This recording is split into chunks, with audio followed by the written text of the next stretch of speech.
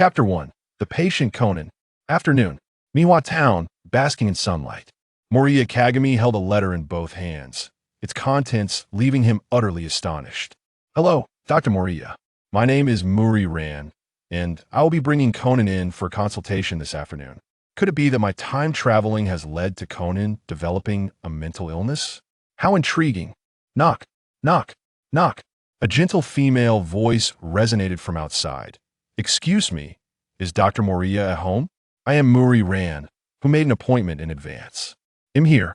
The door is open, please let yourself in.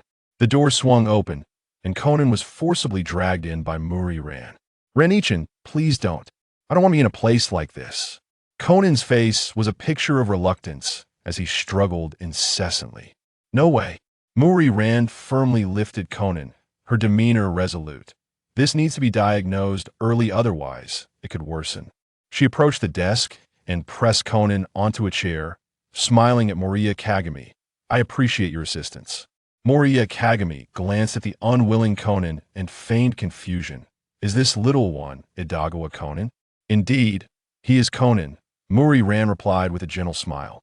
It's quite surprising that Dr. Mouriya is so young and handsome. Haha, you're not the first to say that. Mouri Kagami squinted and chuckled. After all, the profession of psychologist tends to evoke images of someone older. I had thought you would be a more mature gentleman. At this point, Mouri Ran suddenly realized something and became quite embarrassed, waving her hands in explanation. I'm not questioning Dr. Mouriya's skills, I'm merely. It's perfectly all right, I understand. Mouri Kagami interrupted her with a smile. Turning to Conan, what symptoms does this little brother exhibit? Conan wore a helpless expression, letting out a few awkward chuckles. Honestly, could you please refrain from looking at me with such a concern for the mentally ill expression? He scratched his head, his tone slightly whiny, imperfectly normal. Mouri Ran chimed in. Conan is usually completely fine. But whenever he encounters a crime scene, especially when he sees a corpse, Conan enters a state of extreme excitement. I see. Does he not feel any fear? Mouri Kagami feigned ignorance. Mouri Ran shook her head, not in the slightest. Mouri Kagami fell silent, pretending to ponder. Having watched the entirety of Conan in his previous life, he certainly understood Conan's fascination. He was merely a detective, seeking clues at the first opportunity. However, if an uninformed person were to witness a 7-year-old boy remaining unfazed in various murder scenes, even appearing enthusiastic, it would be hard for anyone not to entertain such thoughts. Thus, all of this should be blamed on Kudo Shinichi himself. This is quite the predicament. There are not many cases to begin with. Mouri Kagami sighed. Without witnessing Conan's episodes, it is challenging for me to make a judgment. Upon hearing this, Mouri Ran proudly patted her chest. You need not worry at all cases will call upon us. Mouri Kagami looked at the vibrant girl with a horn and felt his eyelids twitch slightly. In certain peculiar aspects, you are indeed quite confident. Mouri Kagami picked up a pen, turning to Mouri Ran. Does Conan exhibit any extreme behaviors during his episodes? Mouri Ran placed a finger on her lips, beginning to reflect. Conan always circles around the corpse, inspecting it as if he were conducting an investigation. I understand now. Mouri Kagami clapped his hands, realization dawning. Is there someone akin to a detective in Conan's vicinity? Mouri Ran nodded vigorously. Indeed, my father is a renowned detective. Your father?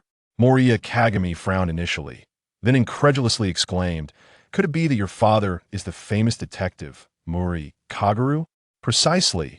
That is my father. Mouri Ran covered her mouth and giggled. Mouri Kagami was immensely excited.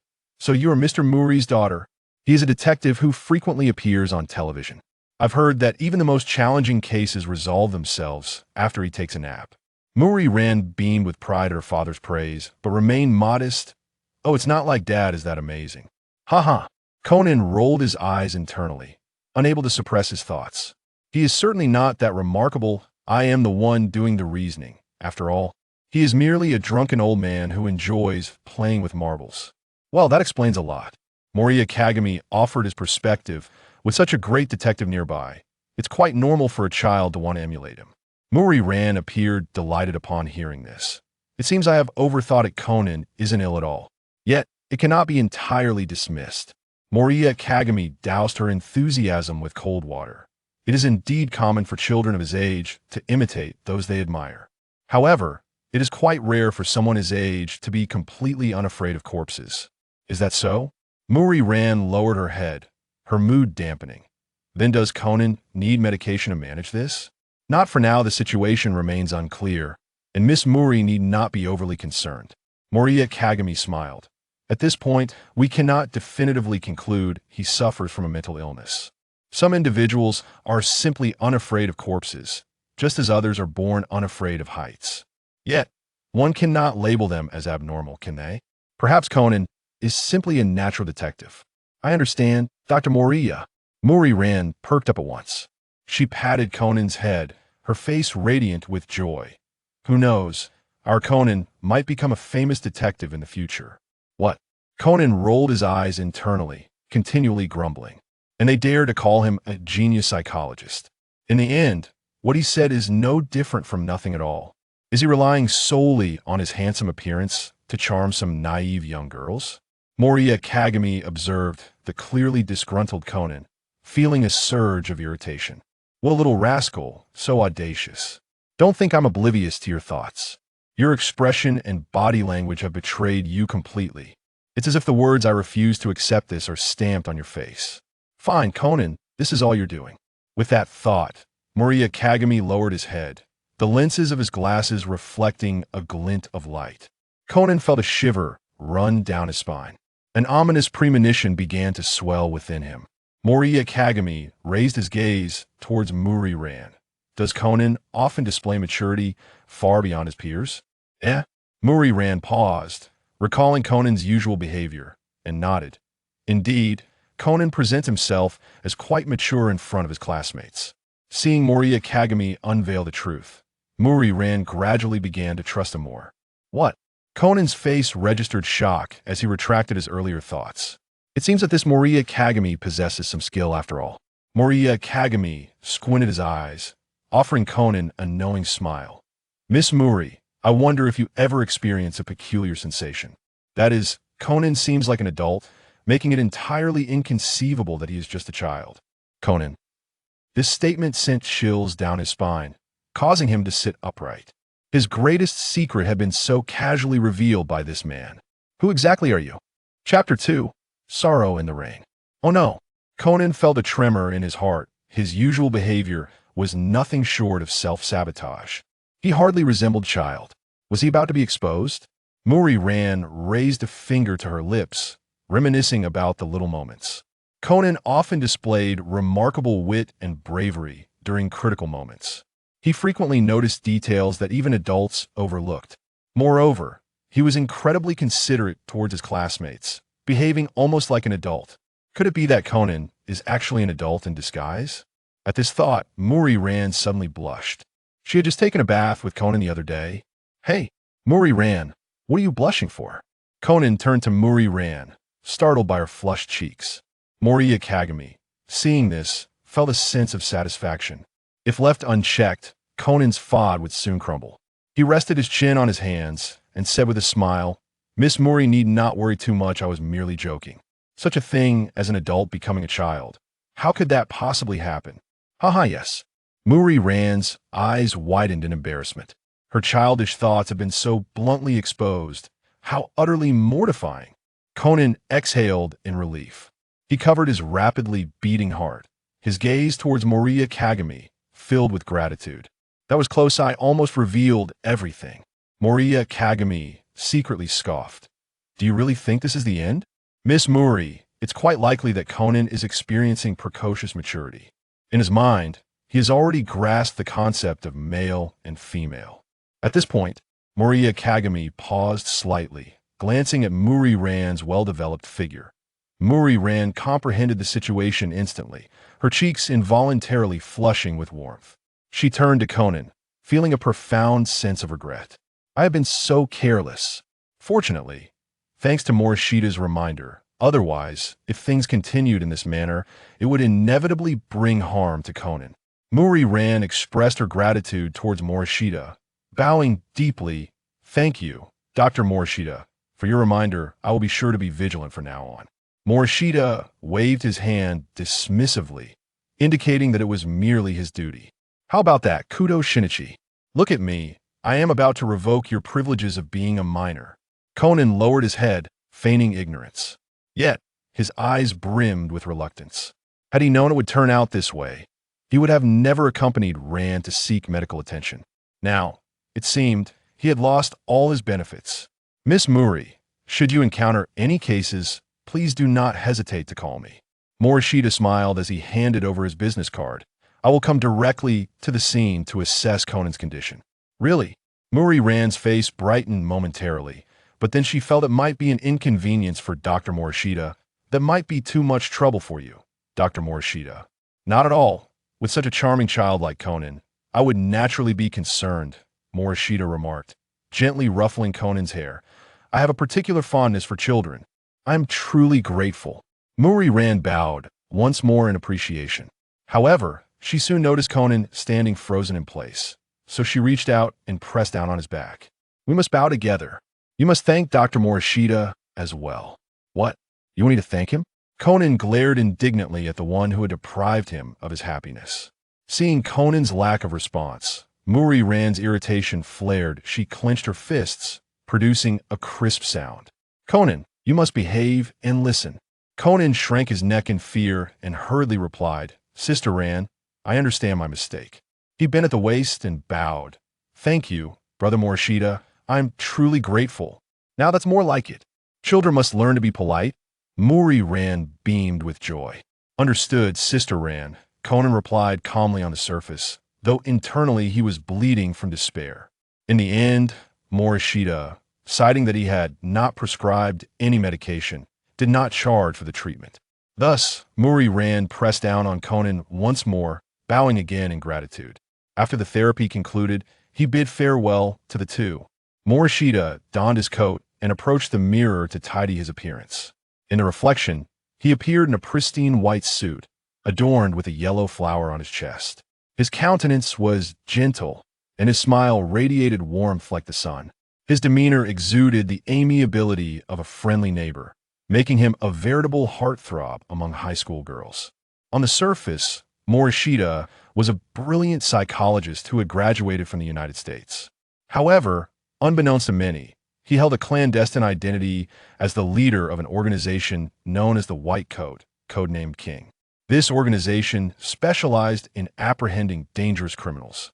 During its zenith, a mere name from the organization could instill terror in countless nefarious figures lurking in the shadows. Yet, due to an overwhelming number of captured criminals, they garnered the animosity of various dark forces, which united to obliterate the White Coat organization, leaving only a handful of survivors. Morishita glanced at his watch. Today was a day of great significance, for it was the day he could encounter a certain young girl on the streets. He swiftly grasped a white top hat from the hanger, bent down to pick up a pink sack from the floor as he passed the doorway, and flipped the open for business sign to the other side. Whoosh! A torrential downpour ensued, blurring his vision.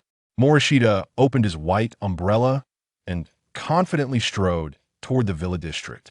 Soon, he arrived near Dr. Agasa's residence, scanning the surroundings for a diminutive figure. Suddenly, a small silhouette dashed around the corner. She sported chestnut short hair and donned an exceedingly oversized white lab coat. Her gait was unsteady, and as she stumbled, she inadvertently stepped on the hem of her coat. Thud! Hybera AI fell face first to the ground with a solid thump. Morishita's heart tightened at the sight of her helplessness, prompting him to hurriedly approach, gently supporting her shoulders to help her up. Are you hurt? His gentle voice sent a tremor through Mayano Shurho's heart as she looked up. Morishita, sporting a white top hat and a crisp white suit, appeared exceedingly polished. A splash of muddy water adorned the hem of his trousers, a result of his hasty movement to assist the girl. Morishita's eyes sparkled brilliantly, reminiscent of a warm sun, exuding a comforting aura. Mayano Shiho stood frozen in place. Having grown up within the organization, she had never experienced such tenderness from an outsider. Morishita was akin to a beacon of light amidst the darkness. Mayano Shiho shook off his hand from her shoulder, her tone icy. "I'm sorry, but I must be on my way." Though she was in a disheveled state, her voice conveyed an unmistakable air of rejection. "I must leave quickly. If the organization discovers this, he would undoubtedly be implicated." In the next moment, Mayano Shiho's eyes widened in shock. "What is that?" She noticed the object clutched tightly in Morishita's right hand and was momentarily speechless. Was that a sack? Why was it pink? A normal person wouldn't carry such a thing out in public, would they? Could it be? He is a pervert. With that thought, Mayano Shiho instinctively stepped back, but in doing so, she lost her balance once more. Her eyes squeezed shut, yet the anticipated pain never arrived.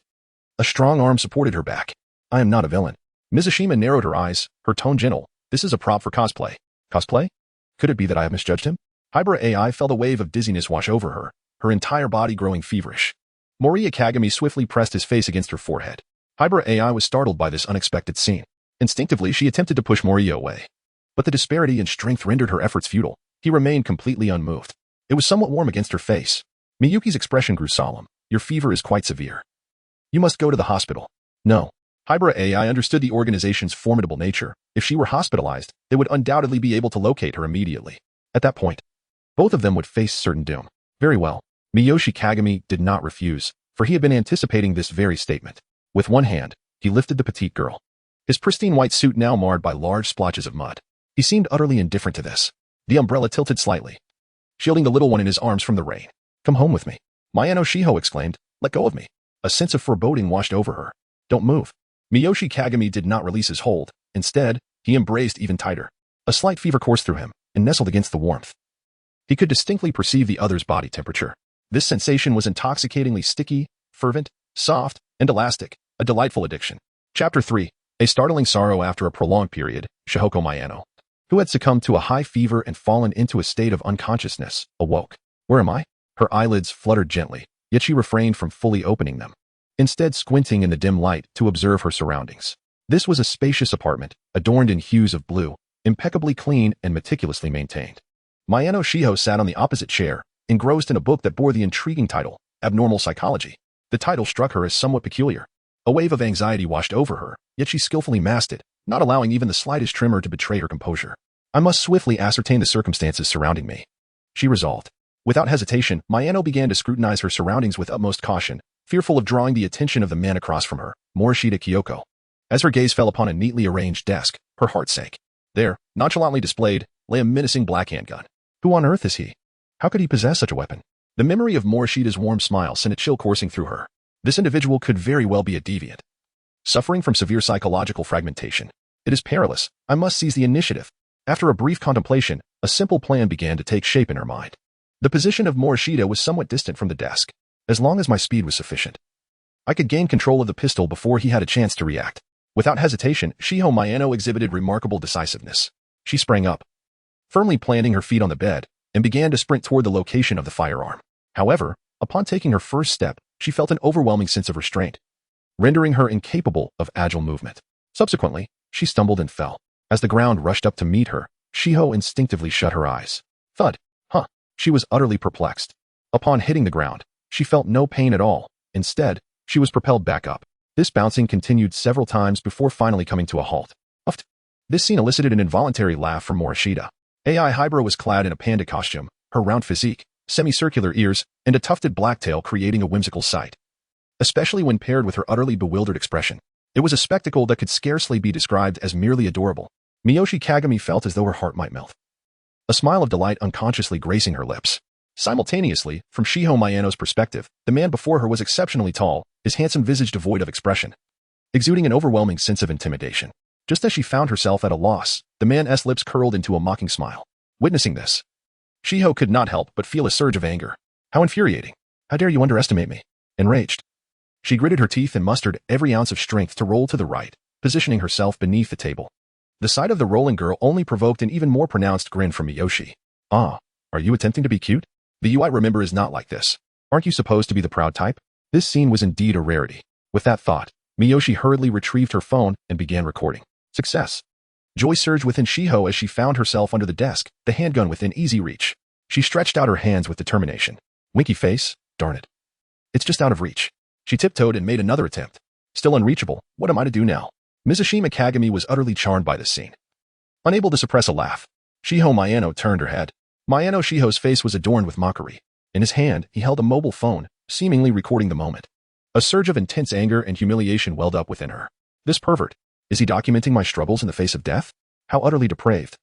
Reminiscent of certain individuals within the organization. Am I being underestimated? Does he truly believe that I am devoid of any capacity for resistance at this moment? Gritting her teeth, Mayano Shiho propelled herself upward with all her might. In that leap, she reached the handgun, raising it with both hands. She discovered that her body was not as feeble as she had anticipated. Although it required considerable effort, she managed to lift the firearm. Mayano Shiho declared coldly, "Release me from this place, or I shall fire." Mizushima Kyo could not help but chuckle.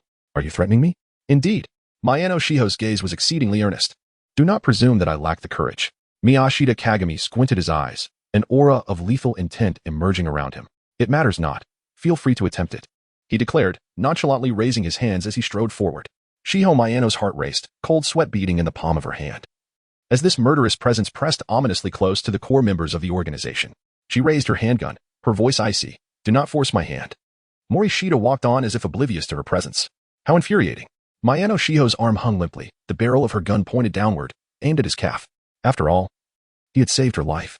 With her inherently kind nature, how could she possibly bring herself to commit such an act? Mayano Shiho pressed forward.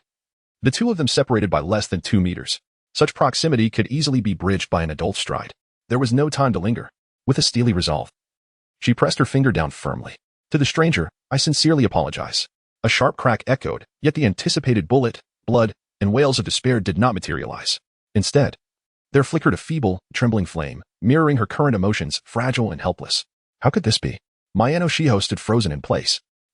Morishita Kyo dramatically clutched his chest, his expression one of profound anguish. "Officer, I am at the brink of death."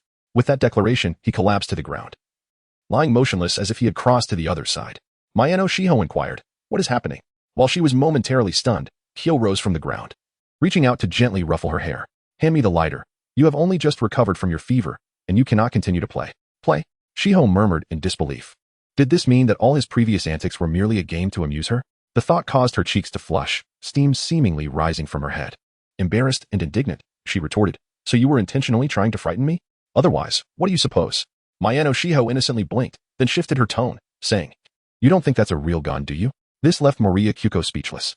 Indeed, she had acted impulsively. Reflecting on it now, the firearm in her possession felt rather insubstantial. The large hand on her head rubbed a few more times before Mayano Shiho finally reacted. She crouched slightly, creating a bit of distance. Mayano Shiho's body was filled with a sense of constraint. It was exceedingly hot, and had she been able to see, she would have noticed her cheeks were flushed. Unable to resist, she lowered her gaze to her black and white sweater, momentarily taken aback. Mayano Shiho's expression was one of disbelief. What kind of attire was this? Morishita smiled warmly as she pointed to the mirror, showcasing the latest fashionable style that was quite favored among children. Mayano Shiho gazed into the mirror and discovered that she was clad in a heavy panda onesie, complete with 2 adorable semicircular ears atop her head, exuding a charming playfulness. Wait a moment. Mayano Shiho suddenly realized something and tilted her head to look at Mouri, cautiously inquiring, "Did you help me change into this outfit?" Chapter 4. The incident occurs. Unfortunately, Morishita Kyo let out a sigh as he turned his gaze towards the tilted head lowly, enunciating each word with deliberation. "You guessed correctly." Shiho Mayano lowered her head, remaining silent for an extended moment. The response from her counterpart extinguished the flicker of hope that remained within her. "By the way, I also gave you a bath," Kyo added. Instantly, Shiho's ears flushed crimson, leaving her momentarily at a loss. "It's fine. It doesn't matter. He merely considers me a child," she repeatedly reassured herself in her mind. "Isn't it quite normal for a child to be drenched by rain and take a bath? If it were me, wouldn't it be the same? It's nothing to be concerned about, is it?" Little did she know, just as she had managed to convince herself, Kyo struck again with a heavy blow. "Rest assured, I was very thorough. The rose-scented shower gel will surely delight you." Shiho's breath quickened, her face reddening uncontrollably as steam seemed to rise from her head. "Do you really need to be so detailed? And, does the scent of the shower gel really matter?" The atmosphere fell into a profound silence that lingered for over a minute. Mayano Shiho took a deep breath, breaking the tranquility as she replied, "My name is Hybra AI. Morishita Kyo offered a faint smile, remarking, "What a delightful name." Hybra AI raised an eyebrow and inquired, "And what about you, Morishita? It does not sound peculiar." "Thank you," was the cheerful response. Miyoshi Kagami smiled with narrowed eyes, saying, "I usually conceal myself quite well." Hybra AI found herself at a loss for words. She turned to the mirror and was momentarily taken aback. Why have you dressed me in this outfit? You've just come in from the rain. And this ensemble is quite warm. Moreover, it features the most popular anime character of the moment, which typically appeals to young girls. Morishita Kyo emphasized the pronunciation of the two characters. Wahara AI rolled her eyes and said, I apologize for causing you any trouble. By the way, if I don't return soon, my family will begin to worry. I shall escort you home shortly. Just then, the sound of a mobile phone ringing echoed. Morishita took out his phone, and the name displayed on the screen startled him. He answered the call, saying, Miss Mouri, calling at such a late hour. Is there a problem with Conan? Conan. Hybra AI's heart raced as she caught the key term. According to her speculation, Edagawa Conan was indeed Kudo Shinichi. Could it be that Morishita was a friend of Conan? What an uncanny coincidence. What? Are you saying Conan has fallen ill? Moriya spoke with urgency. I will be there immediately. Hybra frowned deeply. Is he unwell? Judging by Moriya's tone, it seems Conan's condition is quite serious. Could it be due to a TX 4869? As soon as this thought crossed her mind, Hybra dismissed it. Since her transformation, she had not experienced any discomfort. A TX 4869 is a medication that takes effect immediately. Even if there are side effects, they should manifest at the moment of ingestion. There have been some unforeseen circumstances. I am unable to take you home at this time. Miyoshi Kyo took the white suit hanging on the rack and turned to Hybra AI, saying, You should rest here for a while. I will return shortly. I want to go with you. Hybra AI firmly grasped the hem of Miyoshi Kyo's trousers. No way. Mitsuhara Kyoko firmly declined, stating that a criminal incident had occurred there, making it unsuitable for children. Hybra AI tugged at her pant leg with determination, coldly asserting, I want to go as well. Mouri Ran gazed at Hybra AI's serious little face and couldn't help but reach out to gently pat her head. Very well, but should you feel frightened at any point, I shall insist on bringing you back. No problem. Hybra AI nodded in agreement. Morishita Kagami, let us proceed. Hybra AI, please wait a moment. Morishita Kyo, what is the matter? Hybra AI rolled her eyes. Surely you wouldn't make me wear this outfit out, would you? Miyoshi Kagami pondered, is it not adorable? To which Hybra AI responded with a perplexed expression, is this truly a matter of cuteness? Such whimsical attire is typically favored by young girls. Moreover, this appears to be a nightgown. Would a reasonable person venture outside in sleepwear? Fortunately, Miyoshi Kagami had purchased other garments. Otherwise, there would have been a dearth of options. After a moment of meticulous selection, Hybra AI ultimately opted for a brown long sweater, pairing it with denim shorts. This ensemble, complemented by Hybra AI's exquisite visage, indeed exuded a certain charm. Morishita was swiftly maneuvering his sleek, black Lexus LM. Before long, the two arrived at a residential area. A private residence was encircled by police vehicles, with caution tape strung around to prevent anyone from approaching. It was a quaint two-story house, adorned with small gardens at both the front and back. In the precious real estate of Mihanacho, such a property signified the homeowner's considerable financial affluence. I am sorry, but you cannot enter. A police officer firmly blocked Morishita and his companion from crossing the boundary of the caution tape. Miyuki Morishita elucidated, I have come here at the behest of Miss Ran Mouri. The police, slightly perplexed, pondered for a moment but ultimately decided to grant them passage. The relationship between Detective Mouri and the police is quite intimate. He himself is a seasoned former detective, well acquainted with the officers of the criminal division. Given that they were invited by his daughter, there was no significant issue in allowing them entry. Upon entering the crime scene, the officers cautioned them not to touch anything indiscriminately or take photographs recklessly. After offering these brief advisories, they permitted the two to proceed. As they walked side by side through the garden, the ground was quite muddy from the recent rain. AI Hybra could not contain her curiosity any longer and inquired, what ailment does that person named Conan suffer from? She continued on, her mind filled with questions that she could no longer suppress. Morishita Kyo, it remains uncertain. Hybra AI furrows her brow. Uncertain? It's Miss Mouri. She suspects that Conan may be suffering from some form of mental illness. Mouri Kyo explained, the specifics will only become clear once I have examined the situation. Hybra AI fell into deep contemplation. Could it be that a TX 4869 might induce mental disorders? Yet, the substance did not seem to contain any components known to affect the psyche. Was it perhaps related to the blow dealt by Jin? As an experimental subject of the organization, Conan's consumption of 4,869 was accompanied by a precise account of the process. It is no wonder Hybra AI harbored such thoughts. From her perspective, it was the most rational explanation. Dr. Mouriya, I am here. Mouri Ran called out from the staircase, waving her hand energetically. The two immediately approached her. And Mouri Kyo inquired, how is Conan faring? He remains unchanged, Mouri Ran replied, gesturing towards the second floor. He is currently circling around the corpse. Miyuki Morishita nodded, suggesting that they should ascend first. Indeed, replied Ran Mouri, her gaze then falling upon AI Hybra. She hastily interjected, that area is the crime scene. It is quite gruesome. It may not be suitable for a child to go up there. AI Hybra interrupted calmly, do not worry. If I feel frightened, I will come down on my own. Ran Mouri, with wide eyes, responded, "Oh, is that so? You are indeed very brave." Miyoshi Kagami chuckled, remarking on the boldness of today's children. Indeed, she observed Hybrid AI, who resembled a miniature adult, nodding in agreement. On the second floor, Inspector Kuramaki Juzu glanced at Conan and Kagoro Mouri with a furrowed brow. The crime scene was gruesome. And even as an experienced detective, he felt a twinge of discomfort. Is it really necessary for you two to be this excited? Kagoro Mouri's demeanor was one thing. But Conan, a mere child, was circling the body incessantly, showing no signs of being shooed away. Despite having witnessed such scenes numerous times, it still felt profoundly unsettling. The victim lay in the upper left corner of the bed, clad in a thin pink nightgown, with only her underwear covering her lower half. Her face was a grotesque mess, and blood splatters marred her arms and the collar of her nightgown. Her facial bones were shattered, and there was significant subcutaneous hemorrhaging at her throat. A chilling crescent-shaped wound adorned her forehead, evoking fear. Inspector Kuramaki, the autopsy report has arrived. Takagi Wataru approached, holding the document. The victim's name is Kanako Yamegawa, a female, estimated time of death at 4 a.m. All wounds are located on the upper body, with no blood flowing towards the lower half. Her feet were remarkably clean. The bloodstains are concentrated around the head, radiating outward. Upon hearing the report, Conan expressed his deduction. Based on the blood spatter, it is evident that the victim did not resist. She either died instantly or fell into a state of unconsciousness. Ouch. That hurts. Conan clutched the large bump on his head, tears welling in his eyes. You little brat. All you do is state the obvious. Kagoro Mouri raised his fist, visibly displeased. Ran Mouri, shocked at the sight of the bump on Conan's head, exclaimed, Dad, Conan is just a child. How could you be so rough with him? Chapter 5. Kagoro Mouri's deduction. Juzukuramaki was no stranger to such antics. His focus was on the clues at hand, so he inquired, Mouri, have you uncovered any significant leads? Of course, Kagoro Mouri declared, a hint of arrogance in his posture, hands on his hips, and laughter echoing. Firstly, it can be confirmed that the victim died from blunt force trauma to the face. Judging by the struggle marks, it was likely a fatal blow. After the victim's demise, the assailant continued to strike her repeatedly.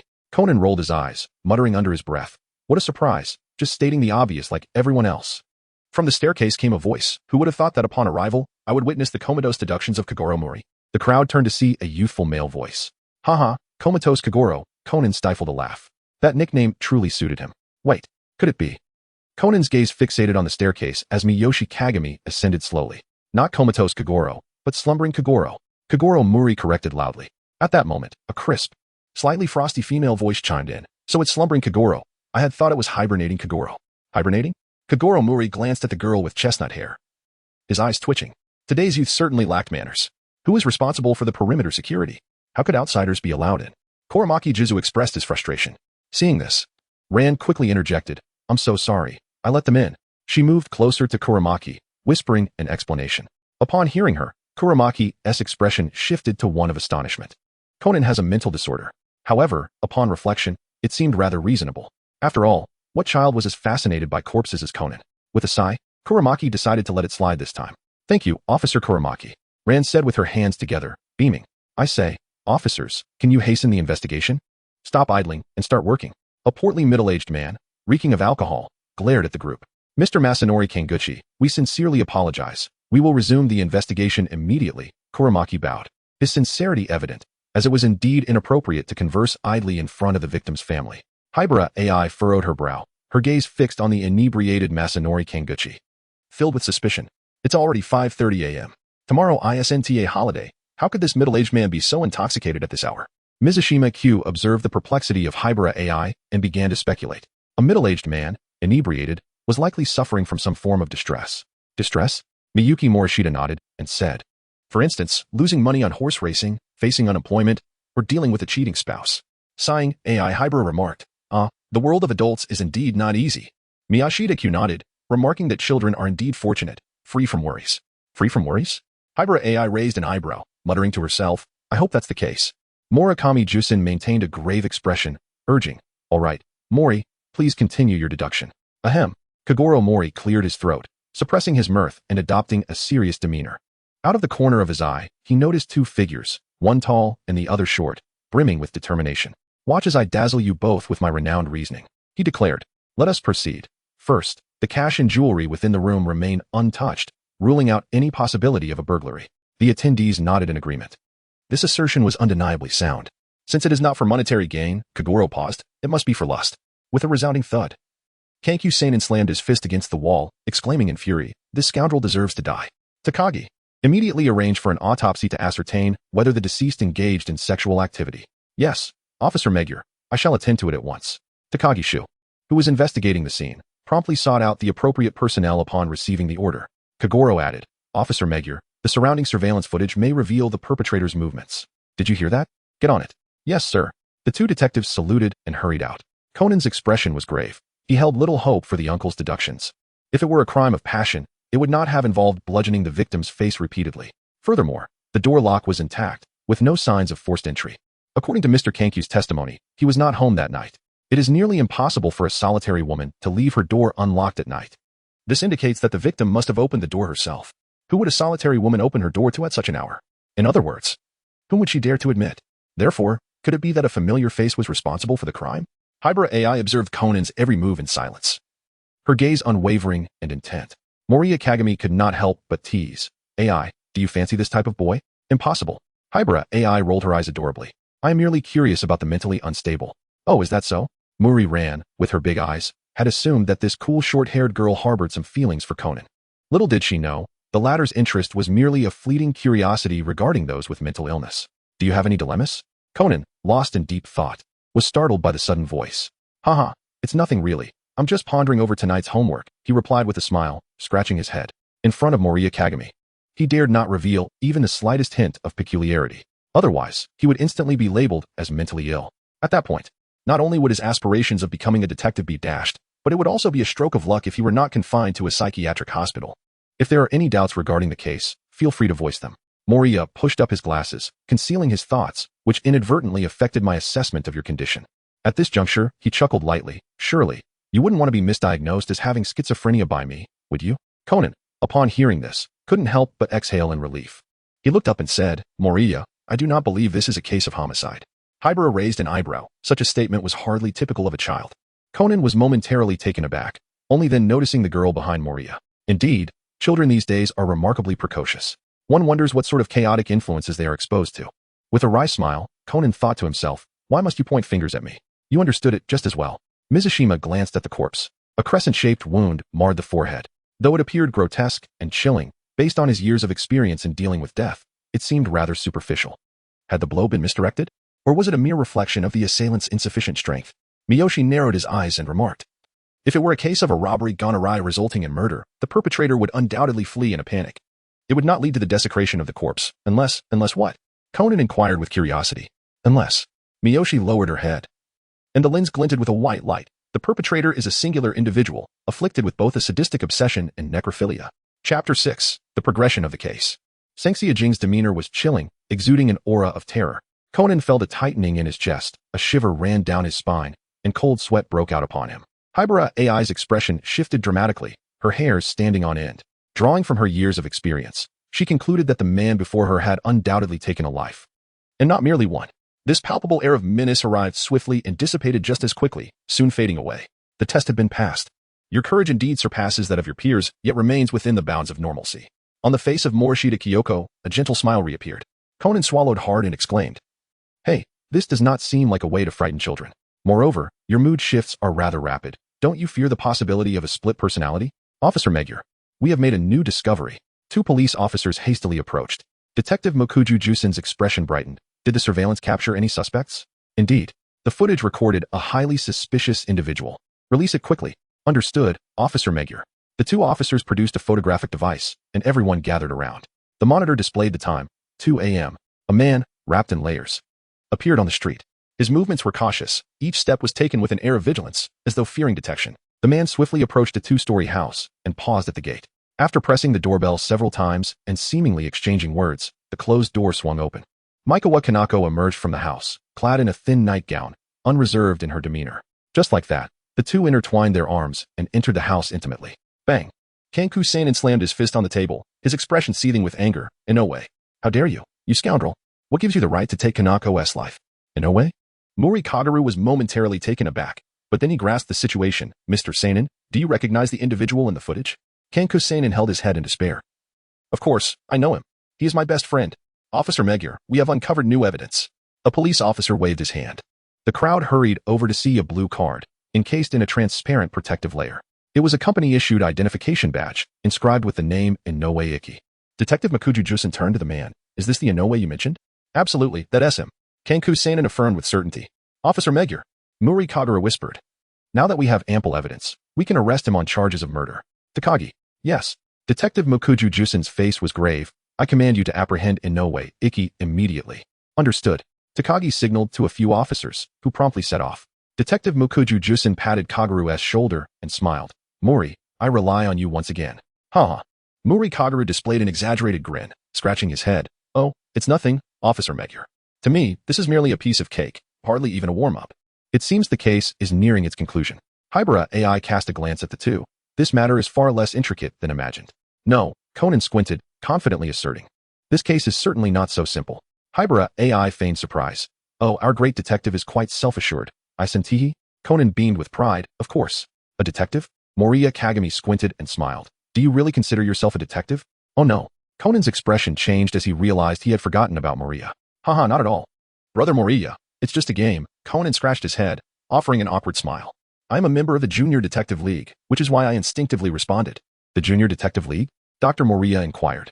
That's a detective team formed by Conan and his classmates. Ran Mouri explained from the side. I see. It seems that even young students today have a fondness for detective work.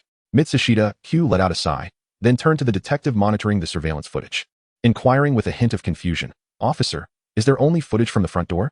Indeed, the detective elucidated, the cameras in the backyard are malfunctioning. So we only have the footage from the front entrance. What? Conan's mind erupted with clarity, a sudden epiphany illuminating his thoughts. I've understood.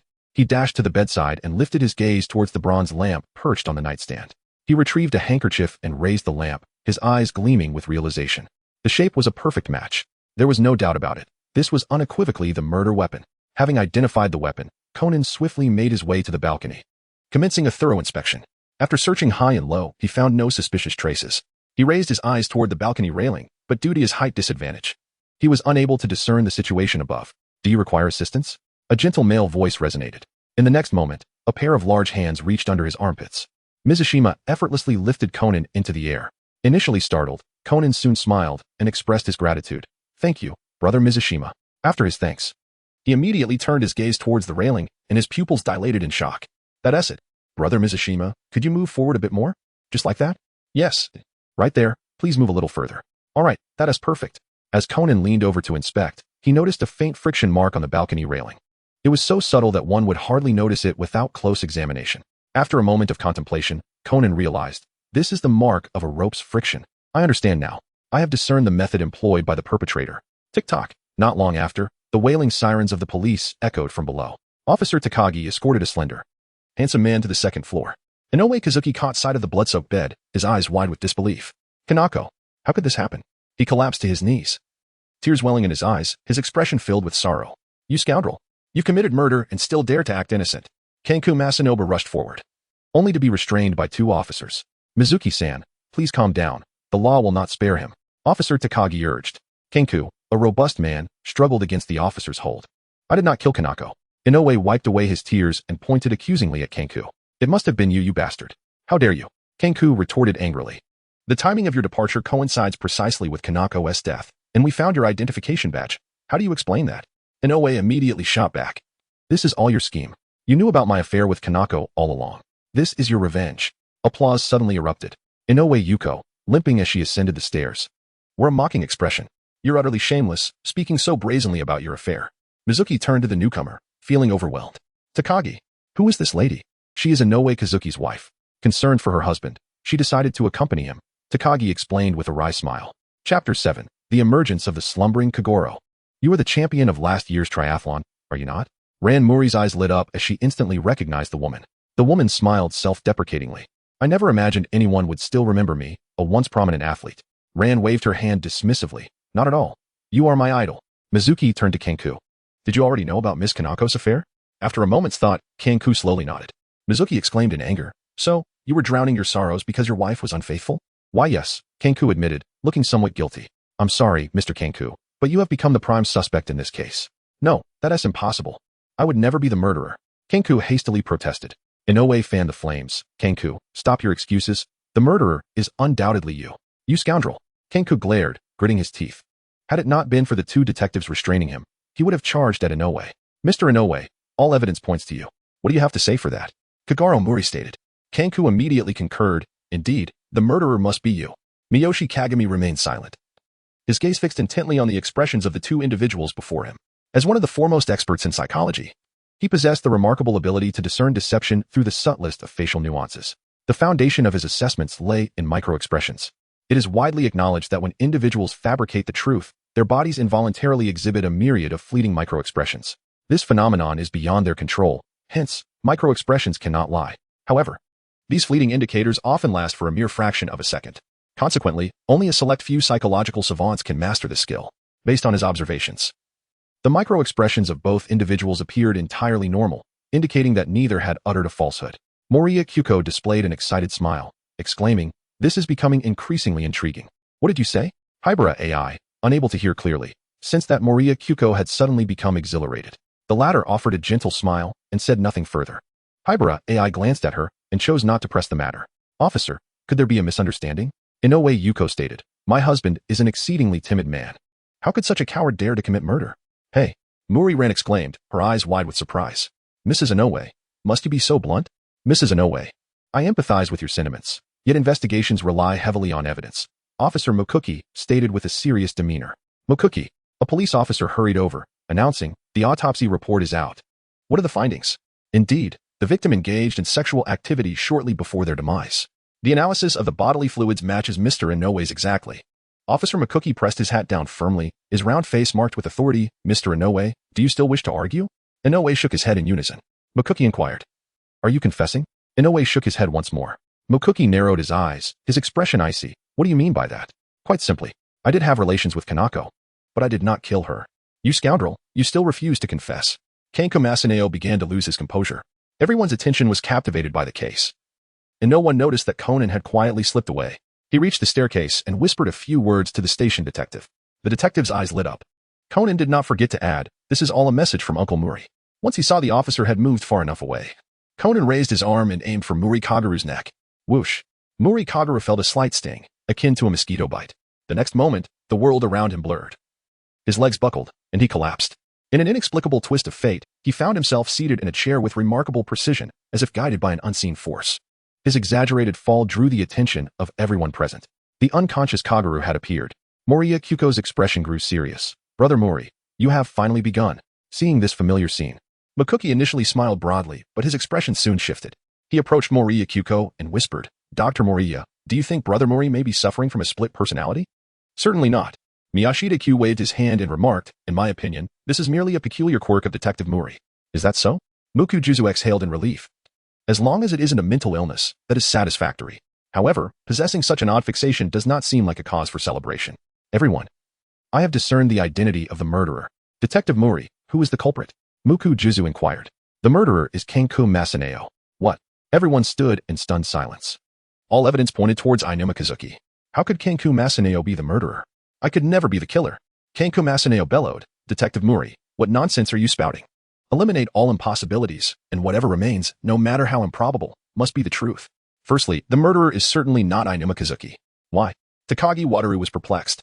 "Because he is not a composed individual." Takagi Wataru appeared bewildered. "Composed?" "Indeed, composed. This can be observed from the footage of Inuma's departure.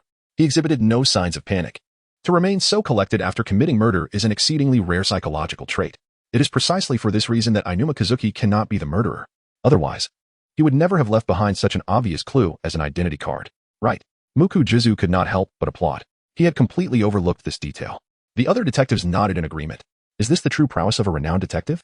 "Mr. Kanku, you discovered Miss Kanako's infidelity but chose not to expose it. Instead, you seized the opportunity to murder her and framed her lover, Mr. Inuma." "Utter nonsense."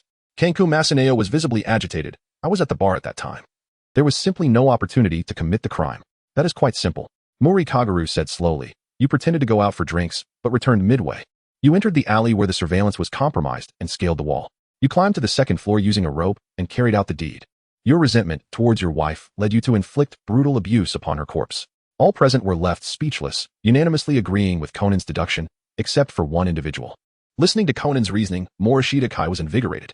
It stood in stark contrast to his own deductions. Conan's logic appeared exceptionally sound, devoid of any apparent flaws. Yet, he had overlooked a pivotal issue.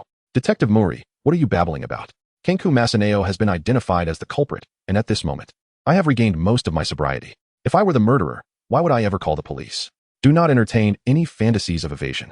Surely by now, the evidence must have been uncovered. As if to echo his words, a flurry of footsteps resonated from the staircase. Detective Mouri, we have found it. Chapter 8. Morishita Kyo takes action. A police officer, camera in hand, rushed up the stairs, exclaiming, Officer Magyar, we discovered some highly suspicious footprints in the backyard. Upon measurement, the footprints measured 26.5 centimeters. Upon hearing this, Conan smiled. 26.5 centimeters. That translates to a shoe size of 43. With the evidence left behind by the perpetrator, he became even more convinced of Kenku Masaneo's guilt. Officer, may I have a glimpse of those photographs? Morishita Kyo leaned in, his tone exceedingly courteous. Oh, he was unable to make a decision regarding this matter and instinctively glanced at Mumu Jusen. The latter, noticing this, waved his hand, indicating it was merely a matter of observation and of no concern. With the officer's consent, he finally passed it along. At that moment, another group of investigators also brought forth promising news. Detective Mouri, bloodstains have indeed been discovered on the bronze table lamp. We found no fingerprints on it. Conan narrowed his eyes, pursing his lips. That lamp was a vintage item. The switch was located on its body, and as the homeowner, it was implausible that he had not touched it. Thus, the absence of fingerprints served as the most compelling evidence. Everything was under control. The report was not yet complete. Detective Mouri, we have found Kenku Masanori's fingerprints on the identification badge. What? Conan was momentarily taken aback. A flurry of thoughts surged through his mind, fleeting yet eluding his grasp. This was illogical, was it not? If the perpetrator had wiped the fingerprints from the lamp, how could they have left their prints on the identification badge? Such a meticulous scheme could hardly afford such a blunder. Someone apprehend him. Mumu shouted decisively. The evidence is irrefutable. Seize him. To him, the identification badge belonging to in no way, marked with Kenku Masanori's fingerprints, was undeniably a frame-up. Indeed, Takagi and two other detectives immediately surrounded him. This is impossible. I am not the murderer. Kenku Masanori protested, stepping back. Takagi's expression was grave.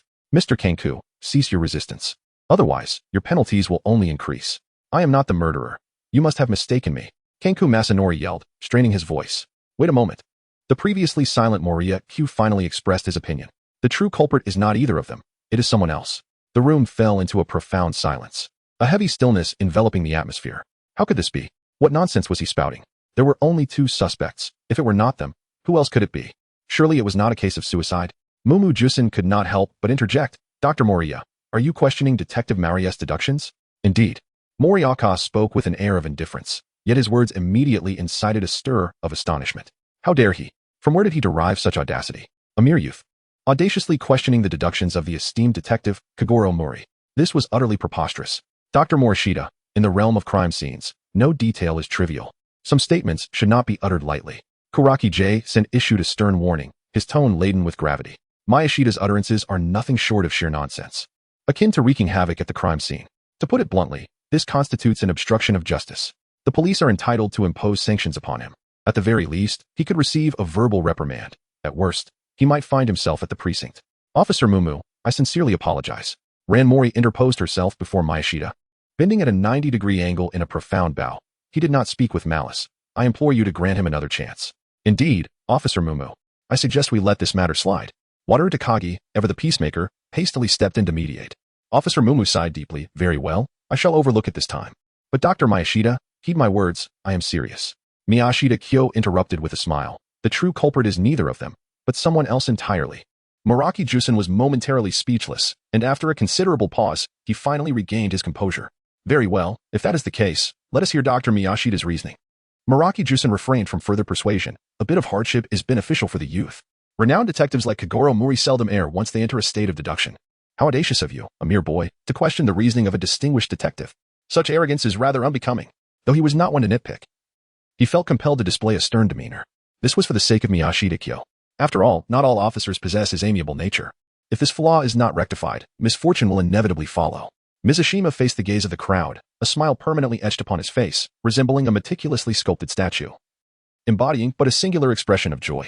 In that case, Mizushima-sensei, Mouri Kagoro's voice shifted. Let us commence your deduction. Conan's countenance turned pale, a wave of relief washing over him. Thank goodness he reacted swiftly. Otherwise, he might have inadvertently referred to him as Brother Mizushima. The image of a man in his 40s addressing a man in his 20s as brother was utterly grotesque. Just the thought of it made him feel nauseous. Fortunately, the crowd remained oblivious. as Mizashima cast a fleeting glance towards Conan's position. That kid had grown far too complacent. Such verbal slips, if repeated, would raise suspicion even among the dim-witted. Suddenly, Conan felt a prickling sensation at the nape of his neck, instinctively raising his gaze. He was utterly dumbfounded to find his eyes locked with Mizashima's. This was disastrous. Would his cover be blown?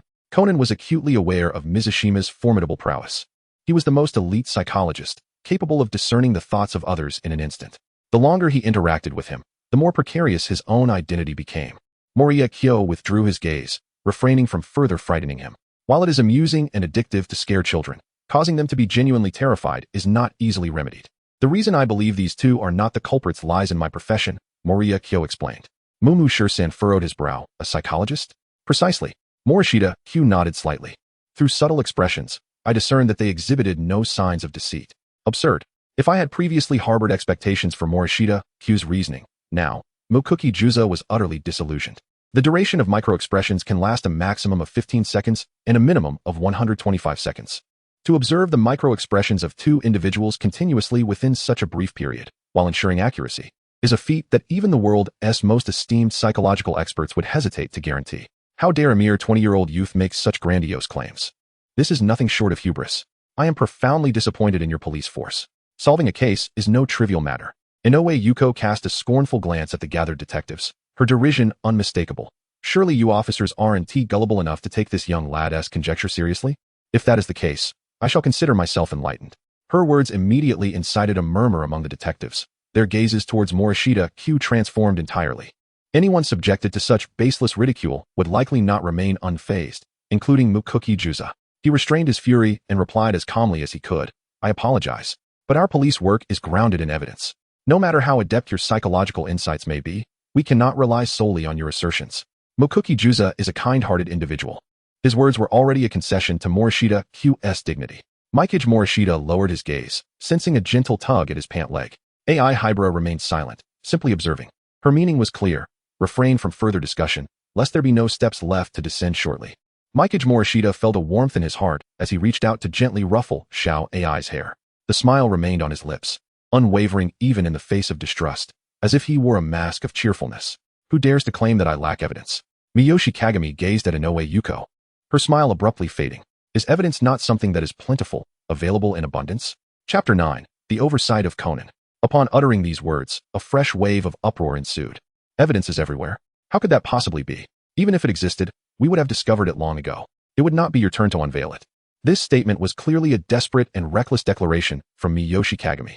In an instant, the reputation of Morishita Kyo has diminished significantly in the eyes of the public. Conan's expression grew grave as he contemplated Morishita Kyo's words. He was acutely aware of the formidable nature of Morishita Kyo. Such a person would never speak without purpose. If he chose to voice his thoughts, it undoubtedly stemmed from his own substantial reasoning. Inoue Yuko's eyes momentarily betrayed a flicker of panic. Although she concealed it adeptly, she could not evade Morishita Kyo's discerning gaze. In light of this, why not share what other clues remain undiscovered? Inoue Yuko's demeanor suggested a facade of bravado masking her inner trepidation. Let us pause for a moment. I shall first elucidate the matter. Morishita Kyo narrowed his eyes and smiled, questioning why Mr. Kangu was not the culprit. Kangu Masao's eyes brightened. He was among the few in the crowd who believed in Morishita Kyo. After all, he was the only one willing to place his trust in him. Firstly, there are 3 points of evidence that can prove Mr. Kangu's innocence. 3 points. The police were taken aback. Could there truly be so many? If that were the case, it would reflect poorly on their competence. The first piece of evidence is the identification badge and the fingerprints on the desk lamp. Conan's eyes lit up. He had noticed this inconsistency as well. However, prior to this, he had already determined who the murderer was. In hindsight, he realized he had been too hasty. Had he waited for all the evidence to surface, he surely would not have erred. The murder weapon had been identified as the bronze desk lamp at the bedside. It bore no fingerprints, indicating that any existing fingerprints had been deliberately wiped away. The person responsible for this act could only be the murderer. Mumu Jusen furrowed his brow, pondering if there was anything of significance here. Morishita Kyo chuckled. Of course there is. The fact that the culprit wiped away their fingerprints indicates that they are a meticulous individual. Is there an issue with that? However, Mumu Jusen remained quite perplexed. Of course there is a problem. There is something fundamentally wrong with your reasoning. Miyoshi Kagami refrained from voicing his thoughts. Yet he endeavored to remain patient. Would someone knowledgeable about wiping fingerprints from a murder weapon truly forget to cleanse the identification badge used for framing another? Murakumo Shursan hesitated, responding, that seems unlikely. Not merely unlikely, it is unequivocally impossible. Miyoshi Kagami asserted with utmost confidence. That does not signify anything. Yuko Inoue interjected. Pointing a finger at Masaneo Kenkoku, perhaps the culprit is simply a careless individual. Miyoshi narrowed his eyes, contemplating the possibility. However, I am inclined to believe that this identity card is merely a trap. A trap? Mumu Shur-san was taken aback. What did he mean by that? Could it be that this identity card held some deeper mystery? Officer Mumu, please have someone bring the identity card here, Miyoshi requested. Takagi, hurry and take care of it. Mumu commanded, turning to him. Yes, Officer Mumu. Takagi replied, swiftly setting off to retrieve the evidence bag. Morishita Kyo lifted the bag and addressed the crowd. Ladies and gentlemen, please observe, above the identification tag, there exists a transparent plastic protective film. Indeed, it is true. The crowd nodded in agreement. Mouri Kagami continued to guide the conversation, inquiring whether the dimensions of this plastic film were identical to those of a standard photograph. Indeed, they are exactly the same size, exclaimed Ranmuri. That's correct, they are indeed identical, responded Wataru Takagi. Mouri Kagami then swiftly directed his question to Mr. Kankia. Have you, in recent days, come into contact with any items such as photographs? Mr. Kankia's expression shifted. Yes. Just a few days ago, I handled one. Mitsushima Kyoko inquired. Where is it? And who provided you with that information? Without a trace of hesitation, Kankoka Masaneo replied, it is a CAF, and the person who gave me the photograph is Inoue Yuko. What? The crowd erupted in astonishment, the case becoming increasingly enigmatic. How could Inoue Yuko be involved in this matter? What on earth is happening? After the astonishment of the crowd subsided, Morishita Kyo continued. What were you discussing that day? We were talking about Kanako's infidelity. Kankaku Masanobu clenched his teeth. His expression filled with indignation. An uproar ensued. The entire venue was taken aback. Muki Jusen's mouth fell agape. If this were indeed the case, then Inoue Yuko had ample opportunity to frame Kankaku Masanobu. If one were to entertain the darker possibilities, perhaps her intention was to deliberately implicate him in murder. Gasped. Muki Jusen shuddered at the thought. If this were true, then that woman was truly terrifying. With her solitary influence, she had the power to manipulate both the police and the esteemed detective, leading them in circles. Thank goodness for Morishita Kyo's presence. Without him, the consequences would be unthinkable. That's preposterous. Inoue Yuko stamped her foot, exclaiming, I have no knowledge of any plastic film. I merely showed her the photographs of his wife's infidelity. I only hoped he would manage things properly. That was all. Kankaku Masanobu murmured. Indeed, she did say that on that day. Moria Q raised an eyebrow, thinking how easily deceivable this foolish man was. Mr. Kanago, do you recall whether Miss Yuko was wearing gloves on the day you met? Kanago Masaneo lowered his head, pondering for a moment before exclaiming, yes, she definitely wore gloves that day. Muki Jusen's expression darkened. Miss Yuko, do you have anything to say? The case is already quite clear. She wore gloves, evidently to avoid leaving her fingerprints. There is no doubt. This is a case of framing. Slander. Pure slander. Inoue Yuko shouted. Aren't you police officers the ones who value evidence above all? Do you intend to convict me solely based on the fact that I wore gloves? How absurd. Indeed, Inoue Yuko's assertion was not without merit. Conan's expression grew serious as he absorbed Moria Kyo's reasoning. He believed that Inoue Yuko was the culprit. But where was the evidence? Reasoning without evidence was mere speculation, and speculation held no weight in the eyes of the law. Conan looked at Moria Kyo, clad in white, sincerely hoping that the latter would present decisive evidence. Miss Yuko, do not be anxious. Evidence is abundant. Moria Kyo's smile remained intact. To Inoue Yuko, this smile was utterly infuriating. Let me first explain the second reason why Kanaga Masaneo is not the culprit. It is quite simple. The decisive evidence lies with Kanaga Masaneo himself. What? Muki Jusen was taken aback. Upon hearing this, Kanaga Masaneo began to search frantically. After a prolonged search, he found not a single hair. Mizushima Q has unraveled the mystery, which is rather simple. It pertains to weight and alcohol. Thunderous. Conan's mind exploded with realization. The two keywords resonated like a deafening thunderclap. He inwardly chastised himself for being so careless, having overlooked such a crucial detail. Mumu Jusen, however, was utterly baffled. What direct connection could weight and alcohol possibly have to this case? Moria Kyo rolled her eyes in exasperation, indicating her speechlessness. Of course it is relevant. This merely highlights the troubling state of your intellect. Takagi Wataru, comprehending the situation, quietly interjected, Officer Mugure, is it possible for you to ascend to the second floor using a rope while intoxicated? Certainly not. Mugure Juza exclaimed impulsively, only to realize the absurdity of his response. Indeed, he patted his prominently protruding belly, his gaze subsequently shifting to the exaggerated girth of Kanegawa Masaneo. The latter's weight far exceeded his own, easily surpassing 300 pounds. After indulging in spirits, not only would climbing the rope to the second floor be futile, but even mounting the bed would be a considerable challenge. Chapter 10. Evidence in the photographs. The group nodded in understanding, all in agreement. Moria's words were indeed profound. A person weighing over 300 pounds could never accomplish such a challenging feat. There is no way that Kogami Masanobu could be the culprit. Conan's mouth fell agape as he involuntarily slapped himself. I have been so careless, failing to notice such an obvious detail. This is nothing short of a dereliction of duty on my part as a detective. Had it not been for Moriya's intervention, I would have been completely misled by Inoue Yuko. After the moment of dread, an insatiable curiosity arose within me. Who exactly is Morishita Kyo?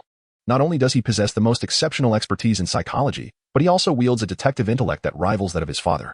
The most formidable detective in his mind is undoubtedly Sherlock Holmes. Ranking second is this seemingly amiable young man, Morishita Kyo. In Conan's eyes, Holmes is a godlike figure. Thus, being deemed second to such a deity is no small praise. Kankaku Masaneo wears an expression of delight, his gaze towards Morishita Kyo brimming with gratitude. It is nothing short of miraculous. As the prime suspect in the case, he has effortlessly been exonerated by Morishita Kyo. Such reasoning prowess, who else could achieve this? The crowd's expressions transformed completely. The disdain and anger that once resided in their eyes vanished, replaced by profound admiration and respect. Morishita, have you already unearthed some decisive evidence? Muki-Jusen's face is alight with anticipation. Mitsushima Kagami nodded slightly and remarked, let us continue our reasoning. We shall soon unravel the entire event. Upon hearing these words, everyone fell silent, their attention riveted, akin to students engrossed in a lecture. The third piece of evidence I spoke of lies within the various traces left at the scene. The incriminating evidence against Inoue Yuko is also among them. The half of Singxia Jing's face was shrouded in shadow, and she had entered a state of extreme exhilaration. Inoue Yuko appeared ashen, feeling utterly exposed under Singxia Jing's scrutiny, as if stripped of all her defenses. She stood there, her bare body revealing not a single secret. Inoue Yuko's breath quickened, rendering her helpless like a drowning person, much like prey ensnared in a spider's web. And Singxia Jing was that fearsome, loathsome spider. I am not the murderer. Inoue Yuko exclaimed, arms outstretched in desperation. This matter has nothing to do with me.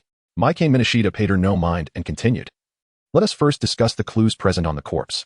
The initial detail that captured my attention was the crescent-shaped wound on the forehead. Upon hearing the mention of the corpse, the forensic expert could no longer contain himself and interjected. Mr. Minashita, is there anything peculiar about the wound on the forehead? Indeed.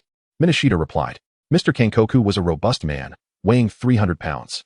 The very thought of such strength combined with a bronze lamp is almost unimaginable. The forensic expert's eyes lit up as he exclaimed, of course. How could I have overlooked that? If the assailant were an adult male, that wound would be far too superficial. Moriya nodded. During my studies in the United States, I delved into the analysis of scars and have conducted some research in this field. You are truly too modest. A forensic expert must never be complacent. This is not merely a slight acquaintance. You are, in fact, well-versed in this discipline. Miyoshi Kagami smiled faintly. This was merely his pretext. He had never delved into the study of wound identification. What? You ask how he discerned it? The answer is rather simple, merely a matter of familiarity. With the experience of numerous fatalities, one naturally becomes adept at recognizing the signs. But what does that prove? Inoue Yuko chimed in. I believe this is simply a case of Kambayashi Masashi having indulged a bit too much. He simply lacks the strength. Very well. Let us first discuss the footprints in the backyard, Miyoshi Kagami remarked with a smile. Inoue Yuko's expression shifted dramatically, but she quickly regained her composure. What is there to examine about the footprints? Aren't they just left by Kambayashi Masashi? Officer Takagi, could you please bring over the photographs taken earlier? Miyoshi requested. At this moment, Takagi Wataru held Miyoshi in high esteem and would not refuse. Mr. Miyoshi, I shall attend to that immediately, he replied earnestly. Before long, Takagi Wataru approached with a camera in hand. Mukuji-jusen snatched the camera, examining the photos intently for some time. He questioned Miyoshi. These photographs do not appear to hold anything particularly remarkable. Miyashita Kyuji, please adjust the photo to the first one. Certainly. Karaki-jusen retrieved the image.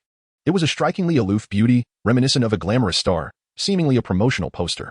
Oh, isn't this the recently ascendant actress, Asano Rose? Mouri Ran pressed her lips together.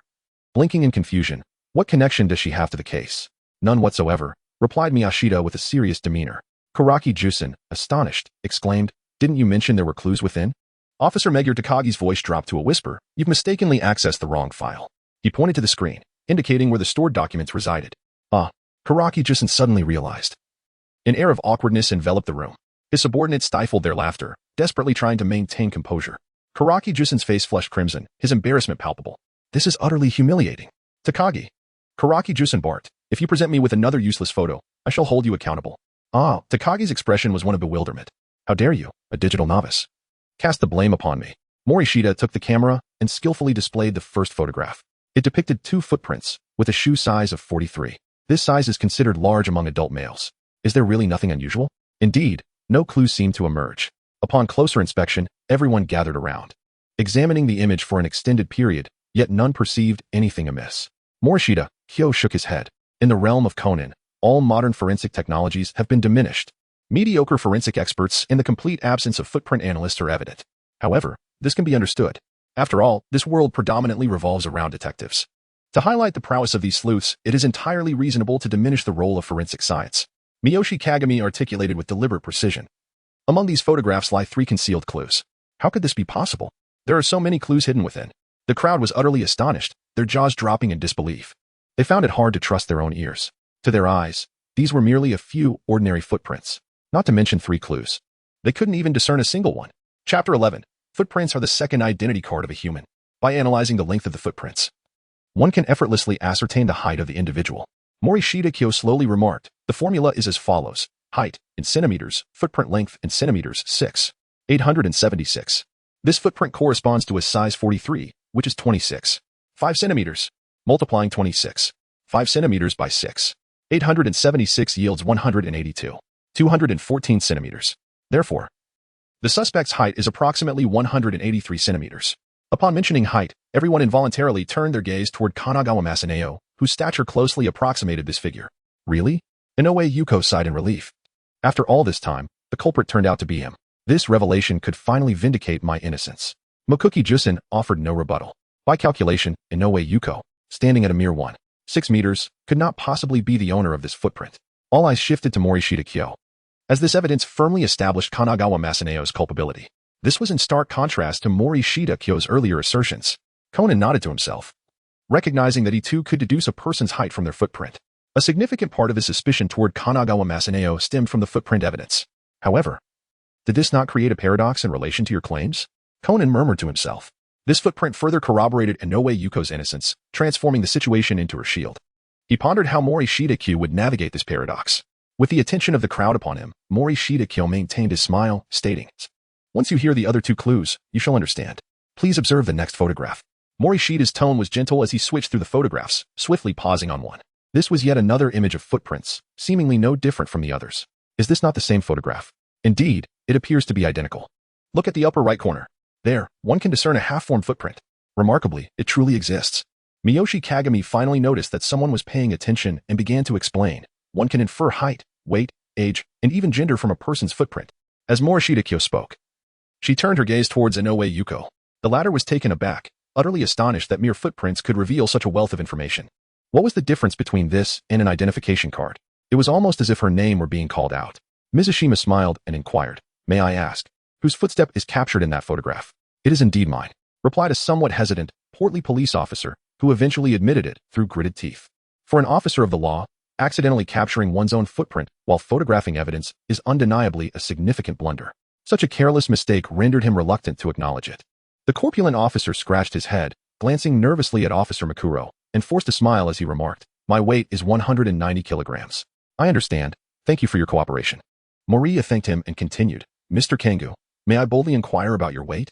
Kangu Masaneo did not hesitate. My weight is 240 g. Let us compare the footprints. The clues have emerged. Moria declared, I see no difference between these 2 footprints. Someone remarked, I concur. Another added, wait a moment. I understand now. Everyone look. The footprint in the middle is surprisingly shallower than the one in the upper right. Indeed, it is noticeably shallower, and by a considerable margin. Takagi Wataru exclaimed. Coming to a realization. Logically, Mr. Kangu, who weighs nearly 300 g, should have left deeper impressions. Yet, these footprints are even shallower than those of the investigators. This leads us to only one conclusion. The person who wore these shoes is not Kangu, but rather someone of significantly lighter weight. As Takagi's voice trailed off, all eyes converged on Moria. The second floor was enveloped in a profound silence, so quiet that even the sound of breathing seemed starkly pronounced. All the astonishment stemmed from the man before them, Moria. His ability to discern so many clues from merely a few photographs was astonishing. Such formidable deductive skills are unlikely to be found anywhere else in Japan. Kuroki Jusen was speechless. He had witnessed the reasoning of many renowned detectives and had encountered all manner of scenes. Yet, despite this, he found himself utterly astounded by Moria's deductions. Moria's method of solving cases fundamentally diverged from that of other detectives. While detectives tend to rely on reasoning, employing various traces to validate their hypotheses, Moria took an entirely different approach. He excelled in analyzing evidence in the myriad traces left at the scene, piecing together the case from the flaws left by the perpetrator. These are 2 distinct methodologies in crime solving, One seeks to constantly validate hypotheses, while the other focuses on the relentless gathering of information to arrive at the ultimate truth. Kuruki swallowed hard, his gaze towards Mouri filled with fervor. The deductive reasoning of Morishita Kyo is a skill that can be mastered by ordinary individuals. Unlike the innate reasoning of detectives, it resembles a technique that can be continuously developed. If all police officers could acquire Morishita Kyo's expertise in psychology and footprint analysis, it would be unimaginable. At that point, it is likely that the criminals throughout Japan would tremble in fear. In this moment, Conan felt as if he were colliding with a wall. How frustrating it is. Why didn't I wait a little longer? If only I had examined all the evidence. I surely would not have made such an erroneous judgment. With this thought, a wave of guilt surged within Conan. If his arrogance led to the incarceration of an innocent person, it would be utterly unforgivable. Morishita Kyo, are you truly just a psychologist? Conan fixed his intense gaze on that white silhouette. Is such a level of expertise truly attainable through self-study? If that were the case, then this individual is extraordinarily gifted. It indeed corroborates the saying, what can bring you down may not necessarily be your peers, but rather those from an entirely different field. Muki-jusen swallowed hard and inquired. Morishita, what is the third piece of evidence you mentioned? The innovative investigative perspective of Morishita Kyo has sparked an insatiable curiosity within him. He is eager to discover what unique insights Morishita Kyo possesses. There exists a significant distinction between the shapes of male and female footprints. Male footprints are larger, leaving deeper impressions, often accompanied by evidence of digging and soil displacement. In contrast, female footprints are smaller, exhibiting a more stable rise and fall, with relatively uniform impressions and neatly defined edges, showing little sign of digging or soil displacement. Everyone present is intrigued, comparing the footprints against the analyst's photographs. After a moment of observation, Takagi Wataru voiced his confusion. Mr. Morishita, why are the edges of the footprints not very tidy? That is due to the mismatch between the shoe size and the foot. Morishita Kyo elucidated. At this juncture, he turned his gaze towards Inoue Yuko's right ankle, suggesting, your ankle injury occurred when you were descending the stairs, did it not? Inoue Yuko's lips turned pale, her fingers tightly gripping the beads of cold sweat on her forehead, betraying her inner turmoil. Mizushita's words sent shivers down everyone's spines. This man is truly fearsome. With just a few simple clues, he is able to deduce the entirety of reality. His prowess surpasses that of any detective. A person's footprints are akin to a second form of identification. Sengxia Jing smiled and remarked, as long as the footprints are sufficiently distinct, I can even deduce his age and profession. A profound silence enveloped the room. Chapter 12. The enigmatic young lady is even more alluring. Footprints serve as a second form of identification for humans. This statement resonated deeply within the hearts of all present. The detective who had left the footprints unconsciously glanced at the soles of his shoes, swallowing hard in trepidation. My heavens, does this world hold no secrets for Sengxia Jing? Merely by examining a footprint, he nearly uncovered the color of the murderer's underwear. His gaze towards Inoue Yuko was filled with sympathy. What transgressions have you committed? How else could the heavens conspire to send such a monster to apprehend you? Inoue Yuko felt a bitter pang within her heart. She believed her meticulously crafted plan was flawless, yet it was unraveled by Sengxia Jing with mere ease. She thought she had accounted for everything, sufficiently deceiving the detectives and investigators. In truth, she had indeed accomplished that. However, her seemingly perfect scheme was shattered by the sudden emergence of Sengxia Jing. She could never have anticipated that a few inconsequential footprints could lead to the ruin of her impeccable plan. Inoue Yuko lifted her head, a flicker of defiance in her eyes. She refused to believe she was cornered. She believed there was still a chance for redemption. For the evidence in Sengxia Jing's possession was merely trivial details. There was no compelling evidence directly pointing to her culpability. So what if the forehead wound was superficial? So what if the footprints were inconsistent? So what if her ankle was sprained? These evidences were merely conjectures of your own making. All I need to do is firmly assert my innocence.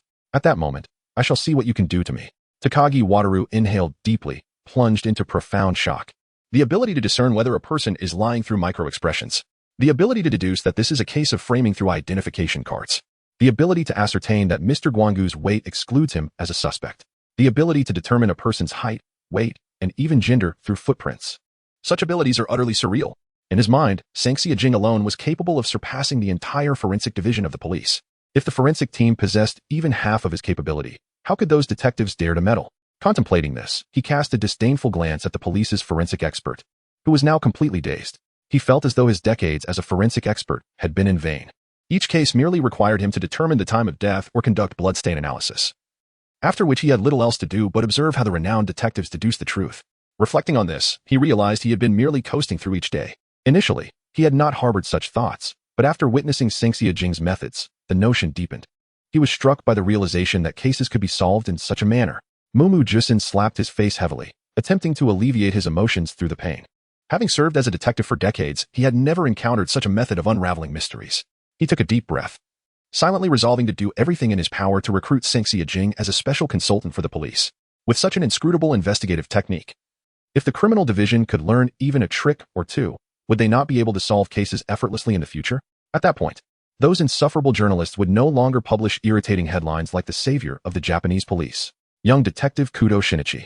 The truth is indeed astonishing. The moment Sengxia Jing mentioned the sprained ankle, Conan had already pieced together the entire scenario, the sequence of events, the motives, and the methods were all crystal clear. Yet, one question lingered in his mind. Why did Inoue Yuko wipe the fingerprints from the lamp? As the homeowner, Kinga Masaneo must have touched it. If she had not wiped away the fingerprints, it would have constituted irrefutable evidence of guilt. Without this oversight, her chances of exposure would have been significantly diminished. To orchestrate such a meticulous murder plan, Inoue Yuko was certainly no ordinary individual. Hence, her glaring blunder rendered her all the more perplexing. Hybera AI's face turned pale. She lifted her gaze to Sengxia Jing, her expression a tapestry of complexity. At that moment, she felt a twinge of fear. With such remarkable deductive abilities, does Sengxia Jing not find her identity intriguing? Her previous actions were riddled with inconsistencies, and there were numerous points of suspicion. For instance, on a rainy day, a little girl emerged wearing adult clothing. This scenario was suspicious beyond measure. Yet, Sengxia Jing had never asked a single question. Everything felt utterly abnormal. Miyoshi sensed a shift in Hybera AI's emotions. He crouched down to meet her gaze, asking gently, "Have I frightened you?" Hybera shook her head, replying, "I am merely feeling a bit fatigued." Miyoshi Kyo pressed the back of her hand against her forehead. "Are you feeling unwell?" Hybera AI broke free and replied earnestly, "Do you not find my presence somewhat unreasonable?" Morishita nodded, acknowledging the absurdity of the situation. "Aren't you curious?" Hybera AI inquired, somewhat taken aback. She had anticipated that the other party would either evade her question or concoct an excuse to sidestep her inquiry. Yet she was surprised by the candidness of Morishita's response. Miyuki Morishita chuckled, "Of course, I am curious." To which Hybera AI raised an eyebrow and replied, "Then why do you not inquire?" Mizushita Kagami placed her finger before her lips, her expression earnest as she remarked, "A little lady with secrets is all the more captivating."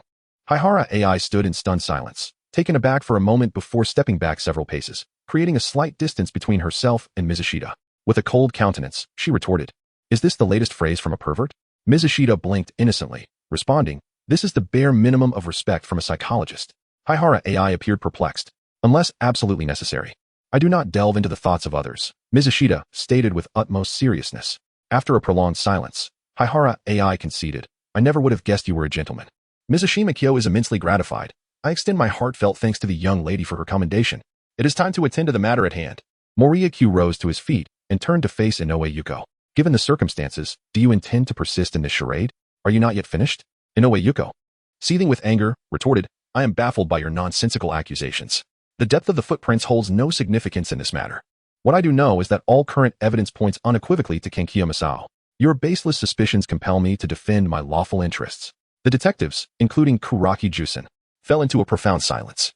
Indeed, although they had reached the conclusion that Inoue Yuko was the perpetrator, the absence of concrete evidence rendered them powerless against her. The footprints and wounds remained mere circumstantial evidence. More definitive proof was required to ascertain her guilt. Haha. Mizushita Kagami cast a glance at the self-assured woman, unable to suppress a chuckle. "You don't truly believe you can turn the tables, do you?" At his words, the crowd perked up, fully aware that an extraordinary feast of deduction was about to unfold. They were eagerly anticipating the brilliance of Mizushita Kagami's reasoning. Chapter 13. Mizushita Kagami, Conan's condition has worsened. Ding ding ding. Just as everyone expected Mizushita Kagami to deliver his captivating analysis, the uninvited sound of a phone ringing interrupted the moment. "My apologies." As Morishita Kyo took out her phone to discern the content, she couldn't help but feel a surge of excitement. The minions of darkness had emerged from the mists. As embodiments of justice, we must champion light, righteousness, and order. Let us reshape a luminous world and together crush the evils lurking in the shadows. The Rose of Light. Mizushima Kyo pursed her lips. After all these years, her remarks still exuded a certain juvenile flair. This was indeed a piece of good news. The rat she had been monitoring was finally poised to take action. This group of desperate criminals planned to raid the vault of the affluent Tokugawa family that very night. Behind this band was a clandestine organization clad in black. This was the typical modus operandi of Jin and his associates. They would first support a band of offenders, providing them with plans and weaponry. Once the crime was successfully executed, they would then turn against their own, indulging in a practice of treachery. In this manner, the police would be none the wiser, and the money would line their own pockets, truly a twofold gain. However, unbeknownst to them, Mizushima Kyo had already set her sights on this operation. Moreover, they were also prepared for a betrayal of their own. Reflecting on this, Morishita Kyo cast a somewhat pained glance at Hybrid AI. Before her demise, Mayano Akemi had fallen victim to Jin's similar tactics. He was accustomed to extracting every ounce of value before discarding the remnants. Hybrid AI, sensing the weight of the gaze upon her, looked up in confusion. What's wrong? Is there something on my face? It's nothing. Miyoshi Kagami shook her head and urged us to continue deducing the case. Firstly, Inoue Yuko, driven by her husband's infidelity, harbored murderous intentions towards Miss Kanako. In a bid to extricate herself from the looming accusation, she preemptively invited Sakiya Masaneo for a conversation and laid a trap. Upon returning home, Sakiya indeed had a fierce argument, leading him to choose the path of intoxication that very night. Meanwhile, she cunningly orchestrated a clandestine meeting between the two for that evening. I surmise that her scheme involved crafting a private invitation in Kanako's voice. Am I correct in my conjecture? Morishita gazed at the utterly bewildered Inoue Yuko. The latter trembled, stammering, I indeed received the invitation. It turns out that letter was written by you, Yuko. Inoue Yuko's pupils dilated in shock, rendering her speechless. What sort of creature is this, capable of stealing the memories of others? Otherwise, how could he possibly discern all her actions? Dr. Mouri, I have another question. Takagi Wataru inquired, puzzled. Inoue Yuko, why must the two of them meet in private tonight? Isn't it preferable for fewer people to be involved in such matters as murder? A pertinent question indeed. Morishita Kagami smiled with narrowed eyes, stating, based on my experience, her actions undoubtedly serve a purpose. She may be attempting to intimidate her husband through this act of murder. Intimidate? Takagi Wataru was taken aback. Precisely. Morishita nodded thoughtfully. If her husband were regarded as a suspect, he would certainly refrain from indulging in infidelity. Perhaps this was her line of reasoning, as evidenced by the subtle expressions on her face when she ascended the stairs.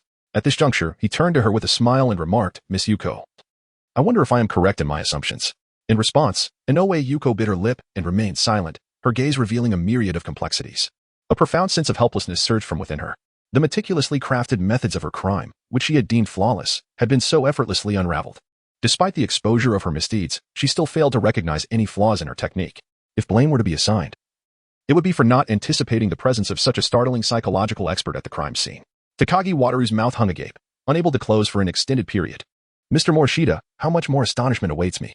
At this moment, his admiration for Morishita Kyo is truly boundless. Is it possible that he constantly observes the subtle nuances of others' expressions?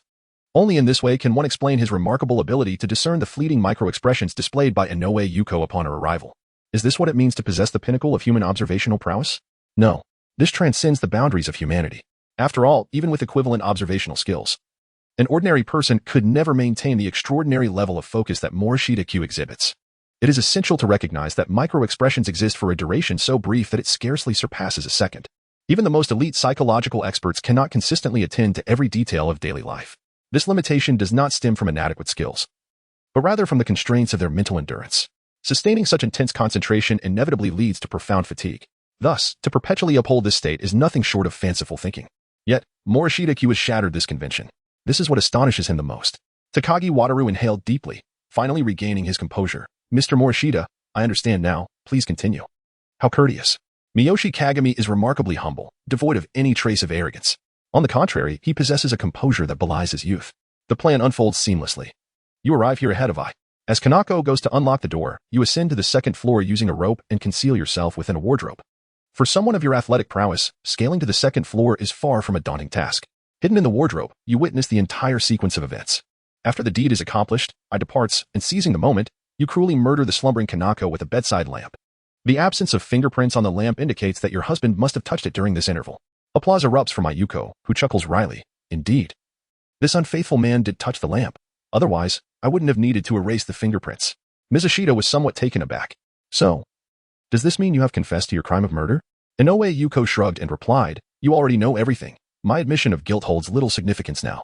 All the better, Officer Mugado interjected. The tools of the crime, such as the rope and bicycle, should be located within his residence. Understood. Morishita. I shall dispatch someone there immediately.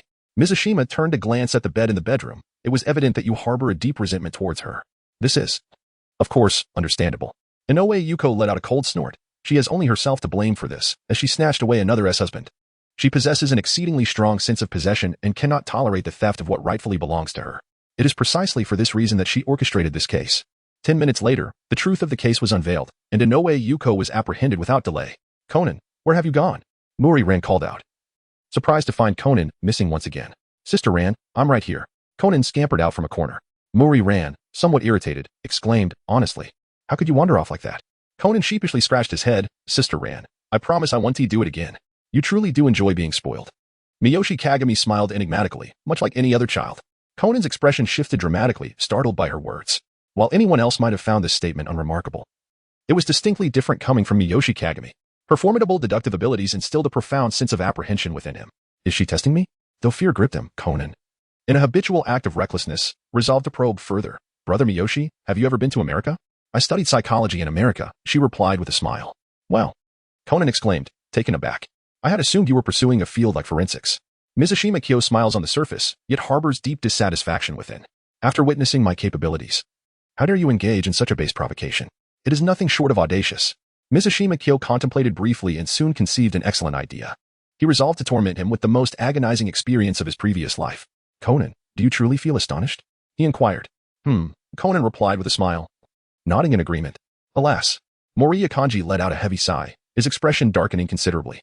He approached Ran Mouri, speaking in a tone devoid of any softness. Miss Ran. Conan's condition has worsened. Ran's mouth fell agape, her face a mask of disbelief. Conan was utterly perplexed. What on earth? He did not perceive anything amiss with what had just been said. Dr. Mouri, is it true that Conan's condition has indeed deteriorated? Indeed. Morishita Kyo was exceedingly grave. Conan comprehended my identity as a psychologist. Logically, how could he possibly perceive me as a forensic expert? In my view, his condition has evidently impaired his rational thinking. Conan's eyelids twitched uncontrollably. This is the end. After witnessing Morishita Kyo's deductive prowess, Ran's trust in him had reached unprecedented heights.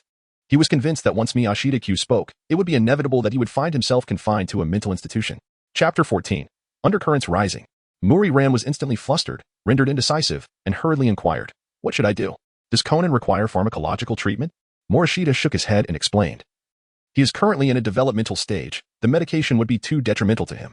Mouri Ran's eyes reflected a sense of concern. If medication is not an option, what alternative methods can be employed for treatment?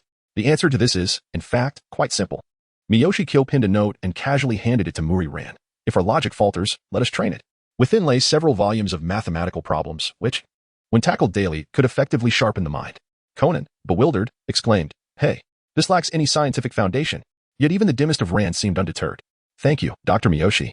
I'll procure these immediately. Mouri Ran bowed in gratitude. Conan's expression froze, realizing, all right, perhaps I was too naive.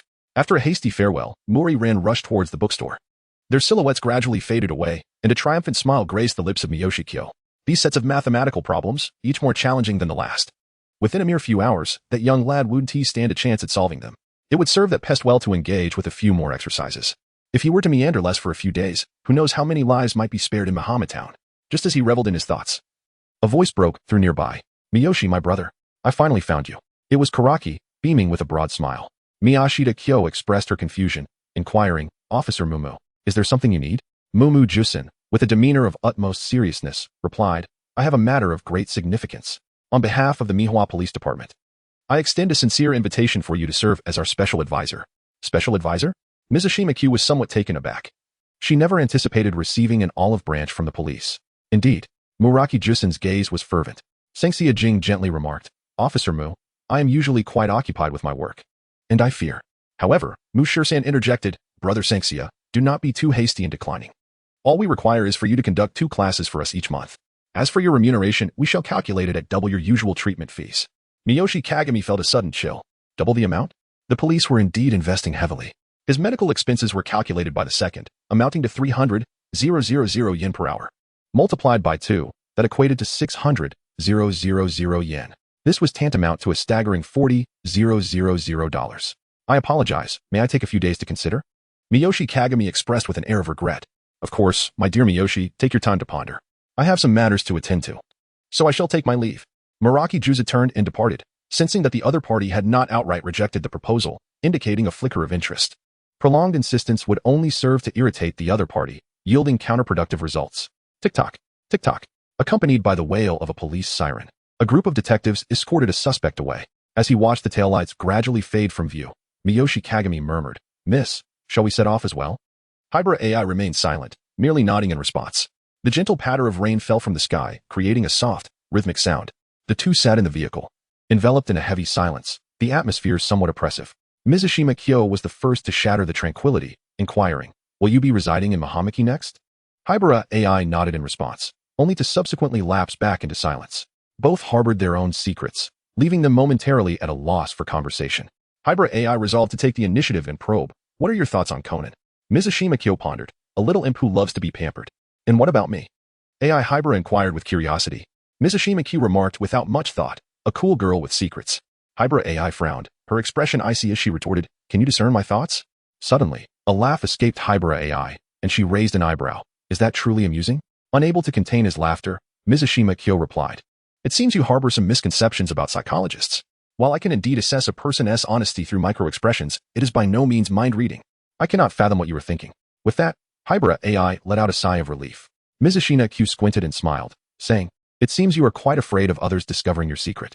Indeed, Hybrid AI retorted, somewhat exasperated. After all, I certainly do not wish to be seen as an unremarkable young lady.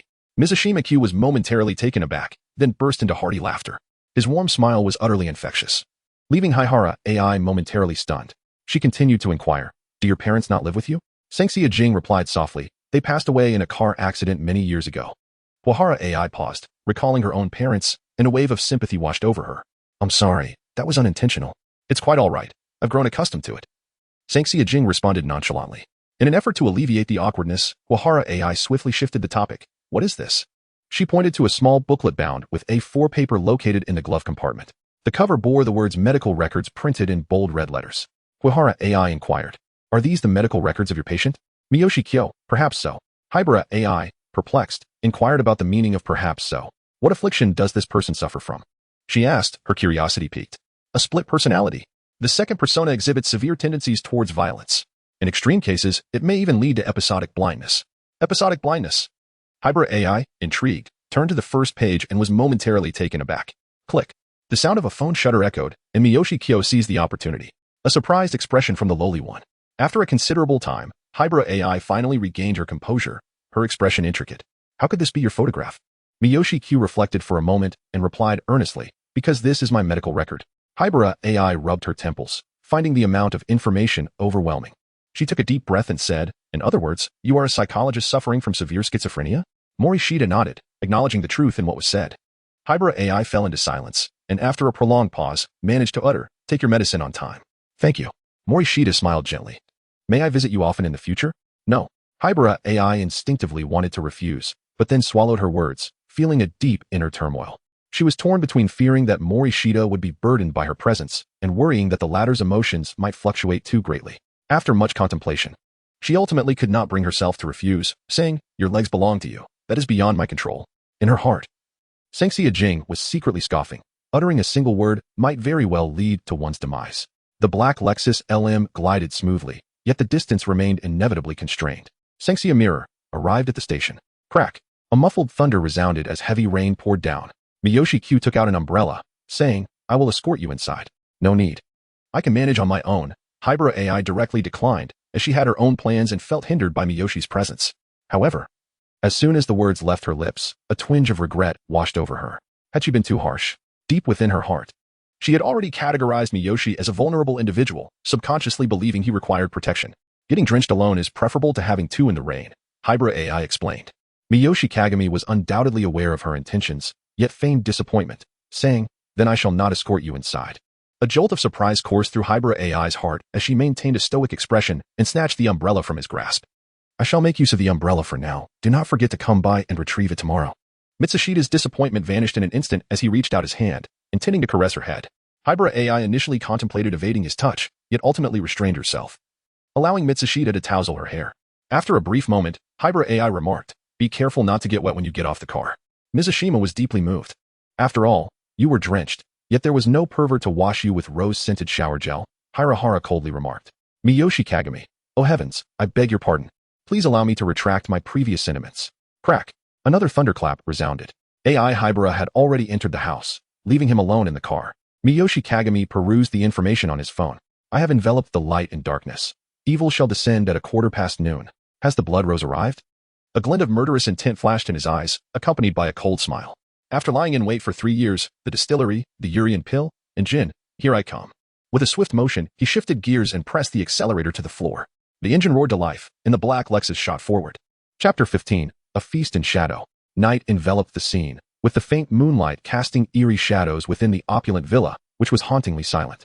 A box truck was parked against the rear wall of the villa, and as its doors swung open, 4 men clad in dark attire descended. One man remained on lookout while the others set up a retractable ladder against the wall, scaling it one by one. This clandestine maneuver was captured in crystal clarity by the several cameras mounted on the walls and eaves, their positions conspicuously visible even in the dim light of night.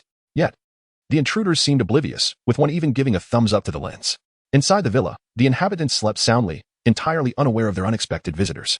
The courtyard was vast and complex, and the leader wasted no time as he briskly approached the predetermined target, a room located in the southwest corner. He pushed the window open with a creak that shattered the stillness of the night. One by one, the men entered, and although their entrance was smooth, tension began to mount among them.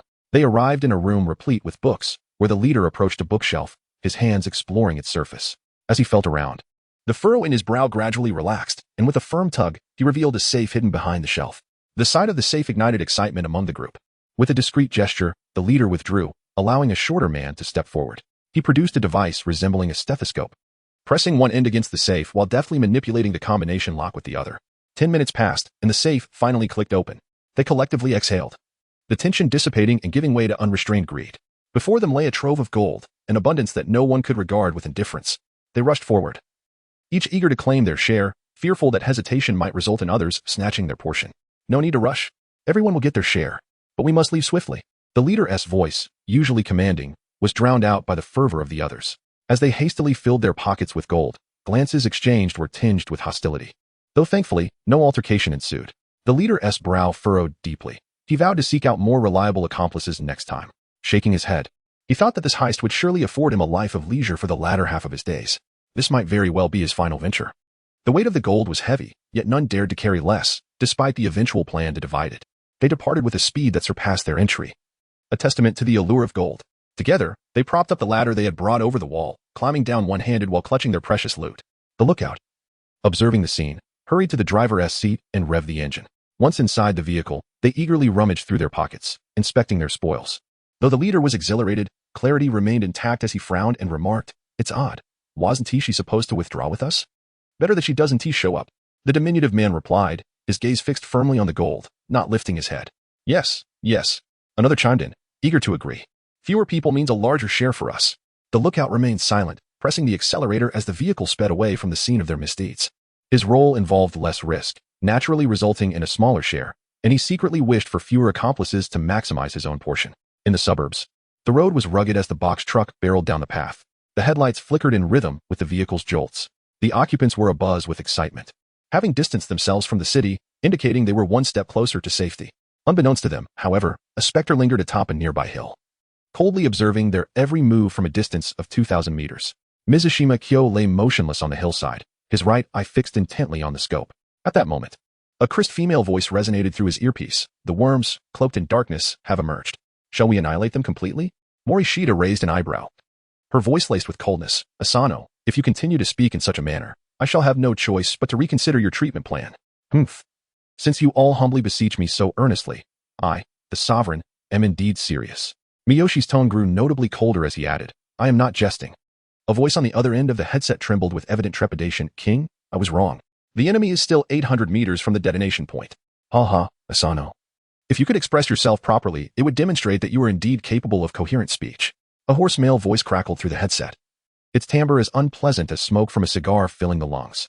Such audacity. Asano's voice was laced with arrogance. How dare a mere mortal interject in the dialogue of the gods? If this is considered an interjection, then indeed, I am interjecting. Silence. You reckless maggot. If I were not a maggot, enough of this cacophony. Kendaichi, I believe it is time for you to reassess your treatment plan. Mikage Morishita was overwhelmed by the cacophony around him, his mind spiraling into a profound abyss of self-doubt. Why do all the patients I have successfully treated behave so unusually in my presence? Ahem. King, the objective is teetering on the brink of explosion. The words of Morishita were imbued with a menacing threat, and Kendaichi promptly reverted to his normal state. "Detonate immediately," he commanded. "Yes." Hiding not far from the explosion point, Kendaichi pressed the detonator with fervor. "It's going to explode. Let me relish your anguished cries." His eyes gleamed with fervent enthusiasm, akin to a fervent artist admiring his most cherished masterpiece. Boom. The explosion erupted, sending the cargo truck tumbling under the force of the searing blast. The immense power caused the vehicle to somersault through the air before crashing heavily back to the ground. The explosion, though seemingly potent, did not ignite the truck's fuel tank. The tank, having rolled over, finally ruptured upon impact, oozing fuel in a steady stream. Ah, ah, ah. On the rugged roads of the outskirts, anguished screams echoed. The faces of several individuals contorted in agony, their mouths agape as they expressed their torment. The detonation was a resounding success. However, unexpectedly, this seemingly ferocious explosion resulted in no fatalities. The thieves, having lost their legs to the blast, fought against overwhelming instinct to survive as they struggled to crawl from the mangled wreckage of the truck. Oh, what a flawless calculation.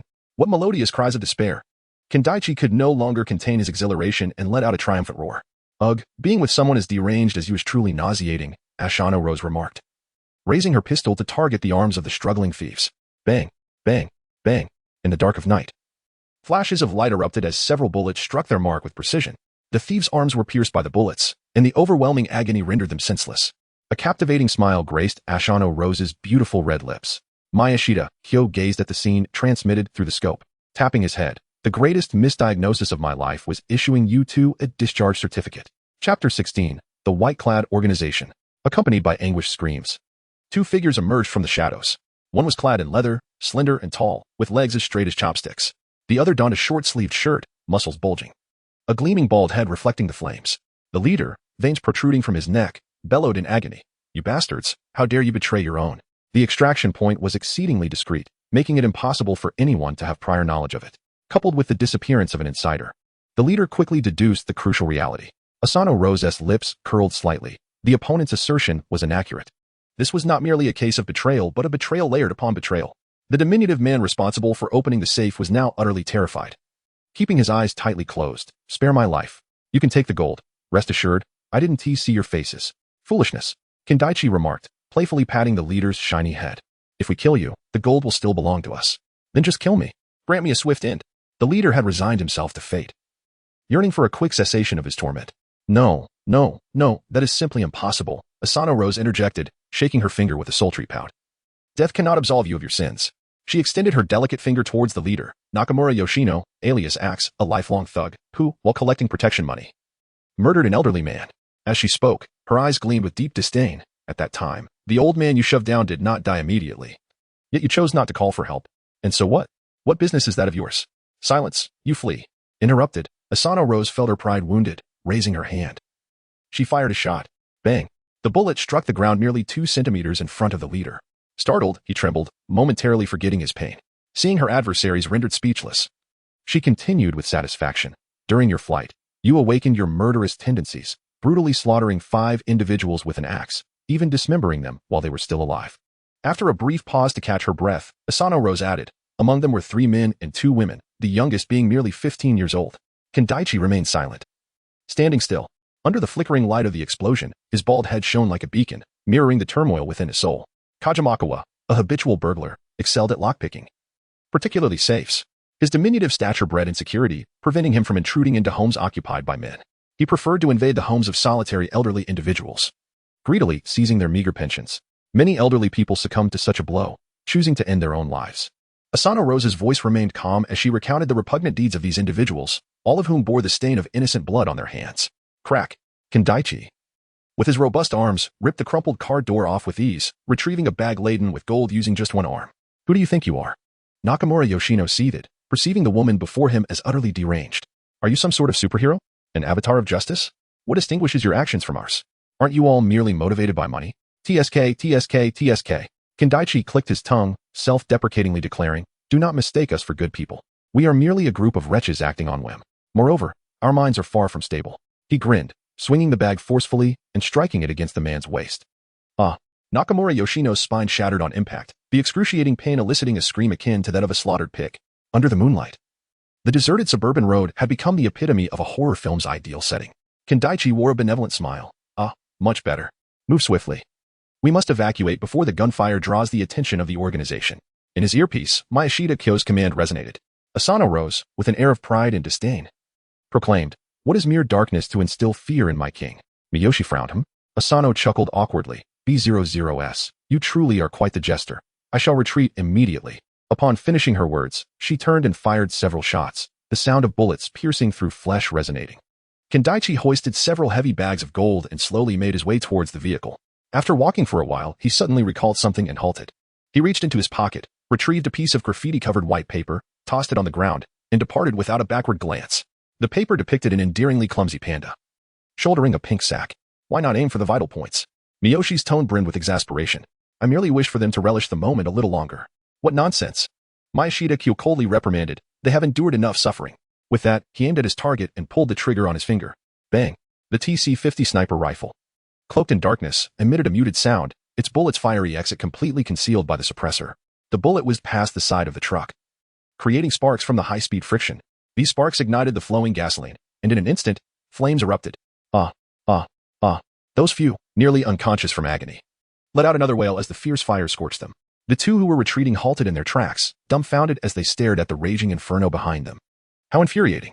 He actually missed. Morishita Kyo's frantic curses echoed in their earpieces. The two exchanged bewildered glances. Asano Rose nearly let out an expletive upon hearing such words. How could one utter such a statement without a hint of shame? The legendary shadow sniper, who instilled fear in countless dark organizations, could not possibly miss. This was a man known for his ability to deliver headshots at a range of 2,000 yards. Kendaichi sighed. If someone is lying, then he truly is. Mizushima let out a cold snort. Kendaichi immediately fell silent, fearful of incurring the ire of his attending physician. The two proceeded in silence, making their way toward the off-road vehicle concealed within the woods. Kendaichi maneuvered the car to a location at the base of an incline. Morishita descended the hillside leisurely, carrying a guitar case on his back. As Ashiya Rose opened the rear door of the car, she leaned in slightly and reached out to pat the seat, inviting him to take a place beside her. Mitsuki Morishita was momentarily taken aback, memories of renowned images from his past online explorations flooding his mind. There's no time for explanations, quickly get in the car, he urged. Upon entering the vehicle, he casually inquired, has everything at the scene been dealt with? Everything has been meticulously handled. I even left the organization's emblem at the site, came the response. Kendaichi scratched his gleaming bald head, silently reflecting, thanks to that massive fire, everything was scorched to perfection. Mizuki Morishita nodded slightly, then turned to the side and inquired, how do you find your interactions with Mizuno Waranai? Humph. Ayano Rose scoffed. Such trivial matters are mere trifles for our king. That's good to hear. Jin's suspicious nature means that if this operation is compromised, he will undoubtedly suspect the presence of an infiltrator. Mizushima adjusted her slipping glasses and remarked, the day you confront her will be when suspicion falls upon Mizuno Kuni. Asano Rose nodded in agreement, teasingly adding, this operation was gleaned from eavesdropping on her phone, thus, it cannot be deemed unjust. Kendaichi turned and inquired, B00S. Should we collaborate with CA? It is merely a partnership with her personally, for CA, much like FB, has never ceased its pursuit of us. Moriya's tone was exceedingly casual, as he had grown accustomed to a life perpetually pursued by others. Asano Rose was about to speak when she caught sight of Moriya's crimson gaze. Suddenly, she became aware of something, extending her hand to wave it before him. Mikage Simboka remained utterly unresponsive, sitting upright in her place. Asano Rose, with a complex expression, expressed her concerns. B00S, your eyes. Chapter 17, The Black Organization. Nightfall at the ambush site. A black Porsche 356A approached from a distance.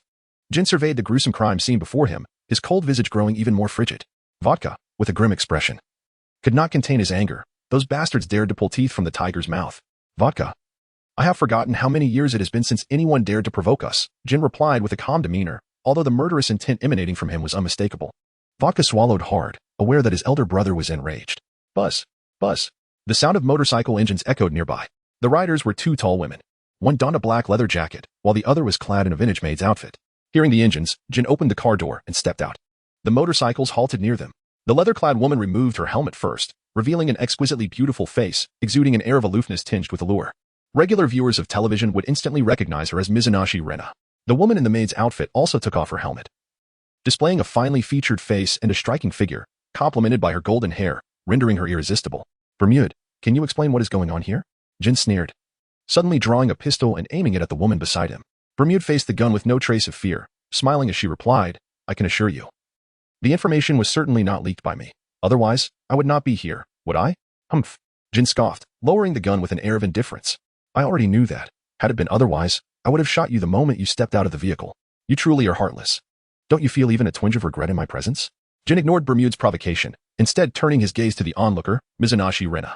Gil, can you provide me with an explanation? Oh dear, what seems to be the problem? Rena replied with a grin. Does our esteemed Jin only place the blame for failure on his two women? Humph. Jin retorted with a cold laugh. Of course. Because the information could not possibly have leaked from us. So, you're suggesting that one of us is the traitor? Bermude inquired. Precisely. Even if there were no traitor.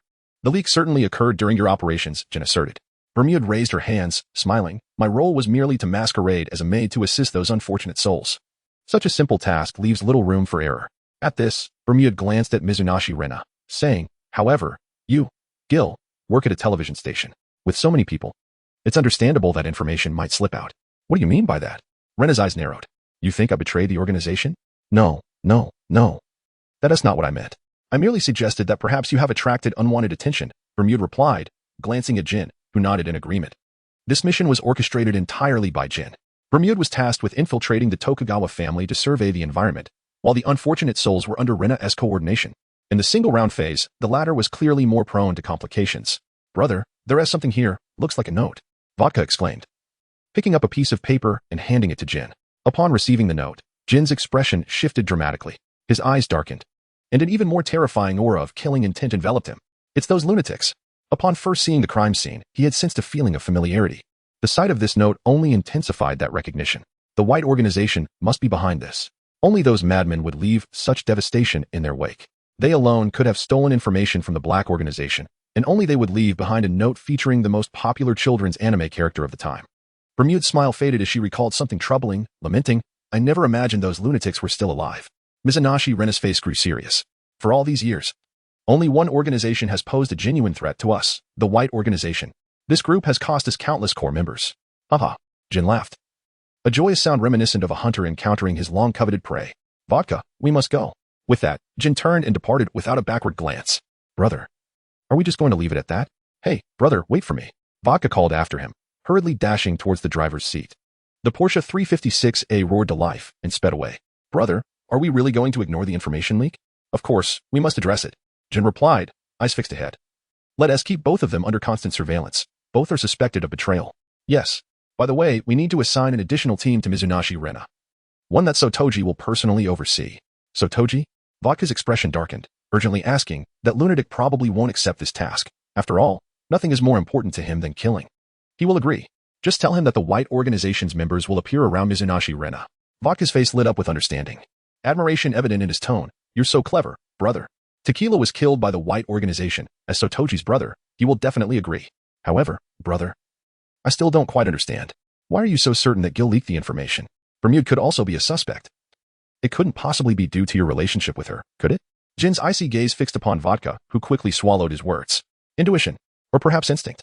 Instinct? Indeed. Like a tiger that merely needs to scent the air to know where its prey lies. I know that organization all too well. After all, I have been in conflict with them for many years. As he spoke, Jin instinctively touched the scar on his chest. A haunting reminder left by the leader of the white organization. King, the king of the white organization? Jin sneered, a chilling aura of killing intent radiating from him. I care not how many times you revive. Should we cross paths again, I shall assuredly reclaim your life. Under the luminous glow of the night, the black Porsche melded seamlessly with the moonlight. Time seemed to slip away unnoticed. It was only after a considerable interval that the police arrived. While a raging inferno had already transformed the scene into a charred remnant of its former self. Chapter 18. Misunderstanding. In my Hanamiko, at 42, 6th District. In a narrow alley. A military green SUV was parked by the roadside. The door swung open, and a tall woman alighted first, rather than hastening away. She extended her hand to assist a young man from within the vehicle. Asano, do you require my assistance? I alone am sufficient. You may all disperse. As Morishita Kyo stepped out of the vehicle, she turned back and said, Kendaichi, dawn is approaching, and your identity is unsuitable for lingering any longer. Very well then. If I can return, I shall take my leave, Kendaichi replied with his usual nonchalance, before driving off in the off-road vehicle. Although the distance to Morishita's apartment was still considerable, they had no choice but to halt the car here to avoid any unnecessary suspicion. Thus, the two proceeded on foot towards the apartment. In the next 2 days, you will have to rely on yourself, Aoyama Rose remarked. Do you have work at the television station? Morishita inquired. Indeed, Aoyama Rose responded. Before she could finish, Morishita interrupted, I understand. No need to keep referring to yourself as we.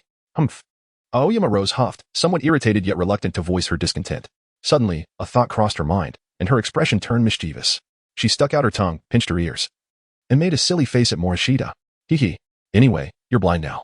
Look at me mocking you with a silly face. You can't see it after all. Are you making a funny face? Morishita asked unexpectedly, as Aoyama Rose reveled in her playful antics. Huh? Her expression froze in place. Once she regained her composure, she quickly reverted to her usual demeanor, stammering, and no, I wasn't. Only children make silly faces. My vision has returned. You cannot deceive me. What?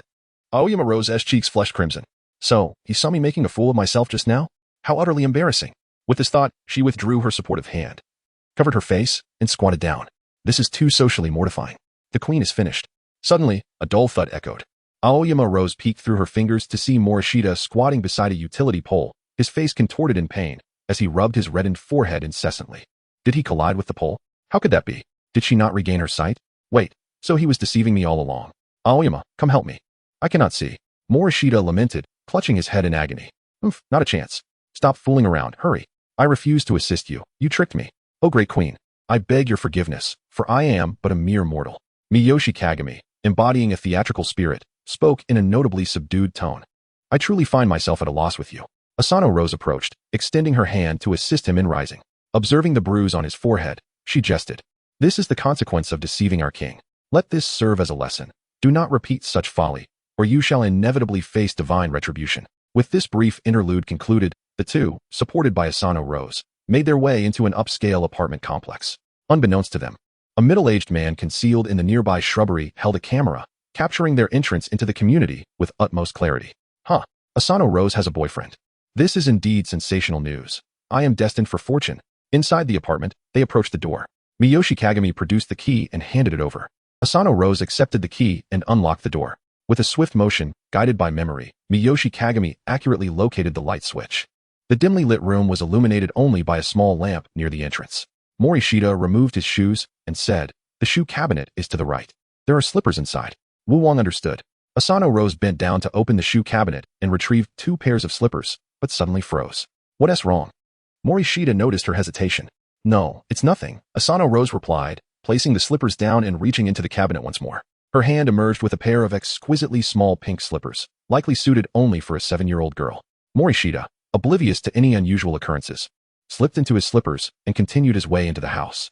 The small light at the entrance failed to penetrate the darkness, leaving the hall shrouded in deep shadows. However, for Morishita, who was blind, this posed no challenge. Relying on his memory, he adeptly illuminated the chandelier.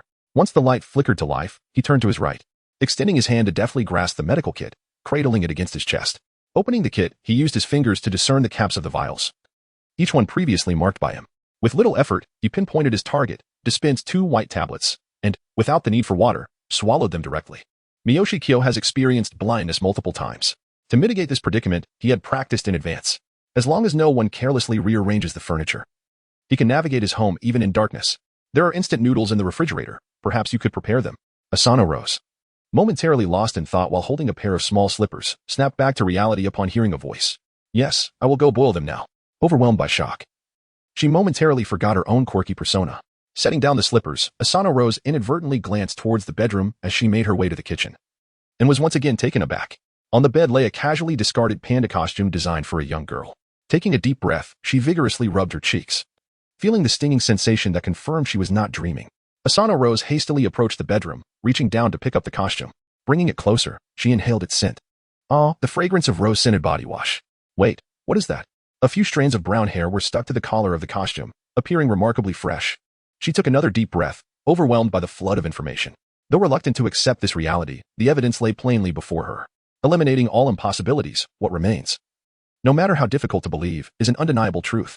The esteemed king, the leader of the White Coat organization, after years of lurking in the shadows, he succumbed to loneliness and resorted to kidnapping a child. Oh, why would you engage in such foolishness? With ample funds at your disposal, why could you not find a woman? Asano, are you all right? Why haven't you gone to prepare the noodles? Are you lost in the kitchen? Mikage Minashita heard footsteps entering the bedroom and initially thought the other party was unable to locate the kitchen, prompting her to speak up. King. Asano Rose's expression was grave. I have something of great importance to discuss. What is it? Morishita furrowed her brows, and upon hearing the earnest tone of the other party, her expression inevitably turned serious. Fuchinya took a deep breath, her demeanor grave as she implored, Please, I urge you to surrender yourself to the police station. What? Miyoshi was bewildered. Rest assured, I will take care of the organization. Are you out of your mind? Just bear with it for a few years. Time passes swiftly. What nonsense are you spouting? Why would I turn myself in when I am perfectly fine? Ayano, holding a piece of clothing, looked teary-eyed and exclaimed, Do you not even realize what you have done? What do I know? Chapter 19, The Worry of AI. The next day, in the early morning at 39. 5th Street, Mahamatown, the Mouri Detective Agency. A piercing scream shattered the tranquility of the morning. Mouri Ran, busy cooking in the kitchen, hurried to the hall upon hearing her father's agonizing cry. What happened? Conan, brushing his teeth, was startled and rushed over, toothpaste still on his face. There. Mouri Kagoro was kneeling on the ground, curled up in pain, his forehead pressed against the floor. Ran's expression shifted instantly as she rushed to him. Dad, what's wrong? Are you unwell? Kagoro groaned in agony. Quick, call an ambulance. Conan urged. Okay.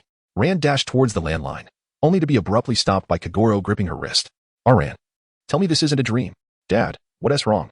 Please don't scare me. Ran, who had never witnessed such a scene, felt tears welling in her eyes. Kagoro withdrew his hand from his abdomen, revealing a newspaper crumpled in his palm.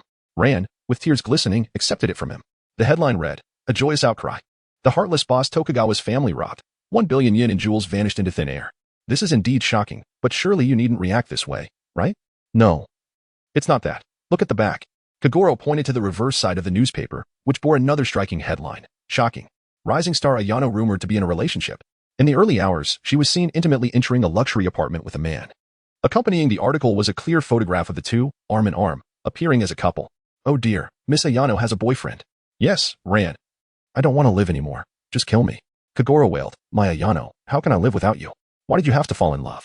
Ran's forehead was lined with irritation. So, this pitiful state of yours is all due to that news? Wah, that's right. Kagoro cried out. You old fool. Crying over a celebrity's relationship first thing in the morning. You certainly have guts. Ran was fuming, her eyes reddened, radiating invisible flames. Ah, no, wait, Ran, let me explain. Kagoro pleaded desperately. Oh no, Ran is genuinely angry. Conan, witnessing Ran's fury, shrank back in fear. Bang. A loud crash. The next day, at noon, in Mahamatown, 22. 2nd Street, Professor Agasa's home. Lunchtime. A group sat around the table, enjoying a delightful meal. Conan, with a sullen expression, ate his curry rice. Originally poised to easily obtain a USB containing AS-4869 data, he was thwarted by an unexpected murder case. How could he possibly be in good spirits? Hybra AI, indifferent. Consumed her curry rice, her gaze occasionally drifting to a black umbrella hanging on the wall. Observing this, Professor Agasa remarked, I say, AI, if you miss him, why not go see him? Indeed, that is far better than sulking here, Conan added, glancing at Hybra. I'm not missing him. I'm merely curious why he has tea come to retrieve the umbrella as scheduled. Hybra AI, munching her curry, suddenly shot a displeased look at Agasa. Professor. If I'm not mistaken, this is your 3rd bowl of curry rice. Is it? I hadn't noticed. Agasa scratched his head sheepishly, chuckling. I must blame you, AI. Your curry is simply too delicious. Alas, Hybra sighed, it's a pity. It seems tonight's barbecue will be for me alone. Ah. How can that be? That is too cruel. Agasa protested. It's unavoidable. After all, you did devour so many nuts beforehand. And now you've had 3 large bowls of curry. Conan, feeling it was somewhat cruel, suggested, come now, AI, just let the professor have a little, otherwise. That would be truly harsh. His weight is already severely over the limit. If you wish to witness his early demise, then continue to let him be. Agasa forced a bitter smile. That is a rather ominous thing to say. That was my intention, Conan clarified. I understand. Hybra shot Conan a glance and continued eating her curry in silence, her mood quite low. Someone had failed to arrive as promised to collect the umbrella. Hybra. Don't be too upset. Perhaps he truly encountered some trouble. I heard from Ran that his therapy room has tea open for 2 days. Conan, aware of the situation from Agasa, understood her frustration. What? 2 days without opening? Hybra paused, then a wave of anger surged within her. Why didn't you mention this sooner? You didn't ask, Conan replied, taken aback by her sudden agitation. 2 days without opening. Could it be that his condition has worsened? If I think worse, he might even be blind now. Upon this thought, Hybra felt a pang of anxiety. The despair of someone living alone suddenly losing their sight, just imagining it filled her with profound hopelessness. I'm full. Hybra placed her spoon down, rose from her seat, and donned her coat. Professor Agasa was taken aback. AI, where are you going? Let me drive you. No need. Hybra firmly declined. Morishita Kyo possesses a severe case of schizophrenia, and she has not forgotten the details recorded in her medical files. Following the onset of her condition, she exhibits pronounced tendencies towards violence. Should she truly find herself in a state of blindness, the approach of any unfamiliar individual could provoke an unpredictable and intense reaction from her. Thus, it is perhaps prudent for Dr. Agasa, an adult, to refrain from visiting her. Conan, however, promptly leaped from his seat, exclaiming, I want to go too. As a detective, Morishita Kyo remains an enigmatic figure he cannot decipher, fueling his curiosity. Presently, an opportunity for exploration presents itself, and he cannot allow it to slip away. After a moment of contemplation, Hybra AI replied, that's acceptable. Given that Conan has previously met Morishita Kyo and is merely a child, she trusts he would not exhibit any extreme reactions. Furthermore, Conan is always equipped with the anesthetic syringe developed by the doctor, providing an additional layer of security should complications arise. Additionally, she is equally intrigued by Morishita Kyo's true identity. Thus, Hybrid AI does not oppose Conan's intention to investigate Morishita Kyo. Chapter 20. The Trial. Afternoon. In Mihua Town. At 42, 6th block, Hybrid AI stood at the entrance of an opulent apartment, holding an umbrella. Does he reside here? Conan furrowed his brow as he gazed at the luxurious building, feeling a strange familiarity that he could not quite place. Hybrid AI glanced at Conan, affirming his suspicion. With his hands clasped behind his head, Conan remarked, "Such a lavish apartment does not seem fitting for a psychologist. One might even encounter a celebrity here." Hybrid AI proceeded into the building, heading towards the guard station situated at the right front. "Ah, it's you, the little friend from that night," the guard exclaimed upon recognizing Hybrid AI, who left a strong impression with her charm. "Please press the elevator button for the 4th floor." "I seem to have forgotten my key," Hybrid AI requested coolly. "Oh, I see. Please wait a moment," the guard replied without a second thought, promptly pressing the elevator button. "All set. You may go up now." "Thank you." Hybrid AI expressed her gratitude before stepping into the elevator, with Conan following closely behind. Inside the elevator, Conan initiated the conversation. "Hybrid, what kind of person do you think Morishita Kyo is?" "A gentle person. She does not appear to be malevolent," Hybrid AI replied casually. Conan's brow furrowed further. It seemed Morishita Kyo held greater significance for Hybrid AI than he had anticipated. The terrifying aura Morishita Kyo had emanated that night lingered vividly in his memory. He could not perceive her as a benevolent figure. And considering Hybrid AI's association with the Black organization, how could she not draw similar conclusions? Noticing her deliberate avoidance of the subject, Conan boldly stated, "I do not believe she is a good person. Rather, she resembles someone from the Black organization." "Impossible," Hybrid AI retorted decisively. "If she were associated with them, I would have long since perished. Moreover, she is most fond of wearing white." Conan continued to speculate. "In that case, do you think Morishita Kyo might be affiliated with the FBI? "The FBI, perhaps." Hybrid AI began to analyze. She returned from studying in America, and both the timing and location align. And what?" Conan inquired. "And her methods of solving cases bear a striking resemblance to the interrogation techniques commonly employed by the FBI." As Hybrid AI articulated this, her eyes sparkled with increasing clarity. Conan fell into deep thought. This hypothesis indeed held considerable merit. Ding! The elevator arrived.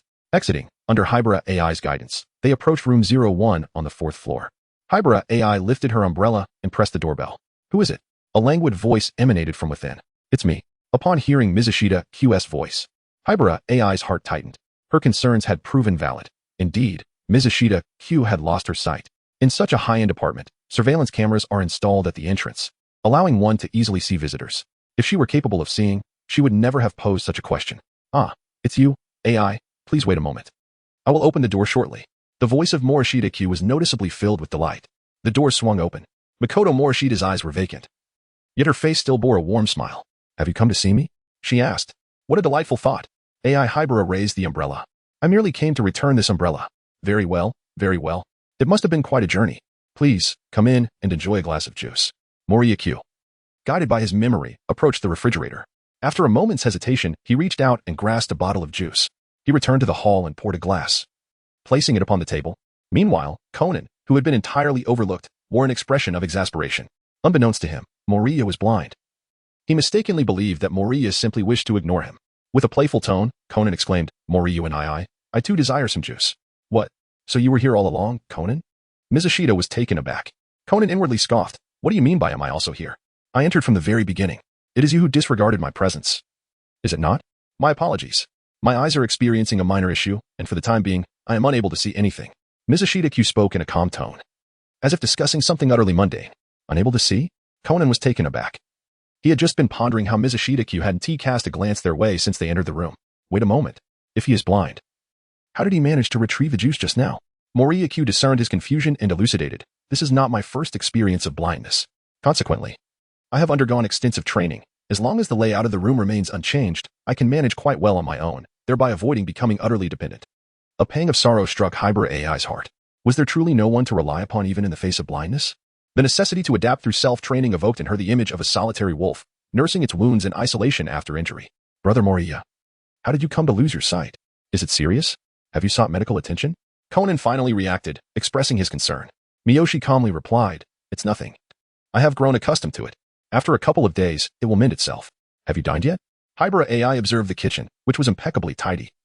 And it was evident that the blind Miyoshi could not have managed the cleaning. Therefore, it was quite likely that the other had not yet eaten. "I anticipated this situation, so I prepared ample instant noodles. Eating instant noodles every day is unacceptable." Hybrid AI stated with a serious tone. "A patient requires proper nutrition. How can one subsist solely on such fare? It is now dinner time. Leave the preparations to me. You? Is that not feasible? Mouri was momentarily rendered speechless. Conan chuckled and reassured him. Don't worry, Mouri and Hybera's culinary skills are quite impressive. Mouri cast a wry smile, realizing the absurdity of his earlier alarm. Meanwhile, Hybera was busy preparing dinner in the kitchen. The remaining two engaged in casual conversation on the sofa. Mouri, are your family not around? Whenever I fall ill. My parents are always by my side, Conan inquired playfully, a grin adorning his face as he probed further. Morishita Kyo candidly remarked. My parents have passed away many years ago. Conan, with a face full of remorse, replied, I am truly sorry, Morishita and it was not my intention. It is of no consequence. I have long since grown accustomed to it. Morishita Kyo responded indifferently. Conan took a sip of juice and inquired. Could you share some stories about your time in America? I am quite eager to hear. There is nothing much to recount, came the reply. Did you have any close friends in America? None. What about teachers with whom you had a good rapport? Morishita furrowed her brows. A sense of displeasure washing over her. That young lad Conan was still probing, which was nothing short of courting disaster. Conan. Miyoshi's smile was a veneer, masking his true emotions. I just remembered, have you finished your math problems today? Conan's expression shifted, akin to someone who had just swallowed a fly. As fate would have it, with idle time on his hands, he thought it might be beneficial to assist you with a few questions. Oh, I'm in such a rush. Where's the restroom, Miyoshi? Conan clutched his pants, realizing that the situation was dire, and he needed to retreat. Chapter 21. It's not too late to leave after eating. Inside the restroom, he was relieved to have escaped quickly. Otherwise, he would have been forced to tackle that dreadful math assignment once more. Leaning against the restroom wall, Conan felt a wave of gratitude wash over him. Reflecting on the torment he had endured over the past few days, he couldn't help but feel a surge of emotion. Initially, he had dismissed the arithmetic problems that Miyoshi recommended. After all, no matter how challenging they seemed, they were merely elementary school problems. A triviality for a detective of his caliber. However, when faced with these problems, he felt on the brink of collapse, inwardly cursing Miyoshi for his eccentricity. I am just an elementary student, he lamented, yet the problems he suggested are all advanced mathematics, impossible to breeze through. Today, he had seized the opportunity to visit Dr. Agasa's home, wishing to avoid anything remotely related to mathematics. After a deep sigh, his instincts as a detective urged him to survey his surroundings. Soon enough, he noticed something unusual. At the sewer entrance, several strands of hair lingered, clearly belonging to a female, as indicated by their length. Crouching down, he grasped the hair and began to ponder. Upon entering the house, he had observed that there was no discernible dust in the crevices of the furniture, windows, or other hard-to-clean areas. Given that Miyoshi had been blind for at least 2 days, it was impossible for him to have tidied up the room. This suggested that a thorough cleaning had taken place 2 days prior. Judging by the meticulousness of the tidiness, it was possible that the owner had a penchant for cleanliness. Based on this reasoning, these strands of hair must have been left during the 2 days of Miyoshi's blindness. Could they belong to his girlfriend? Yet, Miyoshi had indeed been blind for 2 days. Logically, if he had a girlfriend, she would surely come to care for him. A woman leaving hair in the restroom would indicate a certain level of intimacy in their relationship. I need to ask Hybera. Conan thought deeply and decided to seek information from Hybera. After flushing the toilet and washing his hands, he headed straight to the kitchen. In the kitchen, Hybera was clad in a purple apron that was slightly oversized. The hem gathered as she stood on a low stool, tossing the melted pork cutlet into the pan. Conan entered the kitchen, casting a furtive glance at Miyoshi, who was lost in thought in the bedroom, and quietly inquired, Hybera, does Miyoshi have a girlfriend? Hybera paused, perplexed. Why do you want to know? You could just ask him yourself. It's nothing. I merely found a few strands of women's hair at the sewer entrance, Conan explained. Holding up the hair he had collected in the restroom, Hybera furrowed her brow. As a handsome adult male, it's understandable to have a few close female friends. Isn't it? No.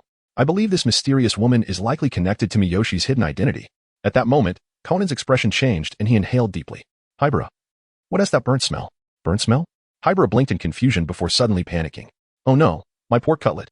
Watching Hybera extinguish the stove at lightning speed, Conan realized he had made a mistake.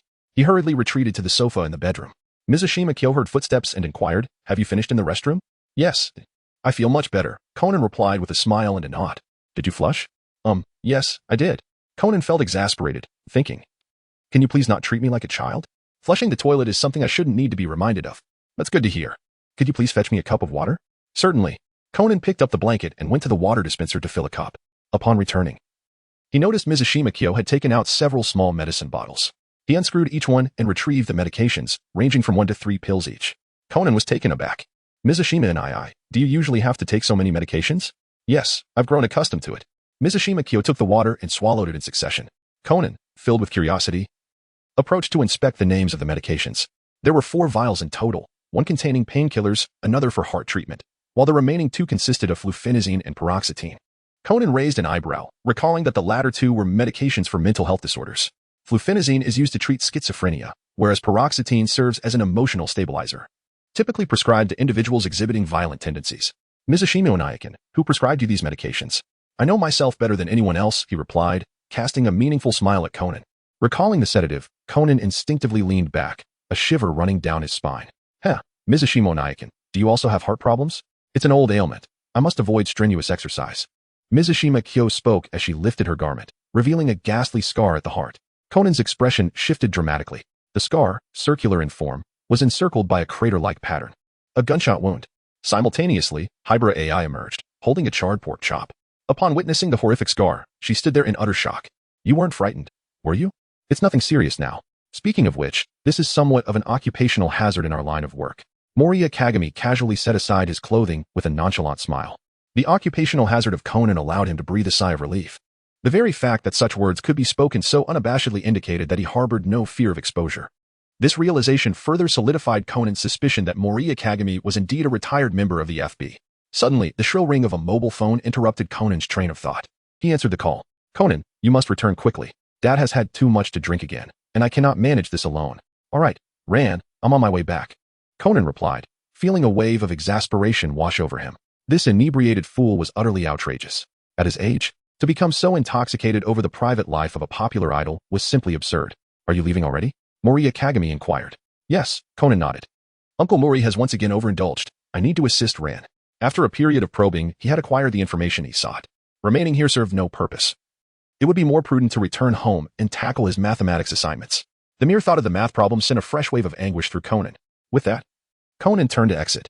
Wait, Hybra AI exclaimed, irritation evident in her voice. You think you can just leave after causing such chaos? A moment of panic washed over Conan as he recalled that his interruption had led to Hybra burning the pork cutlet. I truly apologize. I realize my fault.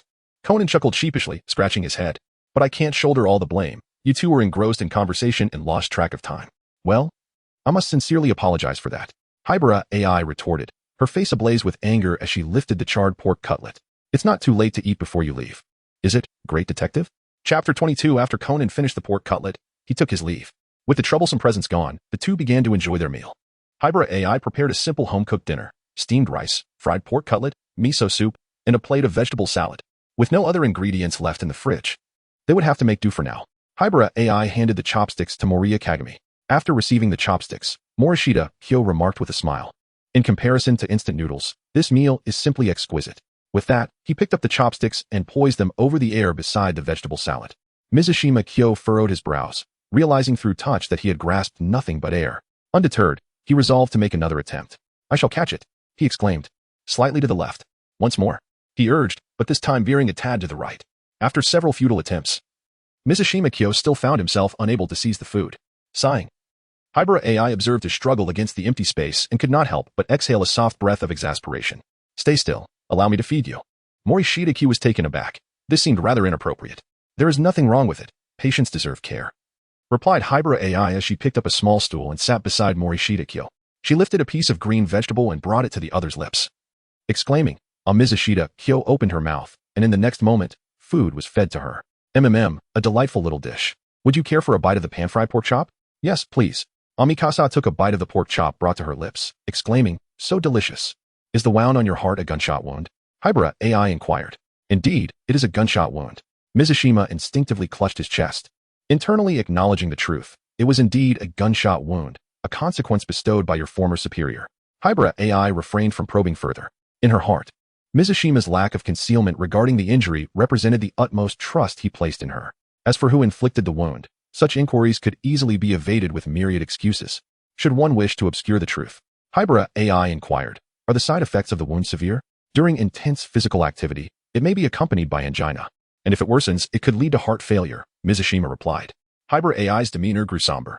The convergence of blindness, mental illness, cardiac damage, and the loss of both parents rendered one's plight excessively tragic. Will you come again tomorrow? Morishita asked, filled with anticipation. I will. Thank you. Don't mention it. Hybra AI replied coolly. Caring for the vulnerable is a collective responsibility. Very well then, the vulnerable group is craving pork chops. Amiyoshi opened his mouth. Hybra AI shot him a sharp glance, yet she still picked up the pork cutlet. Delicious, praised Miyoshi. Has anyone visited you in the past couple of days? Inquired Hybra AI. Ahem. Upon hearing this, Morishita Kyo was momentarily choked by the pork cutlet. It was as though he were experiencing the palpable tension of a clandestine affair being scrutinized by a wife. Slow down. Hybra AI lifted the miso soup and fed him a couple of spoonfuls. Only then did he manage to swallow the pork cutlet, thus averting the tragic fate of choking to death. Phew, that nearly suffocated me. Mouri placed his hand upon his chest to steady his breath, and after regaining his composure, he replied, aside from the cleaning lady, no one else has visited. Mizushima Kagami discerned the underlying reason.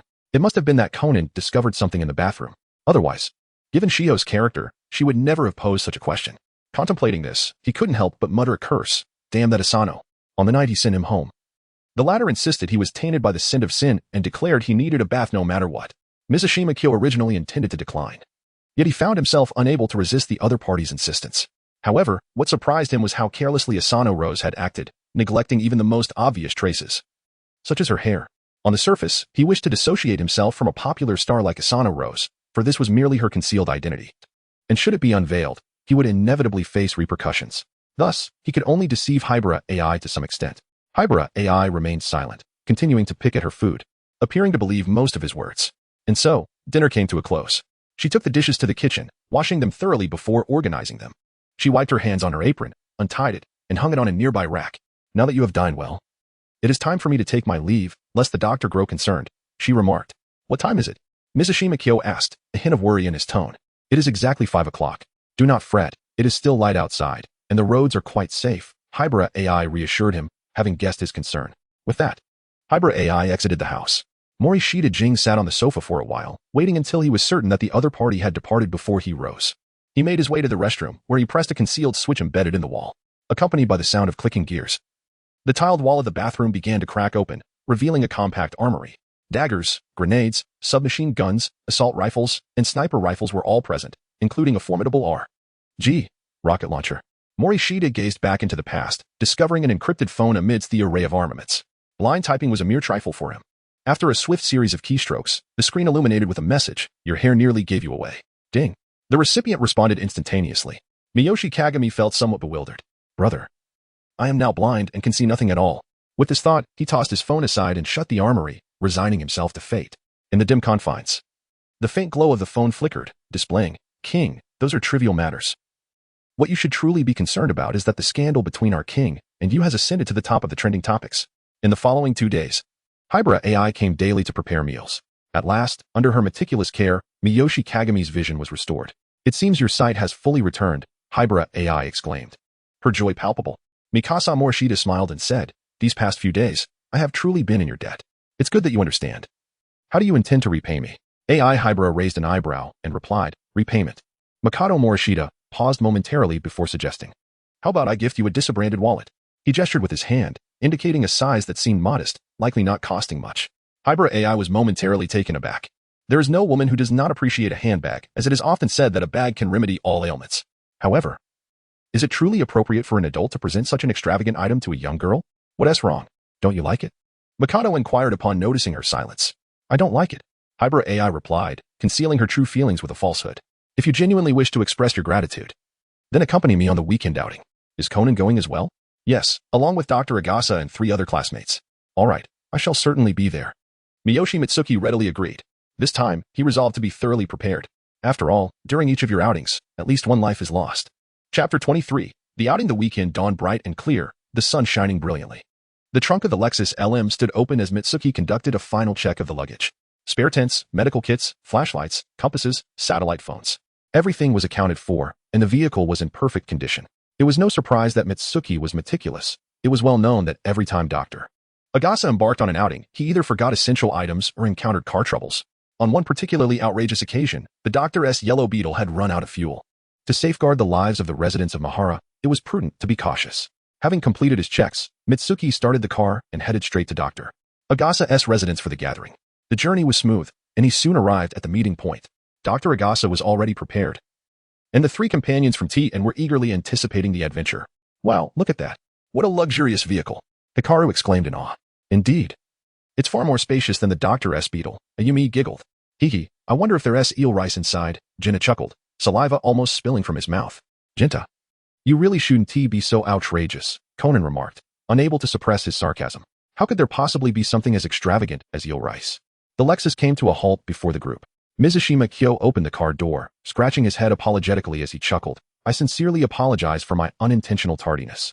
Hybera AI crossed her arms in front of her chest, remarking on the apparent lack of punctuality of a certain individual. I am truly sorry for keeping you waiting, Mississippi. Morishita Kyo offered a candy, presenting it as an apology. Hybera AI cast a disapproving glance, reluctantly accepting it. Morrison gazed at the three little ones standing nearby and said with a smile, "You must be classmates of Xiao AI." "Indeed, that's correct. I am Yoshida Ayumi." Ayumi greeted with a warm smile. "Hello, I am Maritani Mitsuhiko. Ha ha ha. I am Kojima Jinta, and my favorite food is eel rice. Greetings, I am Morishita Kagami, a psychologist." Mizushita took out 3 exquisite candies and handed them over. "Wow, these are quite luxurious," Hikaru exclaimed, his face brimming with excitement. "Thank you, brother Mizushita," he added. Ayumi was equally delighted, thinking that this charming older brother was not only handsome but also incredibly gentle. Ha ha ha, now we all know each other. Dr. Agasa chuckled. "Let us set off quickly." "All right." The 3 children chimed in unison, and without delay, they hurriedly climbed into the sleek black Lexus. Conan sighed, feeling a bit helpless. "Please don't act like that. It's rather lonely for the doctor by himself. In that case, you must bear the burden of keeping the doctor company," AI Hybera remarked nonchalantly. Then effortlessly took her place in the front passenger seat. With such a luxurious and spacious vehicle at their disposal, the doctor's yellow beetle instantly faded into the background. "Doctor, here's a gift I brought along." Morishita Kyo produced a parcel and said with a smile, "This is a medication that can prevent high blood pressure. Its ingredients are derived from traditional Chinese medicine, and it is completely free of side effects." "Ah, how could I possibly accept this?" The doctor chuckled sheepishly, scratching his head, feeling that it was rather inappropriate to receive a gift from someone upon their first meeting. Miyoshi Sanaka spoke with a serious expression. "Little AI is quite concerned about your health, even though she has taken care of me these past few days. It is only fitting to show gratitude." Upon hearing this, Professor Agasa could only put away the gift. In the lush, verdant forest, a group had successfully erected their tents. Professor Agasa patted the tent and remarked with satisfaction, "At last, the tent is finally set up. Today, I did not forget to bring it." Ha ha ha. Professor Agasa chuckled, then turned to the others. "Little AI and I will start preparing the stove. You all go nearby to gather some firewood." "All right." The others responded enthusiastically, except for Conan, who wore a displeased expression. "Honestly, I have to look after these bothersome little ones again. However, with Brother Sanaka here, I need not worry alone." As Morishita Kyo was about to depart with a few companions, he heard Hybera AI's soft voice say, "Brother Morishita, why not stay here and chop the vegetables?" She recalled the wound on his heart and wished to spare him any exertion. "Very well, I shall remain here. Do return swiftly, you lot." Moria, with a wry smile, realized that he had received some special attention. "All right." The others readily agreed, pulling Conan along as they ventured into the surrounding forest. After a while, having collected a sufficient amount of firewood, Conan suggested, "I believe we have enough firewood. Let us return swiftly." "Indeed." Jinta and Ayumi responded enthusiastically. "Wait a moment before we head back. Come here." Hikaru's voice echoed from a distance. They approached a stalactite cave, its entrance crudely secured with wooden stakes and chains. "It's merely a stalactite cave," Conan remarked. Ayumi glanced at a nearby signboard, which warned, "Danger, no entry." This caught my attention. "Look at the inscriptions on the stone." Hikaru pointed to the stone covered in carvings. The group gathered closer. "Proceed along the path of the descending dragon, and heaven shall bestow blessings upon you," Conan read aloud. Jinta, puzzled, inquired, "Heaven will bestow blessings?" Hikaru explained, "It means that this light bears various fortunes." "Could it be?" Ayumi's eyes sparkled with excitement. And the other 2 foolish companions quickly caught on, exclaiming in unison, "There must be treasure here." "Huh, you've become quite greedy again," Conan sighed. Glancing at the large inscription on the stone, the prominent hiragana, too. Could it possibly refer to an enormous eel rice bowl? Jinta pondered, stroking his chin. Conan squinted and smiled. "In my view, it resembles the treasure of Tokugawa Ieyasu more closely." Upon hearing the word treasure, the 3 fools' eyes lit up, and they promptly departed from the area. When Conan opened his eyes again, the place was already deserted. He looked in shock at the cave entrance, realizing that the others had already ventured inside. "Please, are you not going to come down?" Jinta and Hikaru had wandered far, while Ayumi casually remarked, "We're just taking a look, it's nothing serious." Honestly, Conan stood at the entrance, speechless at their boundless curiosity. With no other choice, he followed them into the cave. Inside the cave, the group switched on their watch-like flashlights for illumination. Jinta exclaimed, "This cave is quite expansive." Hikaru corrected, "It's a stalactite cave." Ayumi laughed. "I didn't expect it to be so spacious inside." While the others walked carefreely, Conan noticed something unusual on a nearby stone. There lay a cigarette, but, picking it up, he discovered with astonishment that the filter was still damp. Apart from us, could there be others here? With curiosity piqued, they ventured deeper into the cave, unaware that within, a group of criminals was preparing to dispose of a recently slain accomplice. Chapter 24. Rescue at the campsite. As twilight descended, Professor Agasa complained. They still haven't returned. Where could they be gathering firewood? They're probably off on an adventure, Hybra remarked, peeling potatoes. Having an inquisitive detective leading the way isn't exactly surprising. Mikushima glanced at the darkening sky and sighed. It's almost dark. I suppose I should go search for them. That's all we can do for now. All right, doctor, please hurry and lend a hand. Oh, all right. Inside the stalactite cave, darkness enveloped them. As the light diminished, Conan took the lead in place of Jinta. After walking for a while, Kagoro pointed towards the depths of the cave, exclaiming, "Look, there's light ahead." Light. Conan furrowed his brow, wondering if it belonged to the owner of the cigarette but they had seen earlier. Could they have discovered the treasure before us? Ayumi pondered. That can't be. Jinta, ever impulsive, rolled up his sleeves and hurried forward. Jinta, what are you doing? Kagoro shouted. Damn it. Jinta pressed on, frustration boiling within him. If only we had entered sooner, the treasure would have been ours. As they approached, Jinta finally grasped the scene before him. In the dim cave, 3 figures were lifting a corpse, a gaping wound on its forehead. It was a gunshot wound, still oozing blood, indicating it had been inflicted not long ago. Jinta was startled by this shocking sight, his eyes widening in terror. After a moment of shock, he finally regained his senses. "Ah!" he screamed, his legs turning to jelly as he scrambled back, falling to the ground in sheer fright. Conan helped him up, his voice laced with urgency. "What happened, Jinta? What did you see?" Jinta, drenched in cold sweat and visibly shaken, stammered. There's a corpse." Ayumi and Kagoro exchanged fearful glances, their hearts pounding. Suddenly, footsteps echoed from the depths of the cave. The group jolted, turning towards the source of the sound. "Damn it," cursed a man in yellow clothing, as he drew a handgun without hesitation and fired. "It's a handgun. Get down." Conan reacted swiftly, pushing the others to the ground. Bang!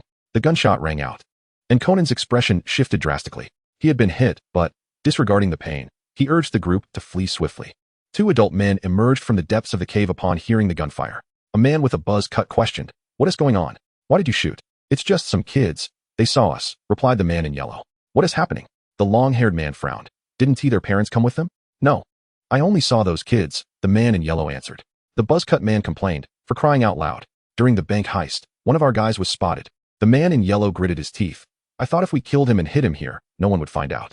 "Find those kids," commanded the long-haired man, clearly the leader of the group. Conan and the others hid behind the rocks, already terrified by the conversation they had overheard. "What do we do if we find those kids?" asked one of the men. "Are you a fool?" The long-haired man aimed his gun at his own head. "Once we find them, I'll put a big hole in their heads." Upon hearing such chilling words, Jinta and the others were paralyzed with fear. Fortunately, the timid Ayumi had her mouth covered by Conan, or she would have screamed in horror. "Enough chatter. We need to search everywhere and eliminate those kids." The 3 bank robbers began to search the area. Once they had moved away, Conan took out his detective badge. "Hybra, did you hear me?" "Hey, Hybra." Meanwhile, at the campsite, Hybra's detective badge hung on her backpack while she was chopping vegetables in the distance. Clearly, she could not hear him from that distance. Hybra picked up the vegetables that Professor Agasa had cut, feeling quite dissatisfied. "How have you managed to survive this long without knowing how to cook?" "Mind your own business." Back in the stalactite cave, Conan wondered why there was no response. Could it be that the switch isn't turned on? Perhaps we should. Jinta, ever the bright one, suggested. "I could just go out and tell them I didn't see anything." "They wouldn't believe that," Kagoro replied, too exhausted to comment on his intelligence. "I trust Conan. He will surely come up with a good plan, right, Conan?" Ayumi looked at him with utmost faith. At that moment, however, Conan was grimacing, clutching his stomach, blood seeping through his fingers. The others gasped, their mouths agape, their minds blank. Their steadfast leader had been shot. Conan groaned in agony, beads of sweat dotting his forehead. Ayumi's eyes filled with tears. "Conan, how did this happen?" Kagoro stood frozen, realizing for the first time how close death truly was. Jinta, in disbelief, exclaimed, "Does that mean the bullet from that guy hit you?" "Conan, we need to escape quickly. Those bad guys will be here soon." Ayumi's voice trembled with urgency. Initially, she felt secure with Conan around, but now that he was injured, panic set in. "Stay calm." Conan forced himself to remain composed despite the pain. "As long as we don't return, our friends, Mikushima and the doctor, will come looking for us. But they are unaware of the situation here. If the bad guys find out, they could be in danger. What should we do then? Our immediate plan must be to inform them that the stalactite cave is extremely perilous. But how do we notify them? Even if we leave a note, they would surely tear it down," Jinta lamented. "I think we should walk deeper into the cave while using the detective badge to call for the doctor," Kagoro suggested. "Idiot." Conan explained, "If we go further in, the signal will be blocked by the cave. What should we do then?" Kagoro stood there, lost in thought, devoid of any ideas. "Listen to me. We should." At the entrance of the stalactite cave, Morishita Kyo swiftly discerned the neatly arranged firewood. Had he ventured into the cave? This was troublesome. The sun had not yet set, and he had forgotten to bring a flashlight. There was no turning back now. Tentatively, he stepped into the cave. To his surprise, the surroundings were not as pitch black as he had envisioned. Was this a reward for his intermittent blindness? Morishita Kyo chuckled at himself, glancing back towards the cave entrance where the light from outside was gradually dimming. The day was waning. It seemed I must hasten my pace. With this thought, he unconsciously quickened his steps. Chapter 25. Mind your steps in the next life. Within the stalactite cave, at the fork in the path, the route diverged. Where could those little spirits have gone? Look, over there, exclaimed the man in yellow, pointing towards the right tunnel. There is something glowing. The crew-cut man approached to pick up a watch. These little spirits certainly have a flair for fashion.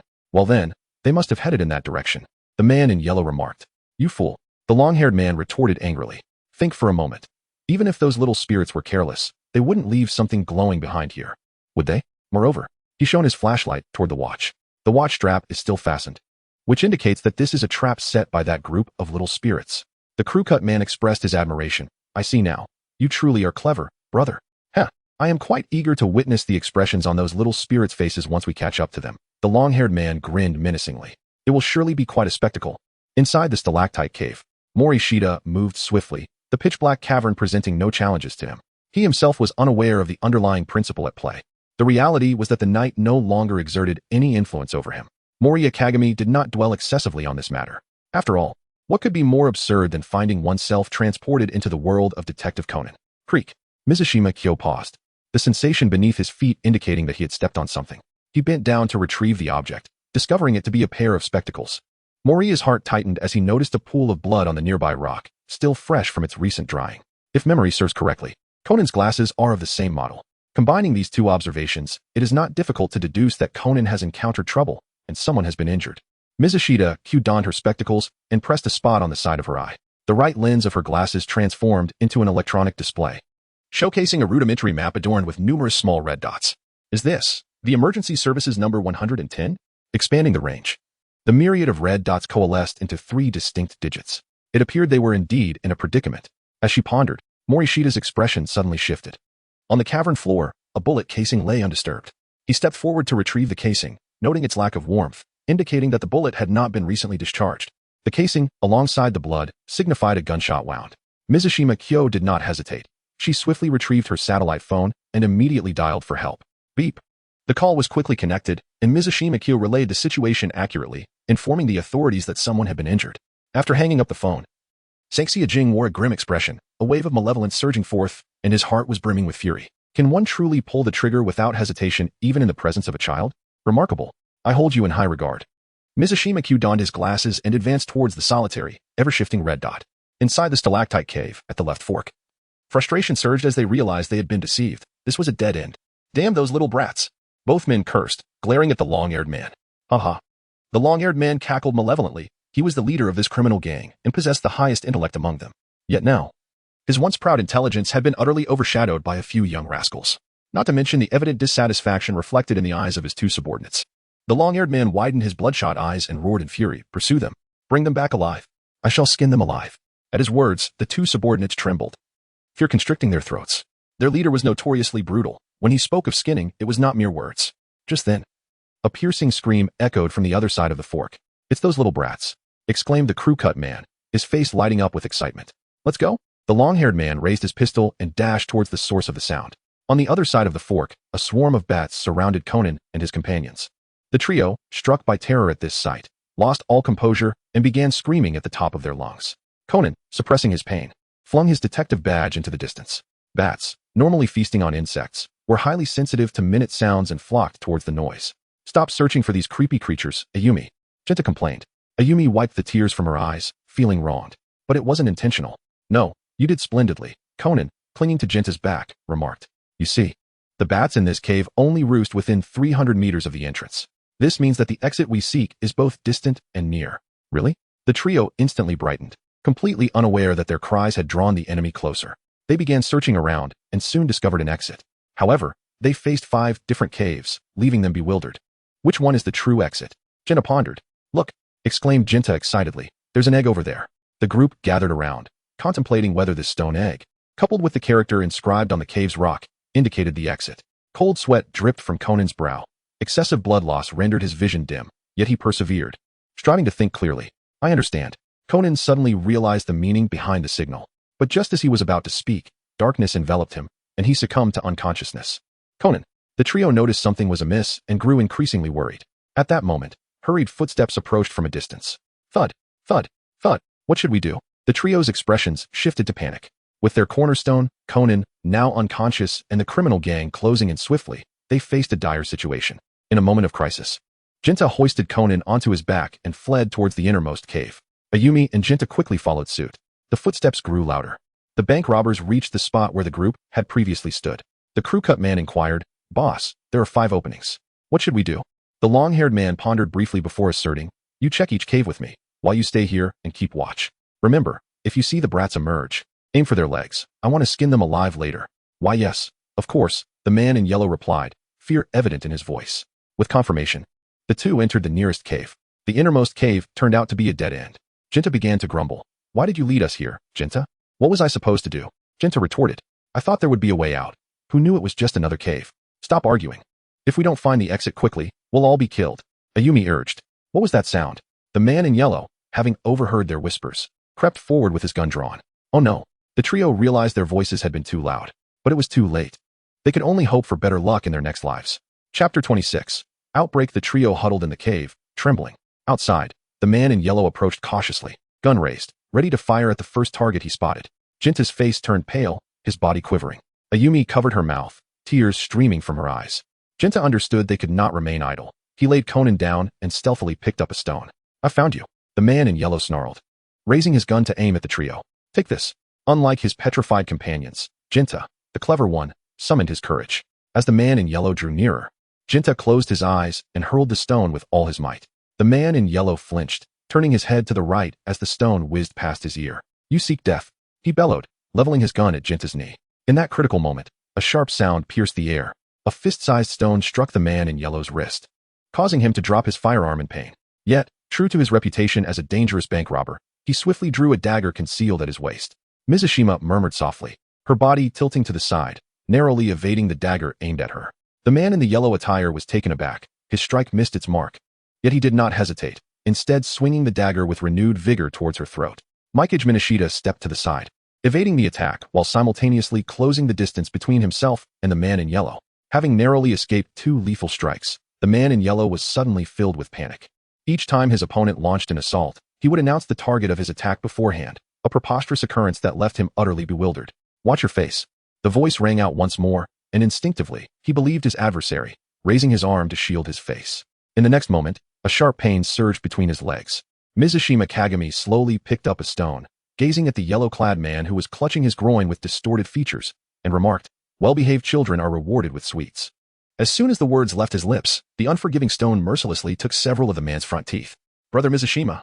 The 3 fools, witnessing Mizushima's arrival as if a divine being had descended, were filled with boundless excitement as he swiftly dealt with the villain. "Scoundrel!" From behind, a long-haired man shouted in fury. He had just completed an inspection of the first cavern with his subordinates, and upon emerging, he saw another subordinate felled by a man clad in a white suit. Without a moment's hesitation, he drew his gun. Bang! Mizushima had anticipated this moment. The instant he heard the sound, he swiftly retreated into the cave. His intermittent blindness had heightened his auditory senses to an extraordinary degree. Even before the long-haired man unleashed his furious tirade, Mizushima had sensed the impending danger and deduced the unfolding circumstances. "Bats," Mizushima murmured softly. Indeed, at the very moment the gunfire erupted, a multitude of bats surged towards the location of the long-haired man. The terror of the bats clinging to his face sent the crew-cut man into a complete panic. He indiscriminately pulled the trigger, resulting in a few bats being shot dead. However, the demise of a few did little to quell the chaos. Instead, the gunfire drew more bats in, prompting them to lash out wildly.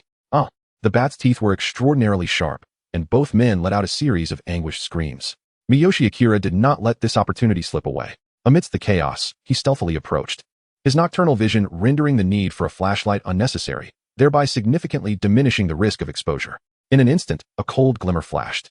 The gunman's arm was swiftly incapacitated, and before he could emit more than a few anguished cries, he felt a warmth at his throat as blood gushed forth. Just as Miyoshi prepared to eliminate the long-haired man, the beam of a flashlight suddenly illuminated his eyes. The intense glare, after so long in darkness, caused a sharp pain to shoot through his vision. It was this very agony that afforded the long-haired man a fleeting moment to breathe. The swift and decisive slaughter by Morishita left him filled with trepidation, prompting him to take a hostage. Thus, the long-haired man charged towards Conan and his companions. "Run for your lives," Morishita Kyo shouted. Only then did Jinta and the others realize the gravity of the situation. In their panic, they fled swiftly, forgetting about the unconscious Conan. Thus, Conan was taken hostage by the long-haired man. Ha ha! The long-haired man laughed heartily, lifting Conan in his left arm while pressing a gun against the boy's head with his right hand. "Don't move, or I'll shoot him without hesitation." Upon hearing this, Jinta finally comprehended that he had completely overlooked Conan's plight. Miyoshi's countenance darkened as he fixed his gaze upon the long-haired man, a palpable aura of menace emanating from him. The long-haired man, drenched in cold sweat, felt the weight of the situation. However, with the hostage and the firearm firmly in his possession, he saw no reason for trepidation. He aimed the pistol at Miyoshi, remarking, "You certainly possess some skill." Miyoshi calmly remarked, "You are indeed the gang of bank robbers featured in the news, are you not?" "Indeed. We are the ones responsible," the long-haired man scoffed. The bank robbery at the East Mihua Street Bank resulted in the tragic loss of 11 lives. With no injuries reported, 3 tellers and 2 security guards were killed on the spot, and after securing the money, the bank manager was also brutally slain by your hands. During your escape, you coldly executed 6 witnesses. Humph, the long-haired man sneered. "Yes, you seem to remember quite vividly. However, I must add another line to my resume, which includes, you and those little brats." Morishita Kyo emitted a faint sound, simultaneously tilting his head as a bullet whizzed past his cheek. What? The long-haired man could hardly believe his eyes. A human being could actually evade a bullet. "You bastard." Bang, bang, bang, bang. The long-haired man, unwilling to accept this incredulity, immediately fired 4 shots in rapid succession, aiming for the chest. Before Morishita Kyo fired his weapon, he rolled to the right. The bullets struck the ground where he had been moments before, sending up a spray of tiny fragments. The Colt M1911A1, with a barrel length of 127 millimeters, boasts an effective range of 75 yards, an initial muzzle velocity of 253 meters per second, and a magazine capacity of 7 rounds. Miyoshi brushed off the dust from his white suit and said softly, "In other words, you have one more chance." How could this be possible? The long-haired man's eyes widened in disbelief, his mouth agape, unable to comprehend the sight before him. He exclaimed, "It is impossible for a person to move faster than a bullet. Indeed, it cannot be done." Morishita Kyo pushed up his sliding spectacles and coldly remarked, "Why must I be swifter than a bullet? Being faster than you suffices." He extended a finger towards his eye, adding, "To be precise, I can anticipate your next move before you finish your contemplation." There was a statement he refrained from uttering. In Mihanacho, there indeed exist individuals who can surpass the speed of a bullet, and not just one. "You bastard. Go die," roared the long-haired man. Knees. Mikage Morishita slightly turned. As a bullet grazed his pant leg, anger surged within him. Morishita Kyo lowered his head, his eyes gradually narrowing with intensity. Seizing the moment while the long-haired man was momentarily distracted, he lunged forward with swift agility, and under the astonished gaze of the latter, the dagger pierced accurately into his lower abdomen. "Ah!" Miyoshi Kyo drew forth his dagger, the crimson blood splattering upon his attire, transforming into a vivid scarlet rose. The blade pierced once more. "Ah!" In the desolate, shadowy cavern, the cries of the long-haired man resonated with profound despair. "I surrender. I surrender." The long-haired man fell to his knees, casting his firearm aside, raising his hands high in a gesture of capitulation. Yet, Miyoshi Kyo appeared deaf to his pleas, unperturbed, as he continued to thrust the dagger with relentless determination. 1 strike, 2 strikes, 3 strikes. Meanwhile, the 3 young ones stood frozen, paralyzed by the gruesome spectacle before them, unable to move. Chapter 27. Educating the 3 fools. Time passed, though its measure remained unknown. Under the horrified gaze of the trio, Miyoshi Kyo finally ceased his assault. His white suit was now speckled with crimson stains, and he gasped for breath, taking a moment to regain his composure. Morishita turned to glance at the trio, his terrifying gaze eliciting screams from them. Ignoring their panic, he silently donned his gloves and approached with measured steps to retrieve the handgun from the ground. "I had no intention of resorting to this." Yet the allure of the money they had stolen from the bank proved too enticing to resist. Thus, Morishita Kyo slowly approached the group, his voice icy as he proclaimed, "I can only ask you to permanently close your eyes." The trio gasped in disbelief. Was this a cruel jest? Their hearts felt as though they had been struck violently by a heavy hammer. Did he truly intend to end our lives? How could this be real? Their minds momentarily ceased to function, leaving them breathless, paralyzed by fear as they watched Morishita Kyo draw nearer with each deliberate step. Remember, curiosity can be fatal. Morishita grinned menacingly, aiming his gun at several individuals. Bang! Ah! The 3 of them shut their eyes tightly, clinging to one another, their screams echoing loudly. After a moment, they felt no pain as they had anticipated. It turned out that the sound of the bang was merely a vocal exclamation from the other party. They opened their eyes to see. Miyuki Morishita removed her coat, fashioned its lining into strips of cloth, and knelt on the ground to tend to Conan's wounds. By this point, they had fully grasped the gravity of the situation. Miyuki Morishita has been deceiving them. How outrageous. Hikaru cried out with tears brimming at the corners of his eyes. His heart had nearly stopped moments ago, only to discover that the other party had been playing tricks on them. This is utterly despicable. Jinta was equally infuriated, his legs trembling from fright. I despise you, Ayumi exclaimed, continually wiping away her tears, evidently shaken by the situation. The group felt deeply wronged, their anger growing with each passing moment. Unable to contain their tears as they flowed freely. The bandaging was finally complete. Morishita Kyo turned to gaze at the weeping individuals, remaining silent for a moment before finally speaking. You will die? Instantly, the group ceased their tears and looked up at him. Miyashita embraced Conan and remarked with a hint of detachment, curiosity comes at a cost. If you feel wronged, then continue to weep. With that, Miyashita carried Conan out of the cave. The latter had lost a significant amount of blood, and without immediate attention, his situation could become perilous. Upon hearing this, the trio immediately ceased their tears and hurriedly followed from behind. They cast worried glances at the already unconscious Conan, a profound wave of guilt washing over them. This is all my fault, Ayumi lamented. If we hadn't entered, Conan wouldn't have found himself in this predicament. No, I am to blame, Hikaru insisted, filled with remorse. Had I not discovered this cave, we would not have encountered such a crisis.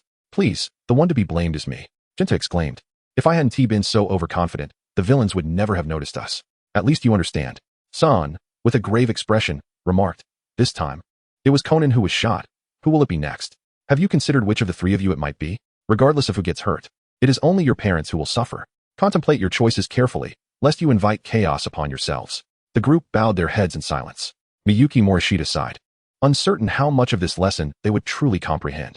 Educating the three fools proves to be a daunting task.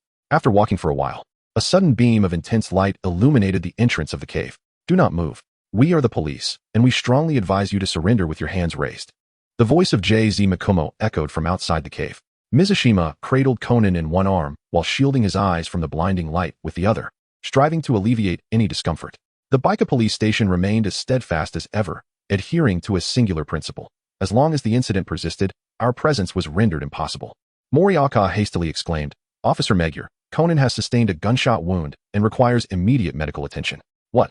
Magyar responded with astonishment, quickly shouting, Where is the doctor? There is someone injured here. Medical personnel promptly rushed over, and upon seeing Conan bleeding profusely, they swiftly carried him to the ambulance. Moriaka, what about the group of bank robbers? Magyar inquired. Mitsushita Kyo pointed towards the cave, indicating that the robbers were inside. 3 in total, all stripped of their ability to resist. Quickly, with a commanding voice, Magyar led a group of detectives charging into the cave. Mizushima Kagami continued to walk towards the cave's exit. Dr. Agasa and Hibara AI hurriedly approached him. Are you injured? Hibara AI immediately noticed the blood on his body. Miyoshi Kagami smiled nonchalantly, assuring, no need to worry. The blood is merely splattered. He found himself in a state of utter disarray. The blood-stained white suit had been discarded within the cave. His upper body was clad only in a tattered white shirt, while his trousers bore the marks of blood and dust. Entirely bereft of the neatness he once possessed upon arrival. Doctor, there are 2 more injured individuals here. Please transport them to the hospital. The authorities swiftly carried out the wounded robbers, hurrying lest the long-haired man succumb to his excessive blood loss. As they passed by Miyoshi Kagami once more, their gazes shifted dramatically. This seemingly frail young man had single-handedly subdued 3 ferocious bank robbers, all armed with handguns. The sight of the long-haired man, bloodied and wounded, instilled a sense of trepidation within them. As they watched the group depart, Miyoshi Kagami suddenly emitted a muffled groan, bending over to clutch his heart, his complexion turning a ghastly pale. Are you all right? Hibara AI exclaimed, her expression shifting to one of concern as she hurried closer. The series of events within the cave had drained Miyoshi Kagami of considerable stamina, leading to a deficiency in blood supply, causing his heart to begin to constrict painfully. Doctor, there is someone injured here. Hibara AI shouted urgently, her face awash with anxiety. It's just an old ailment. There's no need for alarm. Mikage Morishita gasped for breath, and then slowly straightened his back. AI Hibara clutched his pant leg tightly, her face etched with concern. Angina is a manifestation of insufficient blood supply. Is it truly nothing to worry about? It's fine. AI Hibara anxiously looked up at him, her complexion somewhat pallid. Miyoshi Kagami was momentarily taken aback. The expression on his face compelled him to reach out and give a gentle pinch. His heart entertained the thought, and his body followed suit. How could a little girl's face be so soft? The instant his fingers made contact, a tingling sensation surged through him. causing his heart to skip a beat. Higashi AI? Pinched on the face?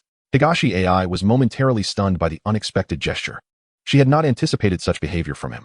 With a swift motion, she brushed aside Miyoshi Kagami's hand and covered her cheeks. Flustered and indignant, she exclaimed, "What are you doing? There's something dirty." Morishita Kyo appeared slightly embarrassed. "Is that so?" Hibara AI displayed an expression reminiscent of murder. Even a 3-year-old wouldn't believe that. Chapter 28, 23 Stab Wounds. The police is shocked. Mihua General Hospital. What? A surgery is necessary? This can't possibly be just a minor injury. In the corridor outside the emergency room, Kogoro Mouri gazed at Dr. Agasa in astonishment. He had assumed that Conan had merely sustained some minor injuries, never anticipating the severity that would necessitate surgery. Well, you see. Dr. Agasa was rendered speechless. It was his organized outing, and he momentarily found himself at a loss for words. He has sustained a gunshot wound. Miyuki Senj gazed at Kogoro Mouri and remarked calmly. The bullet did not remain in the body. However, he is bleeding profusely and may have sustained injuries to his kidneys, placing him in a precarious condition. Upon hearing this, Kogoro Mouri bowed his head in solemnity. Conan. Rant's voice echoed from the other end, prompting everyone to turn their attention. Hang in there, Conan. It will be over soon. Meanwhile, several doctors anxiously maneuvered a stretcher, with Ran Mouri trailing beside them, her expression fraught with concern. Doctor, it's bad. A nurse rushed in with urgency, looking at the doctors with a frantic expression. The previous patient has depleted the entire supply of type A blood from the blood bank. The hospital no longer has any available. What did you say? The doctor's faces paled. Even if we request a transfer from the blood center now, it will be too late. Please, use my blood. I am also type A, Ran Mouri interjected. Excellent. The doctor's eyes brightened. This was a timely solution. Doctor, I am also type A blood. Another voice chimed in. Morishita Kyo approached and remarked, Xiaolan's weight is at most 50 kilograms. She alone is unable to bear the burden. The volume of blood donation is determined by weight. Adults weighing between 70 to 80 kilograms can donate 400 milliliters of blood. However, Xiaolan's weight clearly does not exceed 50 kilograms, allowing her to donate only around 200 milliliters. Any more would adversely affect her health. The quantity of blood required by Conan evidently surpasses this figure. After careful consideration, Morishita Kyo resolved to share the burden. That is truly splendid. The doctor expressed renewed joy, acknowledging that the child's blood loss was considerable, and relying solely on the girl's own blood was evidently a bit of a strain. Morishita Kyo lowered his head and noticed a gentle tug at his cuff. Hibara AI, grasping his sleeve, wore an expression of deep concern. Miyuki Morishita crouched down to meet her companion's gaze. What troubles you? Is your heart capable of withstanding such a considerable amount of blood donation? AI Hibara articulated her concern, fearing that Morishita might encounter an unforeseen mishap due to excessive blood loss. Rest assured, Morishita reached out to gently pat Hibara AI's head, smiling as he reassured her. With the two of us, there shall be no issues. After speaking, Miyoshi Kagami rose swiftly to approach the nurse, for the situation was dire. Conan urgently required a blood transfusion, and prompt action was imperative. Meanwhile, at the Metropolitan Police Department, in the first investigation unit, the esteemed trio of Muro Jusen, Sato Mawako, and Takagi Wataru had gathered in the office. Takagi picked up a report and began to read aloud. Upon investigation, they are indeed the very criminals who perpetrated the bank robbery. A total of 4 individuals have been apprehended, 2 are deceased, and 2 are injured. What is the extent of their injuries? Muro Jusen inquired. Both have sustained minor injuries and should be discharged in 2 weeks, Takagi responded. What? Merely minor injuries? Muro Jusen exclaimed in disbelief. He vividly recalled the gruesome state of the long-haired assailant. He had only briefly counted the wounds, disregarding the superficial abrasions. He had noticed over a dozen knife wounds. It was a miracle the man had not been left in tatters, yet Takagi insisted it was merely a light injury. Such a claim left Muro Jusen astounded. Indeed, they are minor injuries, Takagi admitted with a rueful smile, scratching his head. Officer Muro, according to the doctor's examination, he has sustained a total of 23 stab wounds. However, each wound narrowly missed vital organs, thus they can only be classified as minor injuries. With this confirmation, Muro Jusen lapsed back into silence. Officer Muro, was it truly Kagami who single-handedly subdued all 3 robbers? Sato Mawako queried, her skepticism evident. Muro Jusen cast a glance her way, his thoughts mirroring hers. The crime scene had revealed 3 handguns, indicating that all 3 assailants were armed. In contrast, Kagami was unarmed and burdened with a child and an injured individual, rendering the situation exceedingly perilous. Yet, astonishingly, he had managed to slay 1 assailant, severely injure another, and rescue all the hostages. At that moment, he regretted not having summoned Kagami to provide a statement today. Miyoshi Kyo has just endured a perilous ordeal. Yet they have not summoned him to the police station for a statement immediately. Muroju's curiosity is piqued. He is eager to learn how the individual managed to disarm 3 armed robbers single-handedly. while rescuing both a child and the injured unharmed. Hey, Takagi, is this true? Sato Mawako nudged Takagi with her elbow. Although the police records could not be falsified, she found it difficult to fully believe the account. She had previously heard other officers speak of Morishita Kyo, reputed for his investigative skills rivaling those of the most esteemed detectives. His discerning gaze could penetrate the human heart, instantly grasping the thoughts of criminals. Sato had been skeptical of such descriptions, yet the feats attributed to him were even more astonishing. To neutralize 3 armed assailants, especially with hostages involved. She momentarily envisioned herself in such a scenario, pondering what she could possibly do. The mere thought made her shake her head repeatedly. If it were her, the consequences would be utterly unimaginable. Officer Sato, while I too am astonished, this incident indeed transpired. Takagi scratched his head. If you are truly curious, Mr. Miyoshi will come to the station in a few days to give his statement, and then everything will be clear. That seems the only course of action. Sato's expression lit up with anticipation. She was eager to see if he possessed extraordinary abilities. Otherwise, how could he have accomplished such a remarkable feat? Takagi. Moroju called with a serious demeanor. Fetch me the files on Morishita Kyo. Understood, Officer Muro. Takagi replied. Excellent. Sato's eyes sparkled, and she exclaimed. I want to join as well. Miho Comprehensive Hospital. Mitsushima Kai sits upon a stool, her arm poised within the circular aperture of the glass. The nurse deftly pierces her skin with a needle, and the crimson blood flows directly through the transparent tubing into the blood bag. Hybra AI remains close by, her gaze fixed intently on Mitsushima's countenance. Should she perceive any signs of distress, she will promptly inform the physician. Mitsushima's complexion appeared somewhat pale. He turned to Hybra AI and gently ruffled her hair with his other hand, saying, It's nothing to worry about. Who is concerned for you? Hybra AI averted her gaze, replying nonchalantly, I was merely curious, which is why I came to take a look. Is that so? As soon as Morishita Kyo opened her mouth, she felt a wave of dizziness wash over her body weakened, and she fainted. Hybra AI was startled, her face turning pale at the sight. Doctor, this is bad. Someone has fainted. Chapter 29, it must be like this. At the Tokyo Metropolitan Police Department, in the first investigation section, Takagi Wataru and Sato entered with a document in hand. Inspector Magyar, we have brought Morishita Kyo's personal information. Yes, read it out loud, Inspector Magyar said.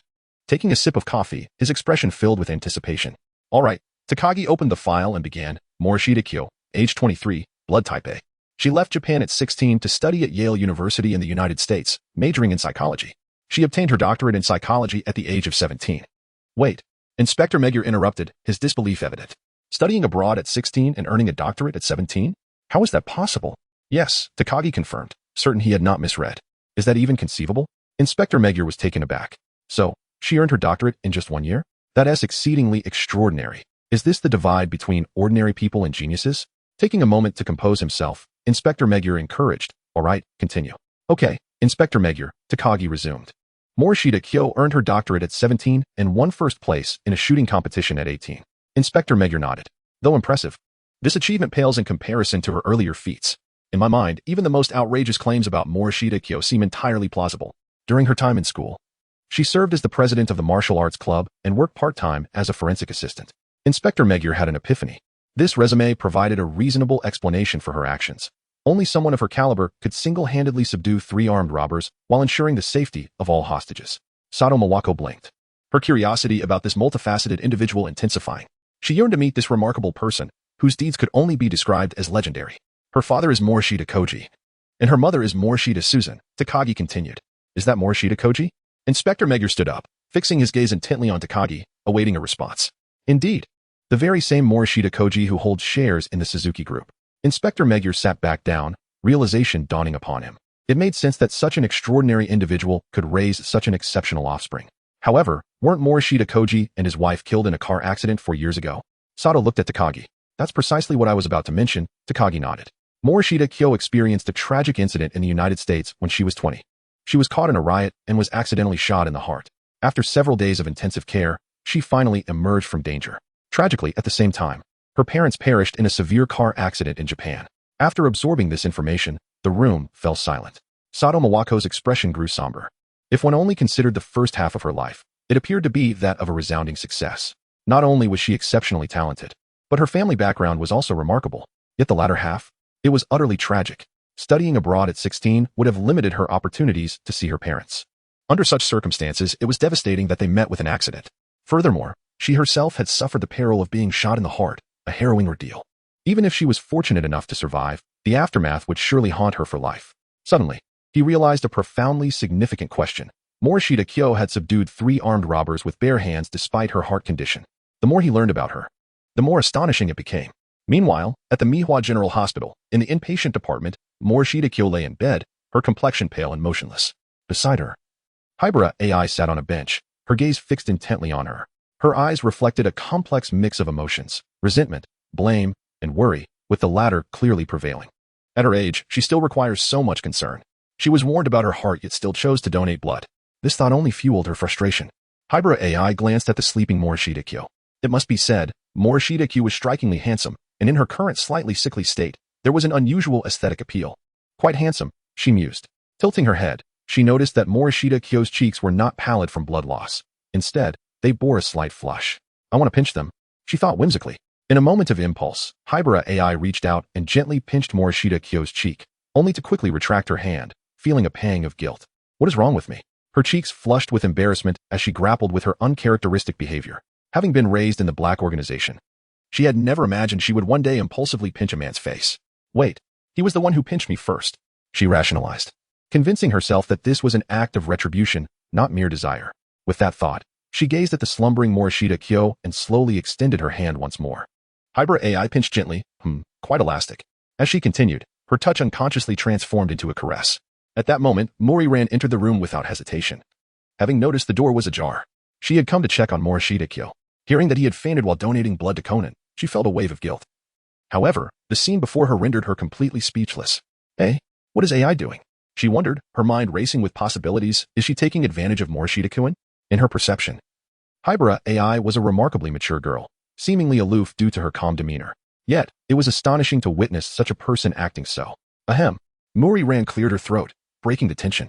Hybera AI, startled, immediately withdrew her hand, her cheeks burning. She squeezed her fingers tightly, feeling a wave of awkwardness wash over her. What should I do? My embarrassing behavior was witnessed. Is Morishita Kyo all right? Mouri Ran, ever considerate, sought to shift the conversation away from the awkwardness. Much better. The doctor said he is merely anemic and will be fine after a few days of rest. AI Hybera replied without raising her head. I see. Ran Mouri sighed in relief, realizing that it was truly thanks to Brother Morishita that Conan and the others were rescued despite the danger he faced. The doctor mentioned that Morishita's simple bandaging was fortunate. Otherwise, Conan could have suffered lasting repercussions. AI Hybera nodded. Ran Mouri leaned in to look at her and smiled. Is something wrong? It's nothing. AI Hybera turned her head away, feeling shy. Brother Morishita has something dirty on his face, so please don't think too much about it. Ran Mouri was taken aback for a moment before laughing. Rest assured, I won't overthink it. AI Hybera turned her head again, her cheeks flushed even more. Chapter 30. The crown on the giant fish's back. The following morning, the sun shone brightly. In the Mihua General Hospital, sunlight streamed through the gaps in the curtains, illuminating the hospital bed where a girl with tea-colored hair blinked her eyes under the light. Where am I? AI Hybera's vision was hazy, still caught in the remnants of sleep. Suddenly, she jolted awake and sat up straight. Where is Morishita Kyo?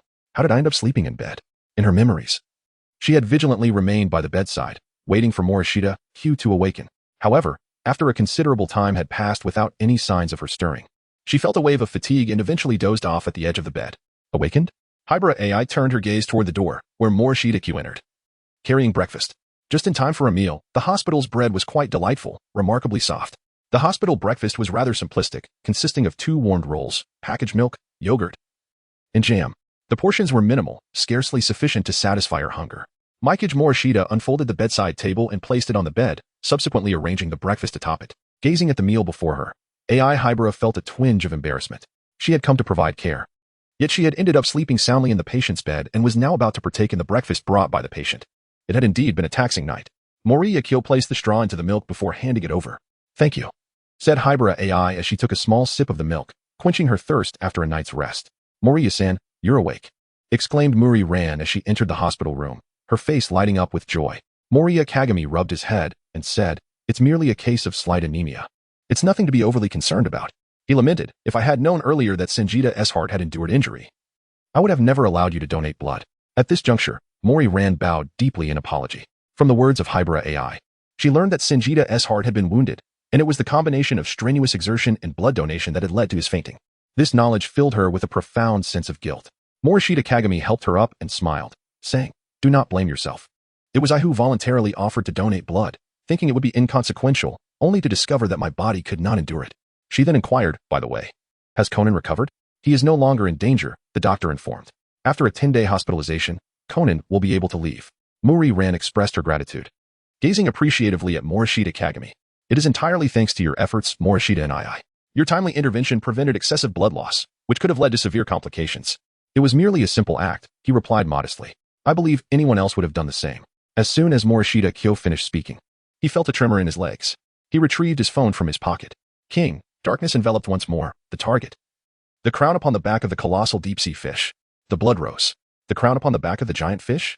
Miyoshi's gaze sharpened as she pondered the meaning of those words. Is something the matter? Ran Mouri inquired, puzzled. It is a friend. She seems to be experiencing some difficulties and requires my assistance. Miyoshi Kyo gazed at the already risen Hybrid AI and inquired, Little AI, do you have classes today? I can conveniently escort you to school. I happen to have a class, replied Hybrid AI. Thus, after Little AI finished her breakfast, Miyoshi Kyo drove her back to Tian Elementary School. Following that, he returned to his apartment to prepare for the impending operations of the Black Organization. The next day, at dawn, at the seaside port, the Suzuki No. 1 cruise ship docked at the harbor. Measuring 400 meters in length and 62 meters in width, it could accommodate 5,000 individuals.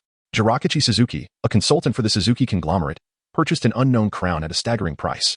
Although the dynasty remains unidentified, an appraisal revealed that each gemstone embedded within it is valued at no less than 500 million yen, with 9 gems of varying sizes adorning the crown. Consequently, the worth of this unidentified crown is simply incalculable. Jirakichi Suzuki decided to showcase this gem aboard the Suzuki No. 1 and simultaneously issued a challenge to the elusive Phantom Thief Kid. Ensure that you conduct thorough inspections. We must not allow Phantom Thief Kid to enter, shouted Nakamori Ginzo emphatically. Although his efforts were often futile, he remained accustomed to his boisterous proclamations. Understood. A line of officers assembled at the boarding entrance, where several security checkpoints were established to prevent Kid from entering at will. At the security checkpoint, a young man clad in a white suit caught Nakamori Ginzo's attention. The instant he laid eyes on him, alarms blared in his mind. The man was wearing the same white attire as Kid. It seems I must conduct a meticulous examination. Nakamori Ginzo swiftly approached, extending his hand to grasp the man's cheek. But before he could make contact, a hand seized his wrist. Officer, what do you mean by this? Morishita gazed at Nakamori Ginzo, awaiting his response. Of course. We must apprehend the Phantom Thief Kid. This thief can disguise himself as anyone, so to board, I must pull your cheek. As Nakamori spoke, he extended his other hand towards Morishita's face. Smack. That hand was firmly grasped as Morishita chuckled. It is only right to cooperate with the police. Then let go. Nakamori Ginzo exclaimed. While your statement holds truth, I must decline. Morishita replied with a smile. What? You say you refuse? Nakamori shouted. Someone. Come quickly. Capture him. This man is the Phantom Thief Kid. Upon hearing this, the security officers immediately abandoned their posts and rushed towards Morishita. In an instant, the boarding area descended into chaos. Amidst the turmoil, no one noticed a tall man with an explosive hairstyle slipping past the security checkpoint. What is happening? Why such chaos? Suzuki Jiroki and Suzuki Sonoko approached, observing the disarray. Jiroki turned to Nakamori Ginzo, inquiring loudly. It's Kid. I suspect this man is the Phantom Thief himself. Nakamori shouted. Mouri and I. Suzuki Sonoko exclaimed excitedly, her eyes sparkling as she rushed over. She reached Morishita's side and smiled. Mouri and I. It has been far too long. You have become even more handsome. Not at all. Sonoko, you have transformed splendidly, growing even more beautiful. Miyashita firmly grasped Nakamori Ginzo's hands and turned to him, saying, Capture Kid. Nakamori exerted all his strength but was utterly unable to break free. Oh, come on, Officer Nakamori, how could this possibly be Kid? Sonoko glanced at Nakamori, elucidating. Although he possesses the same charm as the esteemed Kid, he is certainly not the same person. How can you prove that? Nakamori shouted. It's quite simple. Sonoko replied earnestly, I apologize, Miyashita, but I must pinch your cheek. Haha. Though she maintained a serious facade, her heart was already brimming with infatuation. Yay. I've always wanted to see how it feels. After all, it was the cheek of a handsome man, an opportunity too delightful to miss. Thus, Sonoko reached out to pinch, and at the moment of contact, her heart swelled with satisfaction. Ha ha, infatuated face. Chapter 31. Gil and Pisk. Honestly, Nakamori Ginzo rubbed his reddened wrist, complaining, Why didn't you just say you weren't Kid sooner? I've been saying all along that I am not Kid. Morishita Kyo chuckled. Even Kid could not possibly disguise himself entirely in white. Suddenly, Nakamori Ginzo glanced at the approaching police officers, his expression shifting dramatically. Why are you all here? Did anyone sneak inside while we were distracted? Witnessing his superior's ire, the officers hurried back to their posts, feeling a sense of frustration, after all. Was it not you who instructed us to gather here to apprehend Kid? All right, Morishita, let us proceed inside, Yartso exclaimed. Wrapping an arm around Morishita Kyo's and guiding him up the steps. Morishita felt somewhat embarrassed. He had not anticipated such enthusiasm from the other party. The two of them passed through the security gate and arrived at the deck of the cruise ship. Morishita Kyo cast a glance towards the corner, where a man with an extravagant afro was also looking back. Their eyes met for a fleeting moment, yet no words were exchanged. At that moment, Suzuki Jiraichi approached. Morishita Kyo smiled and said, "Good day, Advisor Jiraichi." "Ah, there's no need for such formalities. Simply call me uncle," replied Suzuki Jiraichi, his face radiant with joy. He shared a close bond with Morishita Koji and often visited Morishita Kyo during his childhood.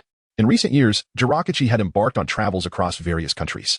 Unexpectedly, during his journey, he learned of Morishita Koji's passing, which cast a shadow over his once cheerful demeanor for quite some time. "Then I shall humbly comply," he concluded.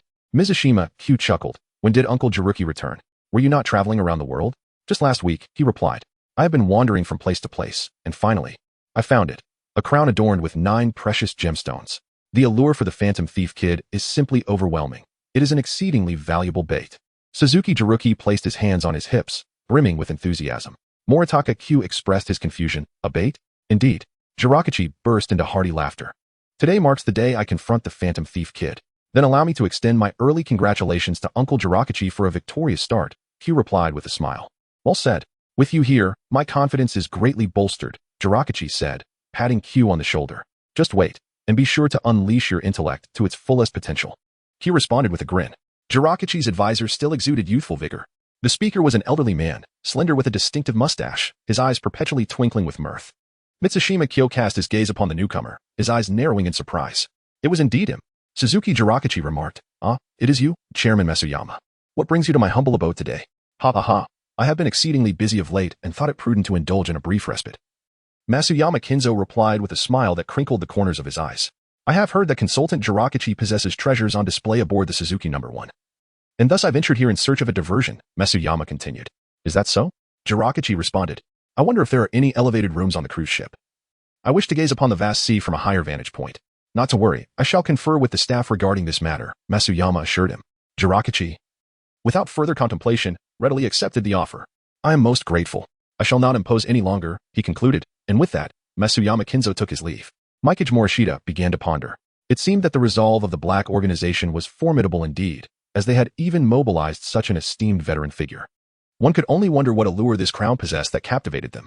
Currently aboard the Suzuki No. 1, a multitude of social elites, corporate magnates, and countless celebrities convened.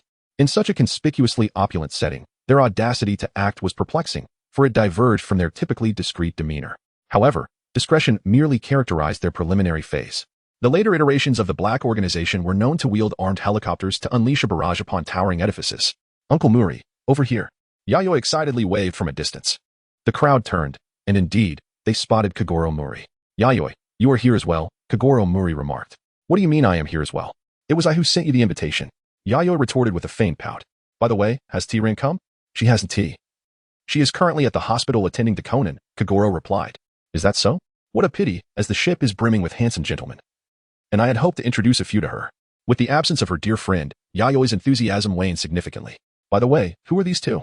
Kogoro inquired. "Allow me to introduce." Yayoi instantly regained her vivacity. "This is my uncle, a consultant for the Suzuki Group. Please be kind to him." Jiraichi Suzuki extended his hand. Kogoro shook it, feeling somewhat flustered. "Ah, it is I who should seek your guidance. And this gentleman?" Yayoi asked, wrapping her arm around Mikage Morishita's. "He is a shareholder of our Suzuki Group, named Mikage Morishita." "Mikage Morishita?" Kogoro exclaimed in surprise as he recognized him. "It's you, the psychologist. I had no idea you were a shareholder in the Suzuki Group." The identity of Morishita Kagami left him utterly astonished. After all, it was the Suzuki conglomerate. Even as merely a shareholder, he could easily command hundreds of billions. "I had met Detective Mouri before, and I am quite familiar with his daughter, Mouri Ran," Kagami remarked with a smile. "Is that so?" Suzuki Sanoko's mood soured instantly. "My close friend and confidant is rather familiar with him, yet I was completely unaware. That Ran, behind my back, has befriended a handsome man. It is simply outrageous not to regard me, her best friend." Contemplating this, Sanoko nudged Kagami with her elbow. "Ran is my dearest friend, so do not harbor any ill intentions. Furthermore, she is already taken by Kudo Shinichi. So she is not available." "Kudo Shinichi?" Kagami inquired, somewhat taken aback. "Is he that high school detective?" "Indeed," Sanoko affirmed with a nod. "Detective Mouri, you are here as well." A sweet voice rang out from not far away. 3 stunning women approached in unison, their beauty captivating the attention of many along the way. "Ah, it is Miss Yoko."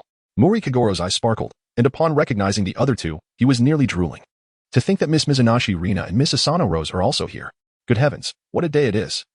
The three dazzling stars of the Nippon Television Network have gathered together. Morishita Kyo gazed at Mizunashii Rina, intrigued by the appearance of yet another core member of the enigmatic organization. At such a moment, he certainly did not believe that the other party had come merely for leisure. Wow, this gentleman's taste in attire is truly commendable.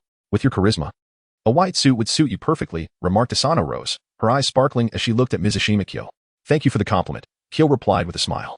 Mouri Kagoro, brimming with excitement, pointed to his own outfit and eagerly inquired, Miss Asano, how do you find my sense of fashion? You look splendid. And you are indeed wearing clothes, Asano Rose chuckled, covering her mouth. Mouri Kagoro, perplexed, responded, what do you mean by you are indeed wearing clothes? Excuse me, please be polite. Chapter 32. Simple protective measures. Mouri detective, I was merely jesting. Please do not take it to heart, Asano Rose laughed, still covering her mouth. Mouri Kagoro scratched his head and laughed heartily. Ha ha ha. It's quite all right, Miss Asano. You truly have a wonderful sense of humor. However, he soon wore a puzzled expression and turned to ask Kano Yoko, at this hour, Miss Yoko, shouldn't you be recording a show? Mouri Kagoro referred to the morning program Good Morning at 7, 4 minutes of cooking with Kano Yoko.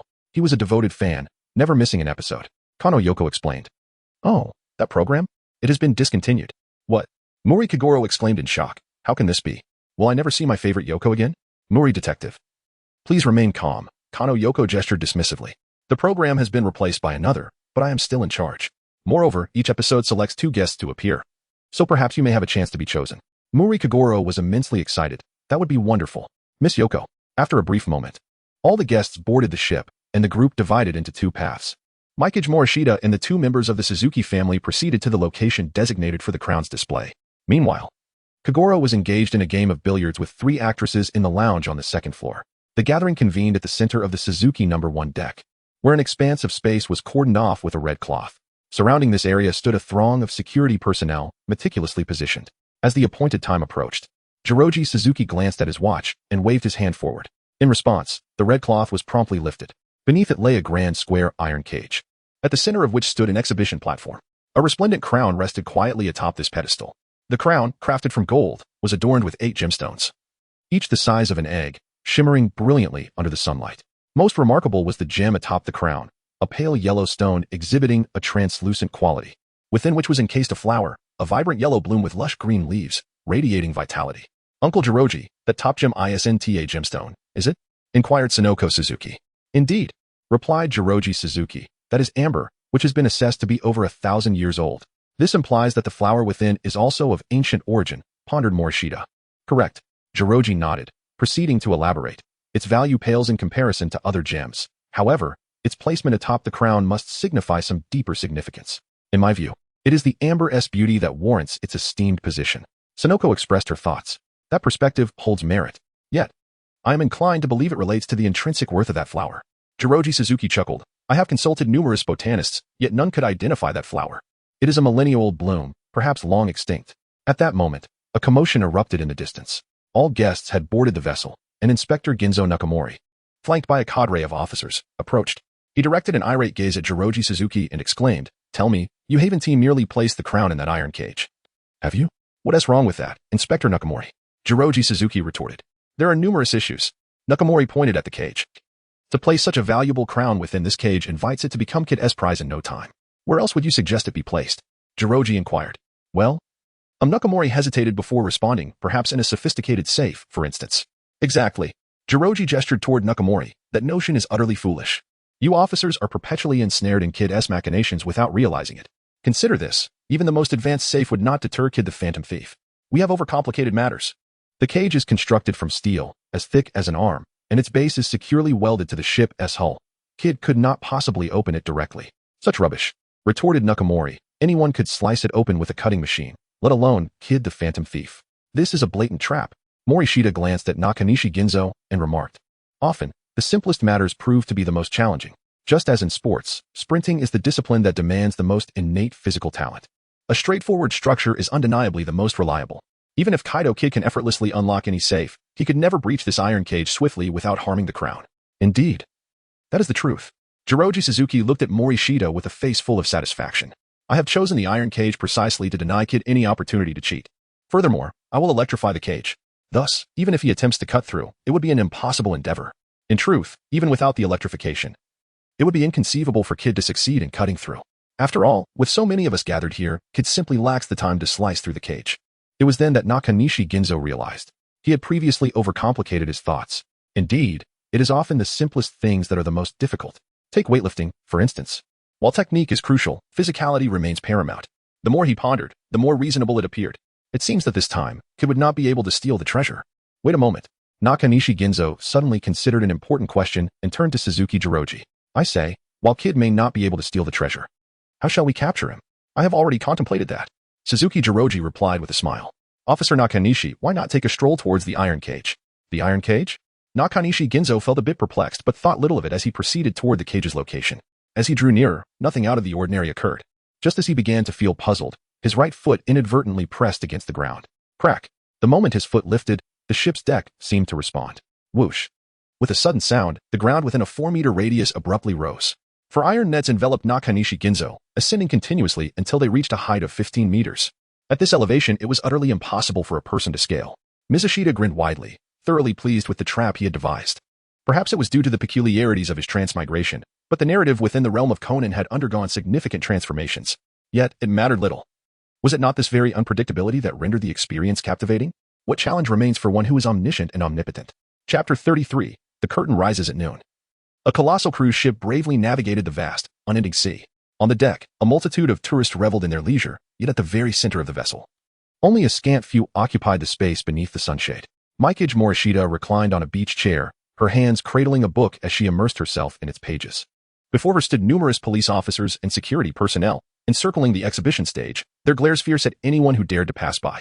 Consequently, although entry to this area was not explicitly forbidden, few were inclined to approach. Are we not to take action? Mizushita Kyo raised his eyes to survey the surroundings, using his reading as a guise, while he was actually vigilant about his environment at all times. Throughout the entire morning, he had not strayed an inch from this spot. To outsiders, it appeared as though he was on guard against Kid. However, the truth was that he was primarily focused on monitoring the members of the Black Organization. Mizushima Kagami slightly tilted her head, directing her gaze towards the inner collar, inquiring, "Is there any news?"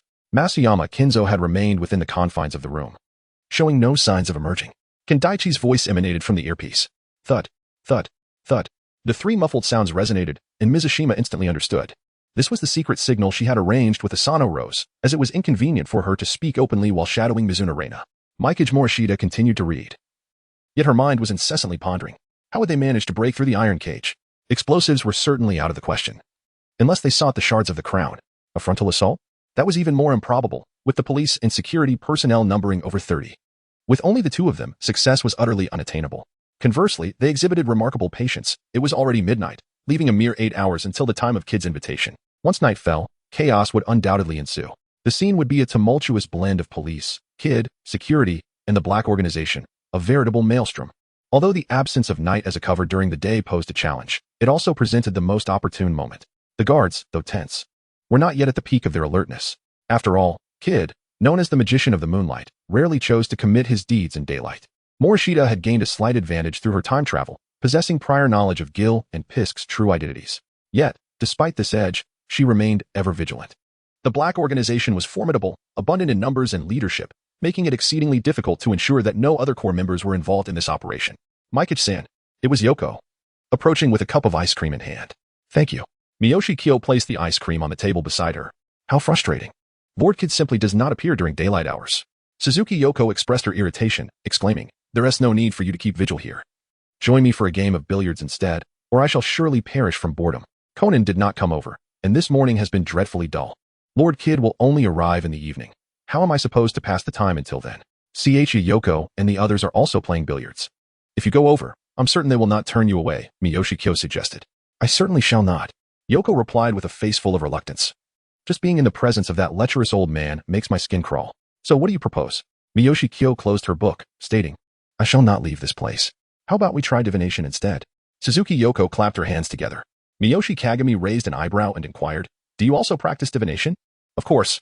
There is nothing that Lady Suzuki Yoko cannot do. Suzuki Yoko replied, waving her arms with great enthusiasm. In that case, I would appreciate it if you could retrieve the tools required for the divination, Miyoshi Kagami remarked with a smile. Leave such trivial matters to me. In a short while, Suzuki Yoko produced a brand new set of tarot cards, fanning them out and presenting them to Miyoshi Kagami. Kagami-san, Please draw 3 cards. Very well. Morishita Kyo reflected momentarily before extracting the central cards. All right, you may hand the cards over to me, Suzuki Sonoko stated. Very well. Sonoko accepted the 3 tarot cards and retrieved a book of interpretations, commencing her comparison. The text indicated that one might encounter minor troubles today, and a friend could suffer misfortune due to one's actions. Upon reading this, Sonoko's expression darkened. Morishita Kyo smiled indifferently and asked, "Is there anything else?" Suzuki Sonoko continued to read, her expression remaining unchanged. She replied, "The book also states that your heart's desires may very well be unfulfilled today. Is that so?" Morishita murmured softly, lifting her ice cream to savor its sweetness. It seemed that tonight was destined to be a sleepless night. At 7:30 in the afternoon, darkness had already enveloped the surroundings, and the tourists were all gathered at the center of the deck. "All of you, pay attention," Nakagawa Ginzo shouted emphatically. "In half an hour, Kid will make his appearance, and we must not let our guard down." Yes. The police officers, upon hearing this, immediately straightened their posture, their eyes scanning the crowd vigilantly. On the deck, a throng of tourists gathered 10 meters away from the display stand. The front row, upon catching sight of the crown, could not help but gasp in awe. It's simply dazzling. Indeed, the crown is encrusted with all those precious gems. Such a sturdy iron cage. I truly wonder how Kid plans to retrieve the crown. For the great Kid, this will undoubtedly be a piece of cake. Suzuki Yoko exclaimed, her face flushed with infatuation. In just half an hour, I will be able to catch a glimpse of the great Kid. Mouri Ran stood still, gazing at the crowd with slightly narrowed eyes. Masuyama Kinzo had not made an appearance. Only Mizuno Reina was present among those gathered. He turned his head and spoke into the intercom, asking, "Where is Pisk?" He had remained sequestered in his room, even having his meals delivered to him. The voice of Kendaichi transmitted through his earpiece. "I understand." Mouri Ran furrowed his brow tightly. What was the black organization scheming? Did they no longer desire the crown? With merely half an hour until 8 o'clock, the moment heralded in Kaido Kid's foreboding letter, he pondered. What would I do in this situation? Could it be? Miyoshi's eyes sparkled with enlightenment. It seems this interpretation is the only one that makes sense. Clearly, I have fallen into a misconception, preoccupied with how they might escape the iron cage. Yet, why should they concern themselves with breaching the cage at all? The iron cage is a matter for the Phantom Thief Kid to ponder, while their focus should solely be on dealing with the Phantom Thief Kid. The mantis stalks the cicada, unaware of the oriole behind. Heh. Morishita smiled broadly. The dark organization truly has a penchant for eating black, doesn't it? However, even if you manage to seize the crown, how do you intend to escape? After all, this is the vast expanse of the ocean. Ah. But then there is that method. Mizushima's eyes sparkled with realization. He had unraveled everything. At that moment, a muffled sound echoed through his headphones. Thud, thud, thud. Could it be right? A sly smile crept across Mizushima's face as he squinted. It appeared that Masuyama Kinzo had already taken action. Chapter 34. The Phantom Thief Kid Evening. 7:55 p.m.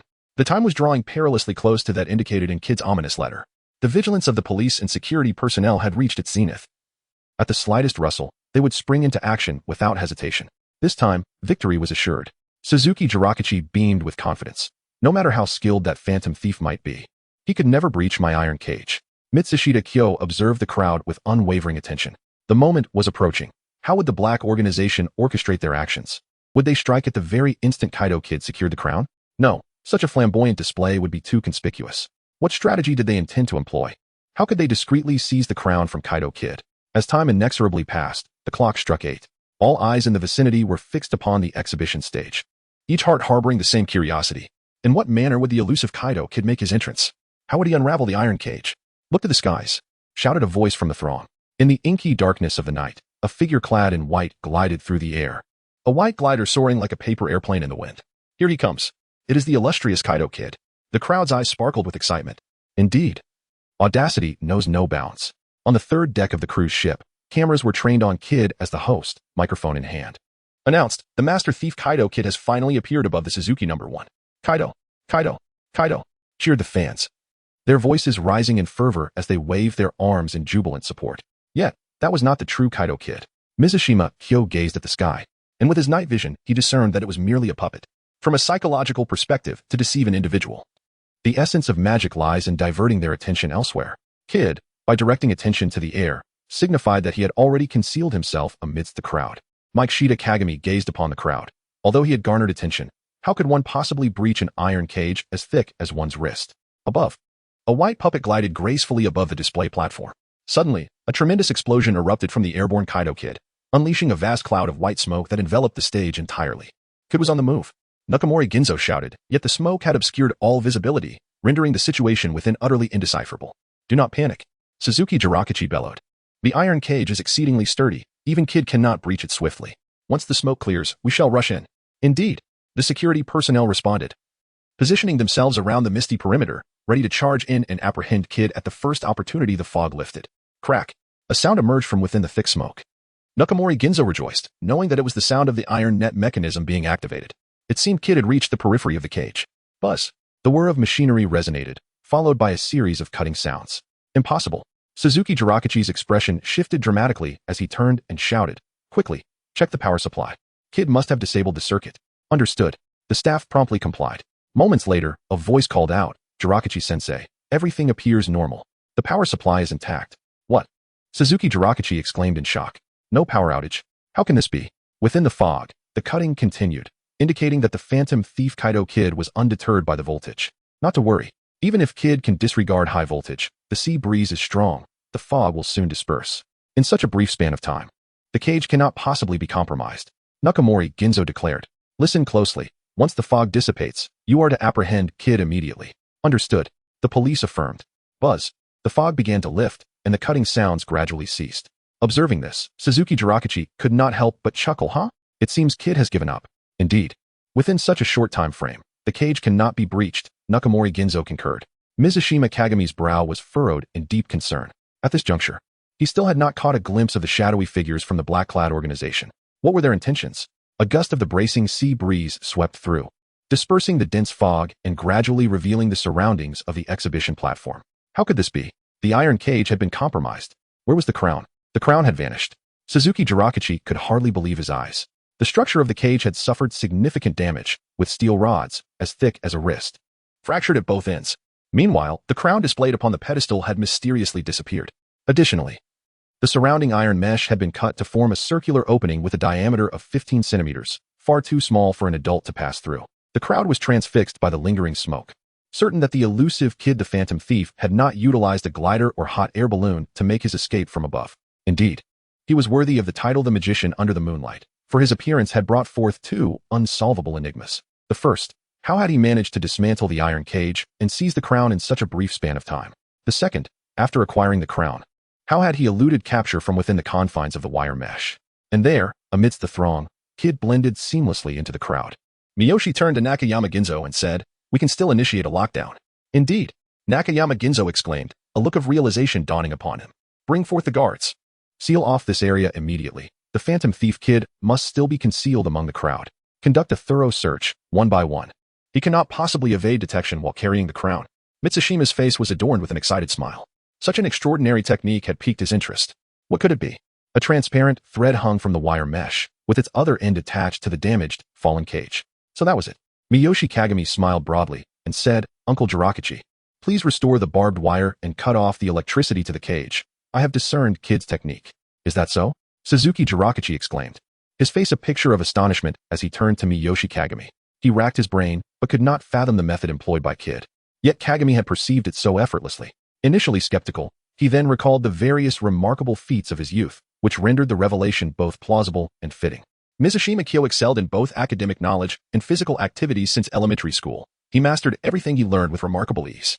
Bring it here, shouted Suzuki Jiroki. Restore the guardrail and cut off the electricity from the iron cage. With a crack, the barbed wire gradually retracted towards the ground.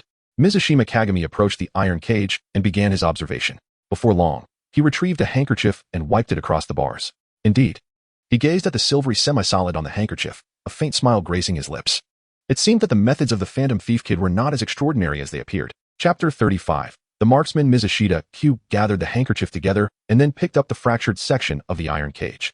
With a gentle tug, she noticed a transparent fishing line attached to it, the other end connected to a wire mesh concealed beneath the ground. What about you, Kyo? Any discoveries? Inquired Suzuki Jirakachi. Indeed, Morishita Kyo raised the fractured cage in his hand and declared, the silk thread connects the cage to the iron net. When the mechanism is triggered, the iron net ascends, resulting in the cage being torn apart. Such utter nonsense. Nakagawa Ginzo retorted angrily. The force exerted by the ascending wire net could never sever a steel bar as thick as a wrist. In other words, even if the strength of the net were sufficient, how could such a slender fishing line withstand such immense force? It is likely that the first to break will not be the iron cage, but rather this fragile fishing line. Suzuki Jiroji's gaze also reflected skepticism. Yet he refrained from hastily countering the argument. Morishita is certainly no ordinary individual. The fact that he has posed a question signifies that he must possess ample justification for doing so. Morishita gazed at Nakazono Ginzo and remarked with a smile. Since I have stated it thus, it is only natural that there exists a reason behind it. A reason? Nakazono Ginzo inquired, perplexed. Indeed. Miyoshi Kagami withdrew a handkerchief and remarked softly, within this lies a remarkable element, known as gallium. Gallium? Nakagawa Ginzo scratched his head in confusion, inquiring, what is that? I am familiar with it. Suzuki Sonoko raised her hand, her eyes brimming with excitement as she exclaimed, we discussed it in our chemistry class. Gallium has a notably low melting point, turning into a liquid at merely 30 degrees Celsius. This liquid gallium can amalgamate with other metals, rendering the once formidable iron exceedingly fragile. To think such a substance exists. Nakagawa Ginzo expressed his astonishment, entirely unaware of this wondrous element's existence. But, Suzuki Sonoko pondered, the corrosion of metals by gallium requires time. It is implausible for such a robust iron cage to be eroded in a short span. Indeed, Mitsushita Kyo pondered. This is the crux of the matter. Phantom Thief Kid must have had prior contact with the iron cage. This should be impossible. As our police have consistently maintained a presence here, Kid could not have approached this location in the afternoon. Nakamori Ginzo asserted with unwavering conviction. Miyoshi Kyo gazed deeply at the crowd behind him and explained, he acted before the afternoon. What? Then? The only ones who could have accessed the iron cage in the morning were those construction workers. Suzuki Jiro realized, turning his attention to the rear of the crowd where a group clad in work uniforms was gathered. Quick, apprehend them all, Nakagawa Ginzo shouted. Following his command, the officers swiftly surrounded the group. One officer stated, please cooperate with our investigation. We will conduct a preliminary search of your belongings. Ha. It seems the game of hide and seek has come to an end. A young man, of slight stature, grinned widely as he casually tossed a sphere onto the ground. Seize him, Nakagawa Ginzo urged anxiously. The officers rushed towards him, but it was already too late. Bang! The moment the sphere struck the ground, a thick cloud of smoke erupted. In the next instant, a white figure soared into the sky. It was Kid, who, utilizing his glider, began his ascent. Witnessing Kid's escape yet again, Nakagawa Ginzo stomped his feet in frustration, exclaiming, damn that Phantom Thief Kid. Should I see you again, you will not escape next time. Phantom Thief Kid paid him no heed and instead turned his gaze to the still figure of Miyoshi Kyo. Where did he emerge from? Such deduction is utterly astonishing, surpassing even that of Kudo Shinichi by a considerable margin. He couldn't help but sigh.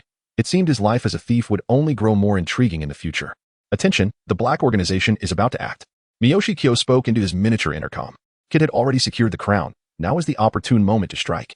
Otherwise, once Kid departed aboard the Suzuki No. 1, capturing him would become increasingly difficult.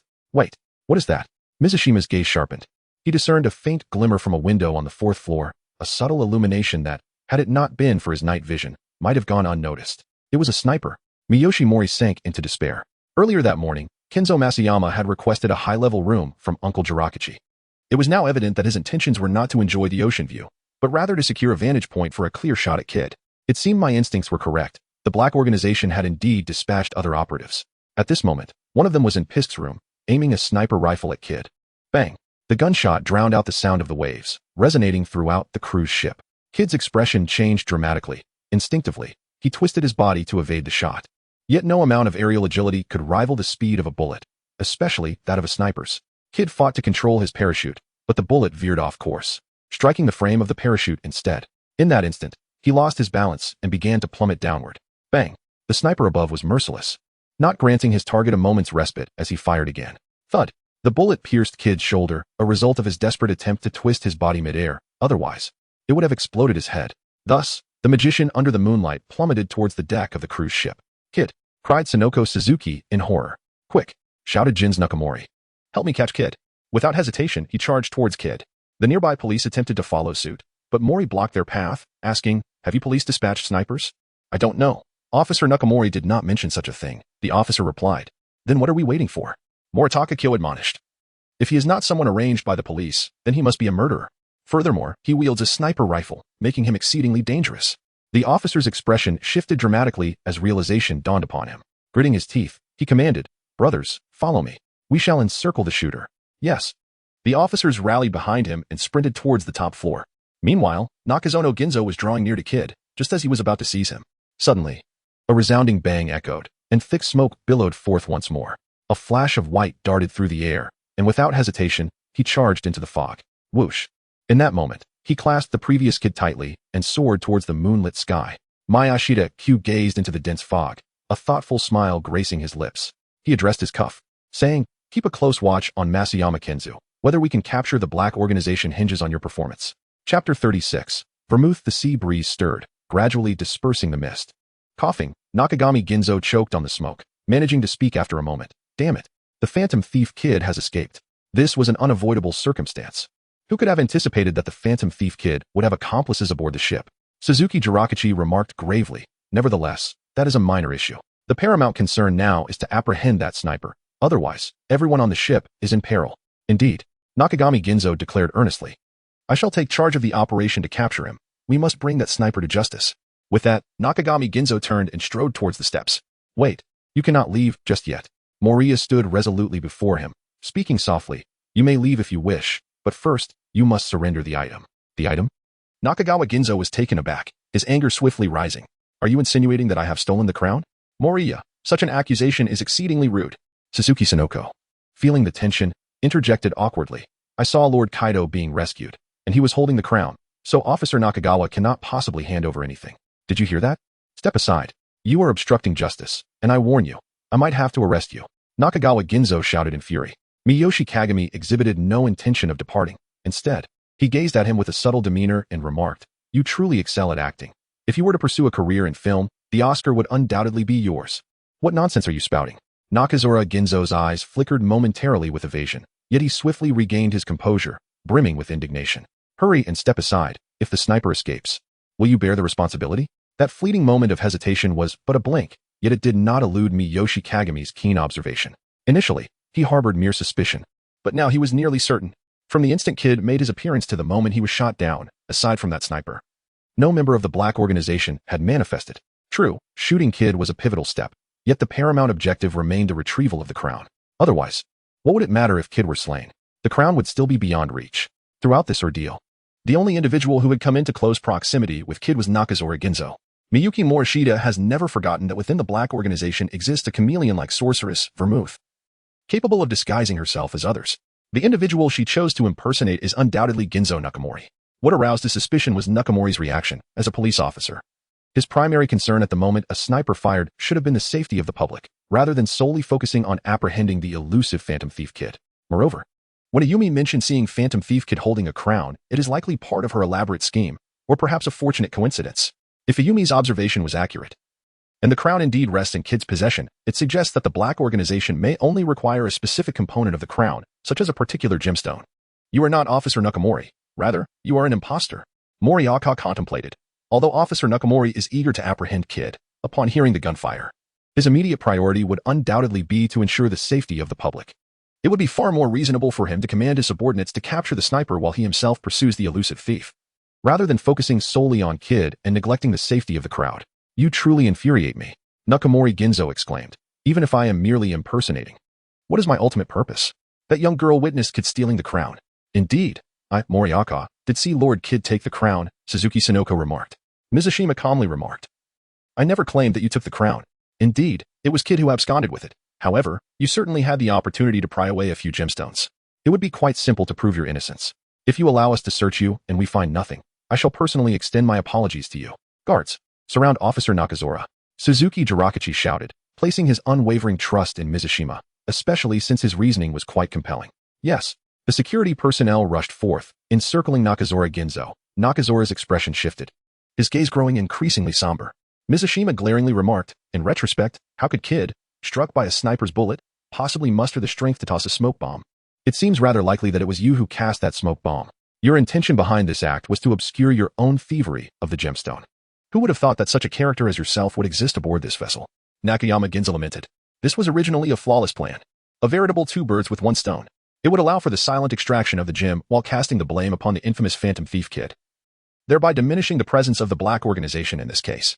Yet, such a meticulously crafted scheme has been entirely unraveled by this young man before us." "Seize him," shouted Suzuki Jirakachi. Upon hearing this, the security personnel charged towards Nakayama Ginzo. "Those unafraid of death, step forward," Nakayama Ginzo declared, pulling out a detonator from his pocket. "I have planted explosives on the ship. We might as well perish together." "What?" The security personnel halted in their tracks, realizing that they could not afford to act recklessly. Miyoshi Kagami gazed intently at her face, yet the anticipated micro-expressions failed to materialize. "It is true. She has indeed planted explosives aboard the ship. Step back quickly. Otherwise, I shall detonate the bomb. Nakagawa Ginzo threatened. The security personnel all took a step back, glancing towards Suzuki Jirakachi. Alas, Suzuki Jirakachi sighed, expressing his resignation. Everyone, disperse. As long as he does not trigger the explosives, a mere few gemstones are inconsequential. In his eyes, even 100 gemstones would not warrant concern. What truly infuriated him was the audacity of this despicable thief, who dared to jeopardize the lives of all the passengers aboard the ship for his own gain. Nakagawa Ginzo turned to Miyoshi Kagami, grinning maliciously. Great detective, what is it? Do you still intend to thwart me? How dare you? Morishita sighed helplessly. You hold the lives of everyone aboard in your hands. How could I dare to act recklessly? Please. Morishita Kyo stepped aside, his palm facing backward. Thank you, kind sir. Nakagawa Ginzo cast a lingering glance at Morishita Kyo, and without hesitation, he swiftly departed from the scene. Bang! Bang! Before he had been gone for long, 2 gunshots echoed from the stern of the ship. Mizushima's expression changed abruptly. It was the location where the speedboats were docked on the ship. The black-clad organization aimed to flee the luxury liner, necessitating their interception of those few speedboats. The very person Kendaichi was monitoring, Masuyama Kinzo, was heading toward that very spot. Suddenly, gunfire erupted once more. Suzuki Jirakachi's countenance shifted dramatically. Quick, immediately call the Metropolitan Police Department and direct all guests to the bow of the ship. We must ensure their safety. Understood. The security personnel began ushering the tourists toward the front of the vessel, while at that moment, Suzuki No. 1 had descended into utter chaos. Chapter 37. The conclusion of the incident. Bang, bang, bang. 3 more gunshots rang out, causing a collective shudder among the crowd. We cannot succumb to fear. The gunfire originates from the stern. Proceeding toward the bow will keep us out of danger. Suzuki Jirakachi spoke to reassure those around him. In such a dire situation, he could not allow the crowd to descend into panic, for that would only exacerbate the turmoil. Fortunately, the police and security personnel aboard provided some semblance of comfort to the crowd. Though anxious, they remained relatively composed. What was the situation? Mizushima Kyo observed the cessation of gunfire, unable to restrain himself from addressing his caller. After a brief moment, Kendaichi remained unresponsive. Mizushima's expression darkened. Thud, thud. Fortunately, with the sound of 2 muffled thuds, the tension in Mizushima's heart began to ease. Before long, 10 officers returned. Did you apprehend the sniper? Mizushima inquired. Not yet. The officer explained. However, we discovered Officer Nakasan in the restroom. He ordered us to return for support. I see, Mizushima replied. I heard several gunshots shortly after. Do you know if there were any casualties? The officer hesitated for a moment, but, recalling Mizushima's prior demeanor, decided to confide in him. Please, do not disclose this to anyone, as it may incite unrest. Thank you. I will keep it to myself. In Morishita's heart, a heavy sensation settled. The implication of the other S words was clear. There had been a death. The officer approached and whispered, It is Kinzo Masuyama. He was found at the stern of the vessel, a victim of gunshot wounds. Thank you. Morishita replied. It's nothing. Eventually, you will come to learn of this matter. The officer remarked before proceeding to orchestrate the crowd's retreat towards the bow of the ship. Mizushima Kyo followed the crowd to a secure location. He had already confirmed that Kendaichi's life was not in danger, and he found it more prudent to stay with the masses. Kendaichi remained in the shadows. While Masuyama Kinzo was in plain sight, thus it was highly likely that the former's injuries were not inflicted by the latter. It appeared that the Black Organization had other members aboard this cruise ship. Half an hour passed. 2 helicopters descended from the sky. Leading the group was Muguruma Jusen, accompanied by a cadre of police officers, including Sadu and Takagi, all present and accounted for. Where's the bomb? Muguruma Jusen inquired urgently as he disembarked. I am aware. Please follow me. We must dismantle the bomb immediately. Yes. With that, 2 bomb disposal experts followed the remaining officers away. At that moment, Nakamori Ginzo approached with his team. Muguruma, have you apprehended the shooter? Muguruma Jusen questioned. Regrettably not, Nakamori Ginzo replied somberly. The assailants have all fled. One of the speedboats on the cruise ship is missing. They must have escaped with it. It seemed their objective was clear, to steal the jewels from the crown. It was fortunate, however, that the consequences could have been far worse. Muguruma Jusen sighed, feeling a sense of relief. Nakamori Ginzo leaned closer and whispered. Masuyama Kinzo has died at the stern of the ship. What? Muguruma Jusen's expression changed dramatically. Take me there at once.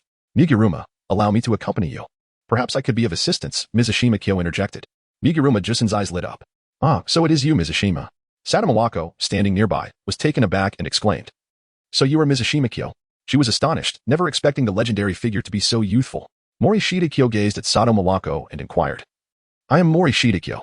May I ask who this officer is? Sato responded, I am Sato Mawako, an inspector in the Special Investigations Unit for Violent Crimes. Morisawa reached out his right hand, saying, I see, Officer Sato, I look forward to your guidance. You are too kind. After exchanging pleasantries, The two proceeded directly to the scene of the incident. At the rear of the boat, originally 5 speedboats were moored, yet one had mysteriously vanished. And the iron chain securing the vessels had been deliberately severed. It was here that Kinzo Masuyama met his demise, positioned directly in front of the missing speedboat. Without the need for Officer Muro to speak, the coroner stepped forward to examine the body. Reporting to Officer Muro, the cause of death is a gunshot wound. With an estimated time of death approximately half an hour ago, the coroner stated. Understood, replied Officer Muro, turning to Morisawa and inquiring, what are your thoughts, Morisawa? I believe this to be an unfortunate accident. Mouri Kyo contemplated. That band of robbers split into 3 routes. One person targeted Kid. Another disguised as Officer Nakamori to seize the jewels, and this place is precisely the final route. Chairman Masuyama Kinzo, for reasons unknown, arrived at the stern of the ship, inadvertently encountering them, which ultimately led to his demise. Indeed, that aligns with my conjecture, nodded Megure J-san. Sanxia Jing silently scoffed. Please. How could you believe that so readily? If you take a closer look, you will undoubtedly discover another type of shell casing, such evident traces of gunfire. And you accepted it without hesitation? Mizushima was somewhat at a loss for words. He had initially intended to conceal the traces left by Kendaichi. Yet before he could even weave his deception, you had believed it entirely. By the way, Mizushima, my dear brother, how has our previous discussion fared? Have you given your consent? Megure Jusen gazed at Mizushima with fervent intensity. Such a gaze sent a chill down Mizushima's spine. He harbored serious doubts that the other party's fervor in this matter was purely motivated by the desire to indulge in idleness. After all, the more capable the subordinates, the more at ease the superiors become, does it not? Mouri Kyo smiled and said, Officer Mumu, I have decided to accept your invitation. What? This is truly splendid. My dear Moriya, Officer Mumu exclaimed joyfully. Upon learning of Mouri Kyo's identity, he had not expected a favorable response, having merely inquired casually, fully prepared for a refusal. However, he was pleasantly surprised by Moriya's immediate acceptance. So, dear Moriya, when do you intend to come to the police station for the class? Officer Mumu inquired. Officer Mumu. I feel unworthy of the term class. Please consider it merely an opportunity for me to engage in dialogue and learn from the esteemed members of the police force. Mouri Kyo replied with a serene smile. Upon hearing this, Sadamawako couldn't help but regard Mouri Kyo with newfound respect. It seemed that despite his youth, he possessed a profound understanding of human relations, a stark contrast to the arrogance often displayed by certain detectives. Thus, matters reached a temporary conclusion. The bomb had been successfully defused by the police, and the incident was classified as a robbery-murder case, prompting an investigation into the perpetrator. Subsequently, Mouri Kyo returned to his cabin aboard the cruise ship. The injured Kendaichi was hiding there, having sustained a gunshot wound to his shoulder. Mouri Kyo skillfully extracted the bullet with a knife and aided him in staunching the bleeding. His first direct confrontation with the Black Organization ended in a stalemate. Although he had been unable to prevent them from acquiring the treasure, he had nonetheless eliminated a core member of their ranks. However, he was dissatisfied with the outcome of this operation. If memory served him correctly, the school festival at Tien High School was just a few days away, and he suspected that Vermouth would be observing from the shadows. At that time, he planned to dispatch Kendaichi to follow her, should she dare return to their base. Mouri Kyo would ensure she received a grand surprise in the form of a bomb. Chapter 38, the most leisurely individual in the early morning, at the Mahana police station. Excuse me, sir, parking is prohibited in front of the police station. Miyamoto Yumi exclaimed, her eyes wide with disbelief. Is this a joke? This person actually chose to park illegally right at the entrance of the station so early in the morning?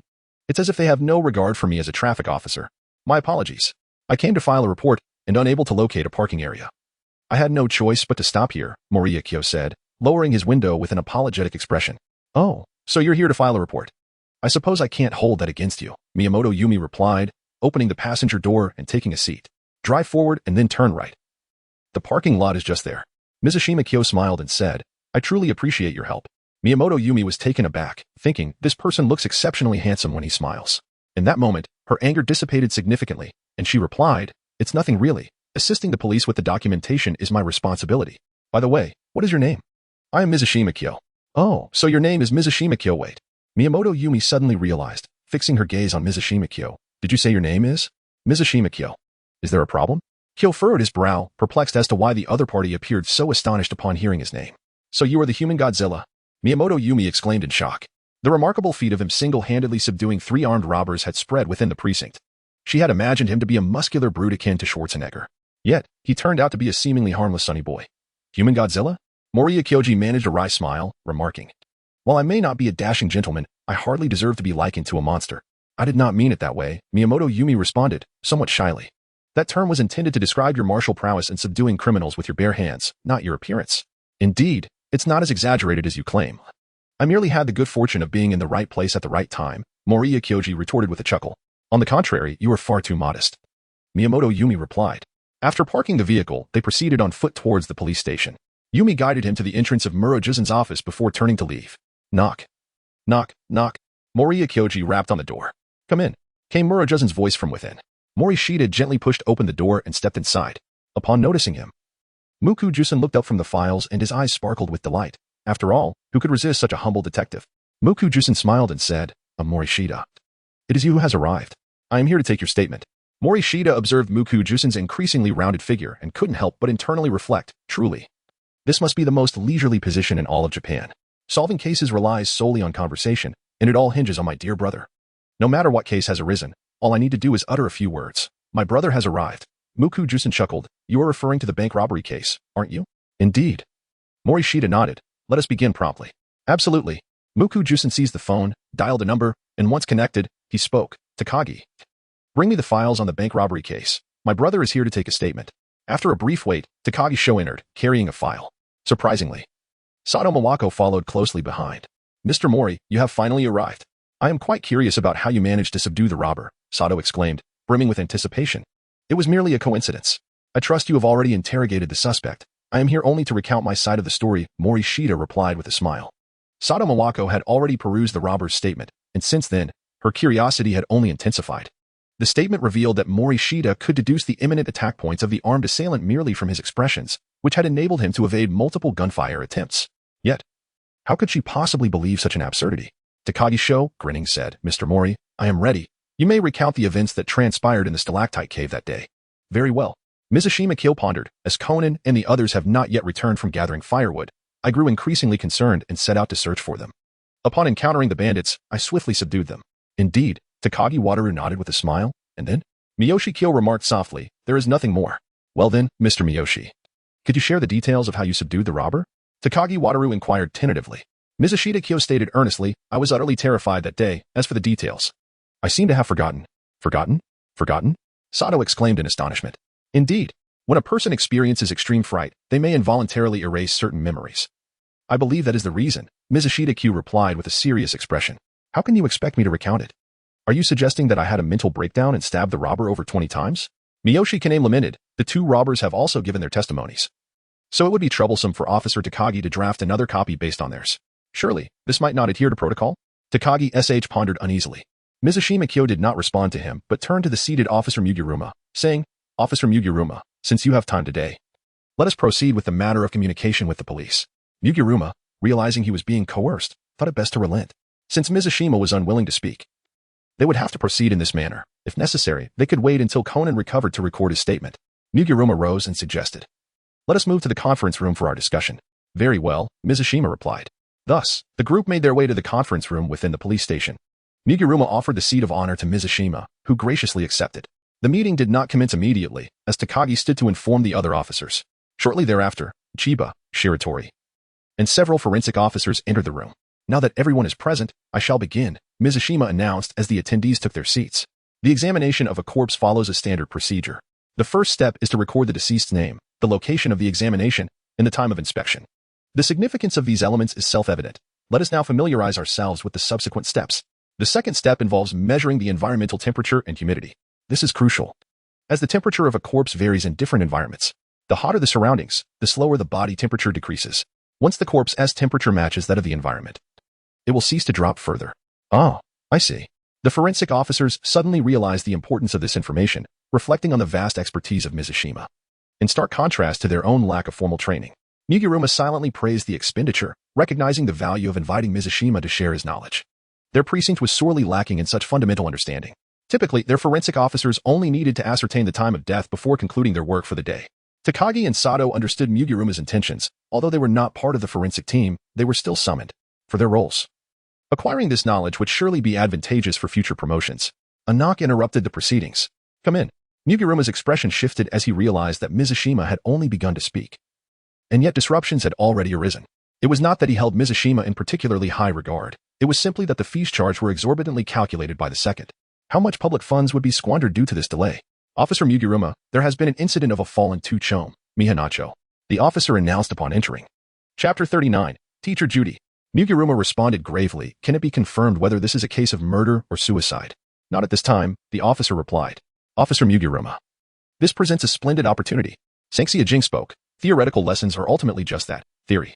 It is only through hands-on practice at the scene that one truly learns. Very well. Mimi Jusen rose, declaring, everyone, let us proceed to the crime scene together. Indeed. Approximately 20 minutes later, the police vehicle arrived at the scene of the incident. It was situated in front of a residential building located in Mihua Town, 2nd District. In front of the residential building lay a bustling commercial street, where the body was grotesquely sprawled in the middle of the road.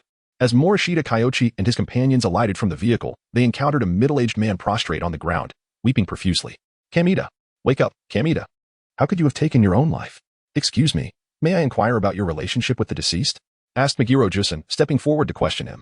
I am Kamita's friend. We were just drinking together, and while I went to purchase something, he suddenly leapt from the building. The man replied. Meguro Jusen continued. What is your name? My name is Takeuchi Shimikatsu, he responded.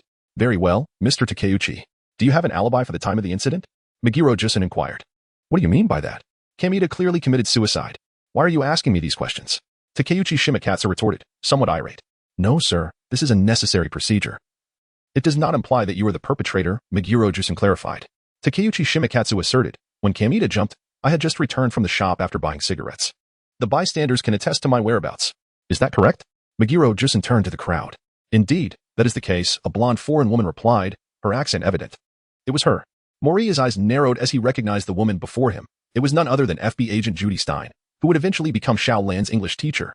Considering the timeline, she must now be teaching at T in high school. With a peculiar accent, Judy remarked, at that time, I was strolling along this street. She gestured toward a man, adding, and this man suddenly shouted to the heavens, someone is about to jump. Everyone nearby heard him. It became clear. Mouri Ran nodded thoughtfully before turning to Moriya, saying, Moriya, I must rely on you for the next steps. No problem, Moriya replied, leading several forensic officers toward the body. Judy's gaze shifted to Moriya, her eyes narrowing in contemplation as she leaned in closer. Morishita gently remarked, please proceed with the examination. I shall inform you of any discrepancies. Understood, responded the 3 coroner officials. Consequently, they immersed themselves in their tasks. After toiling over the corpse for quite some time, one of the coroners spoke up, based on the rigidity and temperature of the body, we can ascertain that the time of death was approximately 30 minutes ago. Indeed. Well done. Morishita nodded slightly. Is there anything else? The 3 of them were taken aback. What more is there? There is nothing else. Nothing left? Morishita Kyo gazed at them in utter astonishment, while the latter confidently asserted, this is our sole responsibility. Once we finish, we can leave for the day. Sanxia Jing. I must retract my previous statement. The most leisurely job in all of Japan is certainly not suited for Makuju Jusen.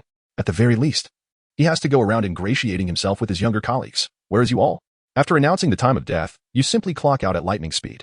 Alas. Mikage Morishita shook his head in resignation and said, please step aside, allow me to demonstrate. Excuse me? Judy inquired with curiosity, are you a coroner? Not at all. I'm a psychologist, Morishita replied. With that, he donned 2 pairs of gloves. The reason for bringing 2 pairs was not only to alleviate psychological discomfort, but primarily to prevent the contamination of 1 pair with any odors. He then turned the body over to examine it more closely. The face was pressed against the ground. The back of the head and several areas of the body bore bruises, the limbs exhibited multiple fractures, and the facial structure was sunken. Interesting, he murmured. Mizushima's gaze sharpened as he slowly remarked, aside from the injury at the back of the head, all other wounds exhibit no signs of bleeding, swelling, or tissue contraction. And the wounds have taken on a yellowish-brown hue. So it is. The 3 forensic officers behind him nodded in agreement. Morishita raised an eyebrow and inquired, then, what do you all think this signifies? The 3 responded hesitantly, well, this, They instinctively uttered a phrase, never anticipating that the other party would genuinely seek their opinion. Alas. Mizushima sighed, stating, the facial injuries of the deceased are concentrated and evidently resulted from a singular incident. Coupled with multiple contusions and fractures, it is conclusive that death ensued from a fall from a great height. Excellent. Officer Muro chuckled. Once my dear brother Mizushima takes action, it is always decisive and efficient. The case is now resolved. This is a suicide case. Kamita, why must you succumb to such despair? Was it merely a loss from horse racing? We could earn it back together next time. Takeuchi then collapsed once more, weeping profusely. Now it makes sense. I wondered why it was a suicide. It turns out it was due to gambling losses. Oh, how tragic. It seems he lost a considerable sum and, unable to bear the burden, chose to end his life. Upon hearing this, the surrounding crowd began to murmur. In Japan, a nation notorious for its high suicide rates, a mere incident of someone jumping from a building had become an all too familiar sight. Officer Muro, I have yet to finish speaking. Morishita Kyo was utterly speechless. Must you be so eager to leave work? I have yet to complete my inspection, while you have already wrapped up your case. Makuru Jusen felt somewhat awkward. He scratched his head and inquired, Mitsushita, do you have any further leads? Of course, Morishita Kyo gently remarked. Although the wounds on the corpse are consistent with a fall from a height, most of the injuries exhibit yellow or brown discoloration, and there is an absence of blood. This indicates that he must have fallen from the building after having succumbed to death. Hiss. Magyar Juza and the 3 forensic officers all inhaled sharply. What? Unable to afford air conditioning, they resorted to manual cooling? Mizushima cast a glance at them. Pray tell, what is the cause of the deceased's demise, dear Matsushita? Inquired Magyar J-san. Morishita turned the corpse over, pointing to the back of the head, and coldly remarked, it is precisely this. This wound exhibits significant bleeding, clearly contradicting my previous assessments. At the back of the corpse's head, there lay a gruesome injury, resembling a blow sustained from a sharp object such as a wall corner or the edge of a table. Mr. Takeuchi, are you not yet prepared to confess? Morishita stated icily. Chapter 40. Imbecile. Mizushima Kyo spoke coldly. Mr. Takeuchi, are you not prepared to confess? At this utterance, the onlookers instinctively distanced themselves from Takeuchi, their faces awash with astonishment. What do you mean by that? Takeuchi stammered, noticing the crowd's aversion to him, which stirred a sense of panic within. He glared at Mizushima, retorting, I have an alibi. How dare you accuse me of murdering Kamita? Strange indeed, for I never claimed you killed Mr. Kamita. I merely urge you to confess. Mizushima replied with a smile. Witnessing this exchange, Morojuro signaled to Takagi and the others. Being seasoned detectives, they understood immediately and stealthily surrounded Takeuchi. What do you mean by this? You have no evidence, yet you encircle me? I will file a complaint against you. Takeuchi fumed. His anger merely a facade to mask his growing anxiety. How infuriating. That was a perfect crime I meticulously devised. It's all because of this brat.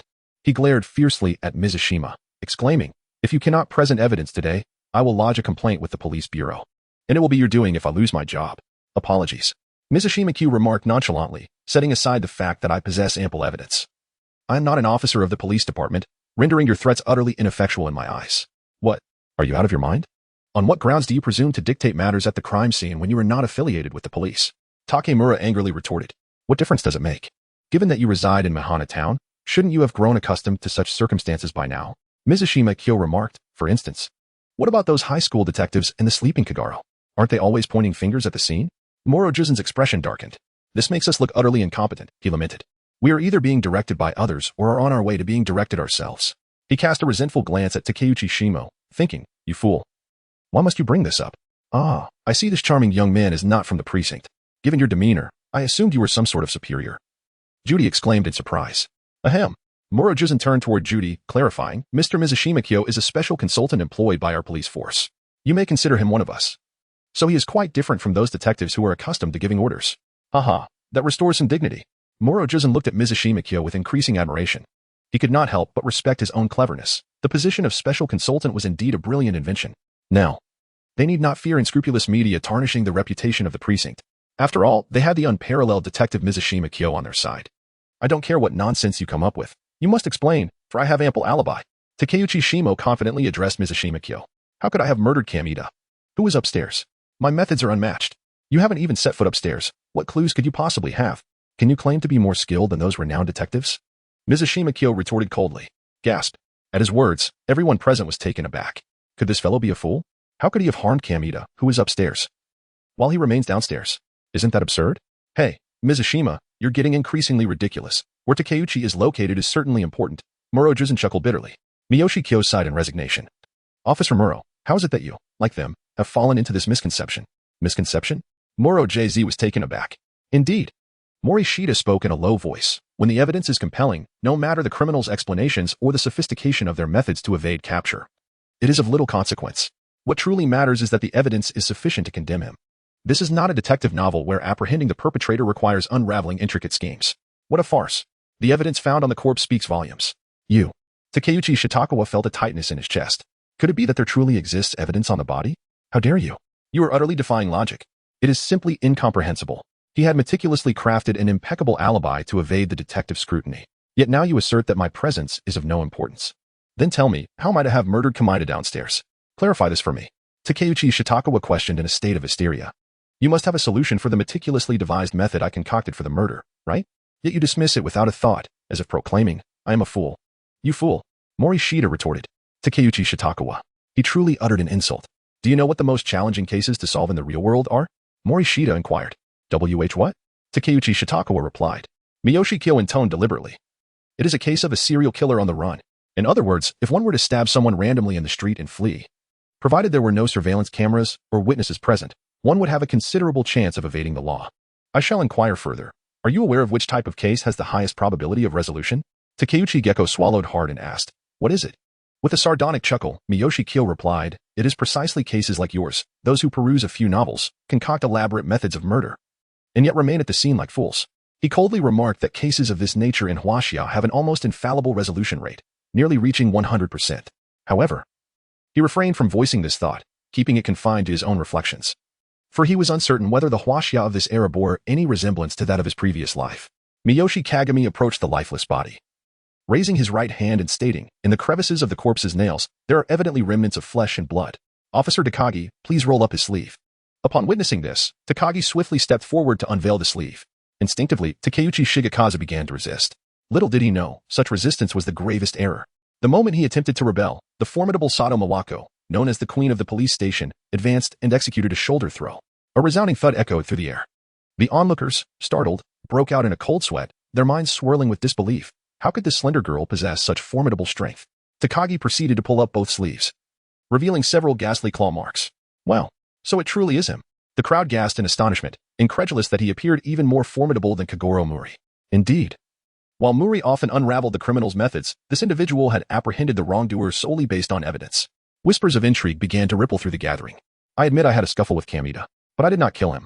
Therefore, you cannot arrest me. Taguchi protested. Do you understand why I call you a fool?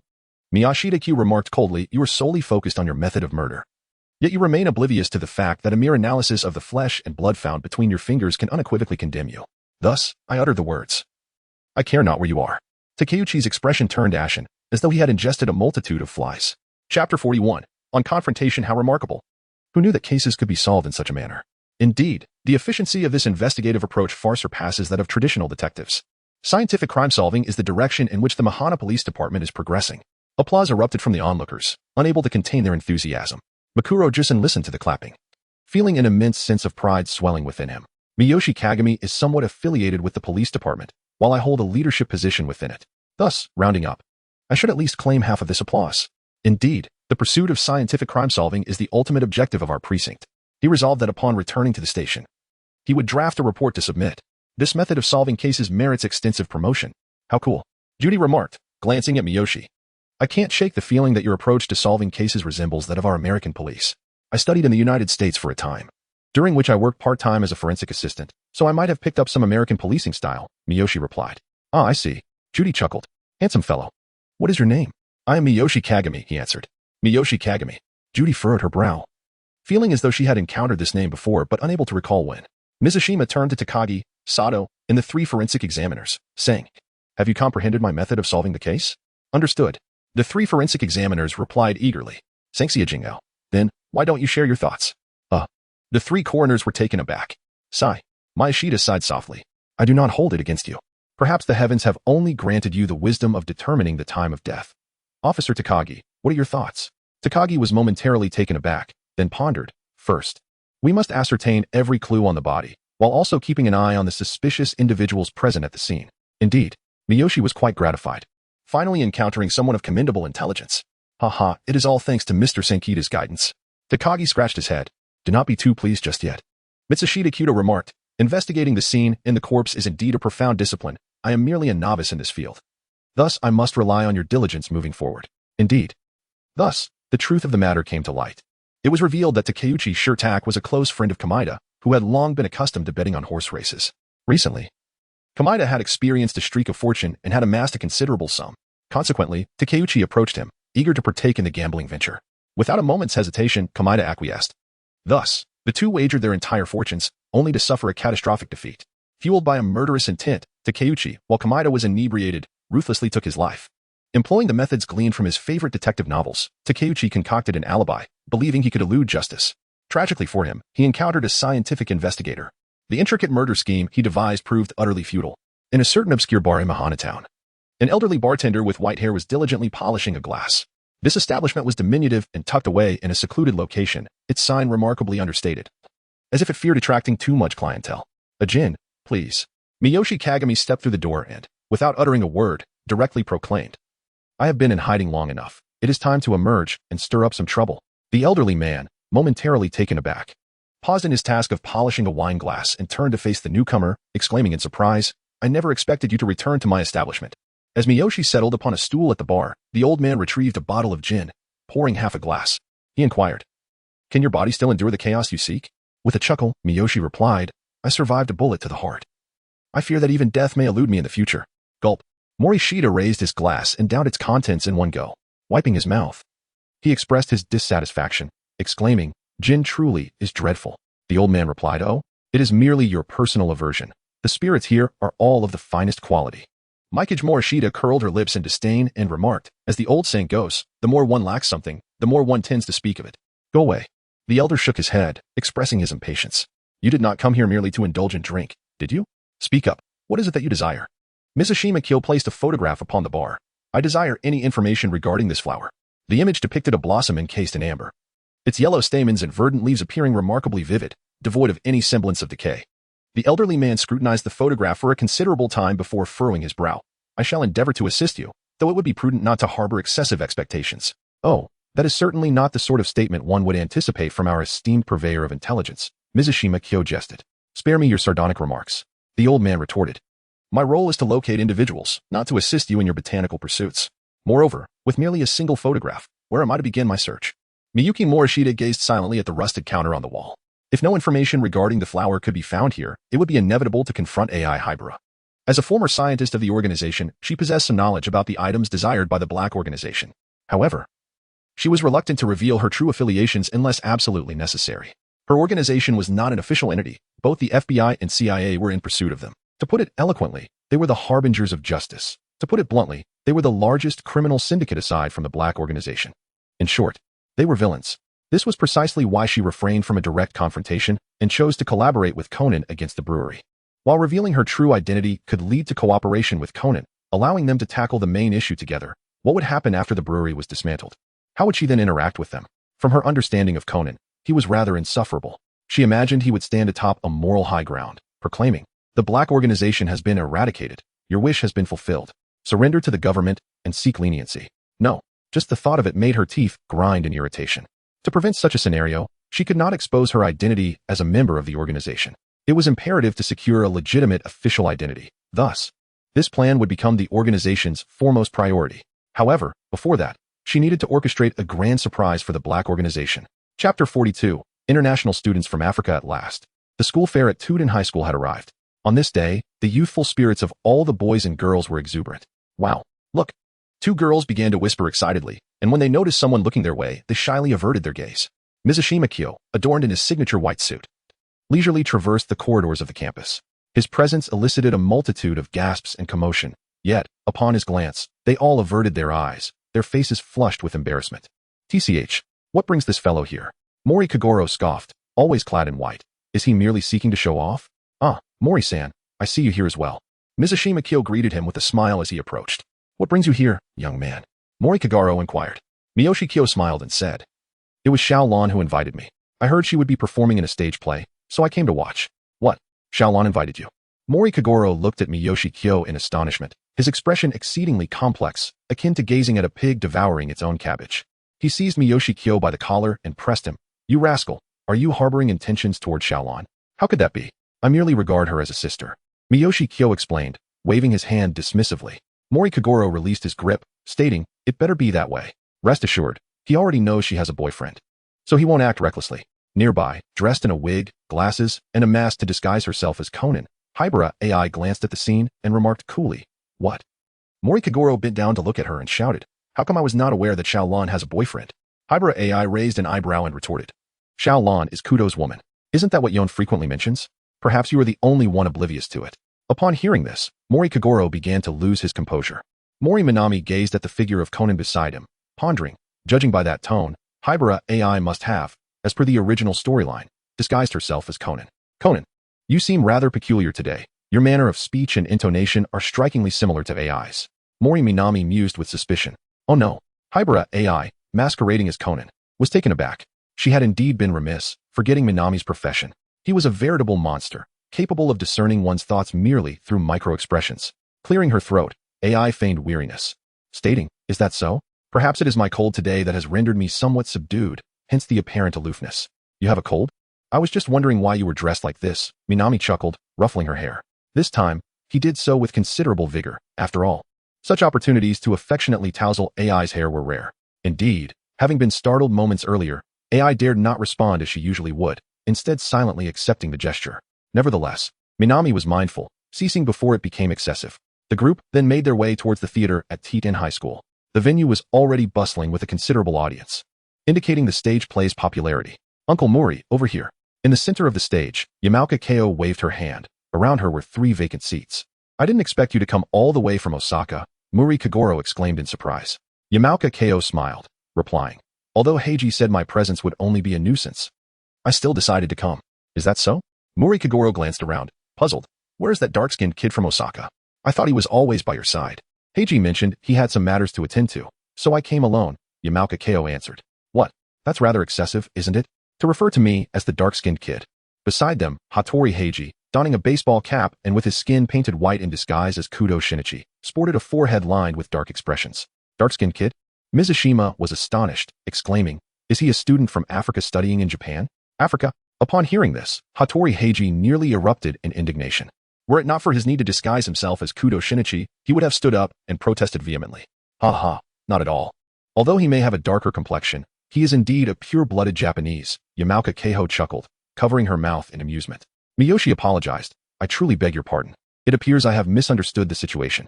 One must blame someone for bestowing such whimsical nicknames upon others. Hibara AI retorted coldly. How can this be attributed to me?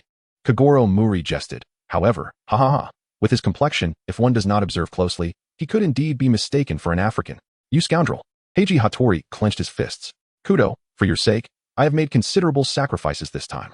What will you offer in compensation? Thus, amidst laughter and merriment, the stage play commenced. The lights in the venue dimmed.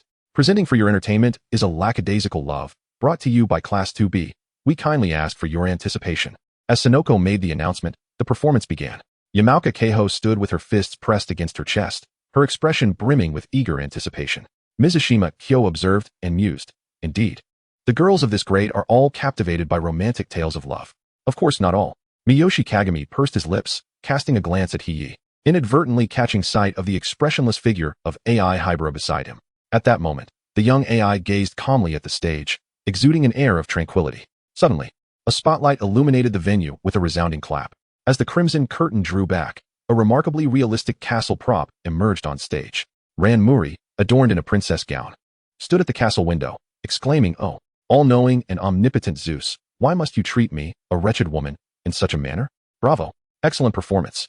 From the audience, Kagoro Mouri amplified his voice with a hand cupped around his mouth, his face beaming with pride. Noticing the attention of those around him, he scratched his head, as if to boast, "Let me tell you, she is my daughter." Laughter erupted among the crowd. In the distance, he muttered in exasperation, "Please, this is utterly embarrassing. I don't even want to be here. Is this not the behavior one would expect from a parent?" Morishita Kagami smiled as she explained, "Indeed, Mr. Mouri has been somewhat exaggerated in his demeanor." "I see," said Far Mountain and Leaf with a smile. "Then it should be this way. Love must be expressed." Hibara AI gazed at the smiling Morishita Kagami, feeling a heavy weight in her heart, upon witnessing the encouragement bestowed upon others by their parents. Would not Morishita also feel a twinge of sorrow within? At this moment, the stage play has reached its pinnacle. A group has encircled the princess, Xiaolan. Just as Xiaolan is about to be unseated from her carriage, Far Mountain and Leaf rise and exclaim, "Xiaolan, do not be afraid. Quickly dispatch them with your karate skills." Hibara AI silently reflects. Are you not the same? How can you dare to criticize others? Mizushita Kyo gazed at the watch in his hand. As per the unfolding narrative, the case was about to commence. Ah! A piercing scream echoed through the air. Alas! Miyashita sighed, realizing yet another promising life had come to an end beneath the shadow of death. Chapter 43. Young man, do you wish to embarrass me? 20 minutes later. At the Mihua police station. In this seemingly trivial matter, the police's response time remained impressively steady, led once again by the familiar figure of Muro Jisusen. The deceased was named Keihei Ueda, a 27-year-old doctor employed at Mihua General Hospital, correct? Takagi Wataru inquired while examining the records. Indeed, the woman replied. Muro Jisusen then asked, why did he collapse in the midst of the performance? The woman explained, I initially thought he was just unwell, but suddenly he fell right there. Takagi Wataru picked up the cup by the body and asked, could it be that he collapsed after drinking from this cup? The woman responded, I was focused on the play, so I am not certain about the details. Muro Jisusen examined the cup and noted, The drink appears to be nearly finished. By the way, at what time did Mr. Ueda likely collapse? He must have fallen around 2:40. Mouri Ran interjected from the side. Ah, Moro Jasusen exclaimed, Ran. If she is here, could it be that a certain calamity has also arrived? I heard the screams during the climax of the performance, correct, doctor? Mouri Ran glanced at a young man dressed as a knight nearby, but he did not respond. She felt that the newly appointed Dr. Shizuka seemed somewhat peculiar today. Reminiscent of Shinichi, Takagi Wataru turned to Moro Jasusen, explaining, by the way, this fair is hosted by the Teat-in High School where Ran attends. Ah, Moro Jasusen exclaimed in surprise, beginning to search for someone. So that fellow has come as well? Mouri Kagoro approached, donning a coat. Are you looking for someone? Officer Moro, I am referring to you. Moro Jasusen wore an expression of resignation, internally lamenting, you calamity, how could you bring misfortune to your daughter's school? No one approached the body, right? Moro Jasusen inquired. Mouri Kagoro chuckled. Of course, Officer Moro, maintaining the integrity of the scene is fundamental to any investigation. He pointed to the coroner at work, confidently stating, no one has approached the body prior to this coroner's examination. What is going on? How could you ask me such a question, being a regular at crime scenes? Takagi Wataru asked.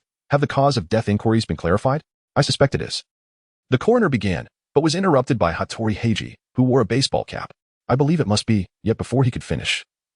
Morishita swiftly covered Hattori Heiji's mouth from behind, expressing his discontent. I say, you young man with a thick Osaka accent. This is one of the few things he knows. Could you refrain from stealing the spotlight? Morishita. The coroner's eyes brightened, surprised that his idol would speak up for him at this moment. Morishita, my brother. Moro Jasusen's face lit up. Now that we have a police consultant here, there is no need for Kagoro to emerge from his slumber. Moro Jasusen felt exuberant, almost exclaiming, this case belongs to the Mihua police station. You detectives should not hinder our investigation. Ugh, Hattori Heiji, feeling somewhat suffocated, could only choke in protest. Upon witnessing this, Morishita Kyo was apprehensive that he might inadvertently suffocate someone. Thus he could only relinquish his grip. I remarked, isn't this tantamount to murder? Hattori Heiji, gasping for air, expressed his discontent. Megure Juizu furrowed his brow and inquired, who exactly are you? To which Hattori Heiji, after catching his breath, removed his hat and chuckled. Who else could I be? After such a long absence, I never imagined you would forget me. I am Kudo Shinichi. The crowd responded with silence. Consequently, Hattori Heiji approached Conan and stated, it was this bespectacled little brat who called me, requesting my presence at Ran's stage performance. Rumor has it, in Kanto, it's Kudo, in Kansai, it's Hattori. Miyoshi Kyo spoke coldly. Forgive my candor, but with that heavy Osaka accent of yours, I could believe you are Heiji Hattori. However, claiming to be Shinichi Kudo, a man from Kanto, while speaking in Osaka dialect. Please do not insult our intelligence. Heiji. Yokoyama leaned closer, gazing at Shinichi Kudo with confusion. What brings you here? And what are you doing in this situation? As she spoke, she reached out and wiped a layer of foundation off Heiji Hattori's face. Why are you wearing so much makeup? Are you here to perform in a kabuki play? And no. You must see clearly, I am not Heiji Hattori, I am Shinichi Kudo. Heiji shouted vehemently. You brat. Kagoro Mori scolded angrily. What kind of nonsense are you spewing? Ah, you dare to criticize me? You are the one who infuriates me just by being in sight. Upon seeing Kagoro Mori, Heiji was immediately incensed, exclaiming, were you the one slandering me as an African exchange student just now? Don't you dare misinterpret my words. It was that kid. Kagoro pointed at Miyoshi Kyo, indicating that he would not take the blame. Observing the expressions of the crowd, Heiji scratched his head, feeling sheepish. Ha ha ha. I merely intended to impersonate Kudo to surprise you all. What on earth are you doing? Kagoro Mori said with a look of disdain. JZ Megure, exasperated, retorted, are you trying to form a foolish duo with Mori? What did you say? Kagoro Mori glared. Before you impersonate someone else, you should first correct that accent of yours. At this moment, a man dressed in a theatrical knight's costume interjected. The drinks were purchased by Mr. Kamada. Before he could finish, Miyoshi Kyo swiftly covered Shinichi Kudo's mouth, speaking coldly. Where did you come from? I already mentioned that we should allow our coroner to present his findings first. Is that clear? Mr. Miyoshi. The coroner's eyes glistened with tears, on the verge of crying. All this time, I have always been a supporting character, who has cared for my feelings as much as Mr. Miyoshi has. Mizushima Kyo is exceedingly infuriated. I am currently serving as a special consultant to the police. You detectives, emerging from who knows where, wish to usurp the spotlight upon your arrival? Such a delightful scenario is hardly plausible. If I were absent from the scene, it might be bearable. However, I am present, and your attempt to overshadow the police is tantamount to overshadowing me. Furthermore, that coroner is a seasoned lecturer whom I have had the privilege to learn from. By silencing him, do you not realize you are disregarding my dignity? Chapter 44. Cyanide. The deceased's lips and nails exhibit a pinkish hue, leading to a preliminary assessment of potassium cyanide poisoning, as determined by the coroner. Miyoshi still covered Kudo Shinichi's mouth. Turning to the coroner and inquiring, is there a lingering scent of almonds in his mouth? The coroner nodded in affirmation, stating, "Indeed. There is a trace of the almond aroma. Well then, we can ascertain that it is indeed cyanide poisoning," she concluded. Releasing her grip, Kudo Shinichi immediately bent over. Gasping for breath, Morishita Kyo disregarded the attention-seeking young man and turned to the woman, inquiring, "Miss, may I ask if the beverages were purchased by Mr. Kamada himself?" Mayu Hikari glanced at the man before her breath slightly quickening, and replied, "I purchased the drinks, a total of 4 for us. After buying them, I handed all the beverages to Mr. Mitani, and I then proceeded to the restroom." That is indeed the case. Waita Mitani elaborated, however. "I only took the oolong tea I intended to drink, while I entrusted the remaining beverages to Noda Yamemi." At that moment, Kudo Shinichi finally caught his breath and addressed the deceased's 4 companions, stating, "Thus, the only ones who could have administered the poison are the 4 of you." Wait. Mayu Hikari interjected hurriedly. "The drinks for Kamada and I were identical. Both were iced coffee. Therefore, if I had intended to poison him, I would have had to hand him the coffee myself, rather than allowing others to distribute it." Mizushima Kyoko fixed her gaze intently upon Mayuhani, whose reactions appeared rather peculiar. Logically, even in the occurrence of a homicide, there was no necessity for her to be so anxious in her explanations. It was as if she were proclaiming, "I did not poison anyone. Do not investigate me." Moreover, it was raining outside, and just moments ago, she had accompanied 3 others to inspect Mr. Kamada's vehicle with the police. Yet, Maida Hongi exhibited no inclination to don her raincoat's hood. Was there perhaps a hidden secret within the confines of her attire? Mugir Juzin interjected, "You could easily poison 2 cups of coffee, while opting not to drink or even dispose of one yourself.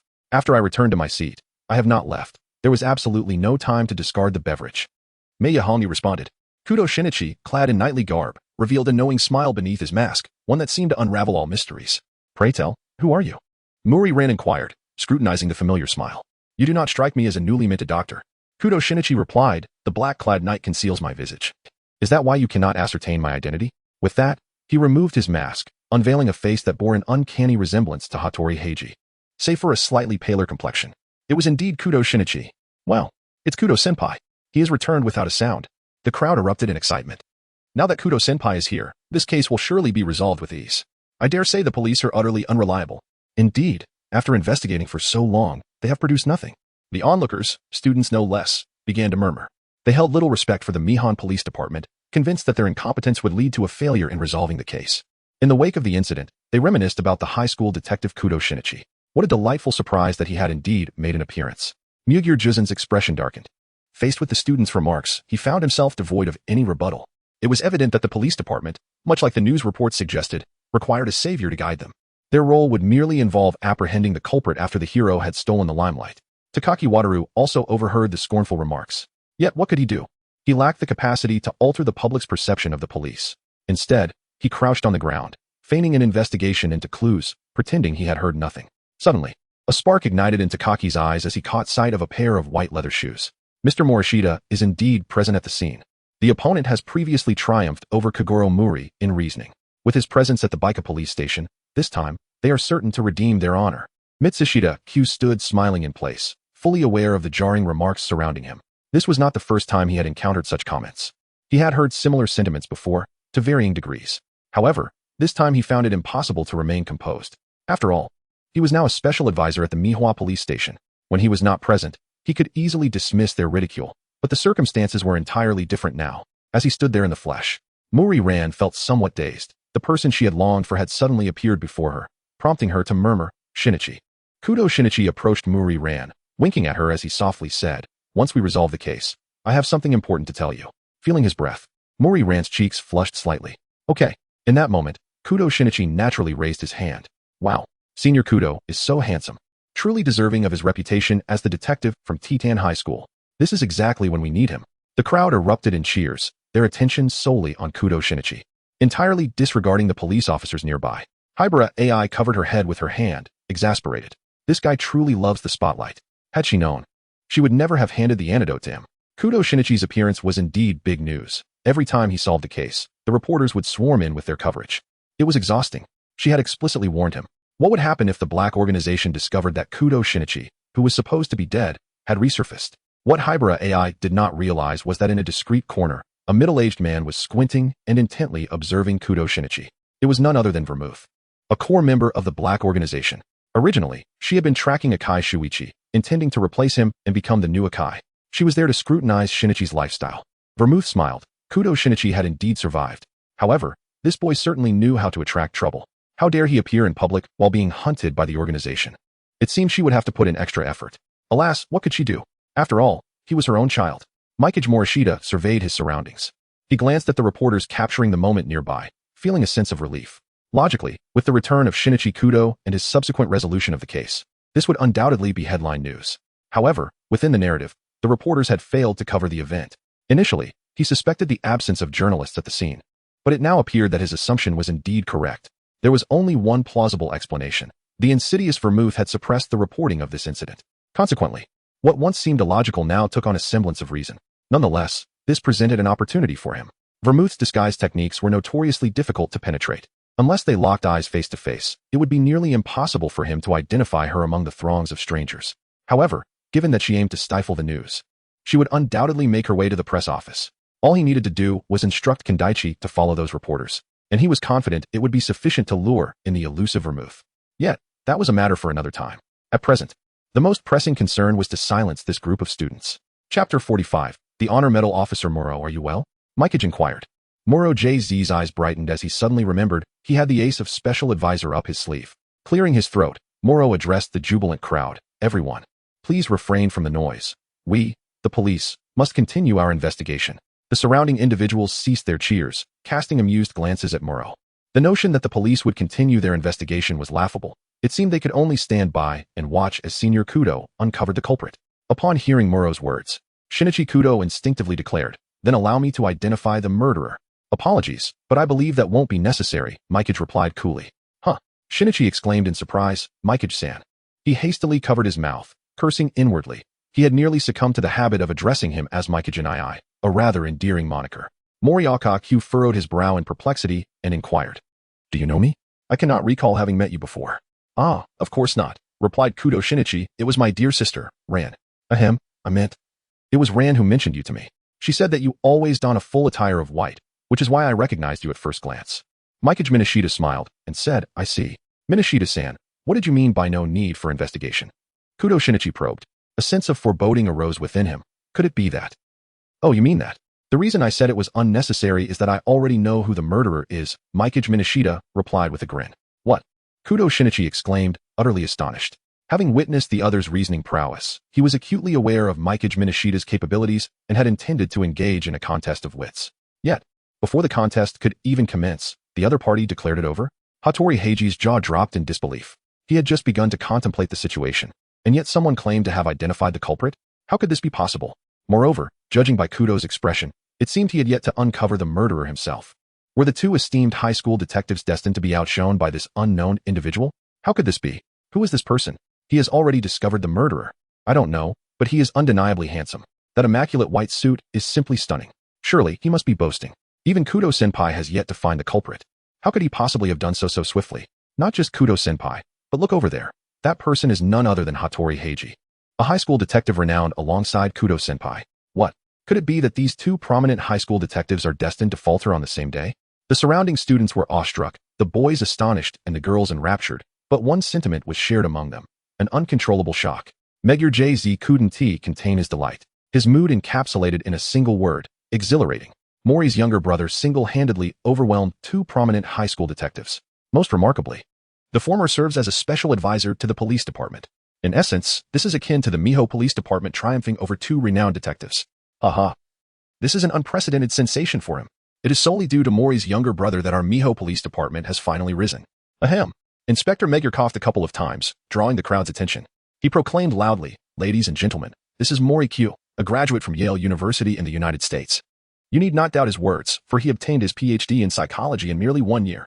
He is a true prodigy." The previously quiet crowd erupted once more. A PhD in just 1 year? Goodness, the disparity is staggering. I can barely scrape a passing grade in my math quizzes. While he has become a doctor in just a year, my own scores are in the single digits, but at least I can boast a slight edge after all. I too enjoy wearing white attire. Aren't you in a school uniform? Isn't it blue? You don't understand, do you? Truth be told, my underwear is white. Around them. A wave of shock washed over Kudo Shinichi. He knew that Mouri Kyo had studied abroad and suspected his exceptional talent. But he never fathomed that he had achieved a doctorate in just 1 year. Moreover, it was a psychology PhD from Yale. That is truly formidable. While others may be unaware, Kudo Shinichi knows that Yale's psychology program ranks among the top 5 in the world. The value of this psychology doctorate is astonishingly high. In a corner, Vermouth narrowed her eyes. She now comprehended how her impeccable disguise could be so easily unraveled by Mouri Q. It turns out he is quite the formidable opponent. However, a mysterious figure appeared aboard the Suzuki One, the very one who had eliminated Pisk. Could it be that they are allied?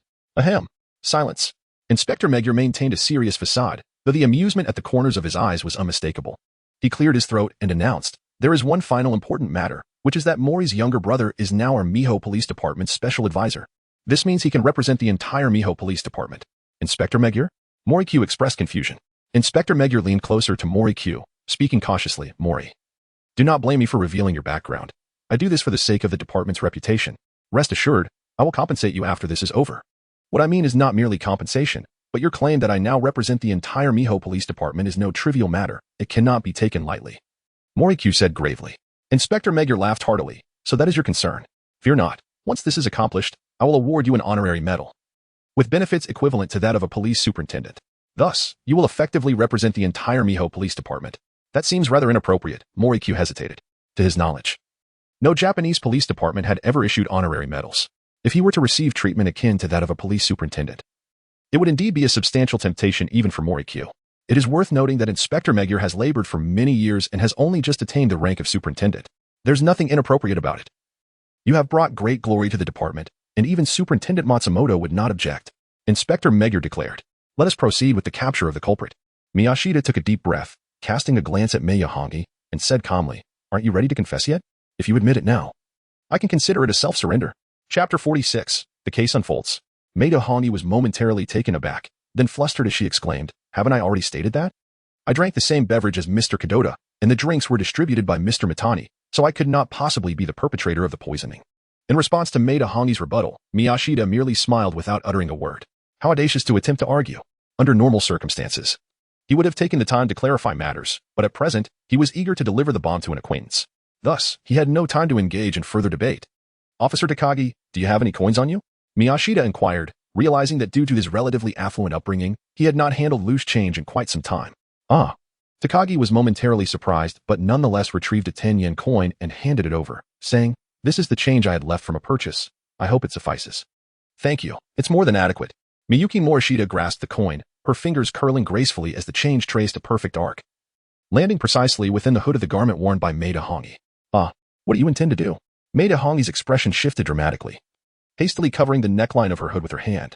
Seeing her flustered demeanor, Morishita understood immediately and calmly said, "Officer Takagi, please retrieve the coin from Miss Mai's hat." "Certainly." Takagi promptly stepped forward. "Ah, indeed."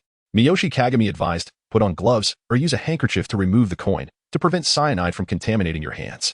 Takagi Wataru donned the gloves and turned to Maikamiyama, gravely stating, "I apologize for the intrusion." Maikamiyama allowed Takagi Wataru to extract the coin without any resistance, as if she had resigned herself to fate. Upon retrieving the coin, Takagi examined it closely and exclaimed, "Advisor Morishita, some of the rust on this coin has flaked off." "Indeed, that is correct," Hattori Heiji elucidated. "This is due to potassium cyanide reacting with copper, and the flaking rust indicates that it has come into contact with potassium cyanide." He glanced at Miyoshi Kagami, inwardly marveling at her remarkable attention to detail. Hattori Heiji believed his observational skills were already quite meticulous compared to the average person. Yet in the presence of Miyoshi Kagami, he felt a profound sense of defeat. It seemed she had been aware of these details from the very beginning. It was merely due to Kudo's interference that she had delayed her revelations. Hattori turned to glance at the grim-faced Maikamiyama and sighed. Choosing to commit the crime today was indeed a stroke of misfortune. Setting aside the bumbling detective, Muri Kaguru, there were at least 3 capable individuals present who could unravel the case. Alas, Maikamiyama remarked with a bittersweet smile, "It seems there is nothing I can do." Who would have thought 3 renowned detectives would appear? It appears that fate has decreed I shall not escape the clutches of justice. She looked towards Miyoshi Kagami and inquired, "Mr. Miyoshi, may I ask how you discern my method?" Morishita contemplated. "Firstly, I am a psychologist, and it is precisely for this reason that your anxious defense has piqued my interest. Secondly, it is raining outside, yet you chose not to wear a hat, which is rather difficult to overlook. It seems this rain serves as a divine retribution for me, the murderer." Wu Shanhong sighed in lamentation. "Consultant Mouri, you are truly remarkable. Indeed, you have swiftly apprehended the culprit. Consultant Mouri, might you elucidate the methods employed by the perpetrator?" The audience erupted in a flurry of excitement, clamoring for answers. "I apologize, but I must decline your request." Mitsushima Q surveyed the crowd, her expression grave. "As I am now somewhat affiliated with the police department, I cannot divulge the methods of the criminal. However, I trust that those 2 high school detectives would not shy away from such a display." The public explanation of the modus operandi by Kudo Shinichi and Hattori Heiji is exceedingly irresponsible. Let us be clear, we are in the bustling city of Baika, a place teeming with talent. The residents here exhibit an inexplicable volatility. Even a slight provocation can serve as justification for their murderous inclinations. To publicly articulate the methods of a crime might inadvertently inspire further criminal acts or even incite imitation. Therefore, such ostentatious endeavors should be left to those two detectives. Very well. With that, Megurja couldn't help but begin to applaud. Mouri Ran truly exemplifies the brilliance of psychological insight, meticulously considering every aspect before undertaking any action. The onlookers, deprived of answers, felt an insatiable curiosity, fixating their gaze upon Kudo and his companion. The two, momentarily caught off guard, wore expressions of embarrassment. Their intellect allowed them to swiftly discern the crux of the matter. In retrospect, their previous conduct seemed rather inept. They had been preoccupied with their own desire for attention, neglecting the deeper ramifications of their actions. However, observing the expressions of the crowd below, it became apparent that failing to elucidate their methods might result in a fervent backlash from the audience. Thus, it seemed they had orchestrated this situation deliberately. Kudo and his companion found themselves in a precarious predicament, simultaneously turning their gaze towards Mouri Ran. To their astonishment, he had already approached the doorway, seemingly anticipating their glance, and raised his hand in a gesture of dismissal. I have other matters to attend to. I shall leave the remainder to you, esteemed detectives. Kudo Shinichi, Hattori Heiji, this fellow is truly frustrating, finishing his business only to flee. It's utterly inconsiderate. Kudo-senpai, please, do enlighten us. My curiosity is nearly unbearable. Indeed. Please share the methodology of the perpetrator. As Mouri Ran departed, the crowd encircled the crime scene to prevent any further ambiguity regarding the matter. Kudo Shinichi glanced at Hattori Heiji, who tilted his head in a silent cue, suggesting, "This is your territory. The explanation is yours." Very well. Allow me to elucidate the perpetrator's technique, Kudo Shinichi remarked with a wry smile. It involves ice. The poison was concealed within ice cubes, which were then placed into 2 glasses of beverage. Consequently, Mr. Kamada, who has a penchant for consuming ice, fell victim to the toxin. At the entrance of T in high school, a secluded alleyway housed a black van, within which Mouri Ran opened the door and took a seat in the passenger seat. Are you ready for the surprise? He inquired. All set, replied the driver, a robust man clad in a baseball cap that obscured much of his face. Excellent. Morishita Kyo gently spoke. After some inquiries, it seems the target will return to the Miwa newspaper office tonight. You should install the listening device there. The individual will request the suppression of today's report. Just follow him closely when the time comes. Remember, be extremely cautious. Kendaichi smiled and replied, rest assured. This time it will go smoothly. Chapter 47, Explosion. Night. Miwa newspaper office. In a narrow alley across from the newspaper office, Kendaichi sat in a van, his gaze fixed intently on the entrance. At that moment, a black car stopped in front of the office. The door swung open, and a somewhat portly middle-aged man emerged. Could it be him? Kendaichi's eyes narrowed. He had been waiting for quite some time. 2 groups had come before, but neither were the targets he sought. He attentively listened to the sounds transmitted through his earpiece. President Watanabe, what brings you here? The man spoke, his voice resembling that of the newspaper's owner.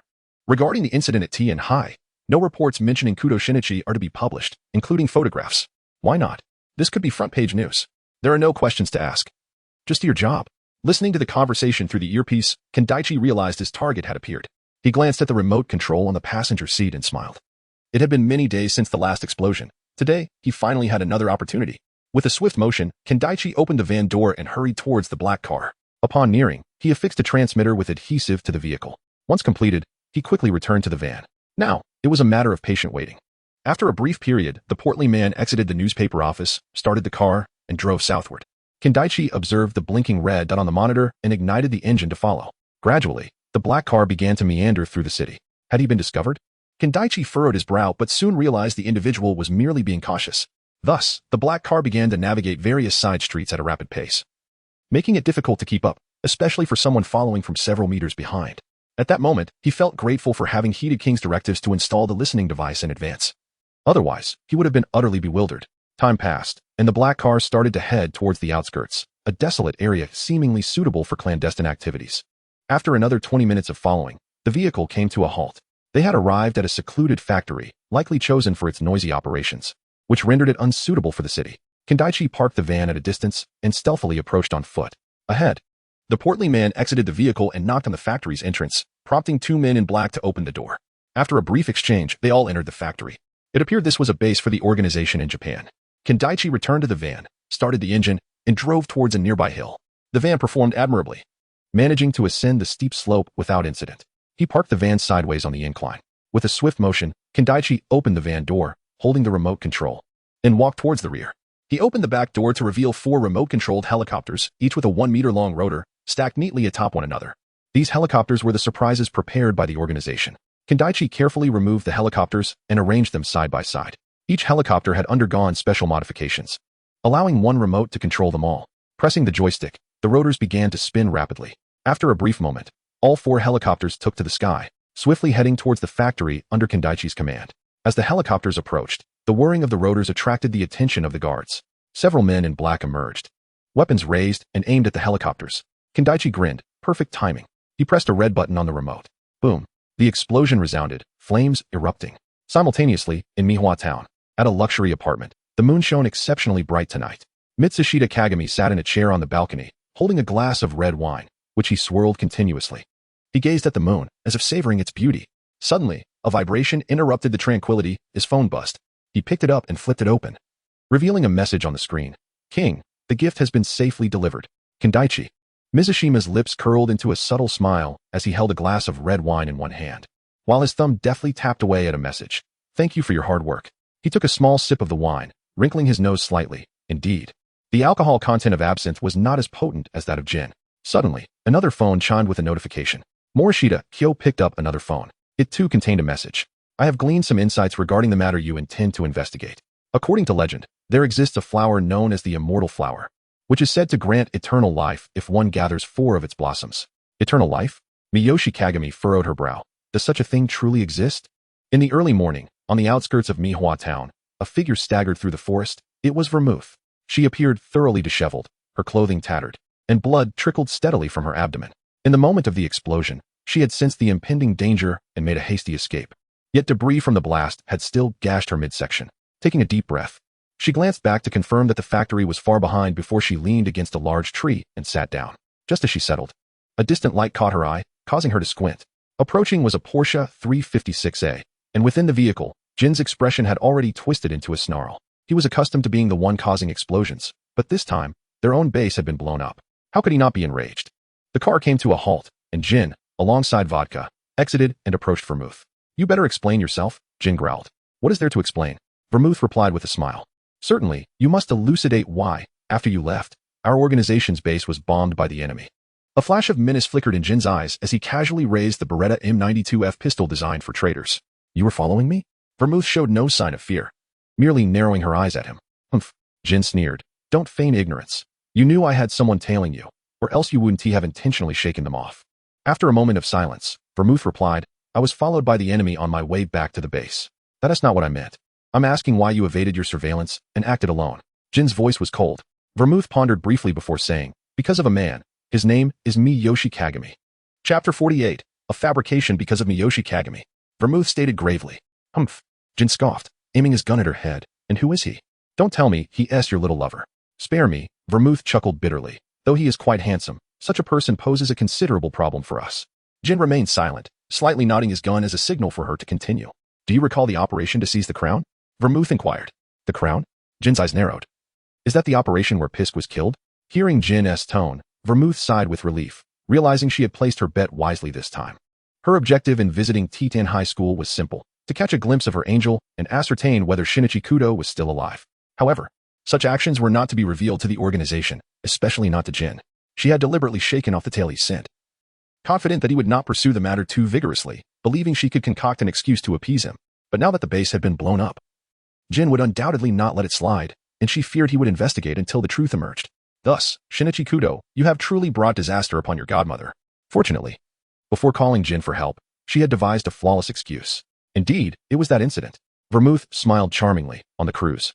Miyoshi Kagami saw through my disguise at a glance. Had I not left a backup plan, he would have captured me alive. Rest assured, such a scenario will never occur. Jin pointed to his head, coldly stating, if it turns out you are surrounded by the police, Sodakura will blow your beautiful head off. Fear not. After years of service to the organization, he will aim for your brainstem, ensuring you feel not a hint of pain. As he spoke, Jin shifted his finger to the bridge of his nose. Ah, how touching, Vermouth replied with a smile. Not only that, but I suspect the mysterious figure who killed Pisk during that operation was one of his subordinates. As for why I shook off my tail, it's simple. He is a troublesome character, having earned a doctorate in psychology within a year. I feared your subordinates might bungle the operation, which is why I distanced myself from them. This was all fabricated, yet it was plausible, Even she couldn't help but admire her own cleverness. The only drawback was that it implicated the innocent Miyoshi Kagami. Yet, for the sake of her angel's safety, she had no choice but to expose him to the organization's scrutiny, to ensure Jin would focus his investigation on Miyoshi Kagami. Thereby removing Shinichi Kudo from the organization's line of sight, she had heaped all the blame onto Kagami. Haha. Jin's pupils constricted as he sneered. Are you suggesting that he was aware of our operation in advance and sent reinforcements to hinder us? Indeed, it must be believed, Vermouth sighed. Jin holstered his pistol and retrieved a pack of cigarettes, extracting one and placing it between his lips. Vodka, seeing this, quickly produced a lighter to ignite it. Jin inhaled deeply, exhaling a cloud of white smoke, then closed his eyes momentarily, saying, "This is merely your side of the story, it does not absolve you of suspicion. Rest assured, should a core member like me defect, the blow would not merely fall on a small base, but rather on our main base stationed in Japan." Vermouth stated slowly. Vodka, stop the bleeding for this woman. Jin commanded coldly, understanding the gravity of the situation, yet for some reason he couldn't shake the feeling that her actions were somewhat off-kilter. Yes.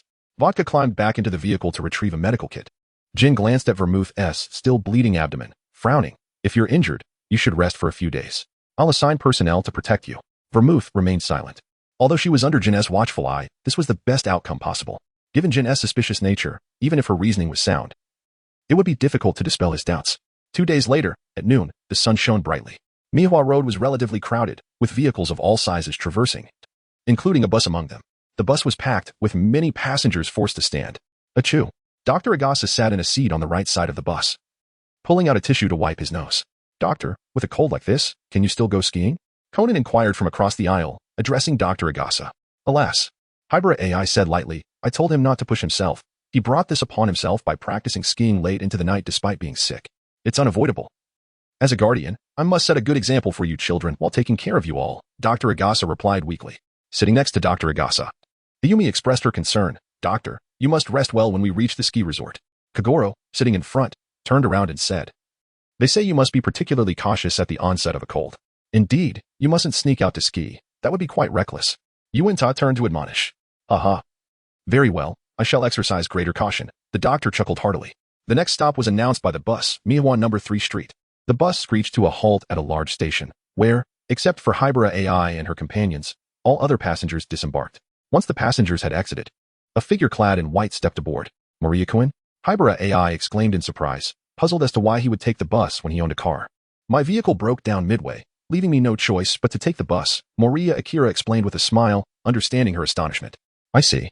Hybera AI averted her gaze, slightly irked that her thoughts had been so easily discerned. This reaction left Moria Akira somewhat baffled. The differences in gender often lead to divergent modes of thought. Thus, even the most skilled psychologist might struggle to decipher the reasons behind a woman's displeasure. Professor Agasa, what is your purpose for being here? Moria Akira inquired. Before Professor Agasa could respond, Ayumi eagerly interjected, we are going skiing together. Having learned of Moria Akira's condition from Hybera AI, she mustered her courage to greet him, albeit still feeling a bit apprehensive. Indeed, Yuenta and Mitsuhiko also gathered their courage to affirm. Ah, by the way, would you care for some candy? Mikage Morishita smiled as he took out the candies, distributing one to each person, including Dr. Agasa. Thank you, Brother Morishita. The 3 little ones exclaimed in unison. Well, I suppose I shall pass on this, Dr. Agasa said, looking at the offered candy with a wry smile. After all, he was not a child, and accepting sweets from others felt rather awkward. Morishita Kyo explained with a smile, this is a throat lozenge, capable of alleviating discomfort in the throat during a cold. I see, exclaimed Dr. Agasa as he received the candy, adding with gratitude, thank you so much. It feels as though my throat is on fire. And this lozenge is truly a lifesaver. After distributing the candies, Morishita Kyo casually chose a seat. Creak. The bus came to a halt, the doors swung open, and several passengers boarded. Mizushima Kagami instinctively glanced over, only to be taken aback. It was a sight that startled him upon closer inspection. To his astonishment, there stood the newly arrived Jiming, Teacher Judy, and Akai Shuichi. Accompanying them were 2 men burdened with large packages. Moria Kagami furrowed his brows. He had witnessed this scenario before. If his assumptions were correct, the 2 bags concealed explosives. It was imperative to change positions, as he recalled that in this episode, Hybera AI would be thoroughly terrified. Without a moment's hesitation, he sprang into action. Rising, he approached Conan and inquired, is it rather cramped in there? Cramped? Not at all. Conan exclaimed in surprise. Without further ado, Moria seized him by the collar and effortlessly placed him onto the hallway floor. Hybera AI looked up in bewilderment. Mikage Morishita did not offer any explanation. Instead, he simply lifted AI and placed her in the seat, while he took a position outside. He ignored Conan, who appeared utterly bewildered, and gestured for him to leave. Goodness. Conan's eyes widened, and in a fit of indignation, he decided to avoid confrontation by changing his seat. He thought to himself that it was unwise to lower himself to such pettiness. Chapter 49. Just a robber? As passengers boarded the vehicle, Dr. Shinichi Akai and Judy walked side by side towards the rear. Jinta, filled with curiosity, asked, Dr. Akai, do you have a date today? No. He is a teacher at T in high school. We are colleagues, Dr. Akai clarified. Hello, cool kid. It's nice to see you again. Judy bent down to look at Conan. Professor Agasa turned to Conan and whispered, Do you know her? Yes, Conan nodded. She is a new English teacher at Rant School. My name is Judy Stein. And today I'm going to the Ueno Museum with Dr. Akai. Judy smiled. Dr. Akai chuckled and explained, No, we merely ran into each other at the station. How could you put a girl in such an awkward position? Judy chastised. Dr. Akai waved his hands in denial. No, I just want to avoid any rumors at school. It wouldn't be good for either of us. Oh, yes, that indeed wouldn't be ideal. With that, Judy took a seat beside Dr. Akai. At that moment, a man wearing a knitted hat and mask slowly approached the rear of the vehicle. Meanwhile, Hybra AI had pulled her hood over her head, curling up and trembling uncontrollably. This sensation. It must be a member of the organization. Based on the intensity of the aura, it seemed that this individual was likely a core member of the organization. With that thought, Hybra trembled even more, pressing tightly against Mikage Morishita's waist, hoping he could completely shield her from view. Feeling her cling to him, Mikage turned and saw that AI was quaking in fear, startled by the presence of Akai Shuichi. Mizushita's anger surged within him as he turned to glare at Akai, who was seated at the back of the vehicle, a dangerous glint flickering in his eyes. Who? Akai Shuichi's eyes widened in surprise as he leaned forward to catch a glimpse, but Mizushita had already turned away, leaving him oblivious to the source of his unease. Akai's heart raced, a testament to the instinctual warning his body had just relayed. He understood that this was not mere illusion. It was a primal alert honed through countless brushes with death, a skill that had enabled him to escape perilous situations time and again. Could it be a member of the Black Organization? No. Given his understanding of the organization, the aura he sensed, though equally menacing, was unmistakably not that of its members. The murderous intent emanating from them was pure, akin to that of a lion or tiger, instilling a profound fear. Conversely, the presence he had just detected was something entirely different. It resembled being targeted by a malevolent spirit rather than a tangible beast. It evoked a deeper sense of dread and helplessness. Meanwhile, Hybra AI, gripped by fear, felt a sudden warmth on her head and instinctively looked up. Mizushita gently caressed her head and smiled, asking, Did the wind that blew in when the door opened chill you? It shouldn't have. As my stature ought to shield you completely. Shield me? So that means I am invisible to you? Upon hearing this, Hybra AI felt a surge of security. Indeed, if I am unseen, there is nothing to fear. With my brother Mizushita's body serving as a barrier, coupled with my hat. Even if members of the Black Organization are in the car, they likely wouldn't notice my presence. With this thought, she unconsciously drew closer.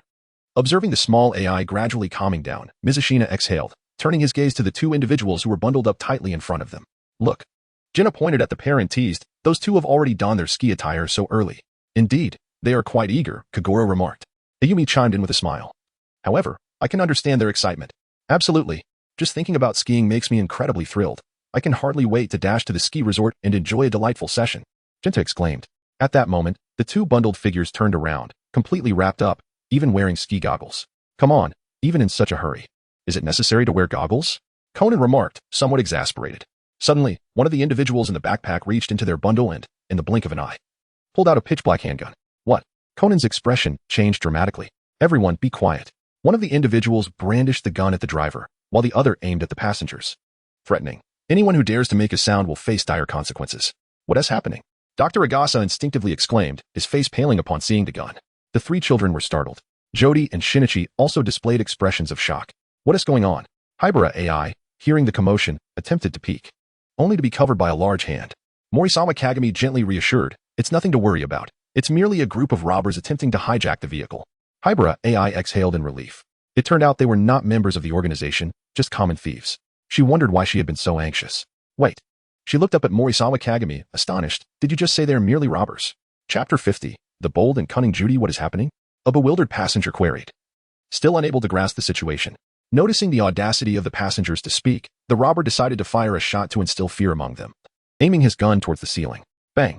The bullet pierced through the top of the bus. Ah! A timid female passenger screamed. The man who had been complaining moments earlier turned pale with fright. The leaner robber felt a sense of satisfaction.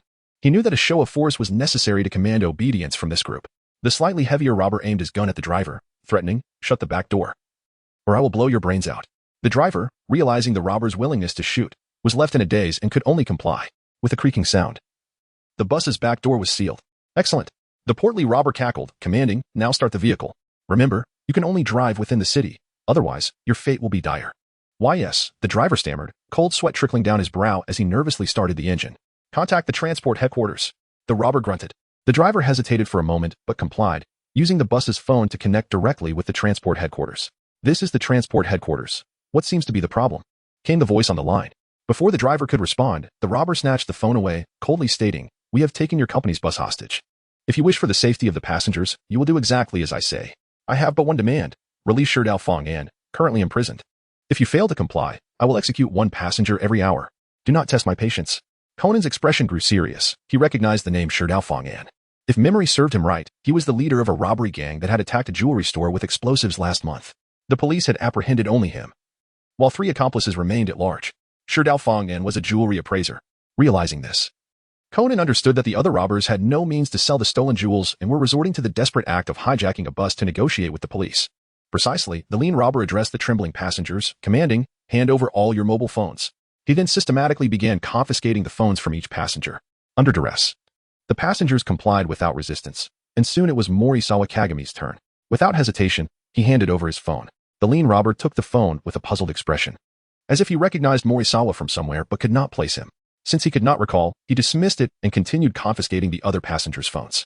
Mikage Morishita had no intention of taking action. Instead, he directed his gaze toward Shinichi Kudo, his mind racing with thoughts. In the original narrative, Shinichi had already been replaced by Vermouth, which was why Judy and Shuichi Akai were following him. However, during the Tien High School fair, he had dispatched Kendaichi to obliterate the opposing base with explosives. Given the latter's prowess, even if he had not been killed in the explosion, he would certainly have sustained significant injuries. Thus, the Shinichi before him was likely the genuine article rather than an imposter. Yet, if this were the case, why were the 2 from FB still tracking him? Could it be that they were covertly providing protection? Nevertheless, even in Vermouth's absence, 2 formidable characters were present in the vehicle, including key members of FB.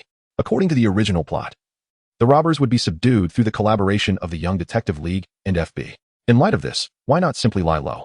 The relationship between the Black Organization and FB was tenuous. To resolve the hostage situation publicly would be exceedingly unwise. Therefore, adopting a more discreet approach was the most prudent choice. "Hey, what are you up to?" The slender robber aimed his gun at Shuichi Akai's head. Coughing, Akai covered his mouth and explained, "I apologize. I do not have a mobile phone on me. TCH. So, you're just a poor kid." The thin robber scoffed at the thought of soon becoming wealthy. He turned to the elderly man seated in the middle of the back seat and sneered, "Old man, what do you have on your ears? It wouldn't happen to be a mobile phone, would it?" "Oh, this is merely a hearing aid. I have had trouble with my hearing since childhood, which is why I use it." The elderly man trembled as he explained, held at gunpoint. Fortunately, the thin robber did not press further but turned his attention to the woman seated on the right. "Hey, fatty, hand over your mobile phone, or I'll blow your head off. I advise you to temper your arrogance." The plump woman chewed her gum nonchalantly, retorting, "You 2 fools will eventually be caught by the police. I suggest you surrender." Bang! The bullet struck the seat between the woman and the elderly man, a thin wisp of smoke wafting from the indentation. Furious, the thin robber shouted, "Fatty, hurry up and give me your mobile phone." "Oh, okay," the plump woman stammered. Frightened into submission, she hastily retrieved her mobile phone. The thin robber snatched the phone from her grasp with a grin. "It would have been better to do this sooner. You're quite the troublemaker." After confiscating all the passengers' phones, the thin robber began to move toward the front of the vehicle. Judy, clad in a red dress with a brown coat draped over her shoulders, crossed her legs as the robber passed by, deliberately flicking her toes to trip him. "What?" All the passengers gasped in astonishment. The robber, who had fired 2 shots, had been effortlessly toppled by this foreign woman. Ouch! The thin robber struggled to push himself up, laboriously rising to his feet. "Hey, what did you do?" The stout robber, who had been threatening the driver, noticed his companion fall in the rearview mirror and could not help but speak. "Damn it." The thin robber glared at Judy, who appeared unfazed, and spat. "You did that on purpose, didn't you?" "Huh?" Judy feigned ignorance, looking around before finally meeting the robber's fierce gaze. "Oh, sorry. My bad." Judy rushed towards the robber, gripping his gun hand tightly, nervously saying, "I'm sorry. I just have a habit of sitting cross-legged. I hope you don't mind." Simultaneously, while holding the robber's gun hand, Judy discreetly disengaged the safety of the firearm. "Forget it." The thin robber shrugged her off and turned toward the front of the vehicle. This foreign woman is truly peculiar. Is this a characteristic of Americans? Conan thought to himself, somewhat dumbfounded. Goodness, does this Judy teacher have any sense at all? Morishita Kyo gazed at Judy with keen interest, inwardly lamenting, truly deserving of being a member of FB, she possesses both audacity and meticulousness. Chapter 51. I absolutely detest having a gun pointed at my head. The bus continued its journey. Miyuki looked at the furtive Conan and thought to herself, this audacious little rascal is about to get a beating. Indeed. As Conan confirmed that the robber was not watching, he hurriedly took out his earring-shaped phone. Just as he dialed the number, darkness enveloped him, and he gasped in shock. Raising his head, "What are you doing?" The slender robber glared menacingly, seizing Conan by the neck and lifting him off the ground, causing the phone to fall to the floor. "You little brat, are you trying to report us in secret?" The robber growled in fury, tossing Conan onto the ground.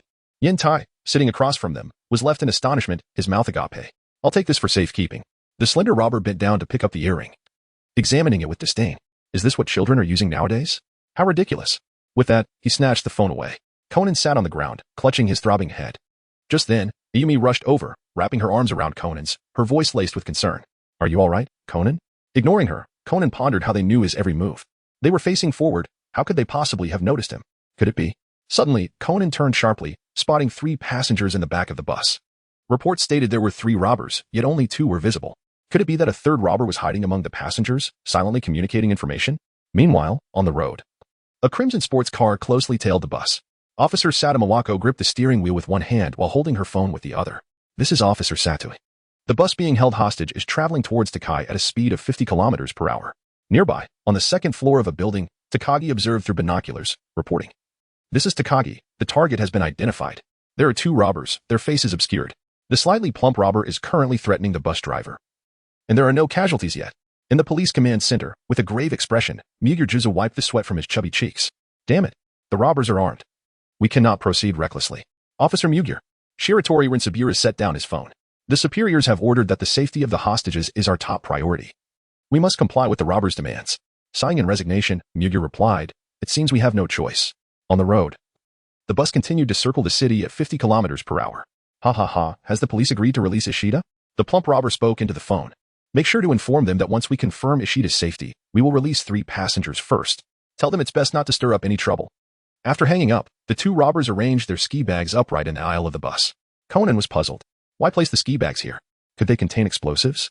His expression shifted as he hurriedly crouched down, reaching for the zipper of the bag. However, the plump woman in the back seat observed everything clearly. She hastily popped her bubblegum and tore it off with her left hand. The slender robber, fixated on the rearview mirror, suddenly turned around upon receiving a message from his companion, only to see Conan crouched on the ground reaching for the bag. You little brat! The slender robber shouted. Conan felt a rush of darkness above him, and, looking up, found the cold barrel of a gun trained on him. Infuriated, the slender robber barked, Get away. If you want to die, I'll gladly send you to the afterlife. Ah! Dr. Agasa and the others gasped in horror. Conan stood up, glancing defiantly at the slender robber. Mizushima observed the scene before him with a flicker of curiosity. In the original narrative, the guise of the newly emerged intelligence agent, Vermouth, would have shielded Conan with her own body. However, the pressing question remains, Vermouth may very well be deceased. What, then, shall unfold? Will Conan fall victim to a gunshot from the assailants due to the absence of a protector? At that moment, Judy rose to stand before Conan. Her demeanor calm as she remarked, It is merely the playful antics of children. Besides, you have already achieved your objectives. If you were to eliminate the hostage now, it could inadvertently jeopardize your plans. Furthermore, indiscriminately shooting at children may compel the police to launch a rescue operation without hesitation. Mizushima Kyo gazed at Judy. It seemed that even in the absence of the godmother, there were still those willing to shield Conan. What did you say? The slender robber, infuriated, exclaimed. You hostages dare to negotiate with me? Just as he was about to fire, a hand grasped the muzzle of his gun. Are you mad? The stout robber approached from the front of the vehicle, seizing the handgun and grumbling. What if you hit him? I apologize. Though the slender robber was reluctant. He had no choice but to relinquish the weapon. Conan's pupils constricted. It appeared that the ski bag indeed contained explosives. Wait. You can't possibly be that. Just as the slender robber was about to depart, he suddenly noticed the composed Mizushima Kyo nearby. A flicker of recognition crossed his mind. He had seen this person in a newspaper. Ah, I remember. The slender robber aimed his gun at Mizushima Kyo and slowly declared. Aren't you that special police consultant from the newspaper? I believe your name is Mizushima Kyo. What? The stout robber, upon hearing this, turned around as well, raising his handgun in displeasure. There are police officers in the car. Why didn't you mention this sooner? I couldn't help it. I just recalled it now. The slender robber replied. Then there is no other choice. The stout robber aimed his gun at Mizushima Kyo's head, threatening, stand up and move to the front. The plan was on the verge of success. He could not allow this police officer, the sole unpredictable element, to remain unaddressed. Although everyone in the vehicle would eventually meet their demise, it was prudent to eliminate this threat first. Hibara AI's expression shifted dramatically as she hurriedly grasped Mizushima Kyo's hand. Don't hesitate, come out quickly. The slender robber shouted. Morishita gently caressed the small head of Wahara, withdrawing his left hand slowly. With a perplexed expression, he turned to the two robbers. Did I not just afford you some courtesy? The portly robber pressed the gun against his temple, snarling, quit stalling, get up now. I have always despised having a gun pointed at my head, Morishita replied calmly. Chapter 52. What if this lad is a mechanic? What did you say? The hefty robber pressed the barrel against Morishita's temple, barking, dare to say that again. Despite the gun's menacing presence, Morishita remained remarkably composed, his mind racing as he pondered. How should he counter the robbers? First and foremost, he ruled out confronting them head-on with the firearm. The first point to consider was the cramped space within the bus, severely limiting any expansive movements. Even if he managed to anticipate their actions, the likelihood of evading a bullet would be significantly diminished. Secondly, even if he were to narrowly escape a bullet, the bus was filled with passengers, and stray bullets could potentially harm others.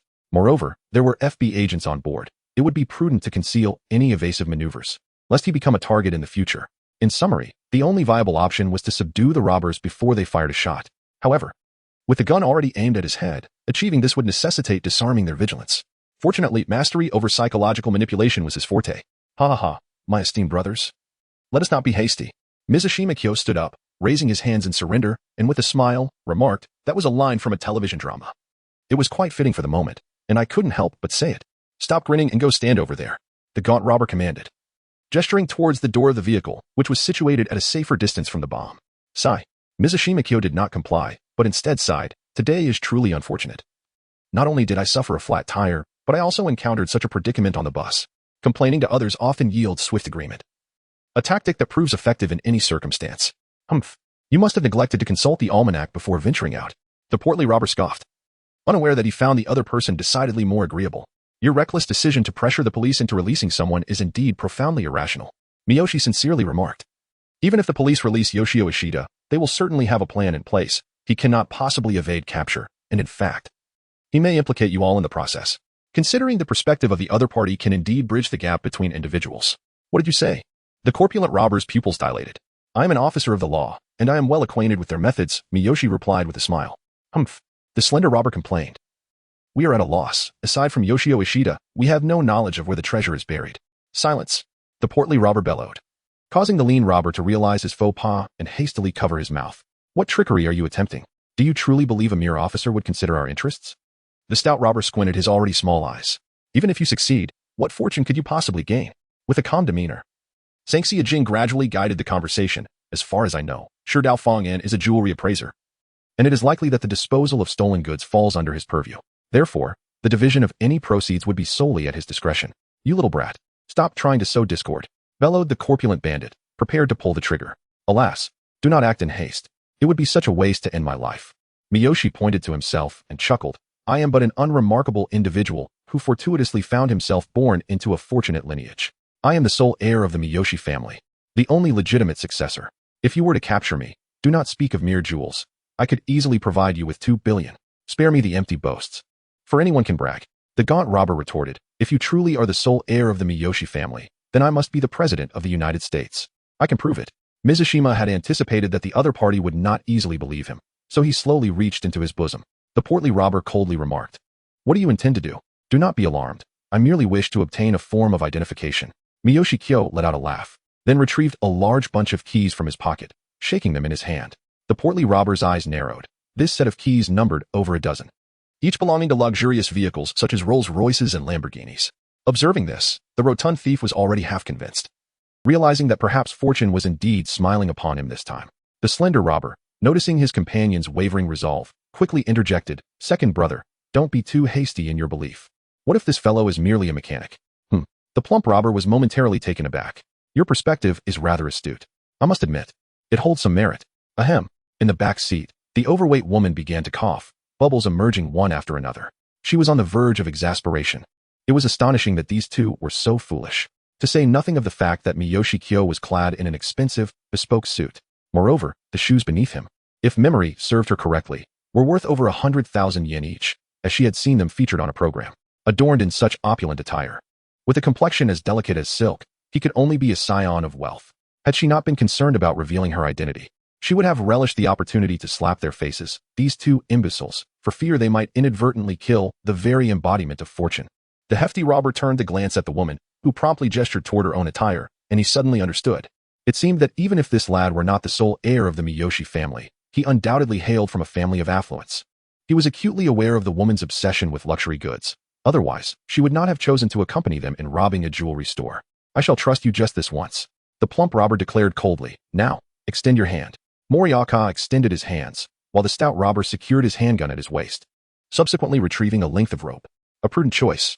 Morishita surrendered to the bindings, laughing, "Rest assured, as long as you do not harm me, I shall not resist." At that moment, the rotund bandit was bending down to secure the ropes, leaving only the slender bandit aiming a gun at Morishita.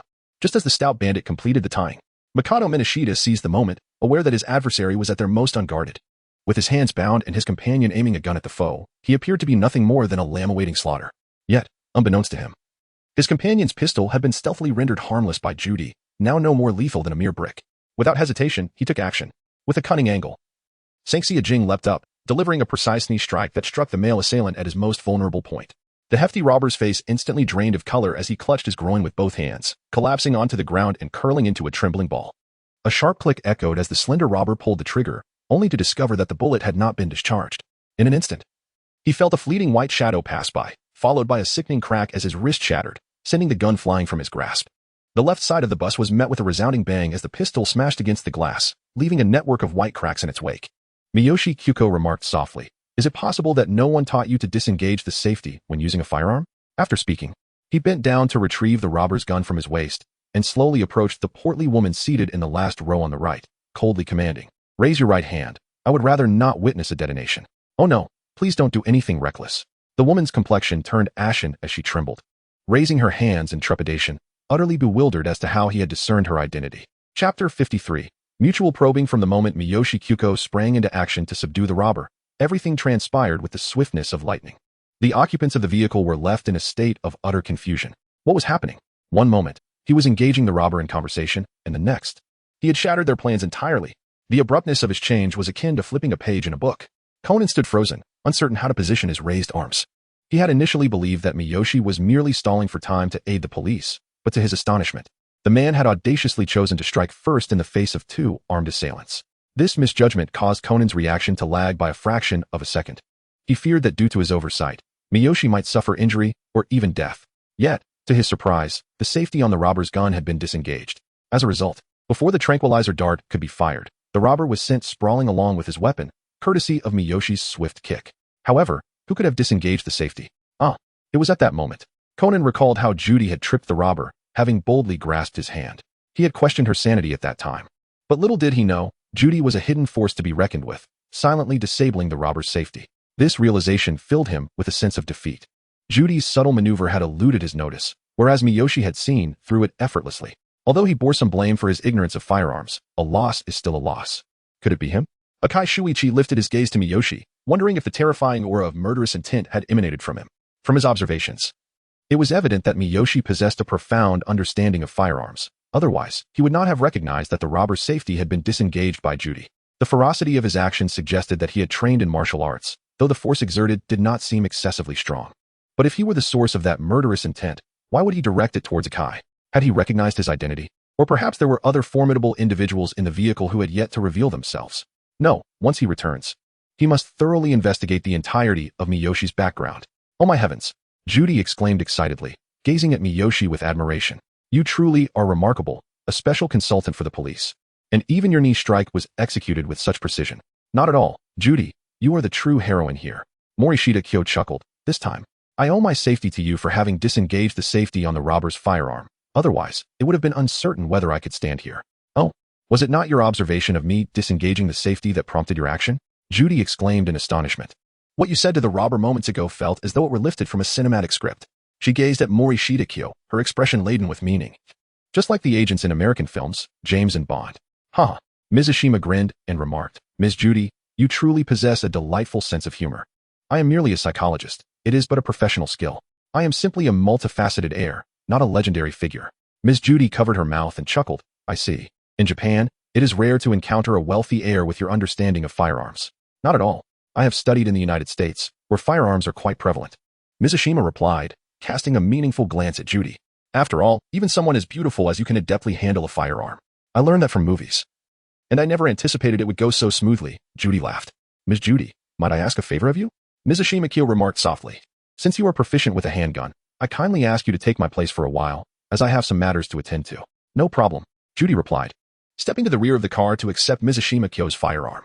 Miyoshi Kyo returned to her seat, cradling AI Hybera in one arm while using her other hand to shield the red hood atop her head.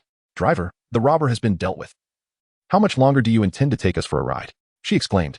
Oh, the driver suddenly came to his senses. Indeed, the robber had been subdued.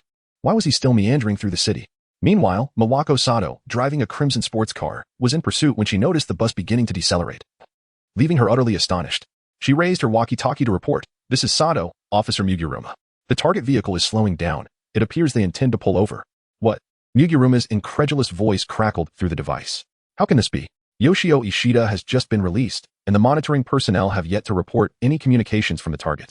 Could it be that the robber intended to release the hostage prematurely? Sato pondered. The likelihood of that was minimal.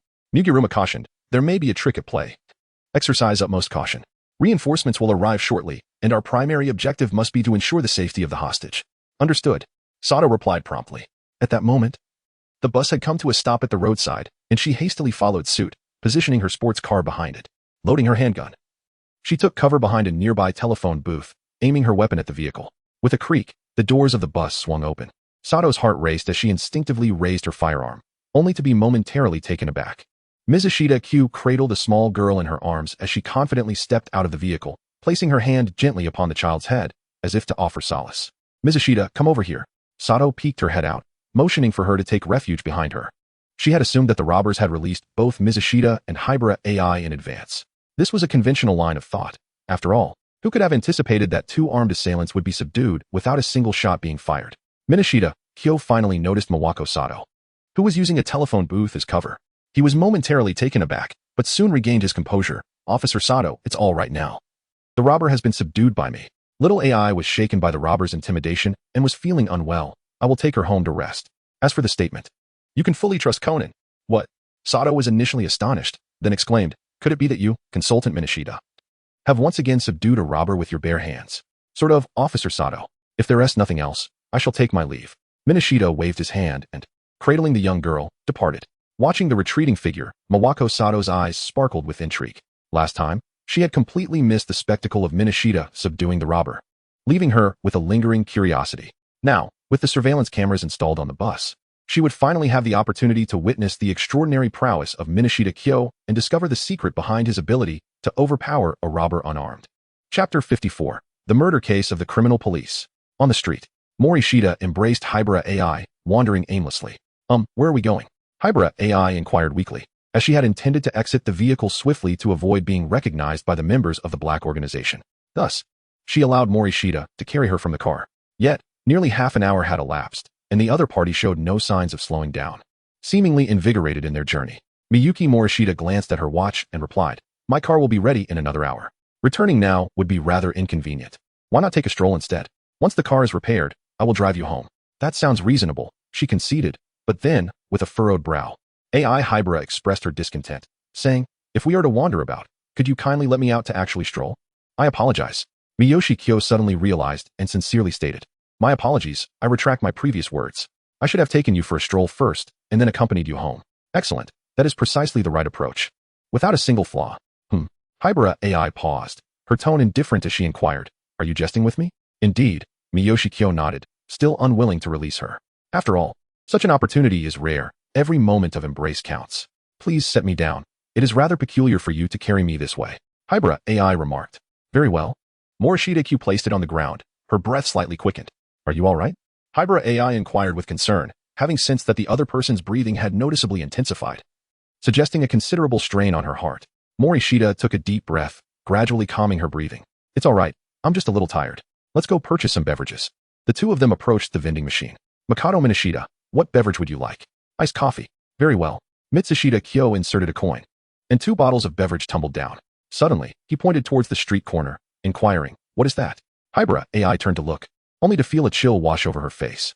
Morishita placed the iced coffee against his face, eager to witness the startled expression of Hybera AI as the unexpected chill met her skin. The intention was commendable, yet disappointment was inevitable. Hybera AI, with an impassive demeanor, accepted the coffee, lifted the lid, took a small sip, and cast a cold glance at Morishita, remarking, are you a child? Moriya Kagami. Very well. Upon reflection, I indeed exhibited a certain naivety. An hour passed swiftly. During this time, the two dined at a Western restaurant before proceeding to the auto repair shop to retrieve the vehicle. Given the prior incident, they opted for a taxi instead of public transport. Upon arrival, he escorted Hybera AI back to Professor Agasa's residence, just in time for the professor to return. After encountering the assailants, they accompanied Conan to provide statements, after which their enthusiasm for skiing had entirely waned, prompting an early return. After bidding farewell to Professor Agasa, Mouri Ran drove back to his apartment. Once home, he made his way to the bathroom, unveiling a concealed armory from which he retrieved a satellite phone. Beep. After a brief pause, the call was answered. Morishita Kyo stated bluntly, "How is the matter progressing? It's nearly complete. We do not have a direct conflict with M6, and with the leverage we hold over him, we managed to resolve his identity issue with minimal expenditure." Excellent. Mikage Morishita hung up the phone. With the M6 designation, she had secured a potential escape route for herself in the future. Several days later, Mitsuki Morishita indulged in a fascinating book on psychology. Ding dong. The phone vibrated. Mikage Morishita set aside her book and picked up the phone. Upon discerning the number, her expression grew grave. Mizushima spoke softly. "Excuse me, Officer Moku. Has something occurred?" "Indeed, a rather troublesome case has arisen, and it seems we must trouble you this time, my dear Mizushima." The voice on the other end belonged to Moku J-san, laced with a sense of resignation. Morishita pondered deeply, realizing that this case was indeed significant. Otherwise, J.Z. Meguro would not have deigned to seek his assistance, although he held the title of Special Advisor to the Mihara Police Department. He was under no obligation to cooperate with police investigations beyond the 2 scheduled classes he conducted each month. The incident at the garden party had been assigned to him solely because he was present at the scene. Otherwise, it would not have fallen into his purview. "What sort of case is this?"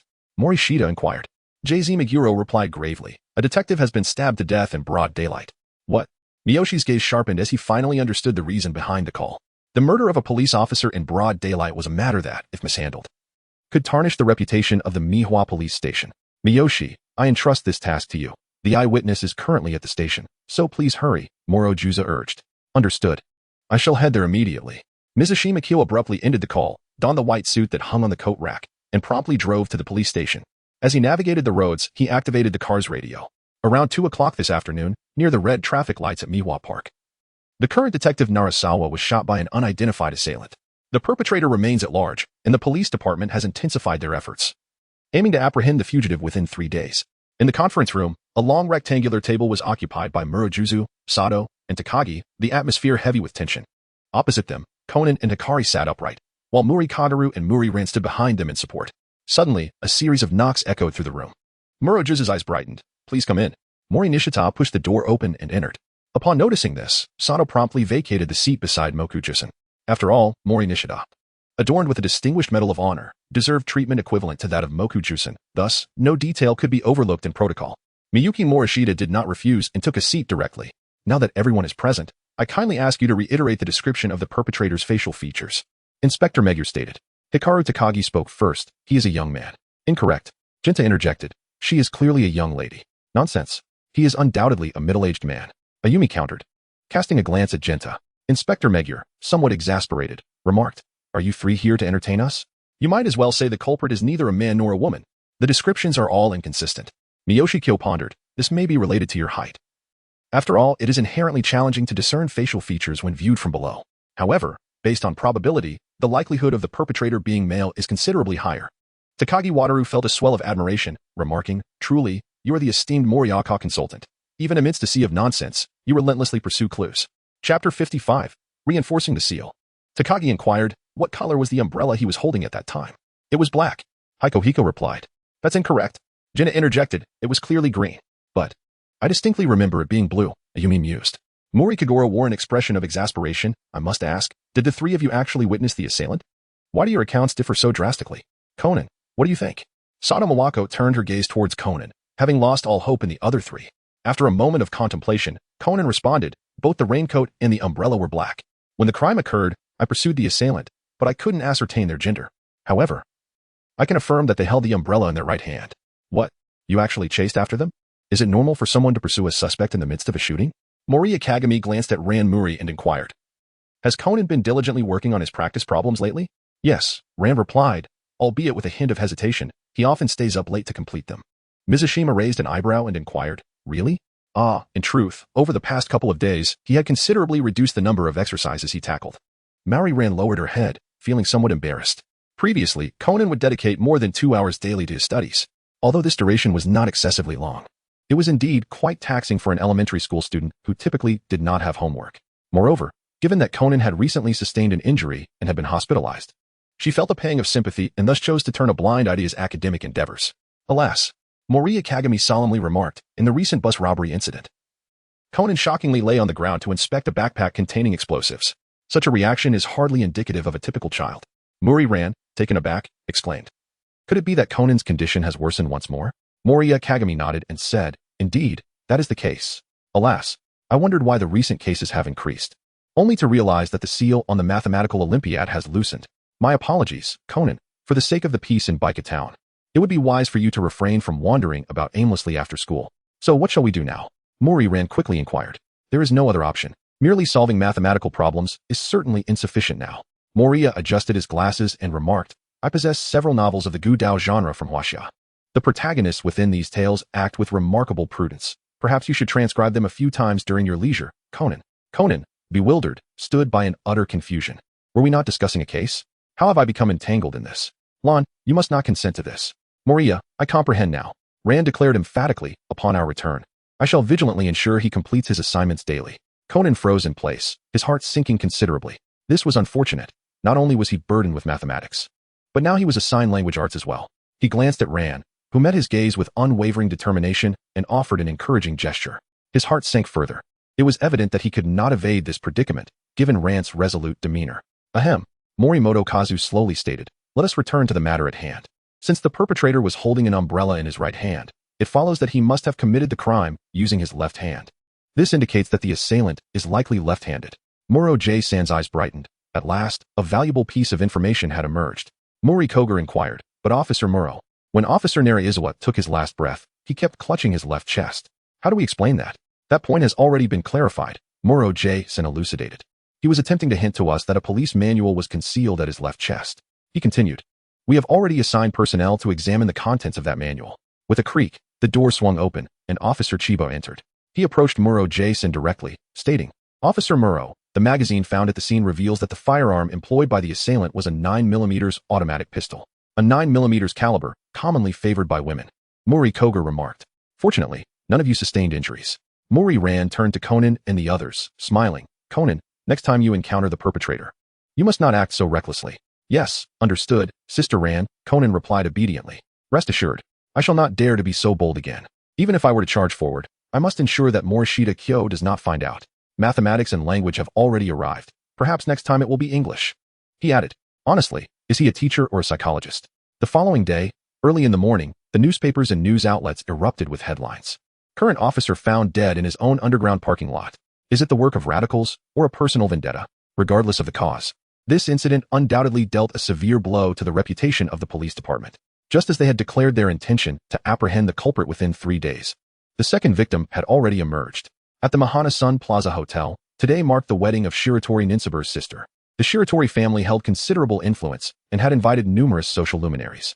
As the sole heir of the Morishita family and an advisor to the police department, Morishita Kyo naturally received an invitation. However, due to the ongoing case, the atmosphere within the venue was stiflingly tense. Brother Morishita, Suzuki Sonoko exclaimed joyfully, waving her hand. Mizushima approached with a smile. Uenzi, it's been a while. I didn't expect to see you here. Oh, exclaimed Mao Lilan in surprise. Mizushima, Uenzi. You two know each other? Seeing your astonished expression brings me great satisfaction. Suzuki Uenzi playfully nudged Lilan with her elbow and replied. I only learned about your acquaintance while aboard Suzuki No. 1. Hey Lilan, do you think Shinichi would be jealous if he found out you were getting to know other men? What? No way. Mizushima and I are merely friends. Lilan's face flushed instantly. Uenzi raised an eyebrow, teasing. So, does that mean you're worried about Shinichi getting jealous? How could that be? Lilan's cheeks turned crimson. Haha. Conan looked on, utterly speechless. Uenzi's meddling was indeed excessively gossipy. Miyoshi Kagami smiled and said, Conan, you have come as well. Have you completed your homework today? Of course I have, Conan replied, unable to suppress a twitch at the corner of his eye. The mention of homework sent him into a frenzy. He had initially thought that the novel Miyoshi referred to would be a mere 200,000 words at most. To his astonishment, upon returning home, he discovered it to be several volumes totaling millions of words. How long would it take to transcribe all of this? The thought of spending his days ahead merely copying text filled Conan with a sense of despair as he cast a resentful glance at Miyoshi. What are you doing here? A loud voice echoed from a distance, drawing the attention of the group. They turned to see the minister of the criminal department, Odajiri Toshiro, reprimanding a young man. The individual had dyed his hair purple and was casually holding a cigarette, resembling a rock musician. Chapter 56, Sato Mawako is shot. I'll tell you, this party is absolutely not a place for you. Inspector Odajiri chastised. Are you ever going to stop? Odajiri Toshi also took a drag from his cigarette and retorted. If it weren't for work, would I even want to see you? Judging by his attire and the guitar resting nearby, he must be a rock musician, Miyoshi deduced. Indeed. Miyoshi is quite perceptive. Suzuki Sonoko chimed in. His name is Odajiri Toshi, and he truly is involved in rock music. Moreover, he is the son of Inspector Odajiri. Are they really father and son? Mouri Ran inquired, somewhat surprised. But their relationship seems rather tense. Mikage Morishita remarked softly, Chief Inspector Odajiri is meticulous in his demeanor, while his son, Samiya Odajiri, presents a rather nonchalant attitude, even going so far as to dye his hair a striking shade of purple. Such a stark contrast in temperament makes it quite extraordinary for their father-son relationship to flourish. Chief Inspector Odajiri, please do not take offense, Shiratori Jinsaburo interjected hastily, glancing at Samiya Odajiri and saying, Samiya, you should remain here. Leave this place at once. Chief Inspector Odajiri interrupted sharply, his voice laced with anger. This is not a hunting ground for a stray dog like you. Samiya Odajiri's temper flared instantly. What did you just say? Calm down, Samiya, Mawako Sato urged, gently grasping his shoulder and shaking her head. Frustrated, Samiya shrugged off her hand but ultimately chose to concede. With a scowl, he extinguished his cigarette and, clutching his guitar case, stormed off without a backward glance. With this brief episode concluded, everyone returned to their respective tasks. Morishita Kyo and Suzuki Sonoko continued their leisurely conversation, but just as they were halfway through, Inspector Odajiri approached them. Are you Morishita Kyo? He inquired. Indeed. Morishita Kyo nodded in affirmation.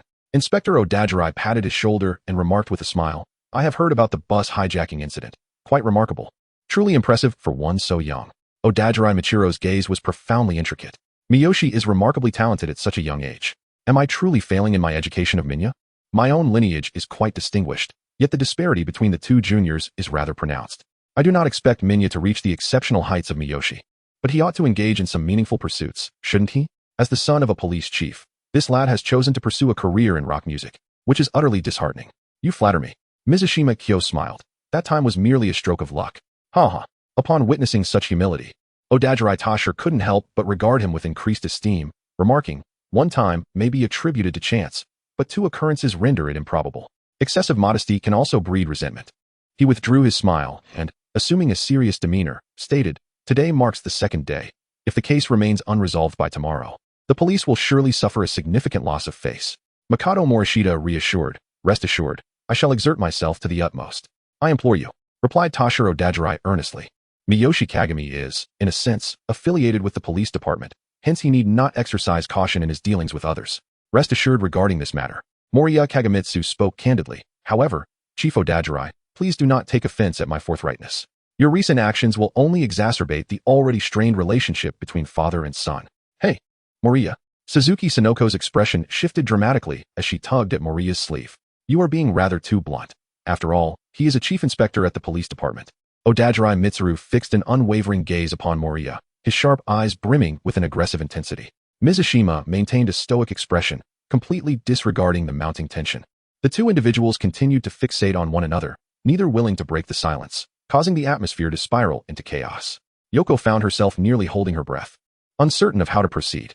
Time seemed to stretch indefinitely. Sigh, if that fellow could exhibit even half of your brilliance, I would not have uttered such words. Odajiri Tamahiro lamented heavily. Perhaps sharing a drink and opening our hearts might yield better results, Mizushima suggested. It appeared that he truly needed to engage in a heartfelt conversation over drinks with him. Odajiri fell into contemplation, realizing he had never genuinely communicated with Samiya, instead imposing his own ideals upon him. Suddenly, the lights extinguished without warning. What is happening? Shiratori Ninsaburo furrowed his brow. This was the Shiratori family wedding, attended by numerous dignitaries, and the abrupt blackout was undeniably embarrassing. Oh no. Odajiri's expression shifted dramatically as he recalled that of the 3 detectives he had dispatched to investigate the case, 2 had already fallen victim. The only one remaining, Sato, happened to be present. The sudden darkness made it difficult for him to dismiss ominous thoughts. A woman's scream pierced the air. It was the voice of Shaolon. Conan was instantly thrown into a panic, racing frantically toward the source of the sound. Miyoshi Kyo and Oda Kichiro rushed out without hesitation. Meanwhile, in the restroom, Mouri Ran and Sato lay unconscious in a pool of water, blood continuously oozing from the latter, staining the surrounding water. How could this happen? Takagi's complexion turned ashen as he shouted, "Officer Sato, pull yourself together. You mustn't succumb. Megure, quickly call for an ambulance." Oda Kichiro turned to Shiratori Rinzen beside him and commanded, "Shiratori, swiftly order the sealing of all entrances and exits of the hotel. We cannot allow the perpetrator to escape." "Understood." Shiratori Rinzen dashed out upon receiving the command. In no time, the police at the hotel sprang into action, successfully sealing all major entry points with remarkable speed. Fortunately, the location was in a bustling area, and the hospital was not far away. The ambulance arrived promptly. Sato and Ran were loaded into separate ambulances, accompanied by Mouri Kagoro and Megure JZ. In the hall, Oda Kichiro scanned the crowd with piercing eyes, declaring, "Everyone, except the children, must undergo a smoke reaction test." "No," Morishita remarked softly. "In addition to human beings, the scattered objects must also undergo inspection. For instance, transparent raincoats and umbrellas are indeed worthy of scrutiny." Oda Chiquito narrowed his eyes, immediately grasping the implication of his counterpart's words, and promptly added, "Shiratori, organize 2 teams, one for testing personnel and the other for examining suspicious items." "Understood." Shiratori Ninsaburo swiftly accepted the order. This was a monumental task. He quickly divided the efforts to test both the guests and the items. "Inspector Oda Chiquito, please conduct a smoke test first. I wish to observe the scene." Morishita stated calmly. "Certainly." Oda Chiquito responded. "Let us proceed with the smoke reaction test for the 2 of us." "Affirmative." The staff promptly approached. The 2 soon completed the smoke test, both yielding normal results, with no traces of gunpowder detected. Chapter 57. Heavenly Father, are you toying with me? In the restroom, Chiba Kai reported, "This is the handgun found at the scene. It is a 9mm automatic pistol, identical to the weapons used in the previous 2 cases. This implies a series of connected crimes." Oda Chiquito's expression shifted. He was reluctant to suspect his own son. Yet, the officers he had dispatched to investigate cases related to him had been successively attacked, compelling him to harbor doubts. Morishita Kyo inquired, "Have we uncovered the cause of the power outage?" "We discovered remnants of a phone nearby. It appears the power was detonated via a mobile device." Chiba responded. "So, you were suggesting this outage was intentionally orchestrated?" Oda Kiritasher furrowed his brow. "It seems the perpetrator aimed to deliberately create an environment of darkness." Conan pointed to a flashlight that had fallen beside Sister Ran. This flashlight was discarded by the assailant. Since the lighting was sabotaged, it surely serves a specific purpose. Morishita Kyo crouched beside the open locker, pondering. The flashlight is in an active state, indicating that the murderer must have placed it here in advance. The intention was to lure them into picking up the flashlight, thereby transforming them into live targets in the darkness. "It certainly appears to be the case," Conan remarked gravely. Mizushima Kagami inquired, "By the way, Officer Chiba, has the flashlight undergone a fingerprint analysis?" "It has been done, and only Ran's fingerprints were found on it," Chiba responded. "I see." Mizushima Kyo pondered. Perhaps it was Little Lon who instinctively picked up the flashlight. That scoundrel. Odajirai Minori's expression was fierce. The one who was shot was Sato. Yet it was Little Lon who retrieved the flashlight. This could potentially cast a shadow over her entire life. And it is not merely limited to this, Morinaka solemnly remarked. In a dark environment, even the faintest sound can instinctively draw a person to shine a flashlight in that direction.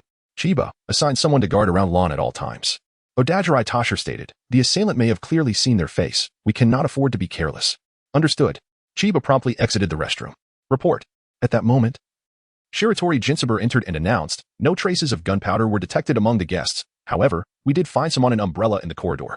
Unfortunately, there are no fingerprints on the umbrella." I inquired at the hotel reception, but she did not see who took the umbrella. Makashi Kyo's expression remained serene. This was an anticipated development. Since the perpetrator could devise such an exquisite method of execution, it was certain they would not be careless enough to leave behind fingerprints. "Shiratori," Odajirai Tashiru instructed, "let all guests remain in the hotel, with all expenses covered by the police department. Remember, no one is permitted to leave without our orders." "Understood." Shiratori Ninsaburo affirmed. Alas, Odajirai Tashiru sighed in resignation, feeling quite guilty towards Ran, yet he had no choice but to inquire with her. At the Miho Pharmacy Hospital, police vehicles led the way, with a black Lexus trailing closely behind. It was the most untroubled moment for Makashi Kyo, free from the worry of traffic congestion. Inside the conference room, what? Conan's expression shifted dramatically. Ran has actually lost her memory. The group was collectively taken aback. Is this a case of reverse amnesia? Morishita frowned, remarking that this incident had profoundly impacted Xiaolon, triggering her brain's self-preservation mechanism. Huh? Kazuki F2 unexpectedly glanced at Morishita and nodded, affirming that there was indeed no injury to her brain. How could this be? Protested Tashiro Odajirai, clenching his fists in frustration. I thought we would smoothly identify the culprit. But now it has escalated to this. Doctor, Tashiro inquired, will she be able to recover her memory? Retrograde amnesia can be stimulated through psychological suggestion, cranial massage, or by directly mimicking the environment of the amnesia, Morishita explained, his brow furrowing. However, under normal circumstances, recovery won't occur in a short time. Indeed. Kazuki Fdu replied, drenched in sweat. Who on earth are you? You seem remarkably knowledgeable. Alas, Tasha lamented. It seems our police station is destined for embarrassment the day after tomorrow. Oh? Kazuki Fdu probed, Deputy Inspector Odajirai. Could it be that Xiaolan has seen the face of the murderer? Precisely. Tasha nodded slowly. Their conversation had been overheard, and any attempt to conceal it was futile. Doctor, you must not disclose this matter to anyone. Otherwise, Xiaolan will be in grave danger. Tasha cautioned. Kazuki Fdu smiled, assuring him, rest assured. I am the epitome of medical ethics and would never reveal a shred of information about a patient. Yet, beneath his smiling facade, his heart grew increasingly sinister. Damn it. She has seen my face. Fortunately, she has lost her memory. This must be a divine opportunity. As long as I eliminate her before she regains her memory, I shall be foolproof. Morishita Kyo suddenly remarked, it is not impossible to regain one's memory in a short period of time. What did you say? Odakiri Tasha's eyes sparkled with interest. He had perused Morishita Kyo's dossier and was well aware of the caliber of the psychologist before him. Mikado Morishita remarked softly. The process of recovering memories through retroactive amnesia is relatively gradual, yet in my case, it does not apply completely. F2 Kaisuk retorted, what nonsense. Even the most esteemed psychologists would hesitate to utter such claims. Is it possible that Xiaolan's memories can be restored swiftly? Odachi Tasha quickly inquired. Indeed. Miyoshi Kagami softly remarked. During my time in the United States, I employed acupuncture therapy to assist a patient in regaining their memory within 2 days. Furthermore, we have already discerned the perpetrator's modus operandi. By reconstructing the scene and applying appropriate stimuli, I possess a 95% probability of enabling Xiaolan to recover her memories directly. Who exactly are you? F2 Kaisuk's expression darkened. He was astounded that the police had so swiftly uncovered the method of the crime. However, what truly astonished him was Miyoshi Kagami's assertion that he could restore Xiaolan's memory in just 1 day. This revelation struck at the very core of his vulnerabilities. Oh. I almost forgot to introduce him, Odajirai Tasha interjected. This is Miyoshi Kagami, a graduate of Yale University in the United States. He attained his Ph.D. in psychology in just 1 year, truly a prodigious talent. Upon saying this, he turned to Miyoshi Kagami and smiled. I hope I have conveyed your credentials accurately. Miyoshi Kagami nodded slowly. Kazuki F2's face turned ashen. Good heavens, are you jesting with me? Just moments ago, he was relieved that Xiaolan had lost her memory. Yet now you inform me that there exists a psychologist capable of swift restoration? Chapter 58, Assassination. This is truly splendid. Motohiro Odajirai laughed heartily. Consultant Miyoshi. May I inquire when the treatment can commence? The earliest would be tomorrow noon. Morishita explained that amnesia serves as a protective mechanism of the human body. Excessive stimulation in a short period may lead to unforeseen consequences. Is 1 night's rest sufficient? If necessary, we can extend our wait for another couple of days. Prioritizing Xiaolan's well-being above all else. Oda Chiquito stated solemnly. The assailant's target is Officer Sato, and Xiaolan is an innocent bystander caught in the crossfire. Therefore, he would rather the police department endure a loss of face than allow an innocent individual to suffer due to the department's negligence.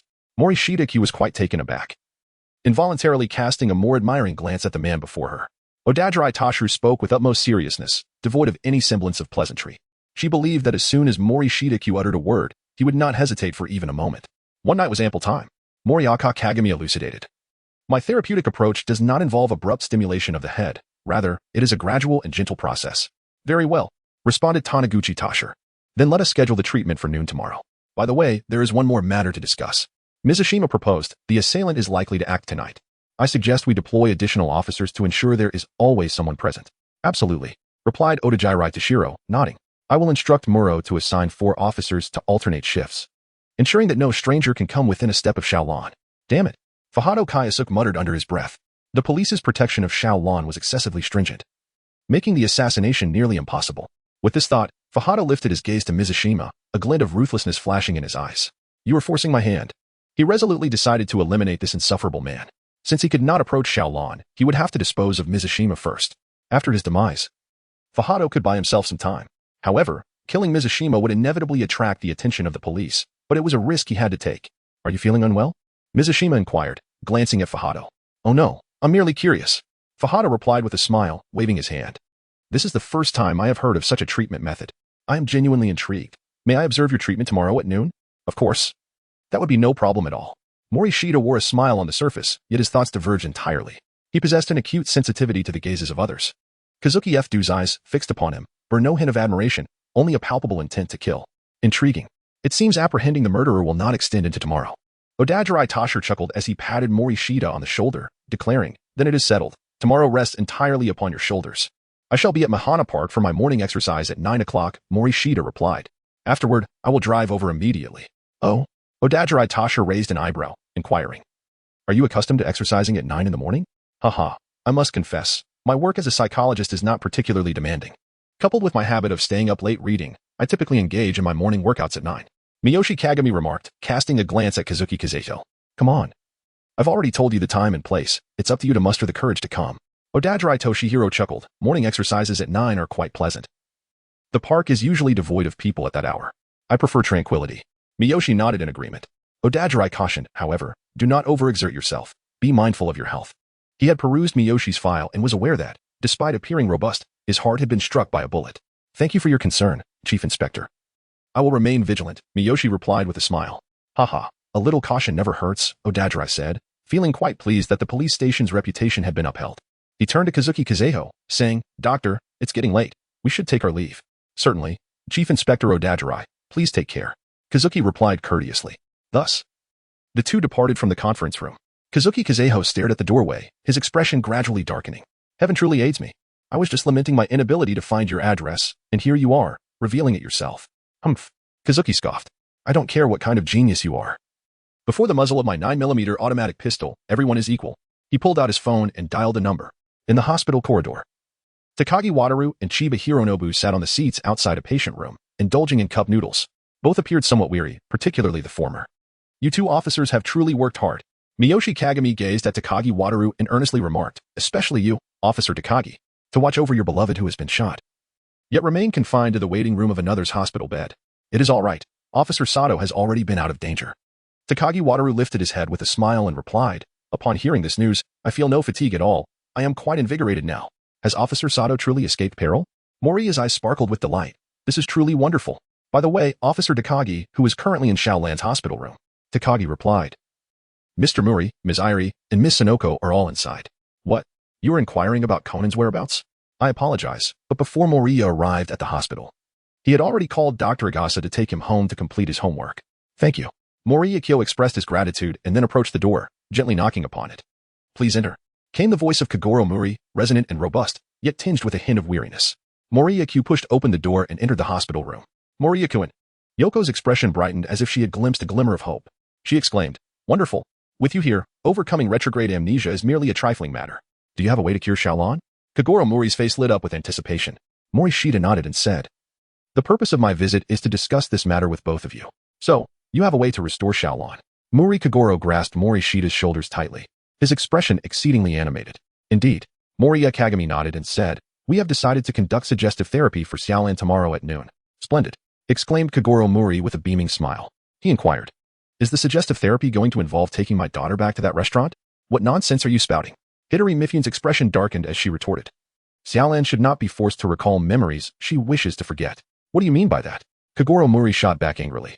Do you want Shaolan to remain in the state of amnesia forever? Hidori Mifune countered, I merely oppose any methods that could cause her distress. Cough, cough. Mizushita cleared his throat twice, drawing the attention of both individuals. I suggest that it is indeed preferable to restore one's memories. Mikasa looked at Hiyori and said calmly, Although this may indeed torment Shaolan, it is far preferable to the anguish of amnesia. I have encountered many individuals suffering from memory loss.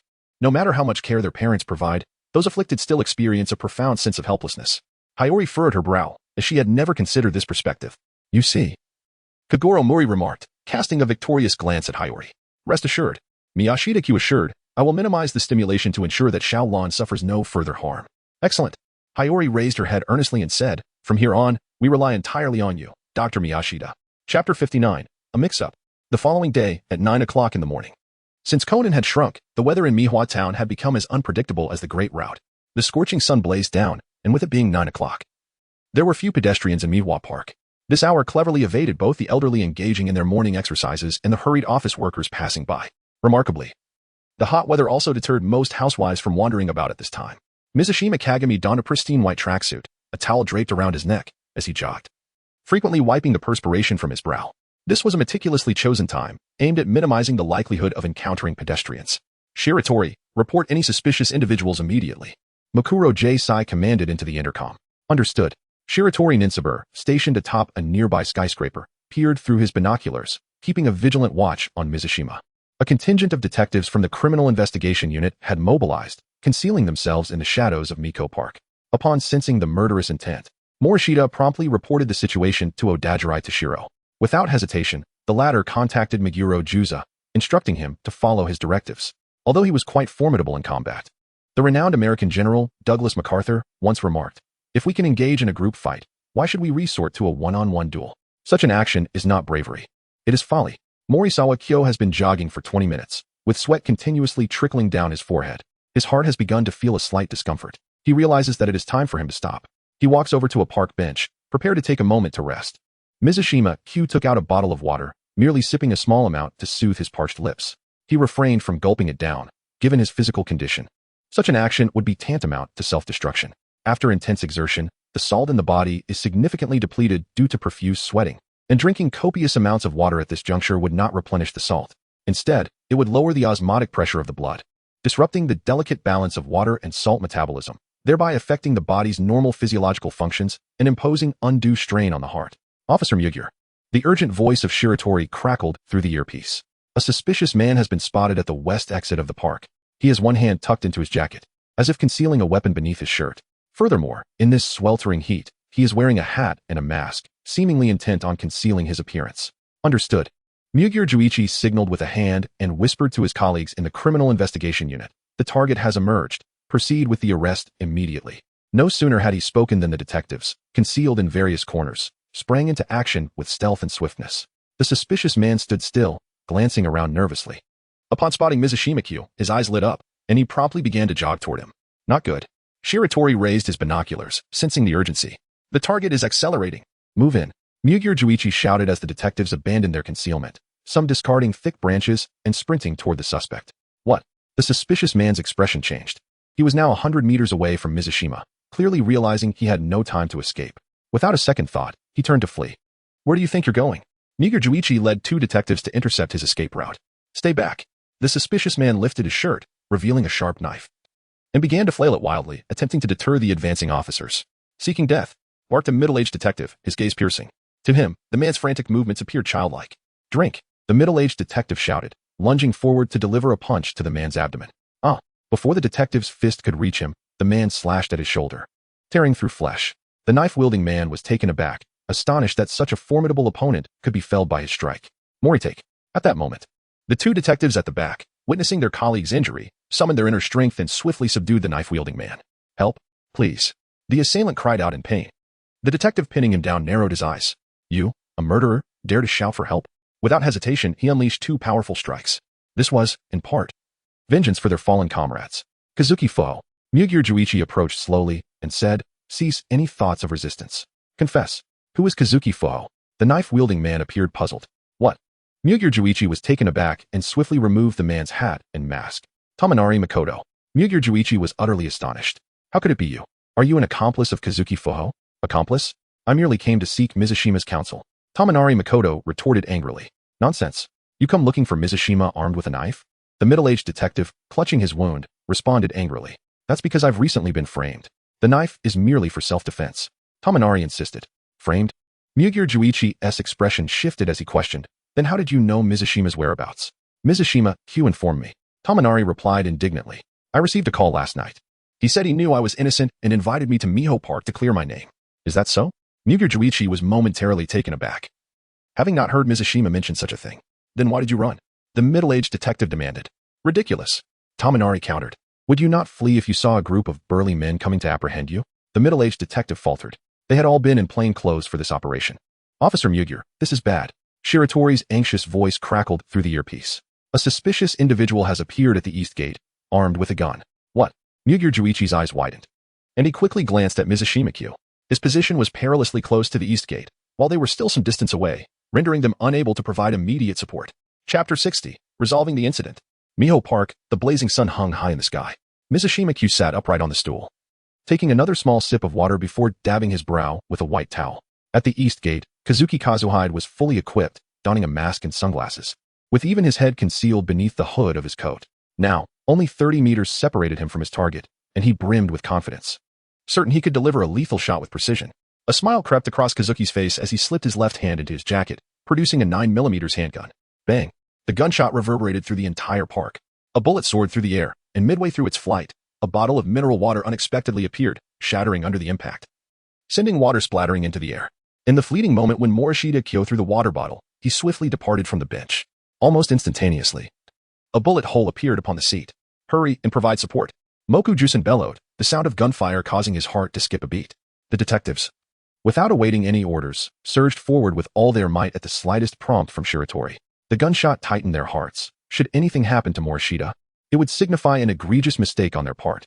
They were well aware of the perpetrator's impending actions, while the assailant remained oblivious to their ambush.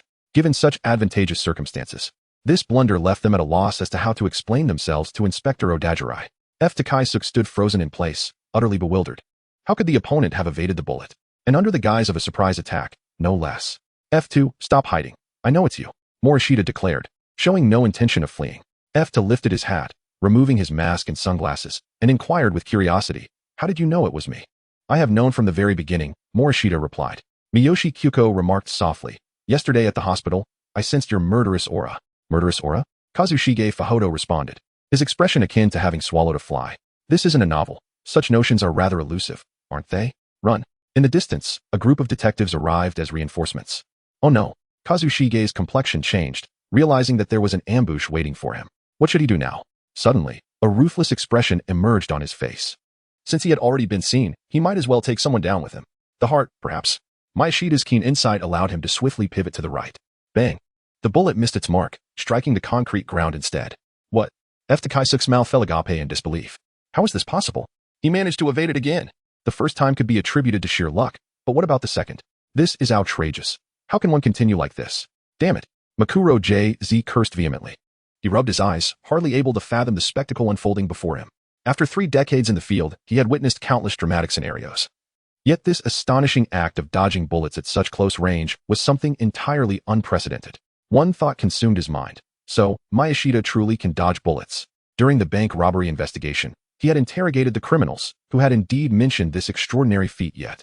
He had dismissed it as a fabrication, an attempt by the robbers to mitigate their sentences through deception. Was he feigning insanity? Such antics were a time-honored tradition among criminals. Now, he finally grasped why Mayashita was reluctant to elaborate on that incident. Who would believe such an astounding claim? Had he not witnessed it with his own eyes? He would have surely regarded it as a mere joke. How could this be? Takai-suk's features twisted in disbelief. He could hardly trust his own vision. Your marksmanship is utterly atrocious, Mayashita remarked coolly. He stood his ground, exhibiting not a trace of anxiety. Fortunately, Takai-suk had removed his disguise. Otherwise, it would have been a different story regarding his ability to evade. His capacity to dodge bullets stemmed from his knack for anticipating his opponent's actions. But once his face was obscured, he could no longer discern the expressions of his adversary. Given his injured state, he could not rely on speed to evade bullets. Die. Takai-suk descended into madness, shouting vehemently. Bang. Pain shot through his arm as he involuntarily released his grip, dropping the handgun to the ground. 100 meters is not particularly far. After a desperate sprint, the detectives had drawn near. When they were merely 30 meters away, one officer, observing Takai-suk's intent to commit further violence, acted without hesitation, firing his weapon. The bullet instantly pierced through the arm he had used to wield the gun. Takai-suk grimaced, clutching his wound. Morishita approached slowly, stepping on the handgun and kicking it backward to prevent the adversary from retrieving it once more. 3 detectives advanced, swiftly cuffing Takai-suk. Fido, the suspect is apprehended. You can bring the police car over, commanded Megure JZ. The radio crackled with Shiratori's response. Understood, Officer Megure. I shall head over immediately. After issuing the command, Megure turned to Mouri and remarked, Mouri, my dear brother, you have truly opened my eyes. I never anticipated your agility would be so remarkable. You are akin to a superhero. Oh, Officer Megure, you flatter me. Mouri replied nonchalantly. This was not mere modesty. He genuinely regarded his feats as rather commonplace.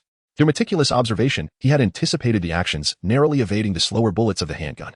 In contrast, the seemingly fragile Mouri Ran was the true master, relying solely on her reflexes and speed to evade gunfire. As for the eccentric Kai Goku Shin, his feats were on an entirely different level. He dodged not bullets from a handgun, but rather the far swifter projectiles of a rifle. The challenge was significantly heightened, and the latter displayed an effortless grace in his evasions. Shiratori arrived with the police vehicle, and the detectives proceeded to secure Takai-suk. Miyoshi Kagami did not board the vehicle. Instead, he returned to his apartment and drove to Mahana Pharmacy Hospital. He first employed acupuncture on Xiaolan's head points, allowing a moment to pass before administering a half-hour massage. These 2 procedures aimed to help Xiaolan relax his mind. Once prepared, Miyoshi Kagami grasped the transparent umbrella he had ready and opened it directly in front of Xiaolan. Instantly, Xiaolan's expression shifted, revealing profound terror. He began to recall the scene of the incident, and before long, under the stimulus, his memories resurfaced. Thus, the matter was satisfactorily resolved. The police successfully apprehended the culprit within 3 days, earning immense praise from the citizens of Mahana. A keen observer noted that the name Miyoshi Kagami had been frequently mentioned in recent reports, leading to his new moniker, the police's new savior. Subsequently, the police interrogated Kazuki F. Another mystery unraveled. It was revealed that prior to committing the act, he had impersonated Miyoshi Kagami using a voice changer to call Waisei Shin, instructing him to wait for him at Mahana Park. Had he not done so, suspicions would likely have fallen upon him had Miyoshi Kagami been shot. Few were aware of the ability to restore Xiaolan's memory. Unexpectedly, this attempt to shift blame led to a blunder involving Megure JZ and others. Had the bait been someone else, he might have succeeded. Chapter 61. An unexpected encounter with Jin. In Mahana Town, it was a rare snowy day. At 3 in the afternoon, Tedden Elementary School had just released its students, and good friends began to form groups to head home. Watch out. Jinta hurled a snowball, striking Hikaru on the head. Ouch. Hikaru clutched his head, anger rising, and retaliated by throwing a handful of snow back. Take that. In contrast to the cheerful mood of the others, Hibara AI walked with her head down, quietly standing apart from the group. Hibara, is something wrong? You seem rather unhappy, Ayumi expressed with concern. Me? Oh, it's nothing. Hibara AI replied with a faint smile. I'm just a bit under the weather. I see. Ayumi sighed in relief, encouraging. It's all right. Colds pass quickly. Thank you. Hibara AI smiled back. At the fork in the road, they would part ways. Conan, Hibara, goodbye. See you at school tomorrow. The three bid farewell with laughter. All right. Conan waved. Hibara AI merely glanced up briefly before returning to her silence. Noticing this, Conan kicked a soccer ball high into the air, stating, this is not where I should remain. Hibara AI turned to look. If I stay here, I will only entangle innocent people. I must vanish quickly. Conan glanced at her, saying, you must be thinking that. Am I right? Hibara AI remained silent, merely observing him. Conan juggled the ball with his knee and reassured her, don't worry, you've already shrunk. Even standing before the black organization, they would not recognize you. The two continued walking. Suddenly, Hibara AI's expression changed. What's wrong? Conan asked, puzzled. The Porsche 356A. Hibara AI stammered, unable to believe her eyes. That's Jin's car. What?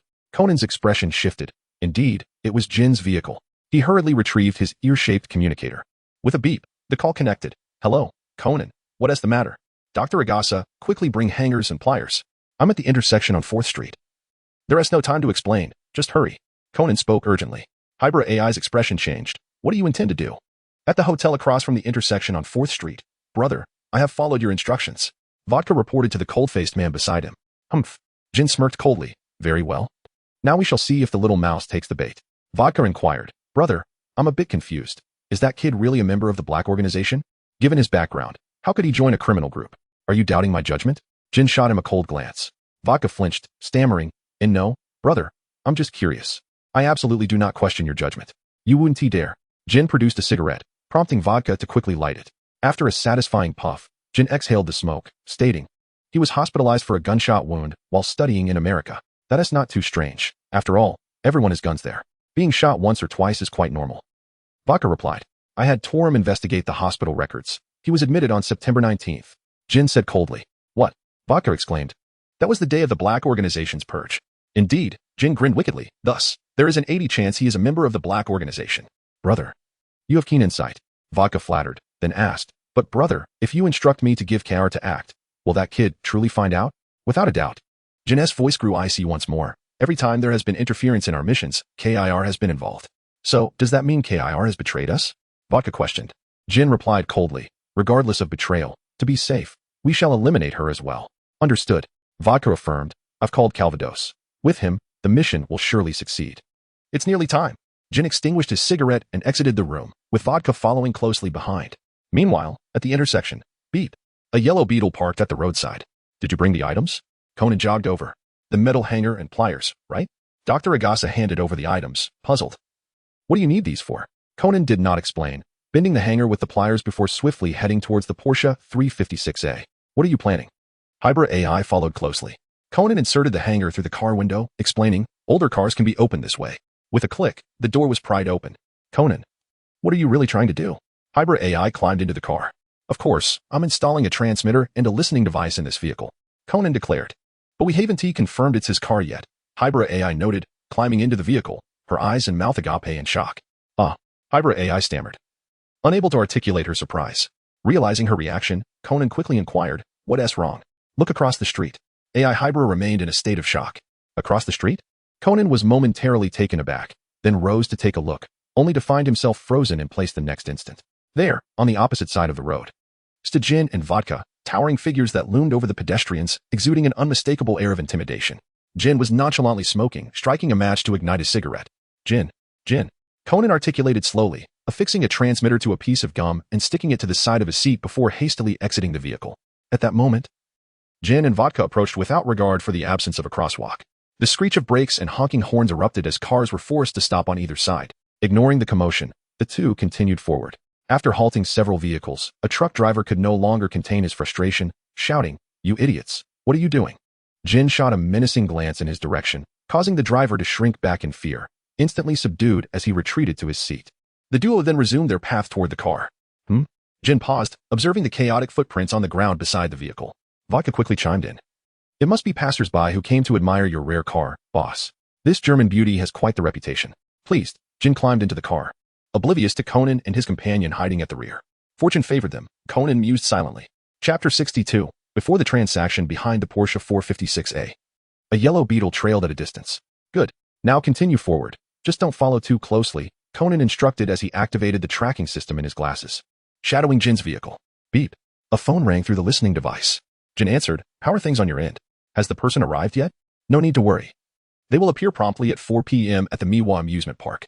At that time, the target will trade software in the central plaza of the park." "Software?" Conan's brow furrowed. What could the organization possibly want with that? "What? Didn't I make it clear? Once you have the item, don't hesitate, kill her too." Jin continued. "Also, bring those drugs just in case." The mention of the drugs made Conan's heart race. Were they the ones that could transform him back to his original size? Jin ended the call, noticing something out of the corner of his eye. He froze, his expression darkening as he picked up a strand of brown hair from beside the seat. "Boss, is something wrong?" Vodka inquired. Jin remained silent, meticulously inspecting the car, his fingers brushing against a sticky substance. His gaze sharpened. Vodka wouldn't chew gum. Jin retrieved the gum, revealing a small black device encased within. Vodka, puzzled, asked, "What is this?" "I suspect it's a transmitter and a listening device," Jin replied coldly. "Oh no, they've discovered us." Conan's face paled at the realization. "What did you say?" Dr. Agasa exclaimed. AI Hybra, seated in the back, felt her heart drop, a bead of cold sweat trickling down her forehead. "Humph." Jin crushed the transmitter, then chuckled darkly. "I never expected you to approach me so eagerly. I'm truly touched, Shiho." The yellow beetle continued its pursuit of the two men. Inside the car, AI Hybra stated calmly, "What should we do now? The situation is decidedly adverse for us. They have destroyed the transmitter and listening device, leaving us unable to track them. Moreover, they have discovered the gum you used to attach the transmitter." "Don't worry," Conan reassured her. "I've eliminated the bite marks on it. They can only determine my blood type at most. Besides, I've wiped away all fingerprints in the car. Even so, we should turn back immediately. Continuing to follow them like this is far too perilous." AI Hybra retorted coldly. With only Dr. Agasa as the adult in the car, discovery would spell disaster. "Not a problem," Conan declared. "We'll head straight to the Miwa amusement park and wait for them. They plan to kill after the transaction. Since I'm aware of their intentions, I must thwart their murderous plot. We'll get to the amusement park first." "Your sense of justice is admirable," AI Hybra interrupted with a self-deprecating smile. "I, however, have little interest in such abstract concepts. Moreover, I doubt that our journey there will significantly impact their plans." "That is for the best," Conan pondered. "Bringing you into their midst would be akin to walking into a trap. You should remain with the doctor in the car." He added, "Even if things go awry, I am determined to retrieve those drugs." 2:30 p.m., an upscale apartment in Miwa Town. Morishita Kyo sat on the sofa, engrossed in a book. Recently, he had seldom ventured to the shop, instead relishing these leisurely days of idleness. Ding. The sound of his phone ringing echoed through the room. It seemed a task was at hand. Mizushima Kyo gazed at the crimson phone resting on the table, a device intended for communication with his fellow operatives. As he picked it up and examined the screen, he discovered a brief message concerning an upcoming mission. At 4 p.m., in the central plaza of the Mahana amusement park, they would engage in the exchange of gaming software. It seemed that idleness was not an option for him today. Miyoshi Kagami sighed and subsequently sent a text message. "Gather outside the amusement park at 3 p.m. Bring your gear and refrain from acting rashly." After sending the message, Miyoshi rose and retrieved a suit from the wardrobe. Today, he opted for a blue suit instead of the usual white. Once dressed, he made his way to the armory and the restroom. The black-clad organization had been disrupted by him several times already. He believed they would be thoroughly prepared this time. and he could not afford to be careless. Meanwhile, beneath a building opposite the Miwa amusement park, Jin leaned against his car, speaking into his phone. It's Sherry. The woman who betrayed the organization. She should be on her way to the amusement park now. If you are unsure of her appearance, consult the organization's database. I will join you after I finish inspecting the car. Vodka, wielding a metal detector, meticulously examined the area around the vehicle, leaving no small corner unchecked. Yes. It cannot be a mistake. Jin remarked coldly, that woman will definitely go. She will want to investigate the matter concerning that drug. You mentioned the police consultant? Indeed. Do not fear the police investigation. If he appears at the transaction site, it confirms my judgment. Show no mercy, just shoot him in the head. What if he doesn't show up? Did I not inform you? Even if this transaction goes smoothly, I no longer trust Gil. Just shoot her dead. At Mihua Amusement Park. At 3 in the afternoon, there were still quite a number of visitors, and even the falling snow did little to deter them. Morishita did not enter directly, for such an action would have been too reckless. Instead, he resolved to survey the scene first. He drove his Lexus to a tall building not far from the amusement park. Ascending to the 24th floor via the elevator, he prepared to observe from a vantage point. Morishita Kyo stepped out of the elevator and approached a door. Ding dong. He pressed the doorbell. You finally made it, Kandaichi said as he opened the door, and the two entered the room. This hotel faces the Mihua amusement park, and from the balcony, one can observe every corner of the park, providing an excellent vantage point. Miyoshi Kagami inquired, have you discovered anything amiss? No. Everything is in order, Kandaichi replied. There remains an hour until the transaction time. And I have yet to see any members of the Black Organization. Miyoshi Kyo did not respond. He felt an unsettling disquiet about this operation. He grasped his binoculars and began to survey the surroundings. To his relief, there were no anomalies. Chapter 63, Crisis. At the Miho amusement park, the clock struck 3 in the afternoon. Dr. Agasa parked the vehicle in the lot. Conan and his companion approached a stall near the center of the park. Children, what would you like to eat? The vendor inquired with a smile. We would like 2 grilled sausages. Conan replied cheerfully, his gaze drifting toward the open area at the center. Idagawa, are you serious? Hyper AI, donning a baseball cap, couldn't help but ask again. Given our current capabilities, recklessly engaging with the organization is tantamount to courting death. Not to mention, Jin has already discovered the listening device I installed and is undoubtedly prepared. Rest assured, when it comes to numbers, I am not necessarily at a disadvantage. Conan grinned. Hyber furrowed her brow and remarked, could it be? Indeed, Conan declared with pride. I informed Officer Magyar, under the guise of Shinichi Kudo, that a murder case is about to unfold at the amusement park. I trust the police have already mobilized. And when the members of the Black Organization appear, we will apprehend them all. Let us hope so. Hyber expressed her skepticism about his plan. The vendor asked, children, would you like chili on your sausages? Yes. Conan chuckled, please add a generous amount. After receiving the sausages, each took one and began to meander around the transaction site, resembling elementary school students enjoying a day at the amusement park. At the shopping mall's upper levels, a Porsche 356A was parked outside. Jin exited the vehicle, while Vodka retrieved a guitar case from the trunk. They entered the building sequentially. The mall was under renovation, resulting in a lack of patrons. They ascended to the top floor via the elevator. Jin and his companion did not linger, pressing onward to the uppermost area. The door leading to the rooftop had already been pried open. Jin, wearing black gloves to avoid leaving fingerprints, forcefully pushed the door open. You were late. A sultry voice greeted him. Jin glanced at the alluring woman before him and coldly replied, Vermouth, it seems you wish to remain within the base for a lifetime. Hee. That would be splendid. Vermouth laughed, then I could retire ahead of time. Have you made your decision? Jin raised his pistol, aiming it at her while coldly stating, that particular individual does not tolerate idlers. The only way to retire is through death. So, do you require my assistance? Perhaps not. After all, this old body of mine is still reasonably resilient. Vermouth retorted. Jin turned to Calvados, who was poised with a sniper rifle, and inquired, what is the situation? All is normal for the time being, Calvados answered, maintaining his focus on the scope.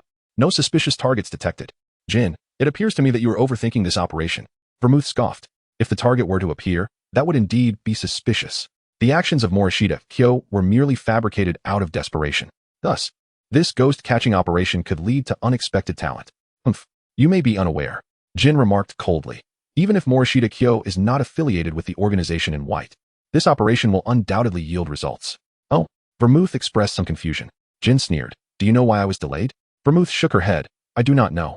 Jin had briefed Calvados, hence the latter did not disclose the operational plan to Vermouth. On my way here, someone implanted a transmitter in my car. Jin explained. Oh, Vermouth said with growing interest. I never anticipated that someone would place a listening device in your vehicle. That is inconsequential. What matters is, do you know who installed the transmitter? Jin feigned mystery. Vermouth, sensing an ominous premonition, probed. Who? Sherry. Jin stated coldly. What? Vermouth's expression shifted dramatically. According to his investigation, Sherry, like Kudo Shinichi, had also reverted to childhood. Furthermore, Sherry and Kudo Shinichi were quite close, even attending the same school post-transformation. Thus, it would be more accurate to say that it was Kudo Shinichi who had installed the transmitter. Could it be that Kudo Shinichi intends to interfere in this operation? Vermouth ascended the stairs, retrieving binoculars for a clearer view, and her heart sank. In the center of the amusement park, two children were enjoying grilled sausages. Despite the distance, she recognized them instantly. Those two were none other than the transformed Kudo Shinichi and Sherry. Vermouth's expression darkened considerably. Foolish child, why would you meddle in this matter? This is Jin, laying a trap to expose the undercover and members of the organization in white. Are you courting death? Are you certain Sherry installed the transmitter? Vermouth inquired without turning around. I doubt someone of her disposition would dare to place a listening device in your car. Absolutely. Jin asserted confidently, I found a brown hair in the vehicle. I am quite perceptive when it comes to traitors. So, you have compromised the transmitter? Vermouth remarked indifferently. Even if Sherry were to be foolish, I doubt she would return to the scene after you discovered it. Would she? Not necessarily. Jin scoffed. Who knows what that foolish woman thinks on a daily basis? At this, he glanced at Vermouth, silently thinking, just like you. Enough of that. Let us not dwell on it. Jin approached the edge of the building, commanding, Vodka, prepare my sniper rifle. I intend to blow his head off myself. No problem, brother. Vodka replied, opening a guitar case that contained a sleek black sniper rifle. Meanwhile, within the hotel. King, are we to proceed? It is already 3:20. Kendaichi noted, glancing at his watch. Morishita Kyo gazed through the telescope, yet observed no anomalies. Thus, there was no alternative but to commence their actions. Having concluded this, the two departed from the hotel. The amusement park was not far from their location, merely a 10-minute walk away.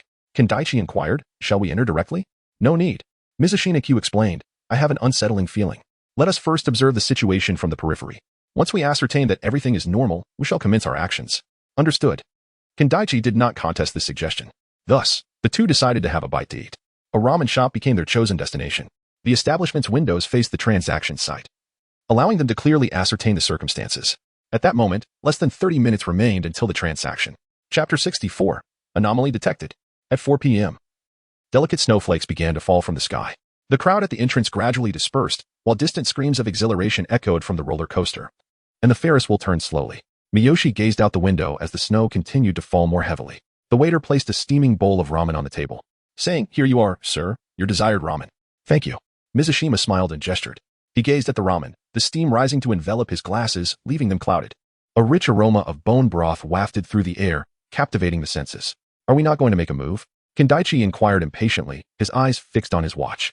Miyoshi Kagami lifted the lid and added several spoonfuls of chili to the bowl without raising his head. You are still too hasty. Although the transaction is set for 4 o'clock, disrupting it does not require waiting until that hour. Here they come. Kintion had been intently gazing out the window, and indeed, two individuals arrived at the center of the amusement park. Mikage Morishita took a bite of his noodles and turned his gaze in response to a sound. Before him stood a man and a woman. The man appeared to be of advanced age, with a receding hairline and a frail physique. He sported round glasses and donned the typical attire of a programmer. In stark contrast, the woman was strikingly beautiful, her features exquisitely defined, with a few curls adorning her forehead. Despite her mask and hat, Mikage immediately recognized her identity, Reina Mizunashi. How could this be? Sengxia Jing furrowed her brows. Her identity was rather sensitive. As a public figure, it seemed improbable for her to engage in such overtly public activities. Jitiani was eager to take action, having long desired to avenge his previous grievances. Shall we proceed? Not just yet. Morishita Kyo lifted the bowl of noodles and took a sip of the steaming broth. The exquisite flavor of the piping hot soup filled his senses, and the fragrant aroma of cilantro rushed to his nose. Ah, are we not in a hurry? Kendaichi inquired, somewhat perplexed, and immediately added, if we wait any longer, everyone will have left. Mizushima cast a frosty glance toward him. Instantly, the latter wilted, offering a sheepish smile as he lowered his head to engage in a struggle with his ramen. Mizushima took a couple of bites and felt that something was amiss. So he reached for the vinegar bottle and added a few drops. Outside the window, the two individuals were not in a hurry to conclude their transaction. Instead, they stood there engaged in casual conversation. The man appeared somewhat thirsty as he swiftly consumed nearly half a bottle of mineral water. The action was called off. Suddenly, Morishita announced, and Kendaichi was momentarily taken aback, followed by a perplexed inquiry. Why? Because there is an ambush. Mizushima Kyo was casually eating noodles when he remarked, an ambush? Kendaichi paused, rubbed his eyes, and hurriedly glanced towards the open space at the center. However, no matter how long he stared, he could discern nothing unusual. Kendaichi quietly wondered, where's the ambush? Why can't I see it? Of course you can't see it. Mizushima Kyo gave a resigned smile and explained, you see. The individual involved in the transaction is Bansujaku, who suffers from a severe heart condition. And what of it? Kendaichi replied, perplexed. Mizushita pressed his hand against his chest and inquired, what else could there be? Heart conditions are particularly sensitive to abrupt changes in temperature. How could he possibly venture out to engage in transactions on a snowy day? What if he were coerced by a clandestine organization? Kendaichi countered.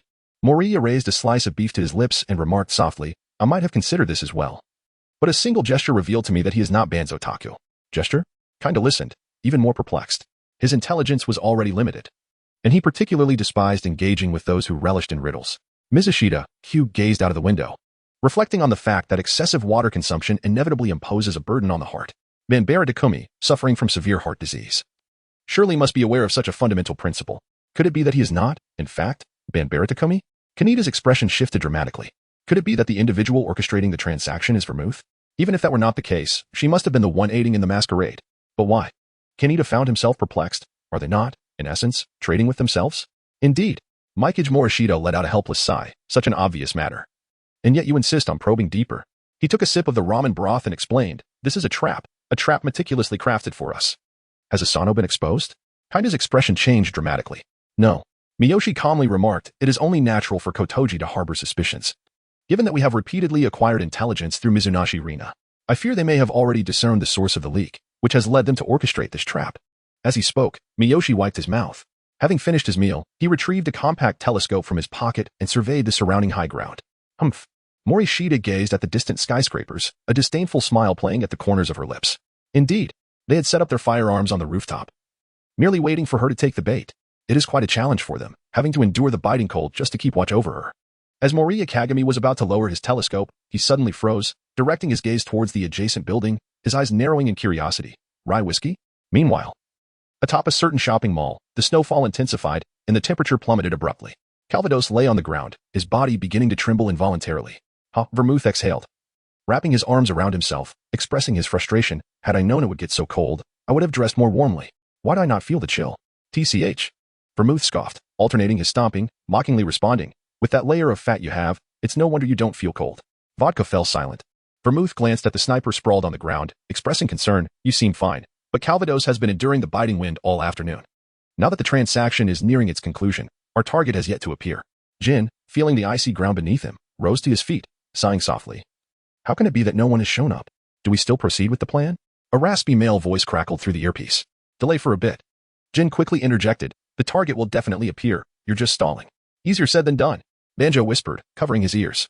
What have you been mumbling about this entire time? Mizunashi Rina furrowed her brows, sensing something amiss. Why had the organization sent her for this transaction? Such matters should logically be entrusted to Vermouth for greater assurance. Shuntive? No, we cannot wait any longer. Mizunashi Rina declared impatiently, Banjo, where are the items? If they're not produced, the transaction is off. Wait, Banjo exclaimed, hastily waving his hands. There were unforeseen circumstances. It will be ready soon. Jin, Keel is very astute. He cannot be delayed for long. I say there is no traitor. Your suspicions are simply unfounded. Vermouth began her sardonic remarks. If Kudo Shinichi leaves early, it will be all the better. You are truly annoying. Jin's eyes glinted coldly as he raised his pistol, aiming it at Vermouth. Why do you always defend Mouri Ran? Don't blame me. He's a prominent figure in law enforcement. We cannot simply kill him based on mere suspicion, Vermouth explained. There is new information. Vodka interjected. Speak. Jin commanded coldly. Chapter 65. Reckless Actions. Vodka pulled out his phone. On Mihua Street number 5, a severe multi-vehicle accident has occurred, causing traffic to come to a standstill. I see. Jin remarked frostily, it seems our target has been delayed by the accident. Thus, he hasn't arrived on time. Vermouth replied, perplexed. That reasoning is rather far-fetched. Isn't it? According to investigations, Mouri Ran's residence is nearby, and the route to Mihua Amusement Park is essential for him. Jin asserted with conviction. Brother. You are indeed clever. Vodka flattered. It must be so. Let us wait a little longer. The target will surely appear. Vermouth cast a glance at Vodka, then at Calvados, who lay on the ground, his sniper rifle covered in snow, a white stripe appearing on the dark barrel. Vodka, you truly are something. Vermouth remarked, somewhat exasperated. You mean T flattered Jin so excessively. You may not feel the cold standing here, but poor Calvados on the ground is suffering greatly. The biting weather compelled her to rub her hands together. Vermouth's cheeks had turned crimson from the cold, her limbs somewhat stiff. She was still managing. But one could only imagine the plight of Calvados. Lying on the ground, his legs had lost all sensation. His midsection felt unbearably cold. Yet he could not rise until the target appeared. Let us wait a bit longer, Jin stated calmly. Another 10 minutes, and the target will undoubtedly emerge. He firmly believed in his judgment. It was certainly the accident that had delayed the target. Meanwhile, in a ramen shop, Boss, could you lower the air conditioning a bit? Mizushima wiped the sweat from his forehead, having just finished a steaming bowl of soup that left him feeling quite warm. No problem, the boss promptly replied, retrieving the remote control to lower the air conditioning. Another 2 bowls of ramen, Kendaichi called out. The flavor of this ramen was exceptionally delightful, and after hearing Mizushima's explanation, he felt no urgency at all. Outside, thick snow was falling, capable of freezing a person solid. Those suffering in the cold were not in a rush. So why should I, basking in the air conditioning? Kendaichi glanced at the distant rooftop. Those members of the organization clad in black truly seemed resilient to the cold, unperturbed by the frigid ground beneath them. Boss, when shall we depart? Morishita Kyo hung his suit jacket on a nearby chair and remarked, there's no rush. It's safer for us to leave after they have departed. Besides, if we don't show up, they won't dare retreat, allowing them to endure the cold a little longer. Ha ha ha, indeed. Kinda smiled broadly. While we enjoy the cool air inside and savor our noodles, they can freeze outside. At the heart of the amusement park, Mizunashi Reina discerned the other's intention to stall. The deal is off. We bid farewell now. Wait. Banjo Taku's expression shifted, and he hastily retrieved his backpack. The items are here. Let us transact now. Mizunashi Reina's eyes gleamed with thought. Oh no. The frozen Calvados stammered. He can't hold off Kiyu anymore. The transaction must proceed as planned. There is no alternative. Jin inhaled deeply, his hands numb from the cold. We shall retreat once the deal is concluded. Ah. Vermouth couldn't resist a biting remark. I told you it wouldn't work. You refused to believe me. And now look where we are, suffering together in the cold. Silence. Jin shot a cold glance her way, murmuring, I have a strong feeling he is one of the white organization members. Delusional. Vermouth scoffed. Meanwhile, at the hot dog stand, Conan gazed anxiously at the two engaged in the deal. Officer Magyar is taking too long. Where is he? This is just perfect, Hybra AI remarked. Her cheeks flushed with cold. I don't believe the police can apprehend members of the organization. Better they don't come, at least this way. We can avoid witnessing a familiar officer's demise. Damn it. Conan was filled with frustration. He couldn't accept letting the organization commit murder before his eyes. Officer Magyar, what on earth are you doing? Simultaneously, on Miwa Street, the main road was congested with vehicles due to a severe traffic accident, paralyzing the route. Honking horns and curses reverberated. Inside a police car, Magyar Juiza began to pull at his hair. How could this happen? A case is supposed to unfold at Miwa Amusement Park. Officer Magyar, the road is clear. A driver exclaimed, his eyes lighting up as a miracle occurred amidst the gridlock. Quick! Magyar Juiza shouted, sound the sirens and head to Miwa Amusement Park at full speed. Kudo, just wait for me. At Miwa Amusement Park, the transaction site. Mizunashi Reina questioned the authenticity of the game software as she accepted a disc, her skepticism growing. The other party had been dragging their feet since the beginning, and her trust had waned. I assure you it's genuine. Banjo Taku chuckled. After all, I wouldn't dare offend you. Let us hope so, Mizunashi Reina replied, taking the disc and slowly turning to leave. Banjo Taku grinned, his eyes flashing with malice as he drew a handgun, aiming at the beautiful silhouette ahead. Safe travels. Oh no. From the shadows, Conan's face paled at the scene unfolding before him. Without a moment's hesitation, he leaped towards them, shouting, be careful. Itokawa, what are you doing? Hybra AI reached out, attempting to grasp Conan, but fell just short. Gritting her teeth, she charged after him, intent on stopping the reckless Conan, who was brandishing a handgun. Are you trying to get yourself killed? Meanwhile, Calvados, through the scope, reported, Jin, 2 kids are heading to assist Kiyu. What should we do? What to do? Jin discarded his cigarette but coldly, of course, we eliminate them both. Meddling brats are the most loathsome. Vermouth's face turned ashen as she lifted binoculars to the distance, her heart sinking. Chapter 66, The Rescue. Inside the noodle shop, Mizushima Kyoko rubbed his belly, feeling a warmth enveloping him. He pondered to himself, I wonder if those members of the black organization have frozen to death?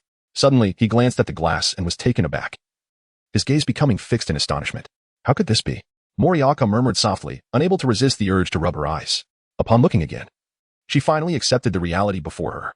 Conan and Hybra, 2 figures, hurriedly advanced towards the 2 individuals engaged in a transaction, one following closely behind the other. Moreover, they were on the verge of entering an open area, which meant the line of sight of a sniper. This is dire. Miyoshi Kyo had no time to react. He rose and dashed towards the door. What is happening? Kendaichi was taken aback. And when he discerned the direction in which Miyoshi was heading, his expression shifted drastically. Wasn't he the operation called off? Morishita paused in his tracks, turned his head to gesture at his ear, and said earnestly, pay close attention to the orders. You must conceal yourself outside and be ready to provide assistance at a moment's notice. With that, he dashed towards the door without a backward glance. There was no time for contemplation. As Sanxia Jin continued his run, he began to analyze his current predicament. Atop the towering buildings, there was at least one sniper aiming at that very spot, and any suspicious individual approaching would undoubtedly meet their demise. Moreover, this was clearly a trap. The man masquerading as Banchong Zhuo likely possessed a weapon as well. Caught in a dual ambush, his death was inevitable. The most dire aspect was that he had to rescue the two doomed individuals in the narrow confines. This was, without a doubt, a task as daunting as ascending to the heavens. The distance from the ground to the penthouse was a staggering 300 meters, and in order to maintain stealth, he carried only a pistol. This meager armament posed no threat to the distant sniper, leaving him vulnerable to attack. Even if he managed to evade the bullets from a handgun, he would certainly be unable to escape the onslaught of a sniper rifle. Mouri Ran made a decision. The difficulty of rescuing both was insurmountable, especially since Conan was running swiftly, leaving Hybra a full 10 meters behind. The gap was so vast that he could not possibly save both at once, so, Conan, I am truly sorry. May you fend for yourself, after all. You possess over 1,000 episodes worth of experience in surviving perilous situations. This merely addresses the challenge of rescue, without even considering subsequent complications. Clearly, the false transaction orchestrated by the Black Organization must have an ulterior motive. By exposing myself so openly, there is a significant risk of revealing my identity. After all, such coincidences do not occur in this world. In a flash of thought, Mouri Ran had barely exited the store when he glanced at the surrounding buildings. And an idea struck him. Kendaichi, you must immediately hide at the foam mountain in the amusement park. As Morishita Kyo sprinted, he spoke into his headset. Yes. Kendaichi responded without hesitation. He would unconditionally obey Morishita's commands during their endeavors. Despite a child's swift pace, there remains a considerable disparity when compared to an adult's speed. Mikami Masashi gazed ahead, noting that AI was still 20 meters away. Be careful. At that moment, Conan was already approaching the trader, shouting loudly. Upon hearing this, Mizuno Reina instinctively turned around. Ikaruga Taku was grinning ominously, raising his pistol aimed directly at her. Bang! A flash of fire erupted. No. The sound of the gunshot coincided with Conan's shout. The instant Reina spotted the gun, her body instinctively reacted, desperately twisting to the side. It was this very twist that saved her life. The bullet grazed her heart, merely striking her shoulder. Reina fell heavily to the ground. But before she could breathe a sigh of relief, Ikaruga Taku raised his gun again. How infuriating. Conan lifted his arm, having sprinted into the range of the tranquilizer gun. Cavaldos. The target has appeared. Cavaldos exclaimed excitedly as the target finally came into view. What? Jin's expression brightened, and he stepped forward, raising his binoculars for a clearer view. Through the lenses, he could see two children racing towards the transaction site, with Mikami Masashi desperately pursuing them from behind. I was right all along. Jin's eyes glinted coldly as he said, Cavaldos, shoot. Understood. Cavaldos aligned his sights with Mikami Masashi's head, with a gentle squeeze of the trigger. The target's head would soon bear a gaping wound. Bang. Cavaldos froze. He hadn't fired. A bullet struck the edge of the building, sending debris flying and cutting his right cheek. Get down. The members of the Black Organization hurriedly laid flat. Jin pulled out his binoculars and scanned the upper part of the opposite building. Akai. Whiskey. A glint of murderous intent flickered in Jin's eyes as he declared. No. You should be called Akai Shuichi. It seemed everything had been a misunderstanding on his part. There was indeed a rat. But it was not Mikami Masashi, it was Akai Shuichi. This made far more sense. It turned out this group of FBI agents was causing trouble everywhere. However, Jin remained unaware that the opposing party was equally bewildered. Simultaneously, Akai Shuichi lay prone on the rooftop, aiming his sniper rifle at the Black Organization. Bang! A bullet struck the building nearby. Akai was taken aback. Had he been exposed? How could that be? His position was remarkably concealed relative to the enemy's sniper point. How could they have discovered him? No matter. Since he had been found out, he would not hold back. Lying atop the building, a cold glint flashed in his eyes as he aimed at the enemy and pulled the trigger. Amidst the gunfire, the FBI and the Black Organization clashed. Why was Akai Shuichi there? After the bus hijacking incident, he had begun investigating Mikami Masashi's background. During his inquiries, he was astonished to discover that others shared his objective. This group employed remarkably discreet, clean, and efficient methods, but who was Akai Shuichi? He saw through it at a glance and surmised from the familiar tactics that the investigators were likely members of the Black Organization. Could it be that Mikami Masashi possessed something that had caught their attention? Once this thought crossed his mind, he began secretly following Mikami Masashi for several days to ensure his protection. Unexpectedly, today he had stumbled upon Jin's trail. Bang! A bullet grazed Akai Shuichi's cheek, seeking death. The next moment, flames erupted from the gun's muzzle. Bang! Bang! Bang! Cavaldos, unable to evade in time, was shot dead on the spot. 1 minute earlier. Bang! Ikaruga Taku drew his pistol and fired at Mizuno Reina. Conan raced forward recklessly. Idagawa! Hybra AI instinctively shouted, her face paling. She let out a shriek without thinking. As AI nervously focused on Conan, she suddenly felt warmth around her waist. In the next moment, a pair of strong hands lifted her up. In that fleeting moment when Morishita Kyo raised AI Hybra, he urgently exclaimed, straight ahead, from 9 to 3 o'clock, fire. Bang. The simultaneous discharge of two handguns produced a singular sound as the bullets tore through the air. Kendaichi, concealed behind an artificial rock formation, though oblivious to Morishita's intent, nonetheless executed his task. Thus, the bullets struck the edges of two towering buildings with precision. Engaging in combat, we are most serious. Chapter 67, The Thunder God, Morishita Kyo. The change transpired in an instant. Mizunashi Rina, struggling to rise, felt her expression darken upon hearing the gunfire from the rooftop. The plan orchestrated by Jin was conducted in secrecy from her. She was entirely unaware, yet one thing was certain. The individual before her aimed to kill her.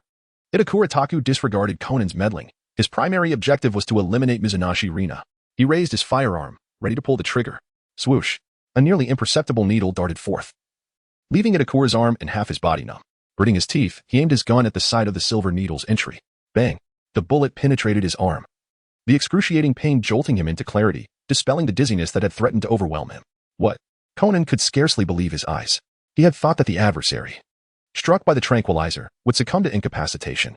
To his astonishment, the foe displayed such decisiveness, unhesitatingly resorting to self-mutilation. Who would have imagined that this seemingly lecherous man was, in fact, a formidable adversary? Itakura Taku grinned, still ignoring Conan. The gunfire had commenced. He needed to swiftly conclude matters with Mizunashi Rina. Gil, die. Bang. Another shot rang out. Mizunashi Rina fought to rise, but a bullet struck her shoulder, sending her crashing back to the ground. Worse yet, as she fell, her head collided with a stone, plunging her into unconsciousness. Itakura narrowed his eyes. Die? He was about to fire and extinguish her life when a flash of white light interrupted him, causing a searing pain in his gun-wielding hand. Itakura glanced to his right. A soccer ball had bounced several times on the ground before beginning to deflate, quickly losing its vigor. Damn it! Itakura's eyes blazed with fury as he glared at Conan. His murderous intent barely contained. This brat, I had no intention of engaging with you, yet you have repeatedly disrupted my plans. You are truly courting death. With that thought, Itakura could no longer restrain his rage. He drew a second handgun from his coat, shooting without hesitation. Conan's heart raced in terror. He crouched low, seeking refuge. Bang! Bang! He narrowly evaded 2 bullets, yet his expression remained grim. This passive stance would inevitably lead to being struck by a bullet. Hybrid AI. Looking at Morishita Kyo, who had lifted her, queried in confusion. How did you end up here? Just passing by. Mikage Morishita chuckled, revealing a dazzling smile. I'll explain later. She gently placed AI Hybrid on the ground, pinched her cheek, and advised, be good, hide, and don't wander off. AI Hybrid nodded obediently, retreating behind a large tree. She understood that her past self had only been a burden. Mizushima Kai pulled out his pistol and gazed at the evasive Conan. A wave of reflection washing over him. Truly, the protagonist's halo is undeniable. One can act recklessly, for death is not a concern. Bang. Benakura's expression shifted dramatically, instinctively. He twisted his body, yet still felt the searing impact upon his chest. There are still enemies. A sudden chill coursed through his mind, prompting him to roll away and take cover behind a flower bed. As Banakura touched the gaping wound on his chest, he felt an immense sense of relief. Thankfully, he was clad in a bulletproof vest. Otherwise, a bullet to the heart would have spelled certain doom. Such impeccable marksmanship. He cautiously leaned out to ascertain the enemy's position for a counterattack. However, no sooner had he peered out than a bullet was perilously close to his scalp. Benakura's pupils constricted, his heart racing incessantly. In that fleeting moment, he felt as though he had traversed the halls of the underworld. Bang! Another shot rang out, forcing Banakura's head back into cover. Realizing the gravity of the situation, he understood immediately.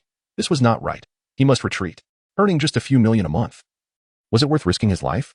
With that thought in mind, he extended his arm and instinctively fired off a few rounds. The moment Sengxia Jing caught sight of the arm, he instinctively leaned towards the nearby cover. Fortunately, his reflexes were swift, and the bullet merely struck the floor. He yearned to flee. The rapidly darting figure, however, did not escape Sengxia Jing's keen gaze. He raised his weapon and fired several shots. Yet the speed of the figure's escape was astonishingly remarkable, and none of his bullets found their mark. Mikage Morishita furrowed his brows and resolved, do not pursue a desperate enemy. He hastily ran towards Mizuhana Rina, scooping her up in his arms. And upon feeling the warmth of her breath, he sighed in relief. There is still hope. Mouri Ran was acutely aware of the nature of Jin. This old rogue was devoid of chivalry, merciless in his strikes. He effortlessly lifted Mizuki Rina, giving her a slight shake. Noting her lightness, she likely weighed no more than 100 pounds. After placing Mizuki in a secure location, Mouri Ran wiped the sweat from his brow, only to be left dumbfounded. There, he witnessed that reckless boy, Conan, charging headlong towards the position of the sniper rifle. Goodness! Miyashita Kyo rarely uttered a curse. It was not out of rudeness, but rather a display of genuine emotion. Kudo, not everyone is your godmother. That old scoundrel, Jin, certainly won't show you any pity. Bang! Bang! Bang! The gunfight raged on unabated. Observing Calvados's demise, Jin showed no hesitation as he seized the sniper rifle from the ground. He took aim at the rooftop of the opposite building and opened fire. Vodka, lend a hand. Akai Shuichi's marksmanship was impeccable, but he could not suppress the adversary alone. All right, Vodka lunch for the sniper rifle previously wielded by Jin, firing several shots with confidence. Truly, he was Jin's top subordinate, regardless of his shooting skills. His attitude was commendable. Jin evaded a bullet and turned to the concealed Vermouth, commanding, "Destroy Calvados's body." Vermouth's eyes flickered with understanding. Jin was preparing to withdraw. She rolled to Calvados's lifeless form, producing a small vial and pouring its contents upon him. Crack. She struck a match, igniting it, her hair curling under the heat. They remained within Akai Shuichi's range, yet her concern lingered. She retrieved binoculars to survey the scene. At the transaction site, Shiho Mayano had vanished, seemingly in hiding. There were no signs of Sato or Gio. The operation had evidently failed. However, Kudo, what on earth are you doing? Charging in like a madman? It's a gunfight. A sniper's battle.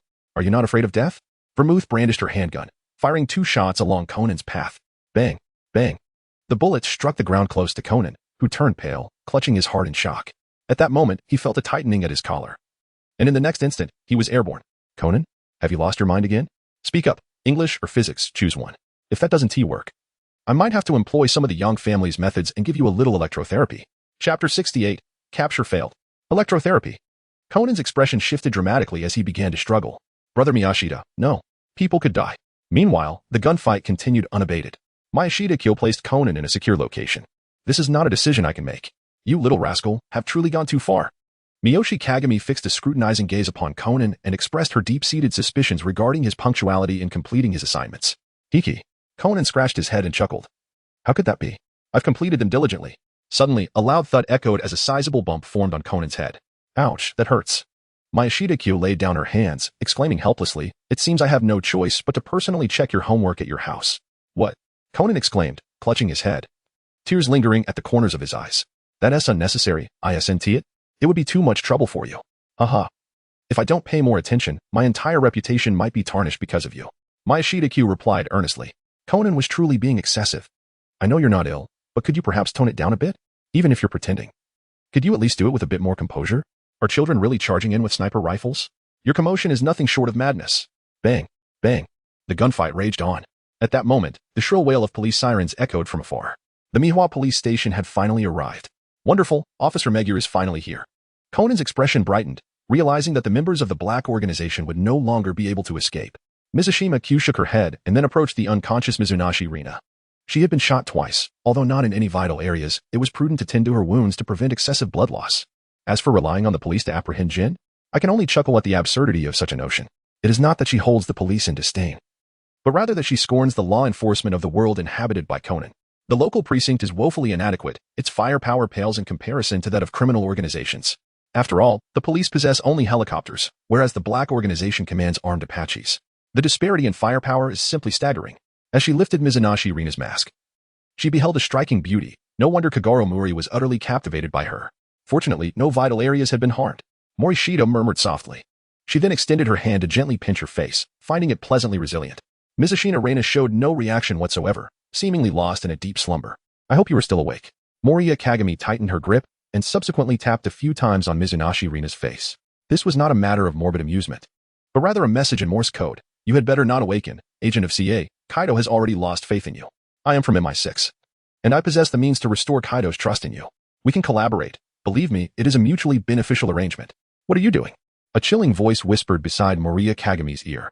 Mitsushita Kyo froze. His hand, poised to send the password, became motionless. Hybra AI furrowed her brow. Her expression icy as she inquired, "What are you doing?" Her question pierced through the very essence of his being, leaving him momentarily speechless. What was he doing? Surely, he could not confess. I am transmitting information to ensnare the Black Organization completely. Could he? Noticing his silence, Hybra AI's countenance grew even more frigid. Morishita Kyo forced a smile, feeling a twinge of embarrassment. Oh no. What should I do if the little girl thinks I'm a pervert? I'm quite anxious and waiting for help. It seems that Kyo is trying to ascertain whether the other party has truly fainted. Conan's voice chimed in as he crouched nearby, beginning his earnest analysis. Huh? Not only was Hybra AI taken aback, but even Kyo was momentarily stunned. Right? Conan chuckled. Ah. Indeed, that is precisely the case. Morishita Kyo scratched his head. I knew it. Conan said with a confident smile, these are members of a criminal organization. Even in a state of unconsciousness, one must remain vigilant. Cough, cough. Makashi Kagami cleared his throat twice and solemnly stated, indeed. Conan is absolutely correct. Conan, feeling a sense of pride, noted that this was the first time Makashi had praised him. Your powers of observation are remarkably sharp. You truly deserve your place among the young detective league. He replied with a chuckle. Oh, you flatter me. Conan responded with a grin. Makashi brother. You are the one who is truly formidable. Your marksmanship leaves villains quaking in their boots. However, I must inquire, do you often carry a firearm while strolling about? It is said that a child with too much knowledge may encounter no good fortune. Mikage Morishita maintained a composed demeanor as he raised an eyebrow and remarked, all you need to understand is that I am not a villain. His official identity had been established, and all formalities were impeccably in order. However, there were instances when the words he uttered might not be readily accepted by Conan. Thus, it was preferable to allow the other party to draw their own conclusions. After all, for a detective, how could the answers provided by others ever bear the same accuracy as those derived through one's own reasoning? By the way, I have been meaning to inquire from the very beginning. Miyuki Morishita gazed at Conan, questioning how the two of them found themselves in such a perilous situation to rescue someone. Please don't tell me that the young detective corps has begun to tread the path of sophistication, taking on assignments that involve saving lives under the very barrels of guns. She remarked. Conan was momentarily rendered speechless. Sangxia Jing, you lack martial virtue. Just moments ago, I was advocating on your behalf. Not only do you fail to express gratitude, but you now dare to question me? Haha, never mind. After all, children are naturally playful and mischievous. Mizushima Kyo smiled and said, then I would appreciate it if you could keep my shooting incident to yourself. Although it is not a major issue, it could still lead to some complications. Conan nodded in agreement. All right. Suddenly, from a distance, a deafening explosion resonated through the air. Miyashita squinted his eyes, observing that the police's apprehension efforts were not proceeding smoothly. After a while, Mokuju Jusen arrived. Miyashita, what brings you here? Upon seeing this familiar face, Mokuju could not help but voice a profound inquiry. Morishita Kyo smiled softly. I ventured out to seek solace, only to find myself entangled in this case. With a chuckle, Mokuju Jusen awkwardly replied, on a different note, my dear Morishita, I would strongly advise you to pay a visit to the temple. The frequency with which you encounter cases is nearly rivaling that of our friend Mouri. In certain respects, you surpass him dramatically. Each encounter seems to involve a gunfight. Changing the subject, Morishita inquired, by the way, Officer Muguru, have the terrorists been apprehended? Muguru's expression soured as he responded, we failed to capture them. That group destroyed the bodies before their departure. However, we did manage to apprehend one individual from the FB. Morishita Kagami was taken aback. Why was Akai Shuichi still lingering here? Chapter 69, the second step of the plan. Conan's expression shifted, and he immediately turned to gaze at Morishita. It seemed that his previous deductions had been erroneous. He was certainly not a retired FB agent, but rather an active one. Upon this realization, Conan felt a wave of dread wash over him. It appeared that members of the Black Organization had deployed a sniper from the rooftop in advance. Gulp. Conan swallowed hard, feeling profoundly grateful. Had it not been for Morishita's companions providing cover from above, he would have undoubtedly met a swift demise at the hands of a gunman. Sangxia Jing spoke softly. Can we ascertain that it is indeed a person from FB? Certainly. Mokuju responded with a nod. I have examined his credentials, and they are authentic. Morishita Kyo fell into deep contemplation. He had long been aware of Akai Shuichi's existence. What puzzled him was why the latter chose to linger here instead of leaving promptly. After all, despite being part of the FBI, this was Japan, and complications could arise. Good day, Officer Magyar, a handsome man approached from behind. I am Akai Shuichi from the FBI. It is a pleasure to meet you. Ah, yes, I am Magyar Juza. Likewise, it is a pleasure. Magyar Juza was taken aback, wondering what business Akai could have with him at this moment. Akai Shuichi turned to Morishita Kyo. Hello, Mr. Mouri, it is good to see you again. Had I known your identity earlier, I would not have had to face those robbers alone on the bus. Morishita Kyo chuckled. Indeed, with your skills, those robbers were hardly a challenge. You did not come merely to greet me, did you? Morishita Kyo inquired with a smile. Of course. Akai Shuichi turned to Magyar Juza. The injured person in the ambulance is actually a member of a criminal organization we have been tracking for quite some time. I kindly request, Officer Magyar, that you allow us of the FBI to handle her. What? Magyar Juza's expression darkened considerably. This FBI group is truly overstepping. With such a dangerous criminal gang operating within Japan, you fail to inform us, the police. A fierce gunfight has just occurred. What if innocent civilians were harmed? I have yet to confront you about this, and now you demand a transfer? This is utterly unreasonable. This matter is indeed our fault. Akai Shuichi responded sincerely. I apologize for that, but we still need to take her with us. What? Is a mere apology sufficient? Magyar Juza exclaimed, his anger palpable. If this leads to innocent civilians getting hurt, can you take responsibility for that? I am truly sorry. However, my superior is currently negotiating with the Japanese police, and I believe news will come soon. Ding. At that moment, Magyar Juza's phone rang. He answered, listening intently before exclaiming, Chief Odajirai, what did you say? We are to cooperate unconditionally with the FBI? But all right. I understand. I will comply with orders. He hung up, his face reflecting his displeasure. Yet, being seasoned in his role, he quickly composed himself.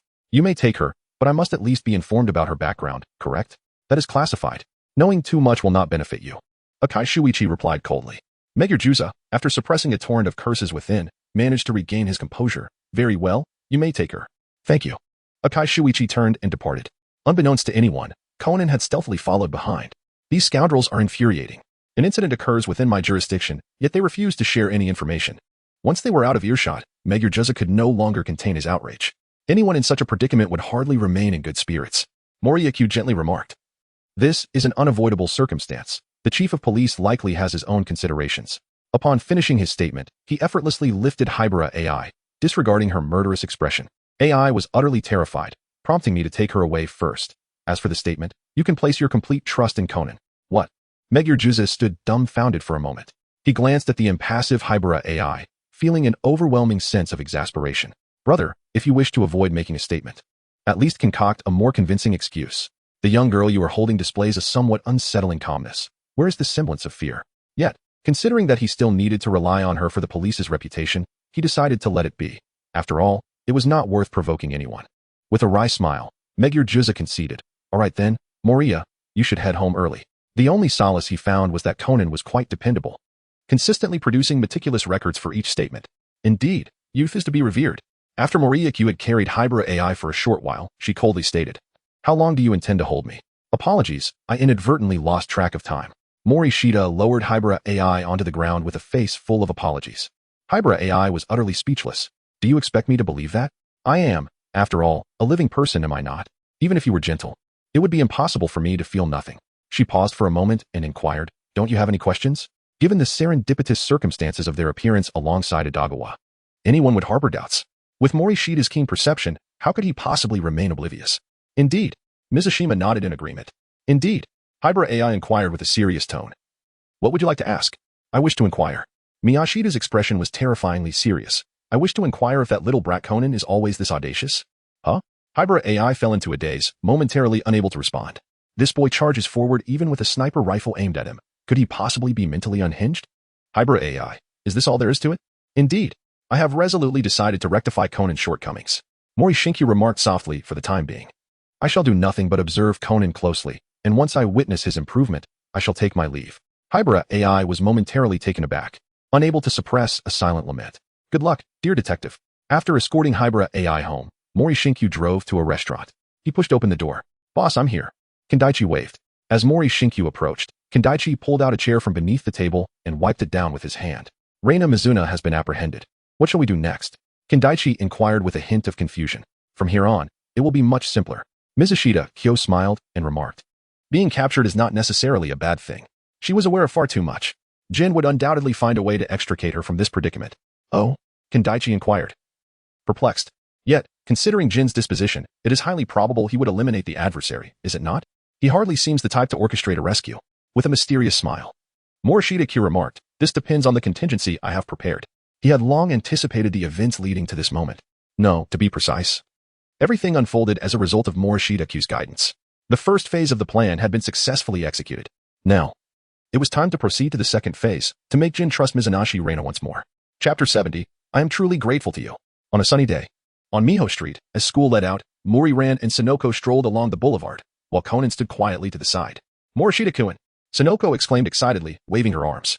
Moriaka Kagami turned his head upon hearing a familiar voice. Suzuki Sonoko cheerfully exclaimed, It's me, Sonoko. What a coincidence, it's Sonoko and Little Ran, Moriaka smiled. Indeed. What a delightful surprise to encounter you, Moriaka-kun. On our way home from school, Mouri Ran nodded. Yes, it truly is.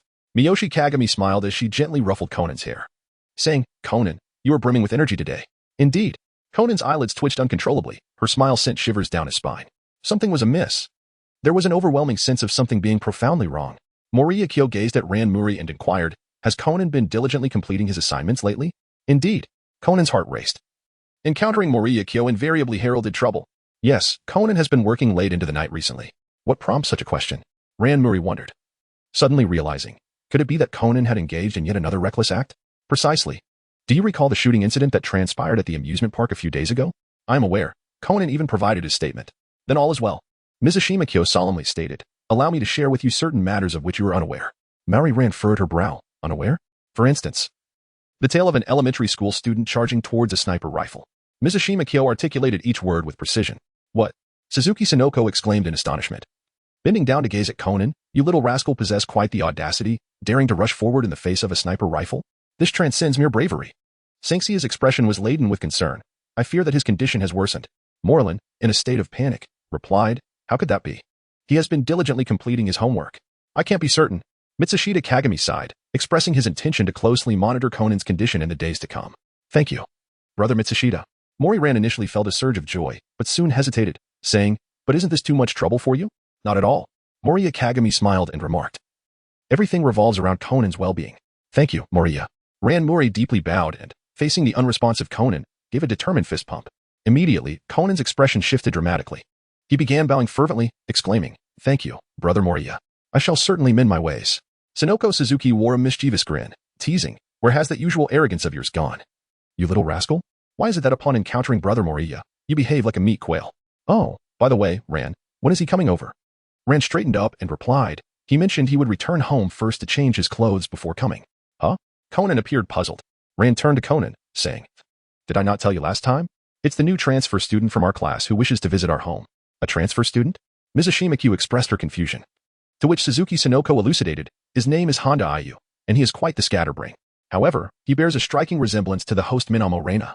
Upon hearing the name Minamo Reina, Conan's expression shifted. Could it be that he is affiliated with the black organization? Just after the incident, he could not help but harbor suspicions. Minamo Reina, indeed? Mizashita Kyo was taken aback for a moment, then smiled and said, well, I would still like to get acquainted. Oh? Conan was surprised. Are you going to the office as well? Of course. Mizashima Kyo smiled as she affectionately ruffled Conan's hair. Have I not mentioned the importance of paying more attention to you? Are you not pleased to see me? Oh no, I am absolutely overjoyed. Conan wept silently, realizing that difficult days were about to descend upon him. Morishita Kyo is certainly not as amiable as Ran. The distance from here to the detective agency is not great. And soon, the group arrived. They ascended to the second floor, where Ran pushed open the door. You're back, Ran, exclaimed Kagoro Mouri, who was seated on the sofa. His left arm casually draped over the backrest, a book resting on his crossed leg. With his eyes closed and head bowed, he appeared to have meticulously prepared himself. It seemed quite early today. Sorry, I just got home, but could you please make me a cup of coffee? Without your brew. My brain cells seem to be in disarray, making it impossible for me to function clearly, he stated. At this point, Kagoro Mouri opened his eyes, revealing what he believed to be a keen gaze. Ran, Conan, Sonoko, a profound silence enveloped them. Are you imitating someone? After a brief pause, Ran voiced timidly. Uncle, are you all right? Sonoko inquired with concern, casting a glance toward Morishita Kyo beside her. Rest assured, Mikage Morishita remarked softly, based on my extensive experience. Uncle Mouri is merely putting on an act. It is certainly not a precursor to a mental breakdown. I see, Suzuki Sonoko replied, feeling a sense of relief wash over her. What nonsense! Mouri Kagero exclaimed, tossing aside his book in anger. You young lad simply spouts whatever comes to mind. It seems you perceive everyone as deranged. Conan immediately nodded in agreement. Uncle, I never would have guessed that you understand me best. Bang! Mizashima's fist struck with force, exclaiming. You truly are deserving of a beating. How painful. Conan lamented, clutching his head in agony. Hey! Kagoro Mouri glanced towards the entrance. Is it only you? This mischievous and headstrong girl, who has arrived. And you, the idler masquerading as a psychologist? What? Mischievous and headstrong girl? Suzuki Sonoko's temper flared at the remark. I am, after all, a lady of high standing. How could I possibly be labeled as a troublesome girl? Sensing the brewing tension, Ran Mouri interjected with a smile. The person I mentioned will arrive shortly. With tears brimming in his eyes, Conan pondered, could it be that the person you're referring to is coming to see Uncle? Indeed. He is a devoted admirer of my father. Ran replied. Now it made sense. Conan, still cradling his head, suddenly had an epiphany. A fan of my uncle is essentially a fan of mine, for it is I who has been unraveling the mysteries behind his cases. Just then, his head was playfully ruffled by someone nearby. Mouri Kagami squinted and smiled. Once you arrive home, there is no time for idleness. Let us commence with the homework. Haha. Certainly. Conan instantly appeared deflated, realizing he had overlooked this matter. Mouri, please, come in. It was only then that Ran Mouri recognized the awkwardness of the situation. She gestured toward the sofa, saying, please make yourself comfortable. Mouri, would you care for a drink? Just coffee will suffice, thank you. Mizashita Kyo glanced at Conan and said, all right, enough dawdling. Let us commence our writing. Sure, Conan replied as he entered the bedroom, tears of despair streaming down his face as he retrieved a hefty stack of homework. The two settled at the computer desk, beginning with the subject of mathematics. Conan bowed his head, diligently calculating. Morishita Kyo took a sip of the coffee from Lan's hand. Savoring its rich flavor, Suzuki Sonoko, filled with curiosity, leaned in to glance at the problem presented before her. To her astonishment, she found herself unable to solve it. How could this be? It was merely an elementary school-level mathematics question. Surely, it was impossible for her to be at a loss. Dismissing her disbelief, Sonoko meticulously reviewed the entire page. Yet, she remained stumped. She recognized all the numbers, but when combined, they eluded her comprehension. Morishita-san. Is this question perhaps too challenging for elementary students? Sonoko ventured timidly. Not at all, came the assured reply. Miyuki Morishita gently tousled Conan's hair and remarked, "Look at this young lad, how fervently he is working." With a chuckle, Conan nearly burst into tears, exclaiming, "I am truly grateful to you." Chapter 71. Are you borrowing luck from the Grim Reaper? As Conan diligently solved problems, Sonoko Suzuki found herself questioning her very existence. She never imagined that her mathematical prowess would fall short of that of an elementary school student. Suddenly, Sonoko inquired, "Uncle, who were you putting on a show for?" It was merely a high school boy who showed up. What? Kagoro Mouri exclaimed. A boy. A boy. I thought it was a girl who bore a striking resemblance to the news anchor, Reina Mizunashi. Reina Mizunashi. Conan instinctively paused his writing. If the individual truly resembled Reina Mizunashi, it could very well indicate a member of the black organization. Bang. Bang. Morishita tapped Conan's head twice, urging him, "Stop daydreaming and start writing." Irritated, Conan covered his head and glared at Morishita, exclaiming, "If you keep that up, you'll make me even duller." Duller? Miyoshi Kyuko remarked with a hint of disdain. Surely, even the most foolish individual would not charge headlong into the line of fire of a sniper's rifle, would they? A moment of silence enveloped Conan, who bowed his head in contemplation, diligently working through his problems. If I cannot confront you, I can certainly evade you. Moments later, a series of knocks echoed through the air. It seems someone has arrived. Suzuki Sonoko glanced towards the door, and Mouri Ran nodded in affirmation. Alas! Mouri Kagura turned his head away, his earlier anticipation extinguished upon realizing the visitor was a high school boy. As he twisted the doorknob, the door swung open. Entering was a refined young man, whose appearance bore a striking resemblance to Mizunashi Rina. However, just a few steps in, his left foot caught on his right, and he lost his balance, tumbling forward with a resounding thud, a quintessential misstep. Sangxia Jing curled her lips in disdain, questioning, "You are not a lowly. So what is the fuss about your fall? Are you all right?" Mikage Minashita stepped forward and handed him the glasses he had dropped. "No, it's nothing," Ayohanda said, scratching his head, clearly feeling quite embarrassed. He put on the glasses and stood up, but inadvertently bumped his right elbow against the cabinet behind him. "Ah!" Ayohanda exclaimed, tears nearly welling up from the pain. Instinctively turning to the right, he accidentally struck his right knee as well.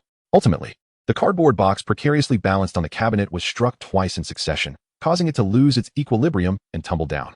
Astonishingly, the box fell directly onto Ayohandu's head, prompting him to emit another cry of despair. The onlookers were left in a state of astonishment from this series of unfortunate events. Conan remarked, just as Yoko said, "He truly is a clumsy fool." "Not at all," Ayohanda retorted as he stood up.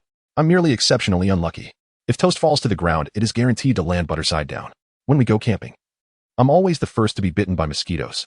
For some inexplicable reason, I'm the only one who closes his eyes in group photos. It truly feels as though the heavens are against me." Sonoko Suzuki replied, "If you were a girl, you might actually be quite popular. That's why I've always wanted to meet you," Ayohanda declared as he approached Mikage Minashita. "Detective Mouri." Miyoshi Kagami turned his head and pointed, declaring, "He is the Detective Mouri." "Ah, my apologies," Hondo Ayu said, approaching Kagoro Mouri with excitement. "Detective Mouri, I hope you can share a bit of your luck with me." "Luck?" Kagoro Mouri responded, somewhat bemused. "You see, you often solve cases effortlessly after a good night's sleep. That is incredibly fortunate." Hondo Ayu laughed. "It must be that at those times, the goddess of fortune descends upon you." In a way, he had indeed hit the mark. Morishita Kyo silently berated himself. Indeed, a deity had descended, but it was not the god of fortune. It was the harbinger of death. Moriarty calmly remarked, "You needn't concern yourself with such matters." "Indeed," Kagoro Mouri asserted, "in my usual investigations, I rely solely on my genuine skills. The notion of deities is simply preposterous." Mizushima added, "Moreover, your luck is not entirely unfavorable." "What do you mean?" Akira frowned. Miyoshi Kagami remarked softly, "You claim to be unfortunate, yet perhaps living to this age is, in itself, a form of fortune." Edo Motohashi was left in a daze. "You truly excel at offering comfort. Do refrain from visiting again." Additionally, Mizushima Kagami continued, "Do you often encounter murder cases when you go out?" "How could that be?" Honda Ayu replied, sweating, "Even if luck were to be unkind, it shouldn't be to such an extent. That simply cannot be." Mizushima pointed at Mouri Kagoro and said, "If you were to borrow his luck, you would truly become entangled in a grand karma." Conan couldn't help but chuckle. Having perused the novel countless times, he naturally understood the meaning of karma. Mikage Minashita raised an eyebrow. "How can you still find the audacity to laugh? You are, after all, the very origin of all this chaos. And yet you dare to mock others?" With this thought in mind, Mizushima raised his arm and struck with determination. "Right seriously," he insisted. "Yes." Conan winced, tears nearly spilling from his eyes. He was a person of few words and had no choice but to cover his head and bury himself in his homework. Haha. Hondo Aya swallowed hard. I was merely speaking whimsically. Please do not take it to heart. I was joking, although I've had a bit of misfortune. It's merely minor physical scrapes. It's not as if I'm entangled in a case. If that were the case, it would be far more than mere bad luck. It would be a calamity. You always speak nonsense. Kagoro Mouri glared at Mizushima. This is simply the case calling upon me. The esteemed detective.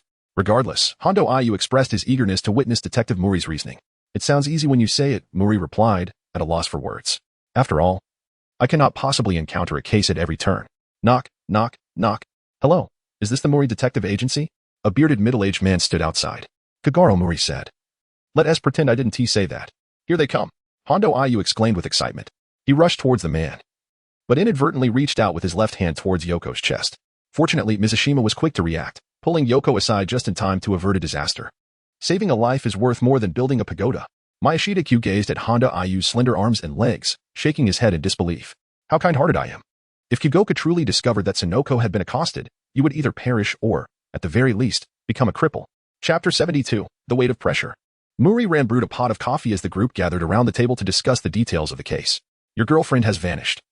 And you seek my assistance in locating her, correct? Mouri Kaguru inquired. Indeed, explained Tera Daisuke. We had a fierce argument last night, and she disappeared this morning. If it's not too much trouble, could you share the details of your quarrel with us? Mouri Kaguru asked. All right. But Tera hesitated as he glanced at the others behind Kaguru. Mouri Kaguru turned to the group, saying, This is Mr. Tera's personal matter. Kindly excuse yourselves. It's nothing significant, merely an ordinary disagreement. Tera Daisuke waved his hand dismissively. Mouri Kaguru fixed his gaze on him. I see. Please elaborate. Certainly, Tera began to recall. Lately, my work has been overwhelmingly demanding. I hardly had time to spend with her, which served as the catalyst for our argument. Perhaps my words were too harsh. As she vanished along with her car this morning. From my perspective, there is no need for concern, Sonoko remarked, resting her chin on her hand. Isn't it quite common for someone to storm out after a spat? Indeed. Mouri Ran chimed in with a smile. She might return on her own in a couple of days. Absolutely not. Tera exclaimed, visibly agitated. I cannot afford to wait that long. I left crucial documents for tomorrow's meeting in the car. I must find her today, no matter what. The group was taken aback by his intense reaction. Are you truly more worried about the documents than your girlfriend? Realizing his misstep, Tera scratched his head and clarified. Of course, I am genuinely concerned about her. Very well. Mouri Kaguru placed his hands on his hips. We understand the situation. However, the clues are exceedingly scarce. It is nearly impossible to locate a living person with so little information. Where do you usually frequent? Mizushima Kagami suddenly spoke. When couples have a disagreement, she is likely to visit the places you frequently go to. Indeed. Kagoro Mouri exclaimed with realization. Mr. Sankaku, do you have any memorable locations with her? After a moment of contemplation, Sankaku replied, Yes. I met her at a ski resort in Gunma. Excellent. Kagoro clapped his hands. Let us depart for Gunma at once. I shall not go. Sonoko Suzuki waved her hand dismissively. It's snowing there. I refuse to venture into such a frigid place. I want to go. Conan raised his hand eagerly. No. Ran Mouri looked down at him. Your most important task right now is to complete your homework. Leave the case solving to Dad. Conan's mouth twitched slightly. If you don't let me go, it would be a wonder if the uncle can manage it alone. In my opinion, it would be best to allow Conan to go, Mizushima Kagami remarked calmly. Huh? Ran Mouri responded, puzzled. Moriha explained that he had completely lost interest in completing his assignments. Investigating would allow him to closely observe the situation. As he spoke, he affectionately ruffled Conan's hair, saying, Right? Haha, indeed. Conan nodded with a smile. If they were to encounter a case, he vowed to perform exceptionally well, striving for a cautious approach in hopes of shedding the label of mentally ill as soon as possible. Thus, the group embarked on their journey to Gunma. The vehicle was a compact four-seater, with each person occupying their own seat. Although Ran initially considered having Conan sit on her lap, she recalled Moria's earlier comment about Conan's precocious tendencies, realizing she could not treat him as a mere child. Consequently, Mizushima Kyo expressed that he had no objections and allowed Conan to sit upon his lap. As for Conan's thoughts, regrettably, the rights of individuals with mental illness are often disregarded. Even in his utmost reluctance, he could only utter a tearful thank you, Brother Mizushima. Achu. Honda Ayu lamented. What bad luck. It seems I am indeed the first to catch a cold. However, upon glancing at the co-pilot, Mouri Kaguru, his spirits were considerably lifted. In comparison to this harbinger of misfortune, his own streak of bad luck felt rather trivial. After driving a short distance, Sango found the situation alarming and shouted. My car is parked right across from the tree. As the vehicle approached, Sango slammed on the brakes, leaped out first to inspect the situation, hesitant due to the cold. The others took their time exiting the vehicle. Sango hurried towards his car, vigorously wiping the snow-covered glass with his sleeve. Once the snow was cleared, he beheld the interior and was instantly taken aback. Ame, are you alright, Ame? Sango pounded on the car window, attempting to awaken the woman inside. Yet, regardless of his calls, there was no response. What is happening? The group, sensing something was amiss, hastily exited the vehicle, just as Conan was about to leap out. His body suddenly stiffened. He remembered that he was still seated on Morishita Kyo's lap. Morishita Kyo remarked softly, "There is no need for concern. Curiosity is a natural inclination. It would indeed be strange if you were devoid of it." Conan immediately felt a sense of relief. He swiftly pushed open the car door and leaped out, racing towards the vehicle.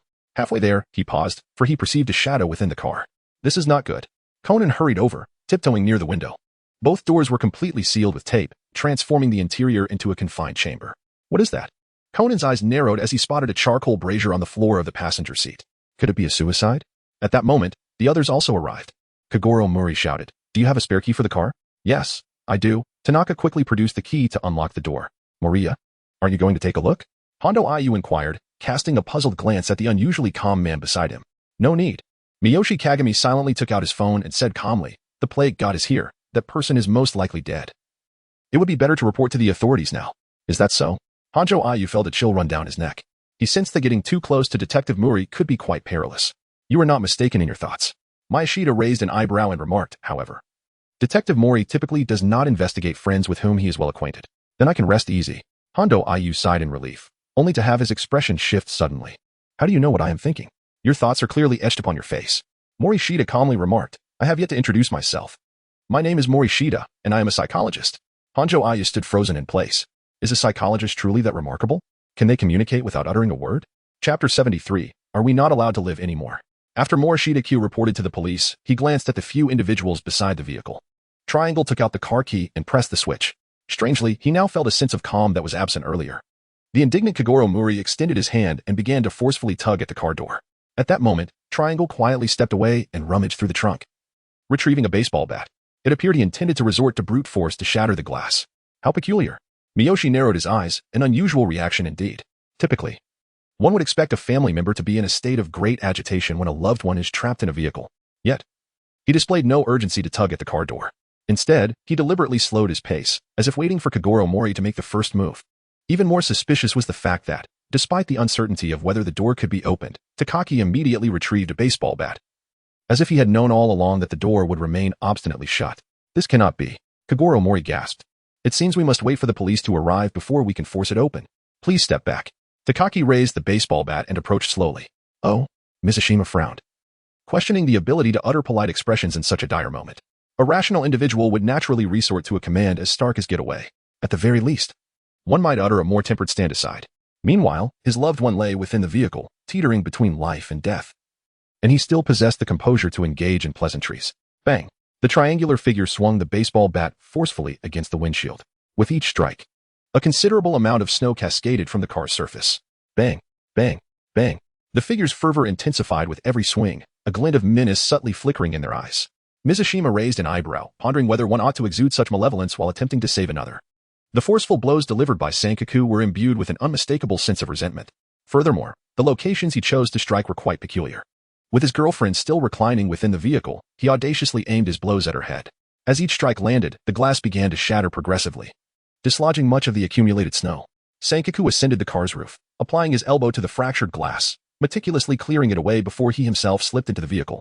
At that moment, he exhibited yet another bizarre behavior. Mizashima Kyo has already concluded that this is a premeditated murder case. The perpetrator is none other than Sango Taku. After climbing into the vehicle, he extended his hand to tug at the tape on the car door. However, should he not first ascertain whether the unconscious individual is indeed deceased? Yet he remains indifferent. Could it be that he is already aware that Ame inside the car has succumbed to death? Immediately thereafter, Sango Taku proceeds with a clumsy performance. He first pulls at the tape on the driver's seat, as if to proclaim, "Behold, the tape is firmly affixed. It is utterly impossible for anyone to have opened it." Subsequently, Sango Taku mutters to himself, "I recall that there should be a wallpaper knife in the glove compartment." Upon opening the drawer, he indeed finds a knife. Then, with his left hand pressing down on the tape, his right hand begins to slice through the tape encircling the car door. He remains oblivious to the unfolding situation. Mikage Morishita has captured the scene in its entirety. The car door swung open.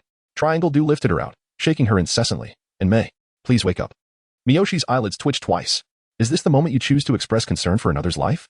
Your performance might deceive the ordinary, but from a psychological standpoint, it is riddled with flaws. Kogoro Mouri remarked in a low tone, Given her appearance, she should have long since passed. Anme. The triangular shape contorted, leaving behind tears of agony. How could this be? Ran Mouri covered her mouth, her kind heart unable to bear such moments of parting between life and death. In any case, let us first contact the Gunma Prefectural Police and an ambulance. Kagoro Mouri took out his phone. No need. Morishita Kyo remarked softly. I have completed the arrangements. Just a moment, your esteemed partner shall arrive shortly. Esteemed partner? Kagoro Mouri paused in surprise. It couldn't possibly be that individual, could it? After a brief interlude, the Gunma Prefectural Police arrived. Achoo. S. Yamamura sneezed. I say. Kagoro Mouri responded, exasperated. When did you become my esteemed partner? How can you say that, Mr. Mouri? S. Yamamura wiped his nose. The probability of us solving a case together stands at a resounding 100%. Let me reiterate. 100%. Kagoro Mouri's expression darkened. And what about your probability of solving cases otherwise? Well, S. Yamamura scratched his head. That is a different matter altogether. Conan could not resist interjecting. So, the remaining cases are utterly unsolvable. Am I right? S. Yamamura. Mouri Kagami smiled lightly. This fellow would undoubtedly excel as a detective in the world of Conan. Though utterly clueless about solving cases, he is remarkably obedient. Whatever the detective instructs, he follows without a hint of dissent, embodying the epitome of nonchalance. This is not meant as a derogatory remark. Were he to be transferred from Gunma to Mahara Town, with the esteemed Kudo Shinichi as his ally, he might well ascend to the rank of inspector. Ah, Yamamura was taken aback, staring incredulously at Moriya. You are Inspector Moriya. Inspector Moriya? Mouri Kagaru was momentarily stunned. When did this lad achieve such a rank? Ahem. Yamamura elaborated. Detective Mouri, you may not be aware, but Consultant Moriya is a recipient of an honorary medal. In my eyes, he is indistinguishable from an inspector.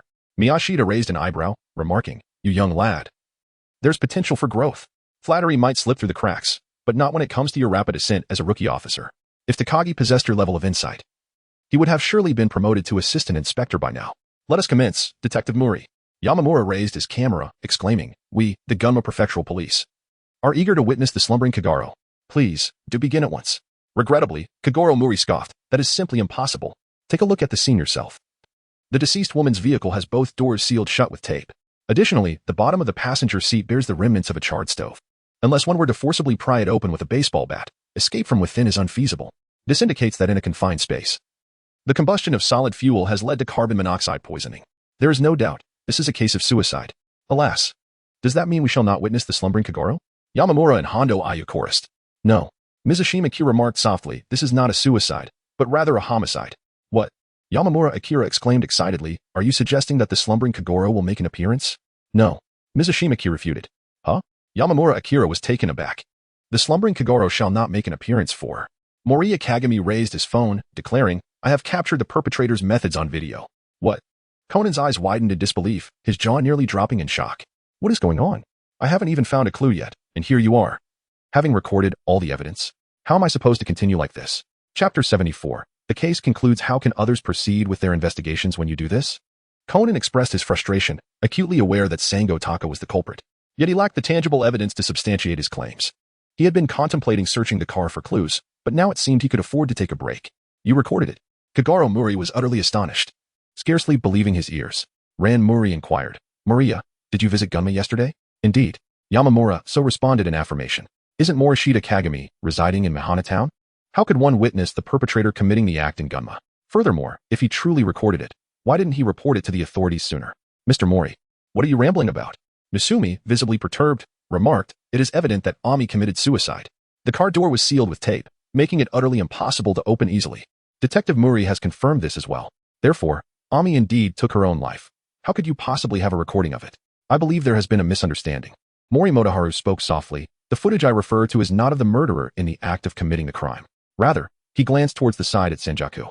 It is the image left behind when you used the wallpaper knife to cut the tape. What? The crowd was taken aback. So that was the case. Conan immediately grasped the implications. This clarified why Senjaku had summoned his uncle and the others. He intended for his uncle, a renowned detective, to serve as his witness. After committing the crime, he first cut open one side of the car door and then simply wrapped the surface. Consequently, although the passenger side door appeared to be taped, it was, in fact, not securely wrapped at all.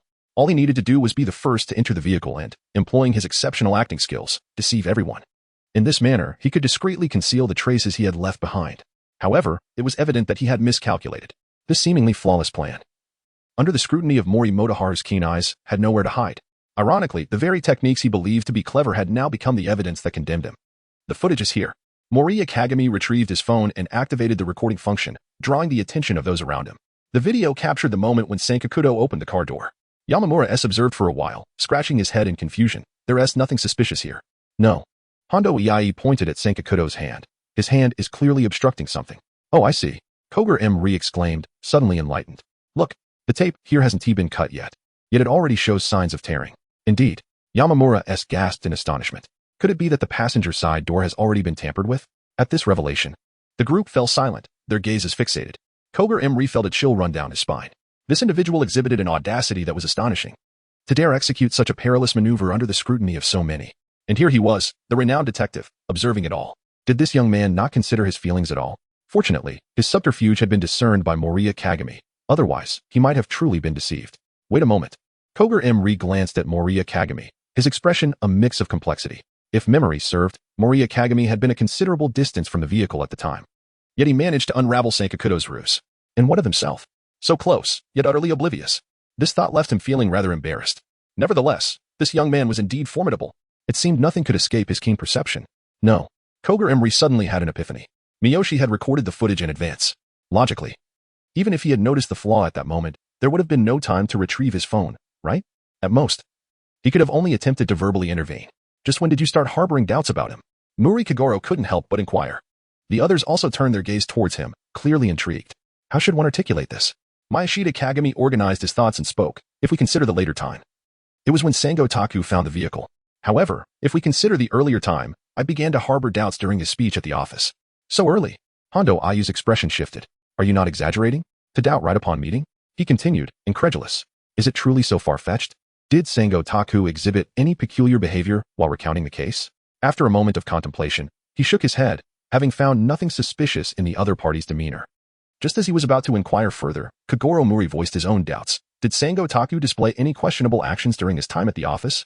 As the question echoed, the others nodded in agreement, sharing the curiosity sparked by the inquiry. Miyoshi Kagami did not conceal anything, directly explaining. It was when Lan remarked, perhaps she will return in 2 or 3 days, that the emotions of Sankaku were evidently too agitated. Indeed, Conan also realized, upon closer reflection, his reaction at that moment was quite unusual. It was as if, had we not intervened, he would have suffered some unbearable loss. Although he later provided an explanation, it was clearly just a pretext. However, Hondo Ayu felt some trepidation. Is it truly possible to harbor suspicion against someone based solely on this? A sense of fear crept into his heart. If that were the case, then this man before him would indeed be quite terrifying. Was it the moment Sankaku shattered the glass that aroused her suspicion? Conan smiled, saying, after all, the spot he struck was right on the victim's head. Ah. I see. Hondo Ayu suddenly understood and turned to face him.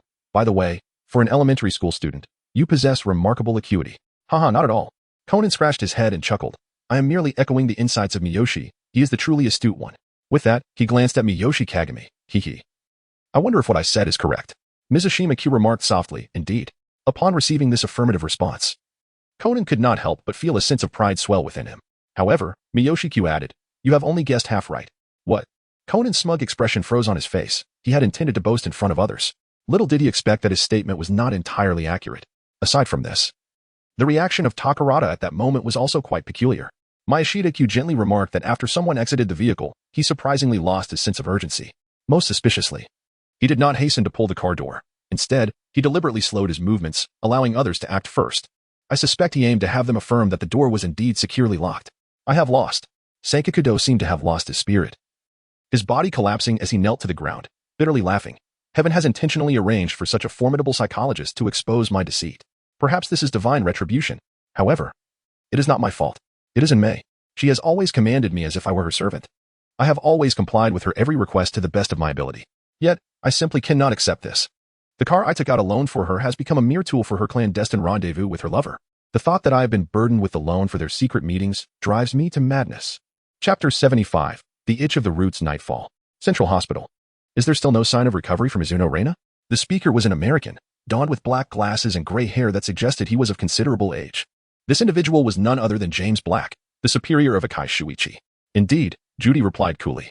The doctor stated that traumatic consciousness impairment typically requires about a month for recovery.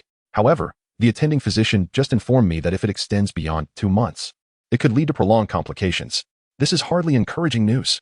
James furrowed his brow. If this continues, the risks associated with this situation will significantly escalate.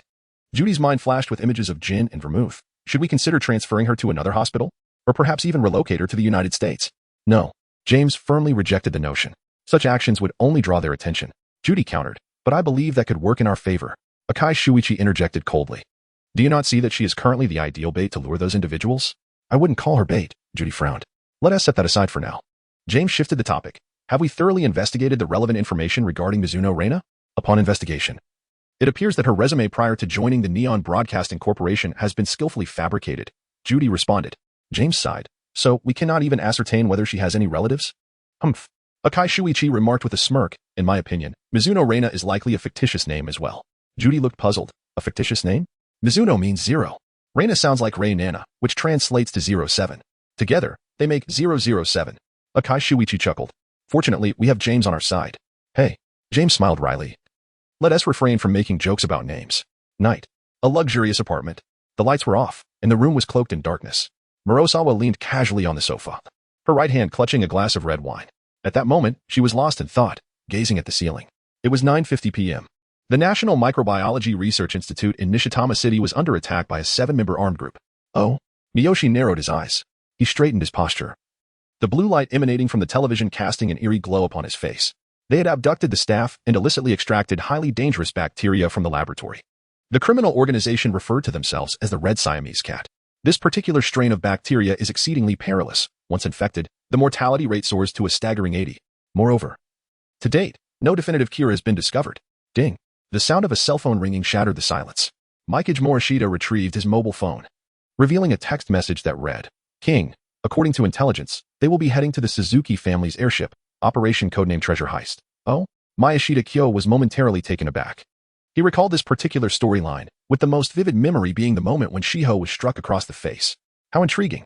In the depths of Morishita's gaze, a glimmer of cold light flickered. That palm strike had once caused him considerable anguish. Reflecting on it now, he felt a twinge of bitterness and resentment. To his surprise, the opportunity for vengeance arrived with remarkable swiftness. He pondered how many of his strikes he could endure this time. Yet, on another note, ever since his arrival in this world, the interactions between Phantom Thief Kid and the Black Organization had been rather excessive. Just the previous time, due to a single amber, Kid had been shot at from the sky by a member of the organization. Could it be that the narrative was destined to repeat itself? Or perhaps, Kid would seize the chance for revenge? When considered in this light, there are numerous points of anticipation to behold. Mikazuki's lips curled into a smile, only to suddenly vanish. He recalled a matter of utmost significance. He had not received an invitation. This posed quite the predicament. Mizushima frowned deeply. Although her ties with the Suzuki family were profound, the reality was that her heart had been pierced. For patients suffering from heart disease, hypertension, and extreme frailty, the effects of atmospheric pressure changes are particularly pronounced. Elevated blood pressure and decreased cardiac output can lead to severe respiratory distress, and in critical cases, pose a grave threat to life. Therefore, as long as Jirakichi remained vigilant, he would certainly refrain from extending an invitation to her. Was she truly to be barred from entry by a mere ticket? Miyoshi Kagami let out a wry smile. Although the aerial battlefield posed significant disadvantages for him, he was not without preparation. Over the years, he had expended considerable financial resources to develop a certain medication, which could be administered in 2 distinct forms. The first was an oral solid pill, which, when bitten, would release a medicinal fluid into the mouth. This pill could restore his heart to a normal state, with side effects so minimal they were nearly negligible. However, its efficacy lasted only 10 minutes. Yet, if utilized properly, 10 minutes could afford him ample opportunity to accomplish much. The second method involved an injection, delivering concentrated medication directly to the heart. This approach was quite radical and imposed significant strain on the heart. However, the potency of the drug matched the associated risks. In this scenario, he would enter a state of heightened exhilaration with his heart working in overdrive, accelerating blood flow and invigorating hormones within his system. Consequently, his physical prowess would be greatly enhanced, akin to a supercharged adrenaline rush. Nevertheless, once the effects subsided, his heart would endure a brief period of shock, necessitating immediate administration of a suppressive medication for relief. In the ensuing fortnight, his blood supply would plummet to an astonishingly low level. During this time, he would be incapable of standing or walking, as blood flow would fail to reach his brain. Thus, he would be confined to a wheelchair. Therefore, unless absolutely necessary, he would never opt for such a method of medication. With the support of this drug, his martial prowess was assured. However, what to do about the invitation? Surely, he could not sneak his way in. Wait a moment. Mori's eyes sparkled with excitement.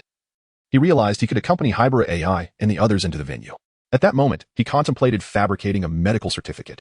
Surely, Uncle Jirakichi would not prevent him from entering, would he? Chapter 76, The Airship. Wow, it is a tropical paradise.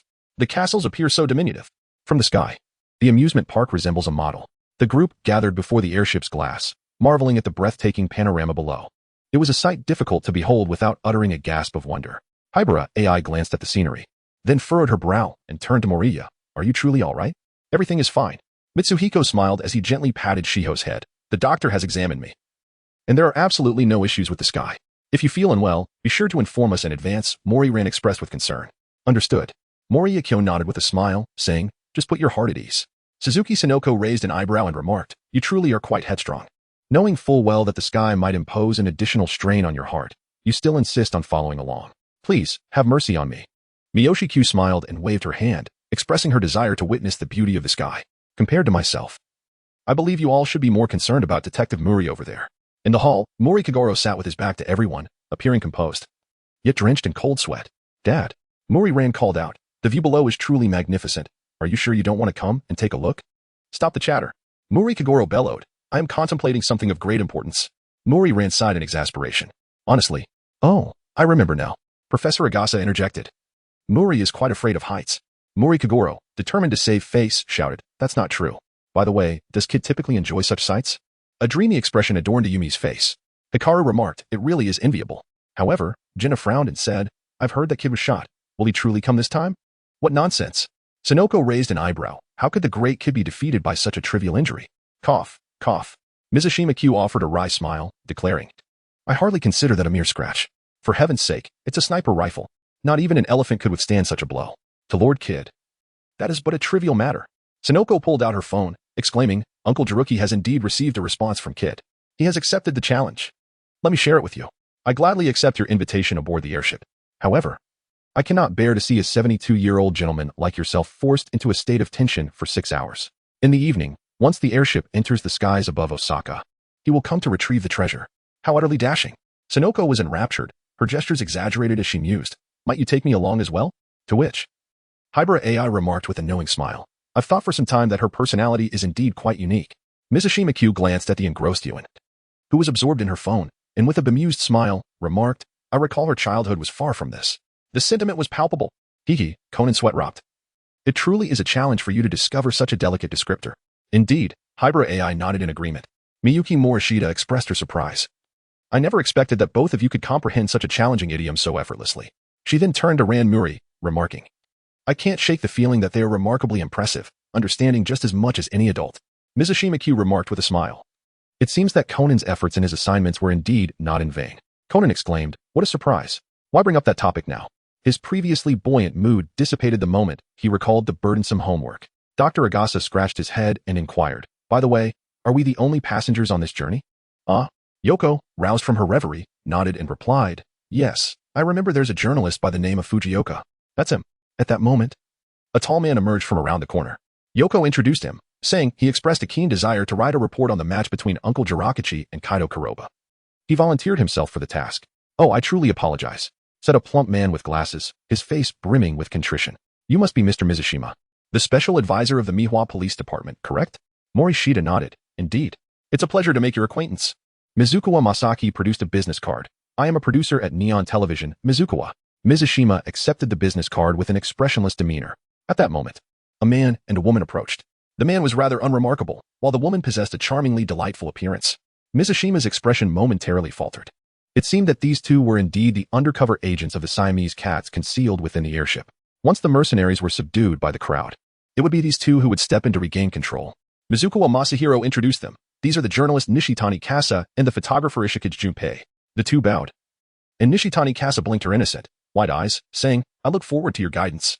Very well. Mizushima Kyo smiled. His gaze fixed on the other person's eyes as he could not help but raise an eyebrow. Indeed, one cannot discern a woman's character merely by her appearance. Who could have anticipated that the visage before him would eventually reveal a woman brandishing a handgun to take hostages? Mizukawa Masakazu explained, Mr. Jirakichi's confrontation with Kid has been granted exclusive broadcast rights by our television station. Morishita Kyo inquired, is it truly feasible for just the three of you to manage the reporting for such a massive airship? To which Mizukawa Masahiro responded, visibly embarrassed. It is indeed unfortunate that we find ourselves in such circumstances at this time. Miyoshi nodded slightly. Are you referring to the matter of the red Siamese cat? Indeed. Mizukawa Masahiro replied, nodding in agreement. Since they announced an operation within 7 days, the station must allocate personnel to handle any unforeseen circumstances. It truly is quite demanding. Miyoshi remarked with a smile. It is our duty, so I shall not disturb you any longer. Mizukawa Masahiro said politely. Mouri Kagami nodded slightly. And the group began to redirect their attention, moving towards Kagoro Mori for a cordial exchange. Conan raised an eyebrow and remarked, if my memory serves me well. Today marks the final day of the scheduled announcement. What a bothersome bunch of thieving felines. Jiraiya strode in from the entrance, ire evident in his demeanor, exclaiming. Thanks to them, I have even secured a flight permit for the helicopter intended for my autobiographical film. Isn't that right, Lupin? Woof. The dog named Lupin, possessing a remarkable understanding, chimed in with a bark. Jiraiya then cast a glance at Mouri Kagami, momentarily taken aback. What brings you aboard? I thought I had instructed them not to extend an invitation to you. Realizing the impropriety of his words, he quickly added, please do not misconstrue my intentions. I am merely concerned for your heart, not trying to belittle you. Morishita Kyo smiled and said, Uncle Jiraiya, there is no need for explanations. I comprehend everything. He produced a piece of paper, declaring, I have already conducted an examination, and there are absolutely no issues. That is splendid. Uncle Jiraiya replied, patting Morishita Kyo on the shoulder. I wish you a delightful time aboard the airship this time. Chapter 77. A footstep from the pig Unz smiled and greeted, hello. Uncle Jiraiya. Greetings. Good day to you, Consultant Suzuki. Upon seeing his employer arrive, Mizukawa Masahiro quickly approached with 2 subordinates, saying, I hope to count on your support today. Speaking of which, this airship is indeed luxurious. Uncle Jiraiya furrowed his brow, exclaiming, to broadcast from such an opulent airship, they have sent only 3 staff members. How embarrassing. Mizukawa Masahiro was taken aback, explaining, it's all due to the Siamese cat. The television station's personnel have been reassigned. By the way, inquired Kaga Shunpei, perplexed. What exactly do those individuals intend to do with these bacteria? Indeed, wasn't it said that once infected by the virus, one is doomed to perish? Nishitani Kasa chimed in eagerly. Moreover, I have heard that the virus can be transmitted through droplets. Kaga Shunpei added. The two engaged in a lively exchange, reminiscent of a comedic dialogue, taking turns in their conversation. Miyoshi frowned, sensing that the 2 individuals were deliberately revealing this information. Their intent was to lay the groundwork for a fabricated virus. By merely igniting discussions surrounding the virus, those around them would inevitably engage in conversation, leading to the dissemination of alarming information regarding the virus and inciting public fear. What is a droplet? Jinda inquired, puzzled. Can it be eaten? It's not something edible. It's a mode of transmission, KGI clarified. Hybra AI remarked softly, it refers to the way viruses spread through coughing and sneezing. I've heard that children are particularly susceptible to infection, so you should be cautious. Jinta, Yumi, and KGI all felt a pang of anxiety. Mikage Minishita observed the scene with astonishment. It appeared that the 3 of you had something to fear. Yet, there is truly nothing to be afraid of. Takamichi Fujioka approached, exclaiming, regardless of what murderous bacteria may be present, I have ventured into many places teeming with such microorganisms. And look at me now, as vigorous as ever. In my view, humankind is far more resilient than bacteria. Indeed. Genita and the others echoed in unison. However, Fujioka jested, you little ones might not be so fortunate. The odds of your demise are quite high. The trio was taken aback. Please refrain from such remarks. Ran Mouri expressed her discontent. Children will be frightened by that. Exactly. Sonoko Suzuki chimed in. You truly lack sensitivity. Haha. Fujioka shrugged nonchalantly. It's nothing to worry about. With that, he turned and departed. No need for concern. Jiroji Suzuki reassured with a smile. Rest assured, no matter where they may release bacteria from, this airship is undoubtedly the safest place. Let us set aside those worries and explore the viewing platform for the gemstones. Splendid. Genita and his companions quickly regained their spirits. Under Jiroji Suzuki's guidance, the group made their way to the elevator. They would ascend to the pinnacle of the airship. Pressing the elevator button, they began their ascent. Suddenly, Sangxia Jing felt a dizzying sensation and quickly leaned against the nearby wall for support. What's wrong? Huiyuan AI exclaimed in shock, gripping Sangxia Jing's pant leg tightly. Miyoshi's complexion was as pale as a mirror. The sky, combined with the rapidly ascending elevator, stirred his fragile heart. Hybra AI wore a worried expression. I will call for a doctor. Morishita crouched down, covering AI Hybra's mouth with his hand, and said with a smile. It's merely a lack of blood supply. I shall be fine once I squat down. AI Hybra broke free from his grasp, but SHHH.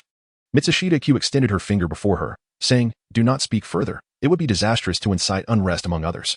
Hybra AI furrowed her brow and replied. If I see it once more, I shall not hesitate to inform others.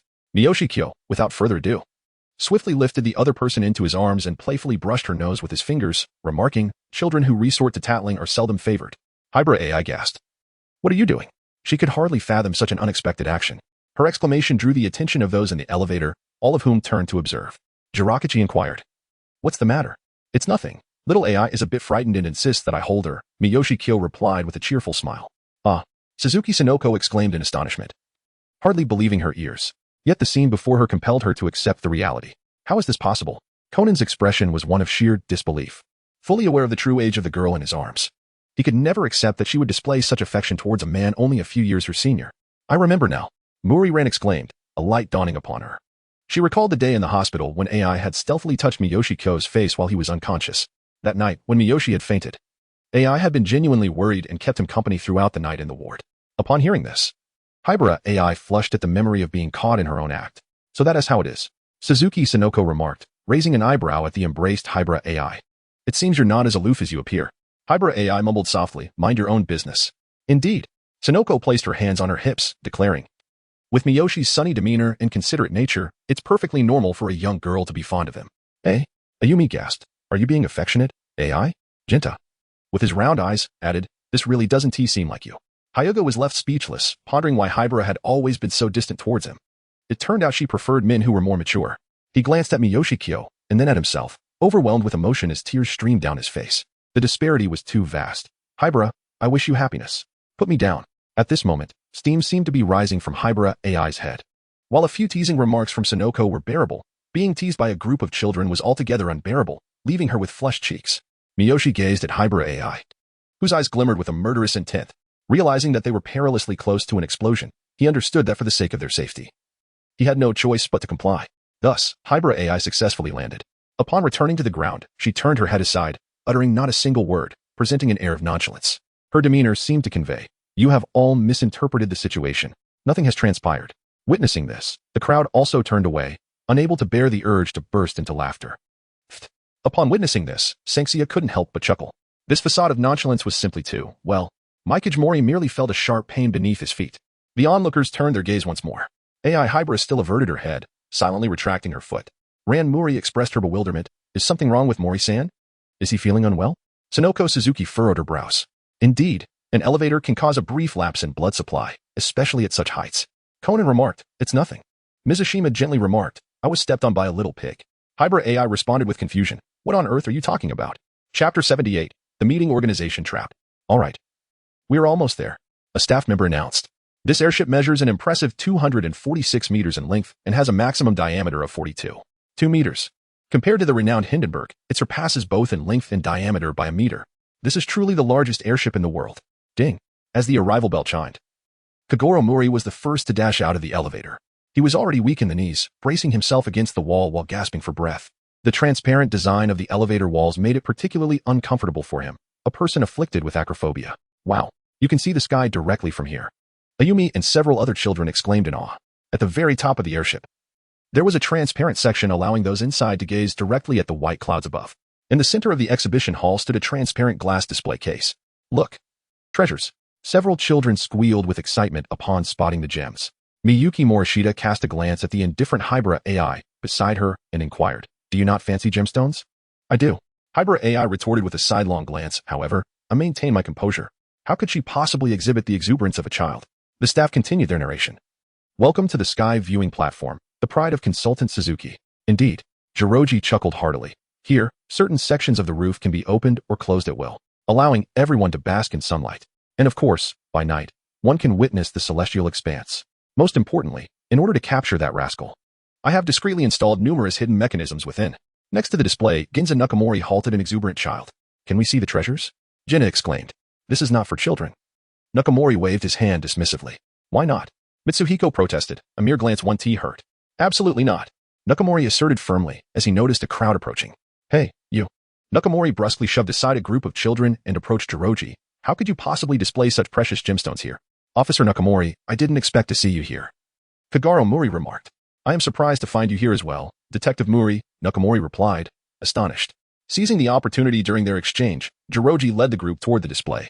The gemstone is intended to lure the elusive kid the Phantom Thief. Jiroji grinned. It is lapis lazuli, a magnificent gem, the aristocrat of the sky. Its intrinsic value is already remarkable, not to mention that I have adorned it with a natural amber stone. Mizushima Kyochi was taken aback. Amber? Indeed. Jiraiya glanced at him. It resembles the one exhibited on the ship last time. Could it be? Sanxia Jing had a strong premonition as she gazed towards the exhibition stand. The lapis lazuli, aptly named noblewoman, shimmered brilliantly. Beneath the gemstone, there hung a smaller piece of pale yellow amber, encasing a flower bud. Through the slightly parted petals, the blossom within revealed itself to be of the same golden hue. Morishita Kyo suddenly understood. He had previously wondered why the Black Organization had set its sights on this exhibition. Uncle Jiraiya, you must have expended considerable effort for this. Haven to you? Morishita Kyo inquired tentatively. Ha ha ha, indeed. Whatever piques my interest, I will find a way to acquire it. Uncle Jiraiya declared, his hands on his hips, exuding pride. After I lost the amber last time, I spent a substantial amount to procure a similar piece. Mizushima wiped the sweat from his brow, remarking on the unwavering determination displayed in acquiring the black-clad organization's trap not once, but twice. In a certain light, this was indeed a remarkable feat. The group slowly approached the display stand. Mouri exclaimed, how exquisite, while Sonoko Suzuki nodded in agreement. That shade of blue is simply breathtaking. However, she recalled having seen this piece of amber before. As thoughts raced back to the day when Kaido Kid was shot, a wave of dread washed over her. Wow. Jinta exclaimed, it seems there is something inside the stone. That is amber. Hikaru explained, within it lies a flower encased. How beautiful. Isn't it splendid? Jiraiya chuckled. Although this amber may not rival the expensive pieces owned by the affluent, it certainly required considerable effort to procure. What better adornment for this sky viewing platform than these two magnificent gems? Ginza Nakamori smirked. I must inquire as to why such treasures are displayed here. Do not underestimate it. That is bulletproof glass capable of withstanding a machine gun. Jiraiya replied confidently. There is also a flawless mechanism that can only be unlocked with my fingerprint. This time, Kaido Kid shall not triumph over me. Humph. Nakamori scoffed. Such contraptions are utterly useless. Similar items are found within the stolen laboratory. Kogoro Mouri glanced at the code display above, frowning. What would happen if one were to place a hand upon it? Jinta casually remarked, why not test it? Huh. Kogoro paused. Hee. Jinta, the self-proclaimed king of reckless curiosity, stretched out his hand and pressed it against the screen. Beep. An alarm blared, and the numbers turned a glaring red. Bang. The display stand opened slowly, and a boxing glove ruthlessly struck Kogoro square in the face, hitting the mark. Before he could evade, the unfortunate Kogoro was sent flying, landing heavily on his back over 5 meters away. Dad. Ran gasped, rushing over in alarm. Jiraiya glanced at Nakamori. That mechanism certainly wasn't there, was it? Nakamori retorted. You reckless little brat. Kogoro, filled with ire, extended his hand to teach Jinta a lesson, oblivious to the fact that his sudden jump had triggered the sensor atop the column. Zzz. Yellow electricity surged mercilessly, causing Kogoro to convulse midair. Dad. Ran cried out. I see. Conan, beads of cold sweat on his forehead, looked towards the column with the sensor and sighed. But Uncle really is too easy to trigger the mechanisms. Indeed. Nakamori pondered. There were no such traps arranged there. Then, the two approached the display stand. Nakamori pointed at Jiraiya's head. But what if he threatens you with a gun to unlock it? Though I doubt Kid would resort to such tactics. Jiraiya remained expressionless. I would respond in kind. He then pressed the display screen. The moment he did, the panel beneath Nakamori's feet opened abruptly. Caught off guard. He plummeted directly into the floor. Officer Nakamori. His subordinates rushed over. Ayumi voiced her concern. He won't fall directly into the sea, will he? Ha ha ha, how could that be? Jiraiya pressed another button, and the floor opened once more. Damn it. Nakamori lay in the compartment, his face a picture of fury. Such mechanisms exist too. Chapter 79, Capture Kid. In any case, that phantom thief will return tonight. You need not keep a constant watch here before dusk, Jiraiya stated to the newly emerged Nakamori. Nakamori tightened his tie. Let us head below to formulate a new action plan. Yes. His subordinates followed and stepped behind him. What a splendid performance. It seems I shall be able to craft an exceptional report tonight, Takashi Fujioka remarked, retrieving a lighter to ignite a cigarette. I'm sorry. A service staff member interjected. Mr. Fujioka, if you wish to smoke, please proceed to the smoking room. Fujioka tucked away his lighter. Mr. Mizushima, would you care to join? Mouri chuckled. No need. I do not have the habit of smoking. Are you trying to lure me into the smoking room to trigger my lacquer allergy? How exceedingly cautious of you. Not even sparing someone as ailing as myself. Mr. Mouri, would you like to join? Fujikawa Takashi glanced at Mouri, intending to gather all the troublesome individuals aboard the ship into the smoking room. This would undoubtedly alleviate many complications for the forthcoming plan. Kogoro Mouri rubbed his aching face. No, I shall return to my room for a bit of rest. Those contraptions have utterly exhausted me. Suzuki Sonoko approached Ran, whispering, Ran, accompany me to the restroom. All right. Ran Mouri nodded in agreement. Dr. Agasa suggested, shall we proceed to the dining hall for a meal? It is already lunchtime. Indeed. The three responded in unison. Hibara AI tugged at Mouri Minoru's sleeve. Let us go eat. I shall pass. Morishita Kyo smiled gently. Hibara AI raised an eyebrow and inquired. Are you unwell? No. I merely wish to admire the gemstones a little longer. I shall join you in the restaurant shortly, Morishita Kyo explained. Forget it. Hybrid AI retorted. Still feeling somewhat displeased about the earlier events. Gradually, the crowd dispersed, leaving the observation deck of the sky eerily vacant. In a secluded corner, Morishita Kyo concealed himself. If memory serves correctly, Kid, disguised as a waiter, would arrive here to scout the area beforehand, only to be discovered in his ruse by a returning Ran. However, such details are of little consequence now. He awaited an opportunity for collaboration. Neither the watchful Siamese cat nor the lurking black organization could be easily dealt with unarmed. Aligning with Kid seemed a more prudent course of action. After a brief wait, the door swung open. An unremarkable waiter entered. Exuding an air of purpose as he approached the display case, he produced a sticker bearing Jirakichi's fingerprint, a mysterious smile curling at the corners of his mouth. What are you doing? Kid was startled by the unexpected cold tone, his heart racing. I am just a waiter from the airship. Taking advantage of some free time to admire the gems here, Kid hurriedly explained, waving his hands in a flustered manner. Upon recognizing the figure, he was rendered speechless. How could it be this troublesome individual once more? The previous encounter aboard the cruise had been far from pleasant. He had been unmasked and shot at while attempting to escape. Fortunately, luck had been on his side that time. The bullet had not struck bone. Otherwise, his current mobility would be a matter of uncertainty. Mizushima gazed intently. Surely you cannot be a thief? Ah, how could that be? I'm merely a curious server. Kid shrank back slightly, striving to maintain his composure. In the presence of such a formidable creature, he dared not betray the slightest hint of suspicion. Truly, as one known as the Phantom Thief, Kid's ability to control his expressions was remarkable. After observing for quite some time, he had revealed not a single flaw. However, even if he racked his brain, he could never fathom how his secret had been unveiled. After all, who could possibly anticipate the unfolding of such a narrative? Miyoshi Q observed in amazement. While hidden indeed, Mr. Kaido. What? The illustrious Phantom Thief Kaido was instantly incensed. A tempest of emotions surged within him. Where had he faltered? How could he have been so readily exposed? He had meticulously researched Miyoshi Q's background and devoted countless hours to practice during his recuperation, believing his disguise to be flawless, devoid of any expression that might betray him. To his utter dismay, within mere seconds, he found himself uncovered by his opponent. Recalling the arduous memories of his training, Kaido was overcome with tears. What was I thinking? Had I known I could not deceive him, I would have spared myself the trouble of practice. With a strained smile, Kaido inquired, might you enlighten me on what exactly gave me away? Sanxia Jing raised an eyebrow and inquired, do you truly wish to know? Kid nodded and replied, I dream of it. Mikage Minishita bent down and inhaled, then waved her hand dismissively. Have you not bathed in days? The odor is quite overwhelming. Kid, Miyoshi Kagami. The two of them locked eyes for what felt like an eternity. Finally, Kid could no longer contain his fury and exclaimed, how rude. I bathe daily. So how could I possibly smell? If you don't wish to speak, then why resort to such personal attacks? Mizushima Kyo gazed at the irate Kid and smiled playfully. I was just teasing you. You don't have any unpleasant odor. I knew it all along. Kid responded with a confident grin, thinking, how could I? The heartthrob of countless girls possibly have an odd scent? However, the subsequent words from his counterpart caused Kid's smile to freeze on his face. Morishita remarked softly. It lacks any foul odor, yet it possesses a strong acidity. Acidic, you say? Kid was taken aback, hastily sniffing his own clothing. There are simply too many inconsistencies. Miyuki Morishita let out a mocking laugh, then swiftly reached for the opponent's wrist. This is bad. Kid's expression shifted dramatically as he deftly sidestepped, narrowly evading the grasping hand. Mizushima Kyo marveled, truly a magician beneath the moonlight. Your reflexes are remarkable. With a smirk, he added, it seems you possess discernment. I shall not entertain you any longer. Kid, brimming with confidence, chuckled as he produced a smoke bomb and tossed it onto the ground. Bang! A thick cloud of smoke erupted, completely obscuring the surroundings.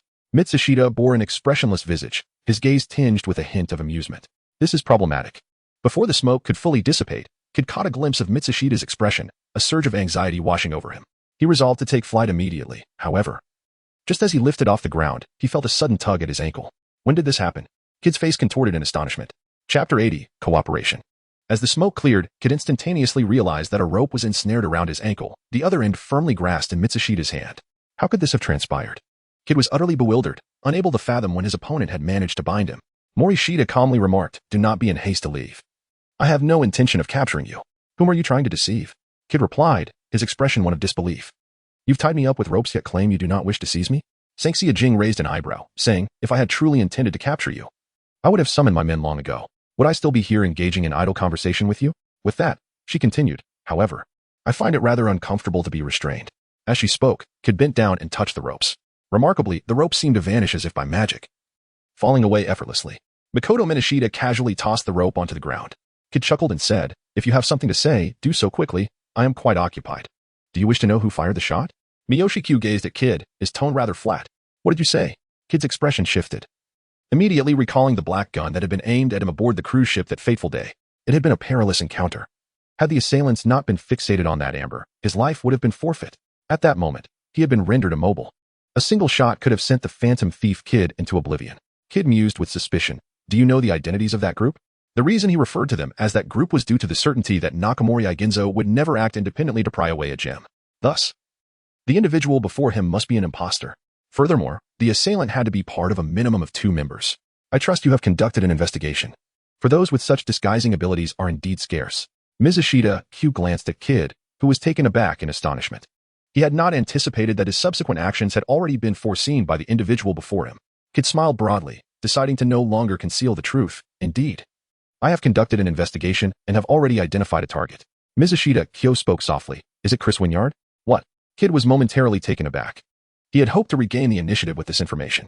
He never anticipated that the other party would be privy to such confidential details. With a grave expression, Kid inquired. Who exactly are you? A person possessing such intelligence capabilities could never be alone. They must undoubtedly belong to a certain faction. For it would be impossible to uncover such information without support. For now, I shall keep it confidential. Morishita Kyo offered a mysterious smile and said, however, I can share a piece of news with you. Kid furrowed his brows and inquired, what is it? According to the intelligence, those who attacked you will also be present on the ship. Mikage Morishita bent down silently to pick up the rope from the ground. Having reached this point, Kid would undoubtedly not escape. She could afford to bend down, allowing Kid to vanish from her sight for a moment. Is the information accurate? Kid inquired. Morishita Kyo replied. Exactly. Kid, easing the furrow in his brow, remarked with a hint of intrigue. Is their objective still that amber? Indeed. Morishita nodded. Therefore, we must be adequately prepared. Rest assured. Kid smiled confidently. With our preparations in place, that group will not succeed again. According to reliable intelligence, besides that group, there is another band of mercenaries targeting the airship. Mitsushita's words were astonishing, leaving Kid momentarily stunned. How could this be? Is it possible that this airship is truly in such high demand? Are we expected to play mahjong aboard the vessel? After a brief contemplation, Kid inquired. How might I assist you? Morishita calmly remarked, the mercenaries will install bombs on the ship, and I need you to disarm them. Not a problem, Kid confidently assured. You can rest assured about that. Suddenly, the door to the Sky observation deck swung open once more. Be vigilant and do not allow Kid even the slightest opportunity. Nakama Jinsen commanded loudly. Understood. The police behind him responded in unison. Turning to the newcomer, Morishita smiled and said, Officer Nakama, has the operational meeting concluded so swiftly? Oh, indeed. But why are you still here? Nakama Jinsen inquired, somewhat puzzled. Lunchtime has already commenced. Aren't you going to eat? Thank you. But I am merely preventing Kid from scouting the area, which is why I have not gone to the dining hall. Makashi Kagami elaborated. Is that so? Nakagami Ginzo felt an overwhelming sense of embarrassment, having withdrawn all police personnel. To think he had to rely on passengers for surveillance. Clearing his throat, Nakagami Ginzo remarked. I truly appreciate your efforts. Have you noticed anything suspicious? I must admit, it is rather shameful. Moriya scratched his head and chuckled, saying, aside from this lazy server who has slipped away, I have made no other discoveries. Mr. Moriya, please refrain from further comments. Kid's acting was remarkably skillful at that moment. He resembled a server caught slacking off. I realize my mistake. Please do not inform Advisor Jirakachi, or I shall be doomed. Rest assured. I will not disclose anything to Advisor Jirakachi. Morishita gazed at Nakazono Ginzo and said, since you have arrived, I shall take my leave for a meal. Oh, very well. Please proceed. Nakazono Ginzo moved aside, clearing the way. Thank you. Moriya exchanged polite pleasantries, and the two departed from the observation deck together. They walked in silence, resembling mere passers-by. Eventually, they arrived at the restaurant. Moriya, I've saved you a seat here. Suzuki Yoko called out, waving her hand. Great. Morishita Kyo smiled softly, then took a seat beside Hibara AI. I never expected you would be willing to return, Hibara AI remarked, casting a glance at Morishita Kyo with a hint of indifference. Morishita Kyo remarked with a smile, of course, after all, I do get hungry. Xiao AI was still sulking, evidently quite upset by the events in the elevator. Delicious. Kagoro Mori exclaimed as he drained his beer and placed the empty glass on the table. Miss, another please. Certainly. The short-haired waitress replied with a smile as she brought over another glass of beer. She secretly wished for her patron to indulge in a few more drinks spiked with sedatives, which would significantly reduce the obstacles to their plans. It seems Uncle has fully revived. Suzuki Sonoko chuckled. Conan was left speechless. That waitress was at most 30 years old. And here was this nearly 40-year-old man referring to her as Mississippi Hello, please enjoy. Kid, disguised as a waiter, presented a platter of pastries. I've been waiting for this. Sonoko exclaimed, gazing at the cake on the platter. It looks so delicious. Indeed, It is quite splendid. Morishita took a bite of the cake, which melted in his mouth, bearing a delightful strawberry flavor that was not overly rich. Shall we head there shortly? He proposed. Yes, replied Hikaru. As the group gathered to discuss, Dr. Agasa, puzzled, inquired, do you have any plans? None. Hikaru explained, we merely intend to return to our room to play poker. There is no grand scheme at all. Conan silently sighed, thinking it quite the contrary. They had been huddled together for quite some time, evidently concocting something. Chapter 81. Let me take charge. Jinta and the others exclaimed in unison. Without further ado, they vacated their seats. What are you all up to? Dr. Agasa hurriedly asked. We're off to play poker in our room. Hikaru waved his hand dismissively and quickly followed the two who had already wandered off. Achoo! The ponytailed waitress coughed softly. Just as Jinta passed by, a droplet landed on him. He paused momentarily and admonished, Miss, you should cover your mouth when you sneeze. That's quite impolite. I sincerely apologize. The waitress responded with a look of regret. It's all right. Jinta waved his hand, and the group continued their way towards the exit. Mr. Mouri, would you care for a beer? A short-haired waitress approached, holding a glass of beer. Unbeknownst to him, the drink contained a sedative. It was safer for individuals with questionable intentions to be incapacitated. No. Before Morishita could refuse, he heard a cold voice from Hybera AI. Miyoshi Q gazed into the past. You mustn't drink alcohol. Hybera AI remarked softly, for those with heart issues, consuming alcohol can lead to heightened sympathetic nervous activity. This results in an accelerated heartbeat and increased cardiac output, ultimately placing an excessive burden on the heart. She turned her gaze towards Miyoshi Q. In any case, drinking is prohibited. Wow. Mouri Ran exclaimed with wide-eyed astonishment. AI, you know so much. It's truly impressive. Isn't this common knowledge? Hybera AI retorted. Common knowledge? Suzuki Sonoko paused. Looking at Hybera AI, I always feel that you and that little rascal Conan possess an extraordinary amount of knowledge. Could it be that you two are not actually your stated ages? Both Hybera AI and Conan were momentarily taken aback, caught off guard by the revelation of an unspoken truth. How could that be? Mouri Ran chuckled, waving her hand dismissively. I suppose AI is just concerned about Miyoshi's health condition, which led her to research the matter, right? Hybera AI was momentarily speechless, unsure of how to respond. My sincerest apologies. The short-haired waitress exclaimed with a look of regret. I was unaware that you could not consume alcohol. However, we do offer beverages. Would you care for a drink? Mizushima Q was somewhat at a loss for words. It seemed that the other party was determined to make her faint. Morishita Kyo said softly, please bring me a glass of orange juice. To avert any potential schemes from the other party, he resolved to feign consumption of the beverage. After all, who could ascertain what tricks they might employ next? Very well. The short-haired waitress smiled and proceeded to carry out her task. Ding ding ding. The phone rang. Suzuki Jirakachi answered the call, listened for a moment, and his expression shifted dramatically as he exclaimed, what kind of joke is this? Mizushima narrowed his eyes, realizing that the red Siamese cat had begun to stir. Uncle, is something amiss? Suzuki Sonoko inquired, unable to contain her curiosity at Jirakachi's unusual demeanor. Haha, it's nothing. Just a prank call. Jirakachi waved his hand dismissively with a smile, then exchanged a knowing glance with Officer Nakamori Ginzo. I'm full now. Would you care to join me at the observation deck? Not a problem.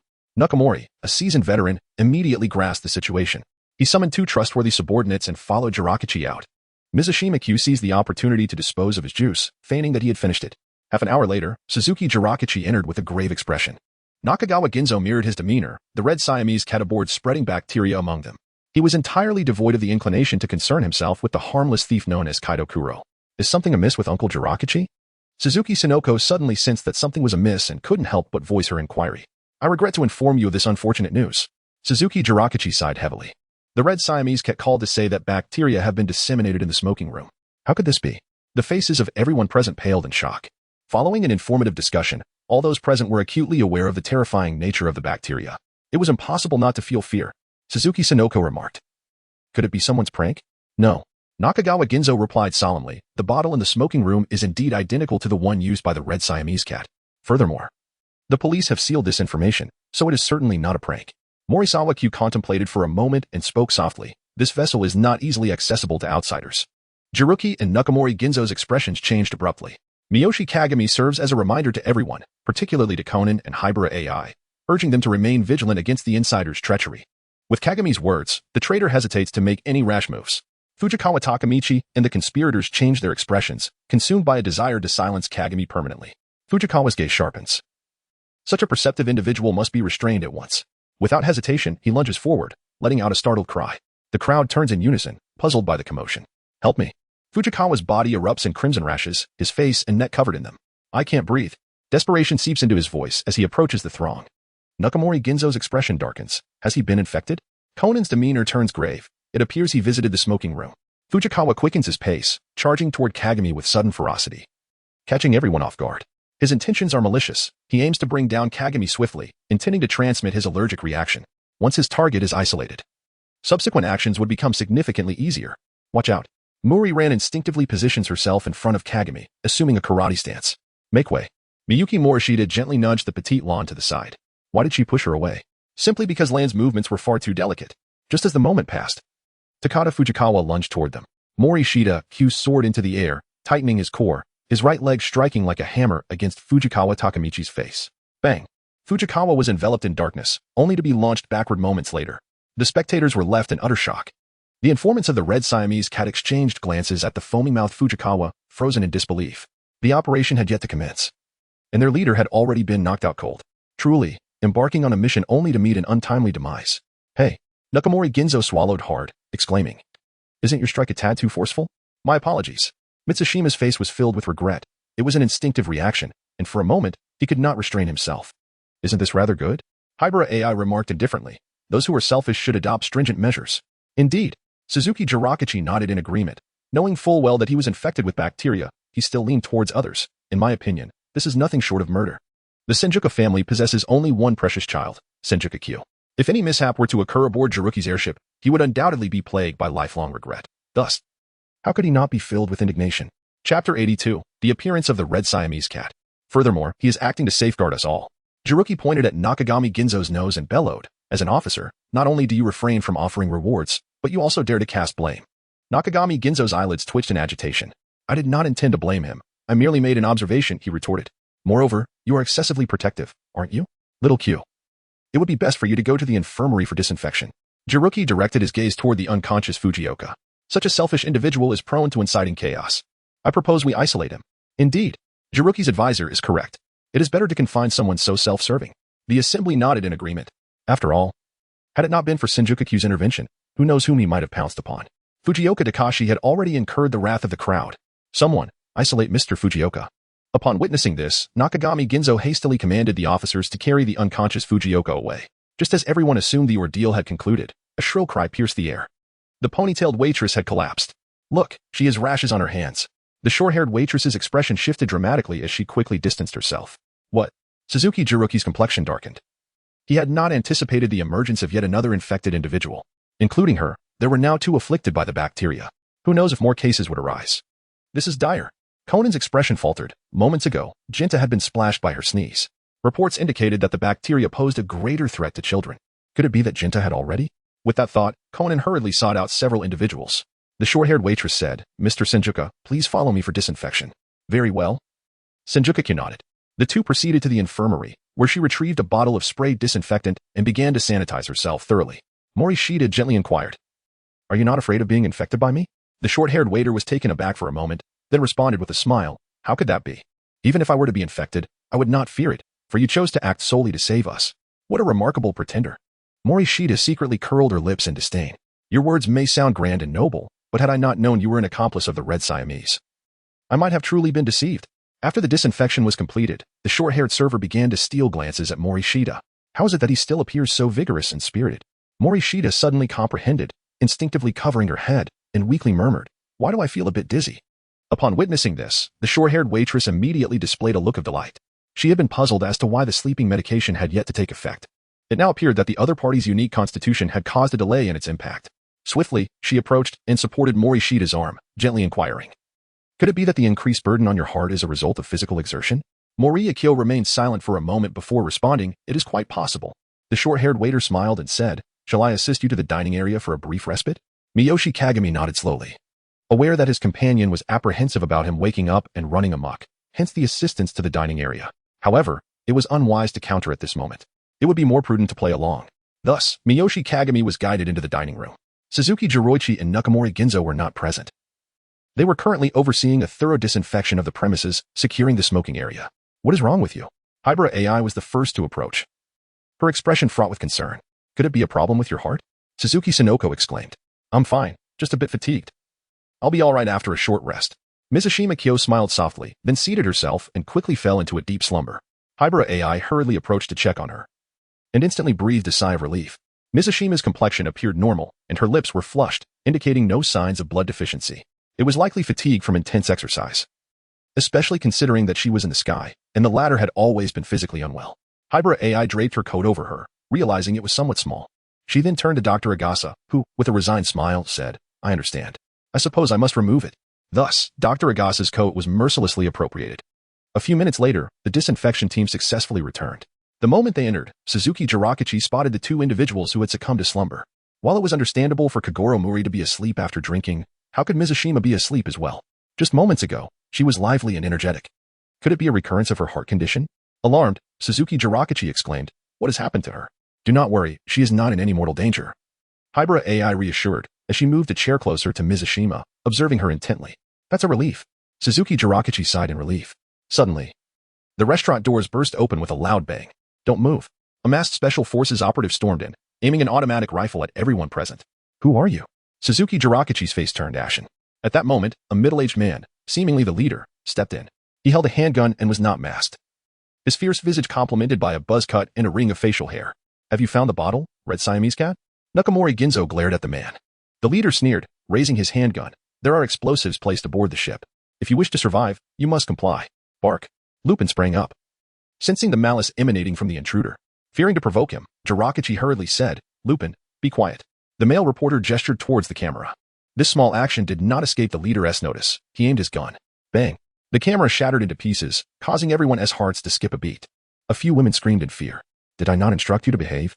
The leader, witnessing the cold sweat trickling down the faces of those present, smirked in satisfaction. "As long as you comply, you shall not face any life-threatening danger." The unconscious Mizushima stirred slightly, her eyelids fluttering as she disdainfully scoffed. "Such words might deceive a child. You do not even bother to conceal your own face. Are you not blatantly signaling that you intend to silence us afterward?" The leader turned to Jiraichi, used the ship's intercom to summon everyone to the restaurant. Jiraichi's expression darkened, yet he could not refuse. Before long, everyone had gathered in the restaurant. "Now that everyone is here, I declare, this ship now belongs to us, the Red Siamese Cat." The leader raised his handgun and coldly commanded, "Hand over your mobile phones." At his words, two of his accomplices immediately pulled phones from their pockets. Faced with the gunpoint, no one dared to refuse. They all obediently extracted their phones and tossed them into the pile. Mouri Ran submitted her phone but suddenly noticed that Kagoro was still asleep. She rushed to his side, shaking him urgently. "Dad, wake up." Yet, no amount of shaking would rouse him. Observing this, a member of the Red Siamese Cat reached into his pocket and retrieved Kagoro's phone. Soon, it was Dr. Agasa's turn, and he had no choice but to surrender his phone as well. After collecting the devices, the man turned his gaze to Hybrid AI. Behind Dr. Agasa, Hybrid AI shook her head in fear. Chapter 83, Two Sharp Cracks. After the phones were collected, Hybrid AI produced her detective badge. "The airship has been hijacked. What are your demands?" Mouri Ginzo replied, "Is it money, or do you wish to release your imprisoned accomplices?" "Humph." The leader scoffed. "I will be frank. We harbor a deep-seated grudge against the Suzuki group." He pointed his gun at Suzuki Jiraichi, especially against this old man. Jiraichi, drenched in cold sweat, stammered, "Indeed. I secretly aided the police in apprehending the Red Siamese Cat 10 years ago. One person must bear the consequences. I am willing to be the hostage. Spare the others." The leader sneered, "That is impossible." "Why?" Jiraichi retorted angrily, "What do you truly desire?" The leader replied coolly, "The airship must continue its course to Osaka." He then tossed his phone to Mouri Ginzo. "Contact the police." "What?" Mouri Ginzo was taken aback. The leader smirked.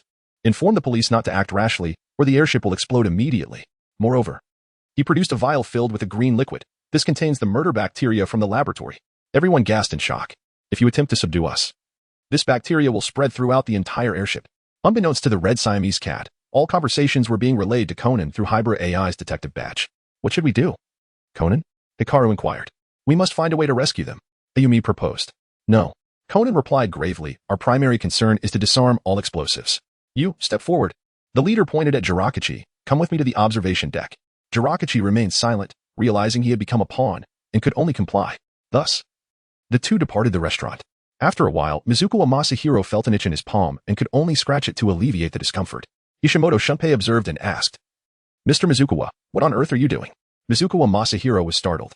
"Mr. Mizukawa, you wouldn't be." Ishimoto Shunpei exclaimed. Mizukawa Masahiro hurriedly explained, "No, it's nothing. Just a mild case of urticaria." At that moment, a member of the Red Siamese Cat, hearing the commotion, quickly approached with his gun drawn. Mizukawa Masahiro instinctively hid his itchy hand behind his back. The operative, without hesitation, seized Mizukawa's hand and lifted it. His palm was covered in red welts. Mizuko Masahiro protested. I'm fine. Really? Suddenly, Nishitani Kasumi realized, you smelled of smoke earlier. You must have gone to the smoking room. I did go there. But I was infected. Mizuko Masahiro rolled up his sleeve. See? No welts on any other part of me. Bang. Mizuko Masahiro felt a sudden blackout as his head spun. A red Siamese cat member knocked him down. All eyes turned towards the two individuals. What an opportunity. Mouri Ran and Nakamori Ginzo moved in from behind, ready to subdue them. Bang. A bullet shattered the chandelier hanging from the ceiling, startling both Mauli-lan and Nakazawa Ginzo. The leader had returned, puffing smoke from the muzzle of his gun. Take him to the smoking room, he commanded. Immediately, someone hoisted Mizuko Masahiro away. The brief interlude concluded, and the restaurant fell back into silence. At that moment, the female journalist Nishitani Aya suddenly remarked, strange, where have those children gone? Children? The leader swiftly turned to her, inquiring, what children? Nishitani pointed towards Hybrid AI, fearfully saying, 3 boys and a girl, around the same age as that girl. The leader's eyes widened, and he coldly replied, are there more missing? There's also a male waiter unaccounted for. Shimomoto Shuinhei raised his hand to speak. You lot. The leader waved his hand decisively. Come with me to search. Perhaps trusting the informant among the crowd, only 2 members of the Red Siamese cats remained in the restaurant. Doctor. Agasa glanced at the 2 individuals, reproaching, such loose tongues. Idagawa, you've been discovered. Hybrid AI hurriedly reported, then turned her gaze towards the 2 indiscreet individuals. These 2 were indeed informants for the Red Siamese cats. Among the hostages, there were several astute individuals, compounded by the previous hints from Morishita. Mauli-lan also perceived the subtle clues. She glanced at the armed individuals, eager for action. As a seasoned detective, Nakazawa Ginzo was no fool. He exchanged a knowing look with Mauli-lan and resolved that each would handle one of the adversaries. Seizing the moment, they aimed to extract the informants. Soon, the 2 found their opportunity. Die, roared the superwoman Mauli-lan, dashing forward with astonishing speed. The thud of her feet on the ground was testament to her formidable strength. Bang! Her iron-like fist struck one opponent in the abdomen. Despite wearing a bulletproof vest, the force was enough to incapacitate him, sending him into a world of agonizing pain and darkness. Another remaining member, witnessing this, quickly raised his rifle. However, Nakazawa Ginzo was not one to be trifled with. He seized the moment and tackled the assailant. The 2 immediately engaged in a fierce struggle. Seeing this, the police surged forward, delivering a barrage of punches that left the man coughing blood. Realizing the situation was deteriorating, Nishitani Aya's gaze hardened. She drew her handgun from her pocket, aiming it at several individuals, ready to fire. Watch out. Mauli-lan had been anticipating this moment. She executed a swift kick to Nishitani's temple. In an instant, Nishitani felt as though her head might detach. Don't move. Nakazawa Ginzo aimed his rifle at the now-armed Shimomoto Shuinhei, warning, you clearly underestimate our intelligence. How infuriating. Shimomoto Shuinhei's face turned pale, his hand with the gun frozen in place. The police rushed forward to subdue him. Excellent. Suzuki Jirakichi exclaimed with a smile. Leland. Officer Nakazawa is truly remarkable. Of course. Nakazawa Ginzo chuckled heartily, standing tall. Yet, they failed to notice the short-haired waitress had drawn her firearm. Not good. Mauli-lan gasped in alarm. Nakazawa Ginzo's expression shifted drastically. He had not anticipated that another undercover agent lurked among the crowd, initially believing there were only 2 informants. The situation had escalated. Although the adversary possessed just 1 gun, a single shot would alert the Red Siamese Cats members. Even if Leland's speed was extraordinary, the distance was too great to prevent the shot. They had only a few firearms. Catching them off guard was feasible. But facing them head-on would be akin to throwing eggs against a rock, foolhardy. You cannot escape. The short-haired waitress snarled, preparing to pull the trigger. Smack. A resounding clap echoed throughout the restaurant. The short-haired waitress felt a searing pain on her right cheek, her face swelling to resemble that of a pig's head. Morishita. Mauli-lan's expression brightened. What is happening? The short-haired waitress stammered, her eyes wide with disbelief. Nothing is impossible. Miyuki Senishida remarked softly. Those who fan others shall inevitably be fanned themselves. The short-haired waitress was momentarily taken aback, pondering whom she had offended. Suddenly, a sharp crack echoed through the air, and she promptly lost consciousness. Chapter 84. The True Intent of the Red Siamese Cat. The onlookers gazed at the fallen waitress, their eyelids twitching in response. How tragic. Her face had swollen to the size of a pig's head. My apologies. Miyoshi shook her slightly aching hand and remarked calmly, the situation is urgent. I couldn't rein it in all at once. This was met with fervent nods from the others, who feared a slap might land on their own faces. However, Hybrid AI looked on with concern. She stepped forward and inquired, are you feeling unwell? Mizushima Kyuichi was momentarily taken aback, but soon regained his composure and replied with a smile. Rest assured, I am quite calm now and am not experiencing any episodes. That's a relief. Hybrid AI exhaled, glancing at the subdued individuals. What shall we do next? First, we should contact the authorities. Mouri Kagami turned to Nakazono Ginzo and said, Officer Nakazono, please contact the authorities for immediate assistance. No problem. Nakazono Ginzo replied as he retrieved his mobile phone from his bag. Morishita Kyo instructed, moreover, alert the Osaka police to places where treasures are located and security is relatively weak. Why? Nakagawa Ginzo was perplexed. The priority should be supporting the airship. Why divert police forces to patrol Osaka? The Red Siamese Cat's hijacking of the airship is merely a fade. Mikage Morishita elucidated. Yet their true objective is to pilfer within the confines of Osaka. To which Ginzo Nakamori retorted, surely that cannot be the case. If so, why would they abscond with the bacteria? It is to fabricate a conducive environment for their nefarious deeds, and I surmise. Mikage Morishita pondered. They did not take the bacteria, at least not on the ship. What did you say?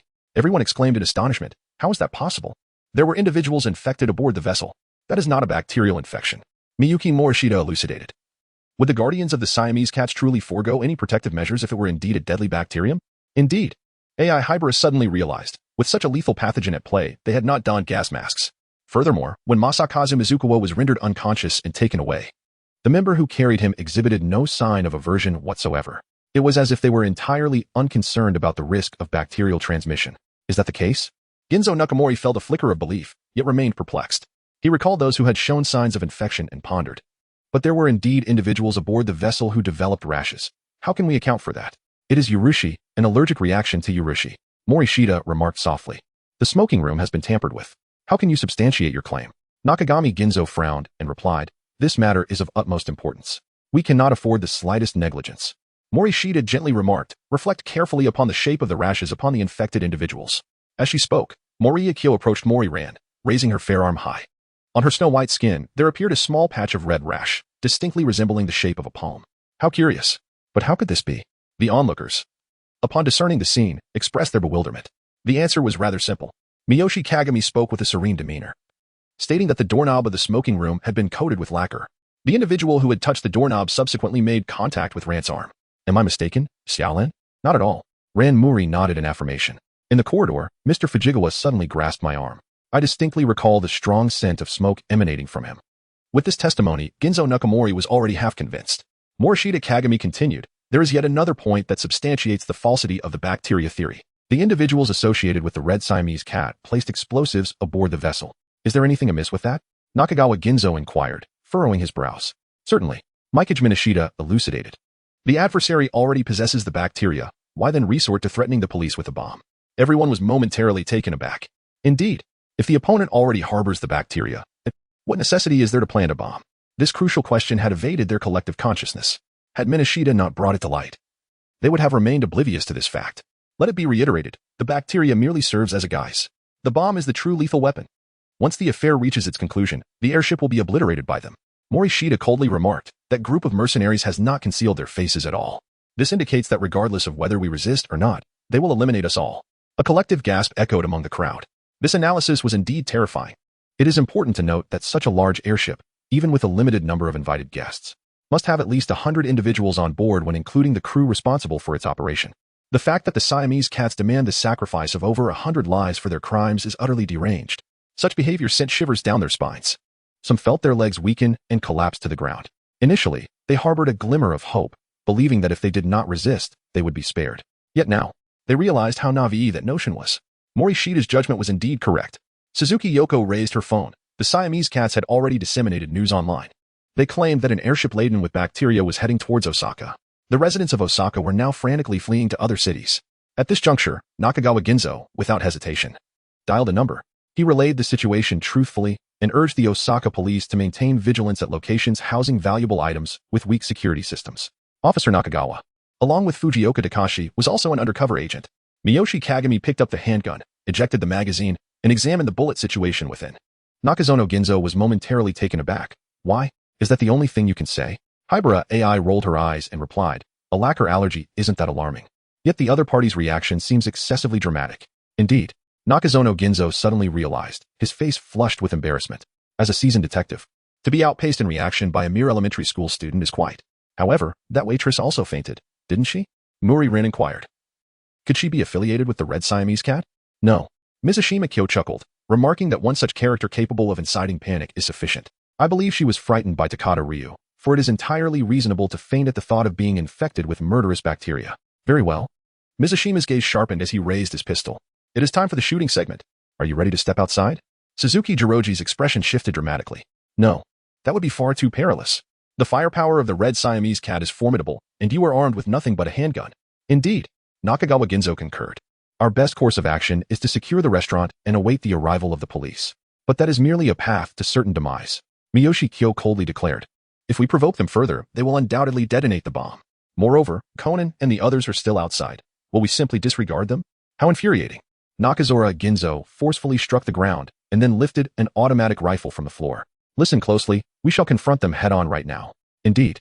Several skilled officers eagerly picked up the firearms scattered about. The 5 robbers were armed with 2 automatic rifles and 3 handguns. A far cry from the firepower wielded by the Red Siamese Cat. Nakazora Ginzo turned to Miyoshi Kyo and said, You have done more than enough. Now, let us handle this situation as the police. No. Morishita's eyes sparkled with fervor as he chuckled. Such opportunities are rare. How could I possibly let it slip away? Nakagori Ginzu sensed the madness reflected in the other's gaze, causing a cold sweat to trickle down his back. For a moment, he found it difficult to discern who the true robber was. Chapter 85, Taking Medicine. Bang, bang, bang. A series of gunshots erupted. This is bad. Nakagori Ginzu's expression changed dramatically. Mizushima Kyo did not utter a word, but raised his firearm and charged ahead. Follow me. Nakagawa Ginzen gestured, prompting 3 officers to swiftly comply. He turned back and instructed, block the restaurant entrance and ensure your safety. Understood. Suzuki Jirakichi and several others departed immediately, directing the bodyguards to barricade the entrance with tables. Hey, I urge you to slow down. Nakagawa Ginzen called out in a hushed tone. Shoo. Morishita cast a sharp glance and pointed to his ears, indicating that he could no longer discern the enemy's position. Nakagawa Ginzo covered his mouth, harboring doubts about the other's hearing. However, recalling the previous performance, he chose to trust him, even easing his breath considerably. Stop. As they walked, Morishita suddenly raised his hand. All followers came to an immediate halt. Nakagawa Ginzo, somewhat perplexed, was about to inquire when the other had already dashed forward. Morishita Kyo leapt into the air like a predatory tiger. Bang, bang. 2 shots rang out, striking with precision. The wrists of the 2 members of the Red Siamese Cat gang throbbed in pain as their weapons clattered to the ground. Don't move, Nakazono Ginzo commanded. Aiming his gun at the 2, the assailants had no choice but to surrender. Officers rushed forward from behind, swiftly subduing the culprits. A bead of sweat trickled down Nakazono Ginzo's forehead. Who exactly was this person? One thing was certain, they were not inexperienced in gunfire. Their decisiveness was undeniable. Most alarmingly, Morishita Kyo possessed the uncanny ability to hear enemies from a distance. It was akin to having a complete map of the battlefield. Nakazono Ginzo felt a surge of relief. He was fortunate to be on Morishita Kyo's side. Had he found himself as an adversary, it would indeed have been a terrifying prospect. Mitsushita Kyo secured his handgun at his waist, retrieved the rifle from the ground, and pressed onward. The map was fully revealed, and the group moved swiftly. Before long, they approached their destination. Bang, bang, bang. The members of the Red Siamese Cat team roared, incessantly pulling the trigger. A white figure, resembling a phantom, darted through the pipes, occasionally launching a few playing cards. Caught off guard, 2 members of the Red Siamese Cat were immediately slashed across the wrist. Capture those children and force Kid to surrender, commanded one individual. On the platform, Genkai and the others shuddered at the order. What should we do? Asked Yumi, her voice tinged with tears. We must climb up. Kagoro pointed towards the ladder.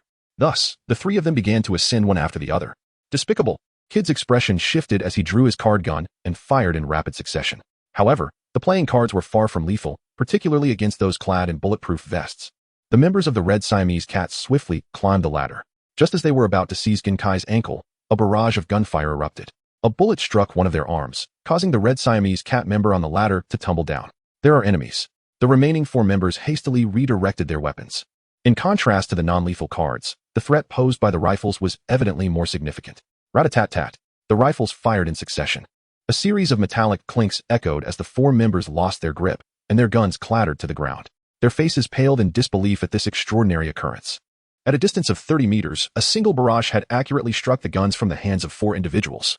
Such astonishing marksmanship was utterly shocking. With their weapons fallen, the group quickly raised their hands in surrender.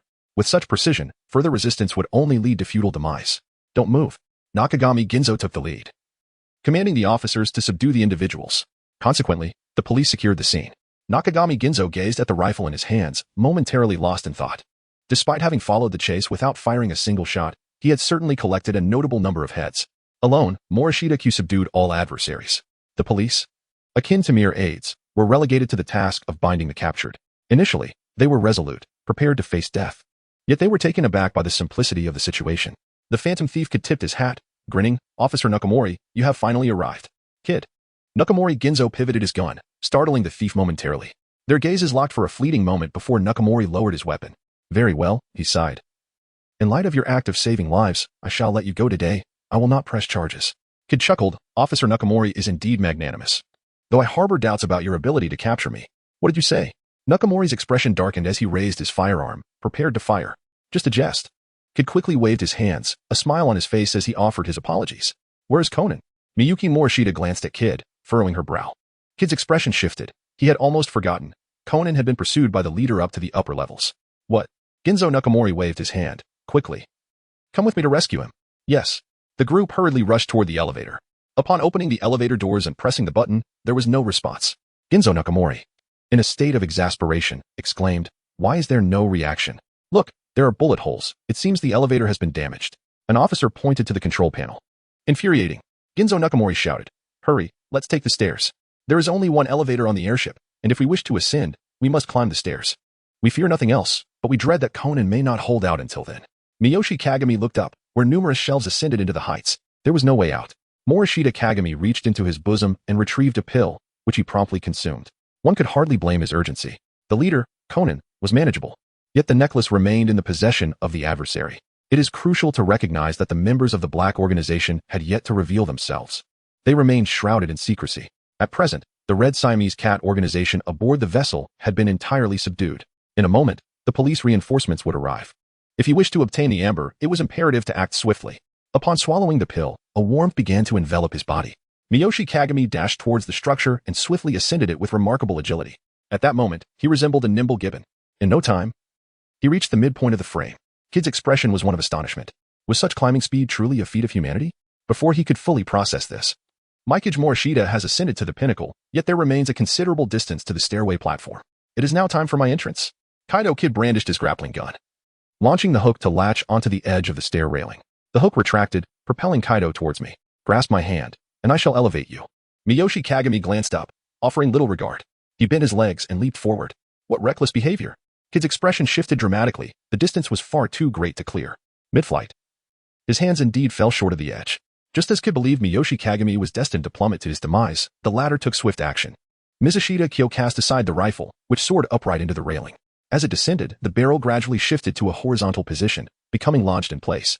Mitsushita grasped the gun strap tightly with his right hand, exerting force as he swiftly seized the edge of the platform with his left. With another surge of strength, he hoisted himself up onto the platform. By the time Kid soared onto the platform, the adversary had already fled. Chapter 86, The Appearance of the Black Organization. 5 minutes prior, at the sky viewing platform, the door was kicked open. A heavily armed man rolled in, highly alert. Behind the display stand, Conan, with his petite frame, managed to conceal himself. As the man pressed against the railing to vault over, the floor beneath him revealed a black and white pattern. 1 end. Conan murmured, placing his hand on the corresponding number. Ah. The man's expression shifted dramatically. Conan chuckled mischievously, gently pressing down on 7. Bang. The tile beneath the man suddenly gave way.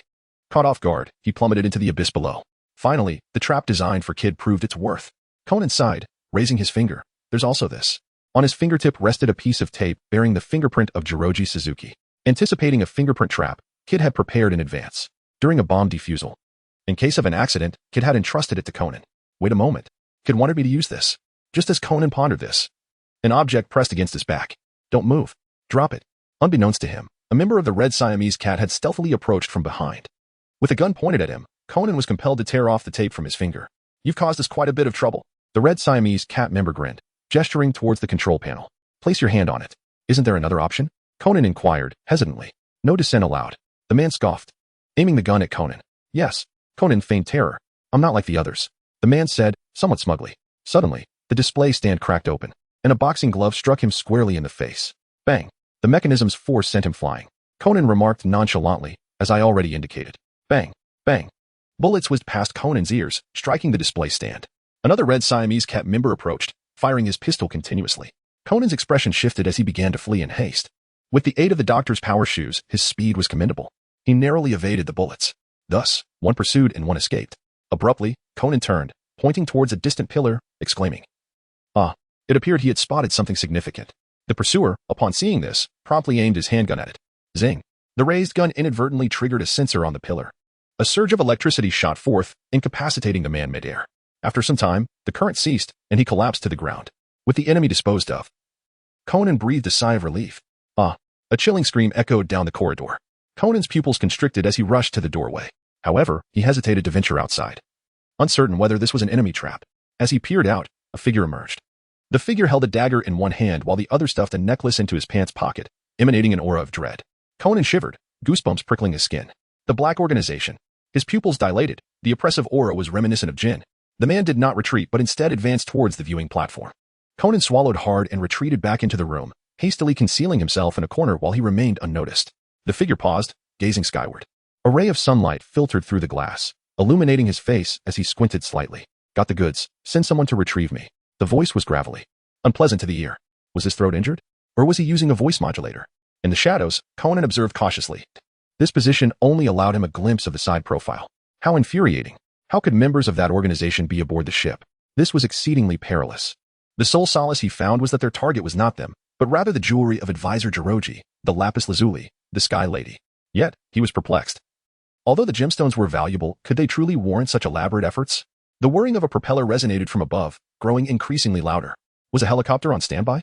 Conan craned his neck, but the limited vantage point obscured his view. Meanwhile, a wave of confusion washed over him. How would he ascend? Though there was a hidden door atop the airship, it was not located near the viewing platform. Furthermore, the glass overhead was exceedingly sturdy, impervious to gunfire. Bang, bang, bang. Gunfire erupted, sparks illuminating the scene. Following this, the sound of shattering glass echoed. How could this be? Conan's face paled as he leaned out, utterly stunned.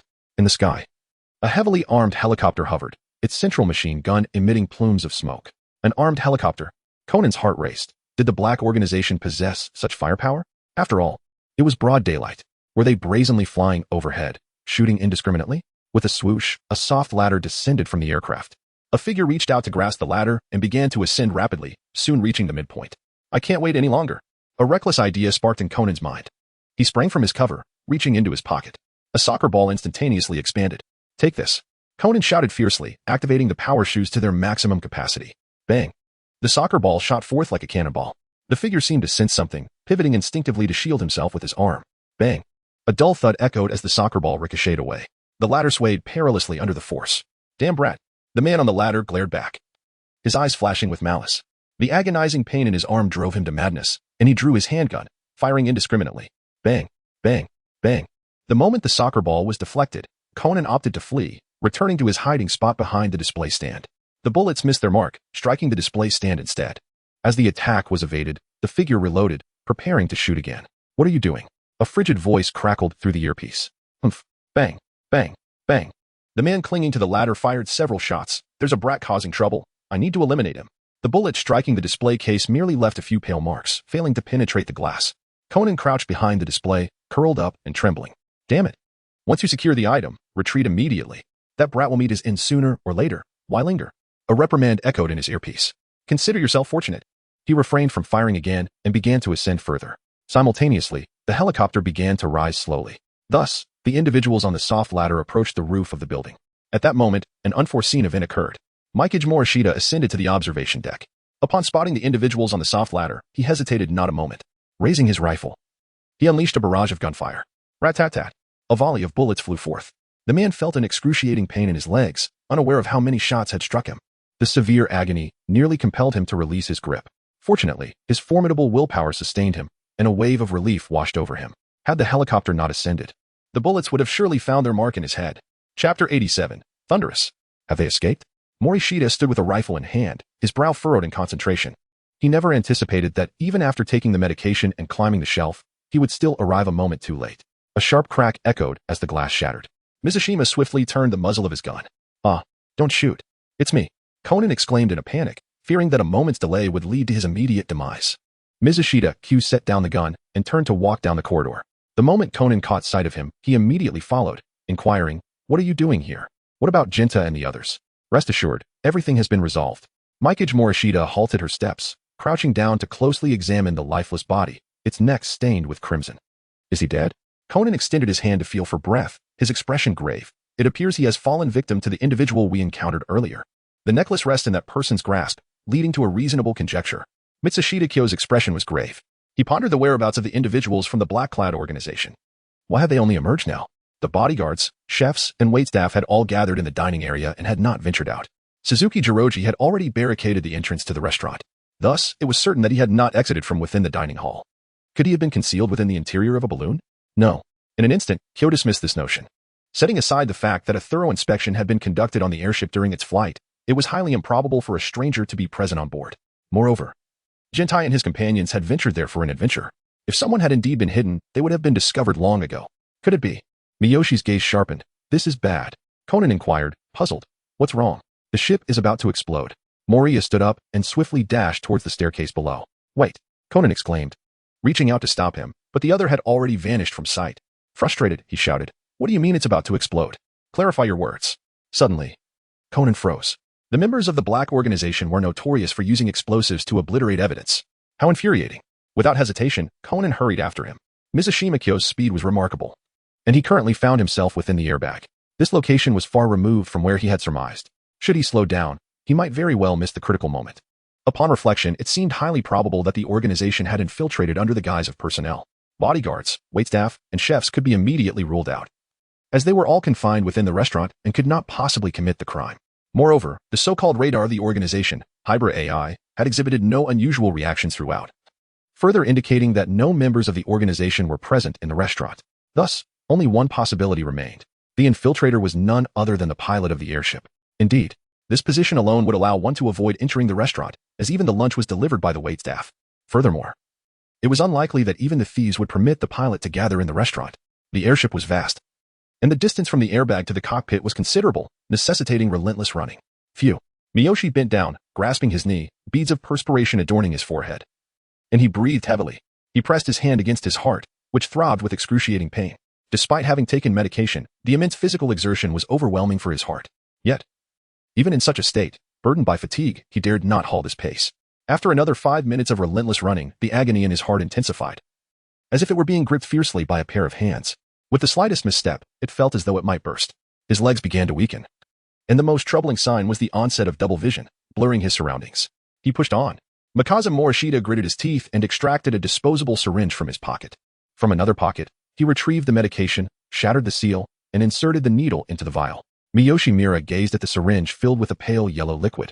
Taking a deep breath, without a moment's hesitation, she precisely pierced the location of the heart. Humph. Morishita let out a muffled groan, the excruciating pain sharpening her senses. With a firm grip, she slowly administered the injection. In an instant, the effects of the medication took hold. Miyoshi Kyo gasped twice, feeling as though the blood coursing through her veins was boiling. The sensation of weakness in her legs vanished in an instant, and the double vision before her cleared up, restoring clarity to her sight. With a sense of relief, she did not hesitate to continue her descent. In the driver's cabin, a chilling scene unfolded. The driver was bound to his chair, utterly immobilized. Terror and fear etched across his face. A towel stuffed in his mouth prevented him from uttering a cry for help. Beside him lay the lifeless body of a member of the Red Siamese cat. Blood gushed from a wound at the neck. Yet what terrified the driver more than this gruesome sight was the bomb looming ominously on the control panel. As the countdown ticked away, the numbers read 54. He watched in horror as the seconds dwindled. His heart was in torment, for less than a minute remained, and despair enveloped him. Even if the police were to arrive now, would they have enough time to defuse the bomb? Suddenly, with a resounding crash, the door was kicked open. The driver's eyes widened in shock. Woo-woo. As Sengxia Jing listened intently to the sound, she swiftly yanked down the towel. The bomb was on the console. At the very moment she pulled the towel away, the driver let out a piercing scream. Mizushita Kyo turned her head and immediately spotted a bomb secured with yellow tape. A crimson digit, 25, glimmered ominously. This time was insufficient to defuse the explosive. Was all hope lost? The driver's gaze was vacant, already ensnared in despair. With less than half a minute remaining, disarming the bomb seemed utterly impossible. Moreover, the newcomers bore no resemblance to law enforcement. They appeared more akin to passengers aboard an airship. How could a guest possibly defuse a bomb? Can you defuse a bomb? Yes. Before the driver could revel in this revelation, Mizushima Kyo remarked softly, "There's no time to lose." He chuckled. Upon hearing this, the driver once again succumbed to despair. Mizushima Kyo approached the control console, waiting in silence. At this moment, the countdown displayed 8, and after a few seconds, it was now. The countdown showed 5, exhale. Morishita took a deep breath, his right fist drawn to his waist, and with a sudden surge of power from his torso, he shouted with fervor. Ha! Accompanied by a fierce roar, his right fist sliced through the air, generating a gust of force. It struck the small glass panel on his right. Crack! The glass shattered, and his fist pierced through the shards effortlessly. The driver was left in a state of disbelief. How could his fist possibly break through such reinforced glass? Mikage Morishita, disregarding the excruciating pain radiating from his right hand, hastily grasped the bomb and hurled it through a narrow opening. Approximately 2 seconds later, a resounding explosion reverberated beneath the airship. Almost instantaneously, a wave of heat accompanied by thick smoke surged in. The bomb detonated not far beneath the flying vessel. This outcome had been meticulously calculated. Otherwise, had there been excessive time remaining, the bomb might have detonated within the city, resulting in an unimaginable catastrophe. Chapter 88, Kyo. The thunderous noise caused every individual aboard the airship to pale in shock. Footsteps echoed through the corridor. Did you resolve it? Conan rushed in. Bending over to catch his breath, his eyes narrowing sharply as he asked, "Are you injured?" Miyoshi looked at the blood on his fist and shook it off. Dismissing it as a minor issue, Conan straightened up, breathing heavily, and suggested that it would be wise to bandage it. Suddenly, before he could finish his sentence, Miyoshi collapsed to the ground. Miyoshi. Conan's expression shifted dramatically as he rushed forward to assess the situation. His nails were a disturbing shade of purple. Conan's voice turned cold as he quickly leaned over Miyoshi's chest. The heart was pounding rapidly, like a wild stallion that had broken free. The purple nails, accelerated heart rate, an elevated breathing frequency, all these were early signs of shock. It seemed that excessive running had pushed his body to its limits. This is dire. Conan's face grew grave. If medication was not administered promptly, this could very well lead to fatal consequences. But where could he possibly find medicine in such a situation? Suddenly, Conan's eyes lit up as a thought crossed his mind. Miyoshi's heart was failing. Given the other person's character, they must have prepared medication in advance. He hurriedly rummaged through their clothing, yet after a considerable time, he found no trace of the medicine. Conan's anxiety heightened. Where could it possibly be? Or perhaps, the individual had left the medication in their room? Just as despair began to creep in, the corner of his garment was suddenly tugged.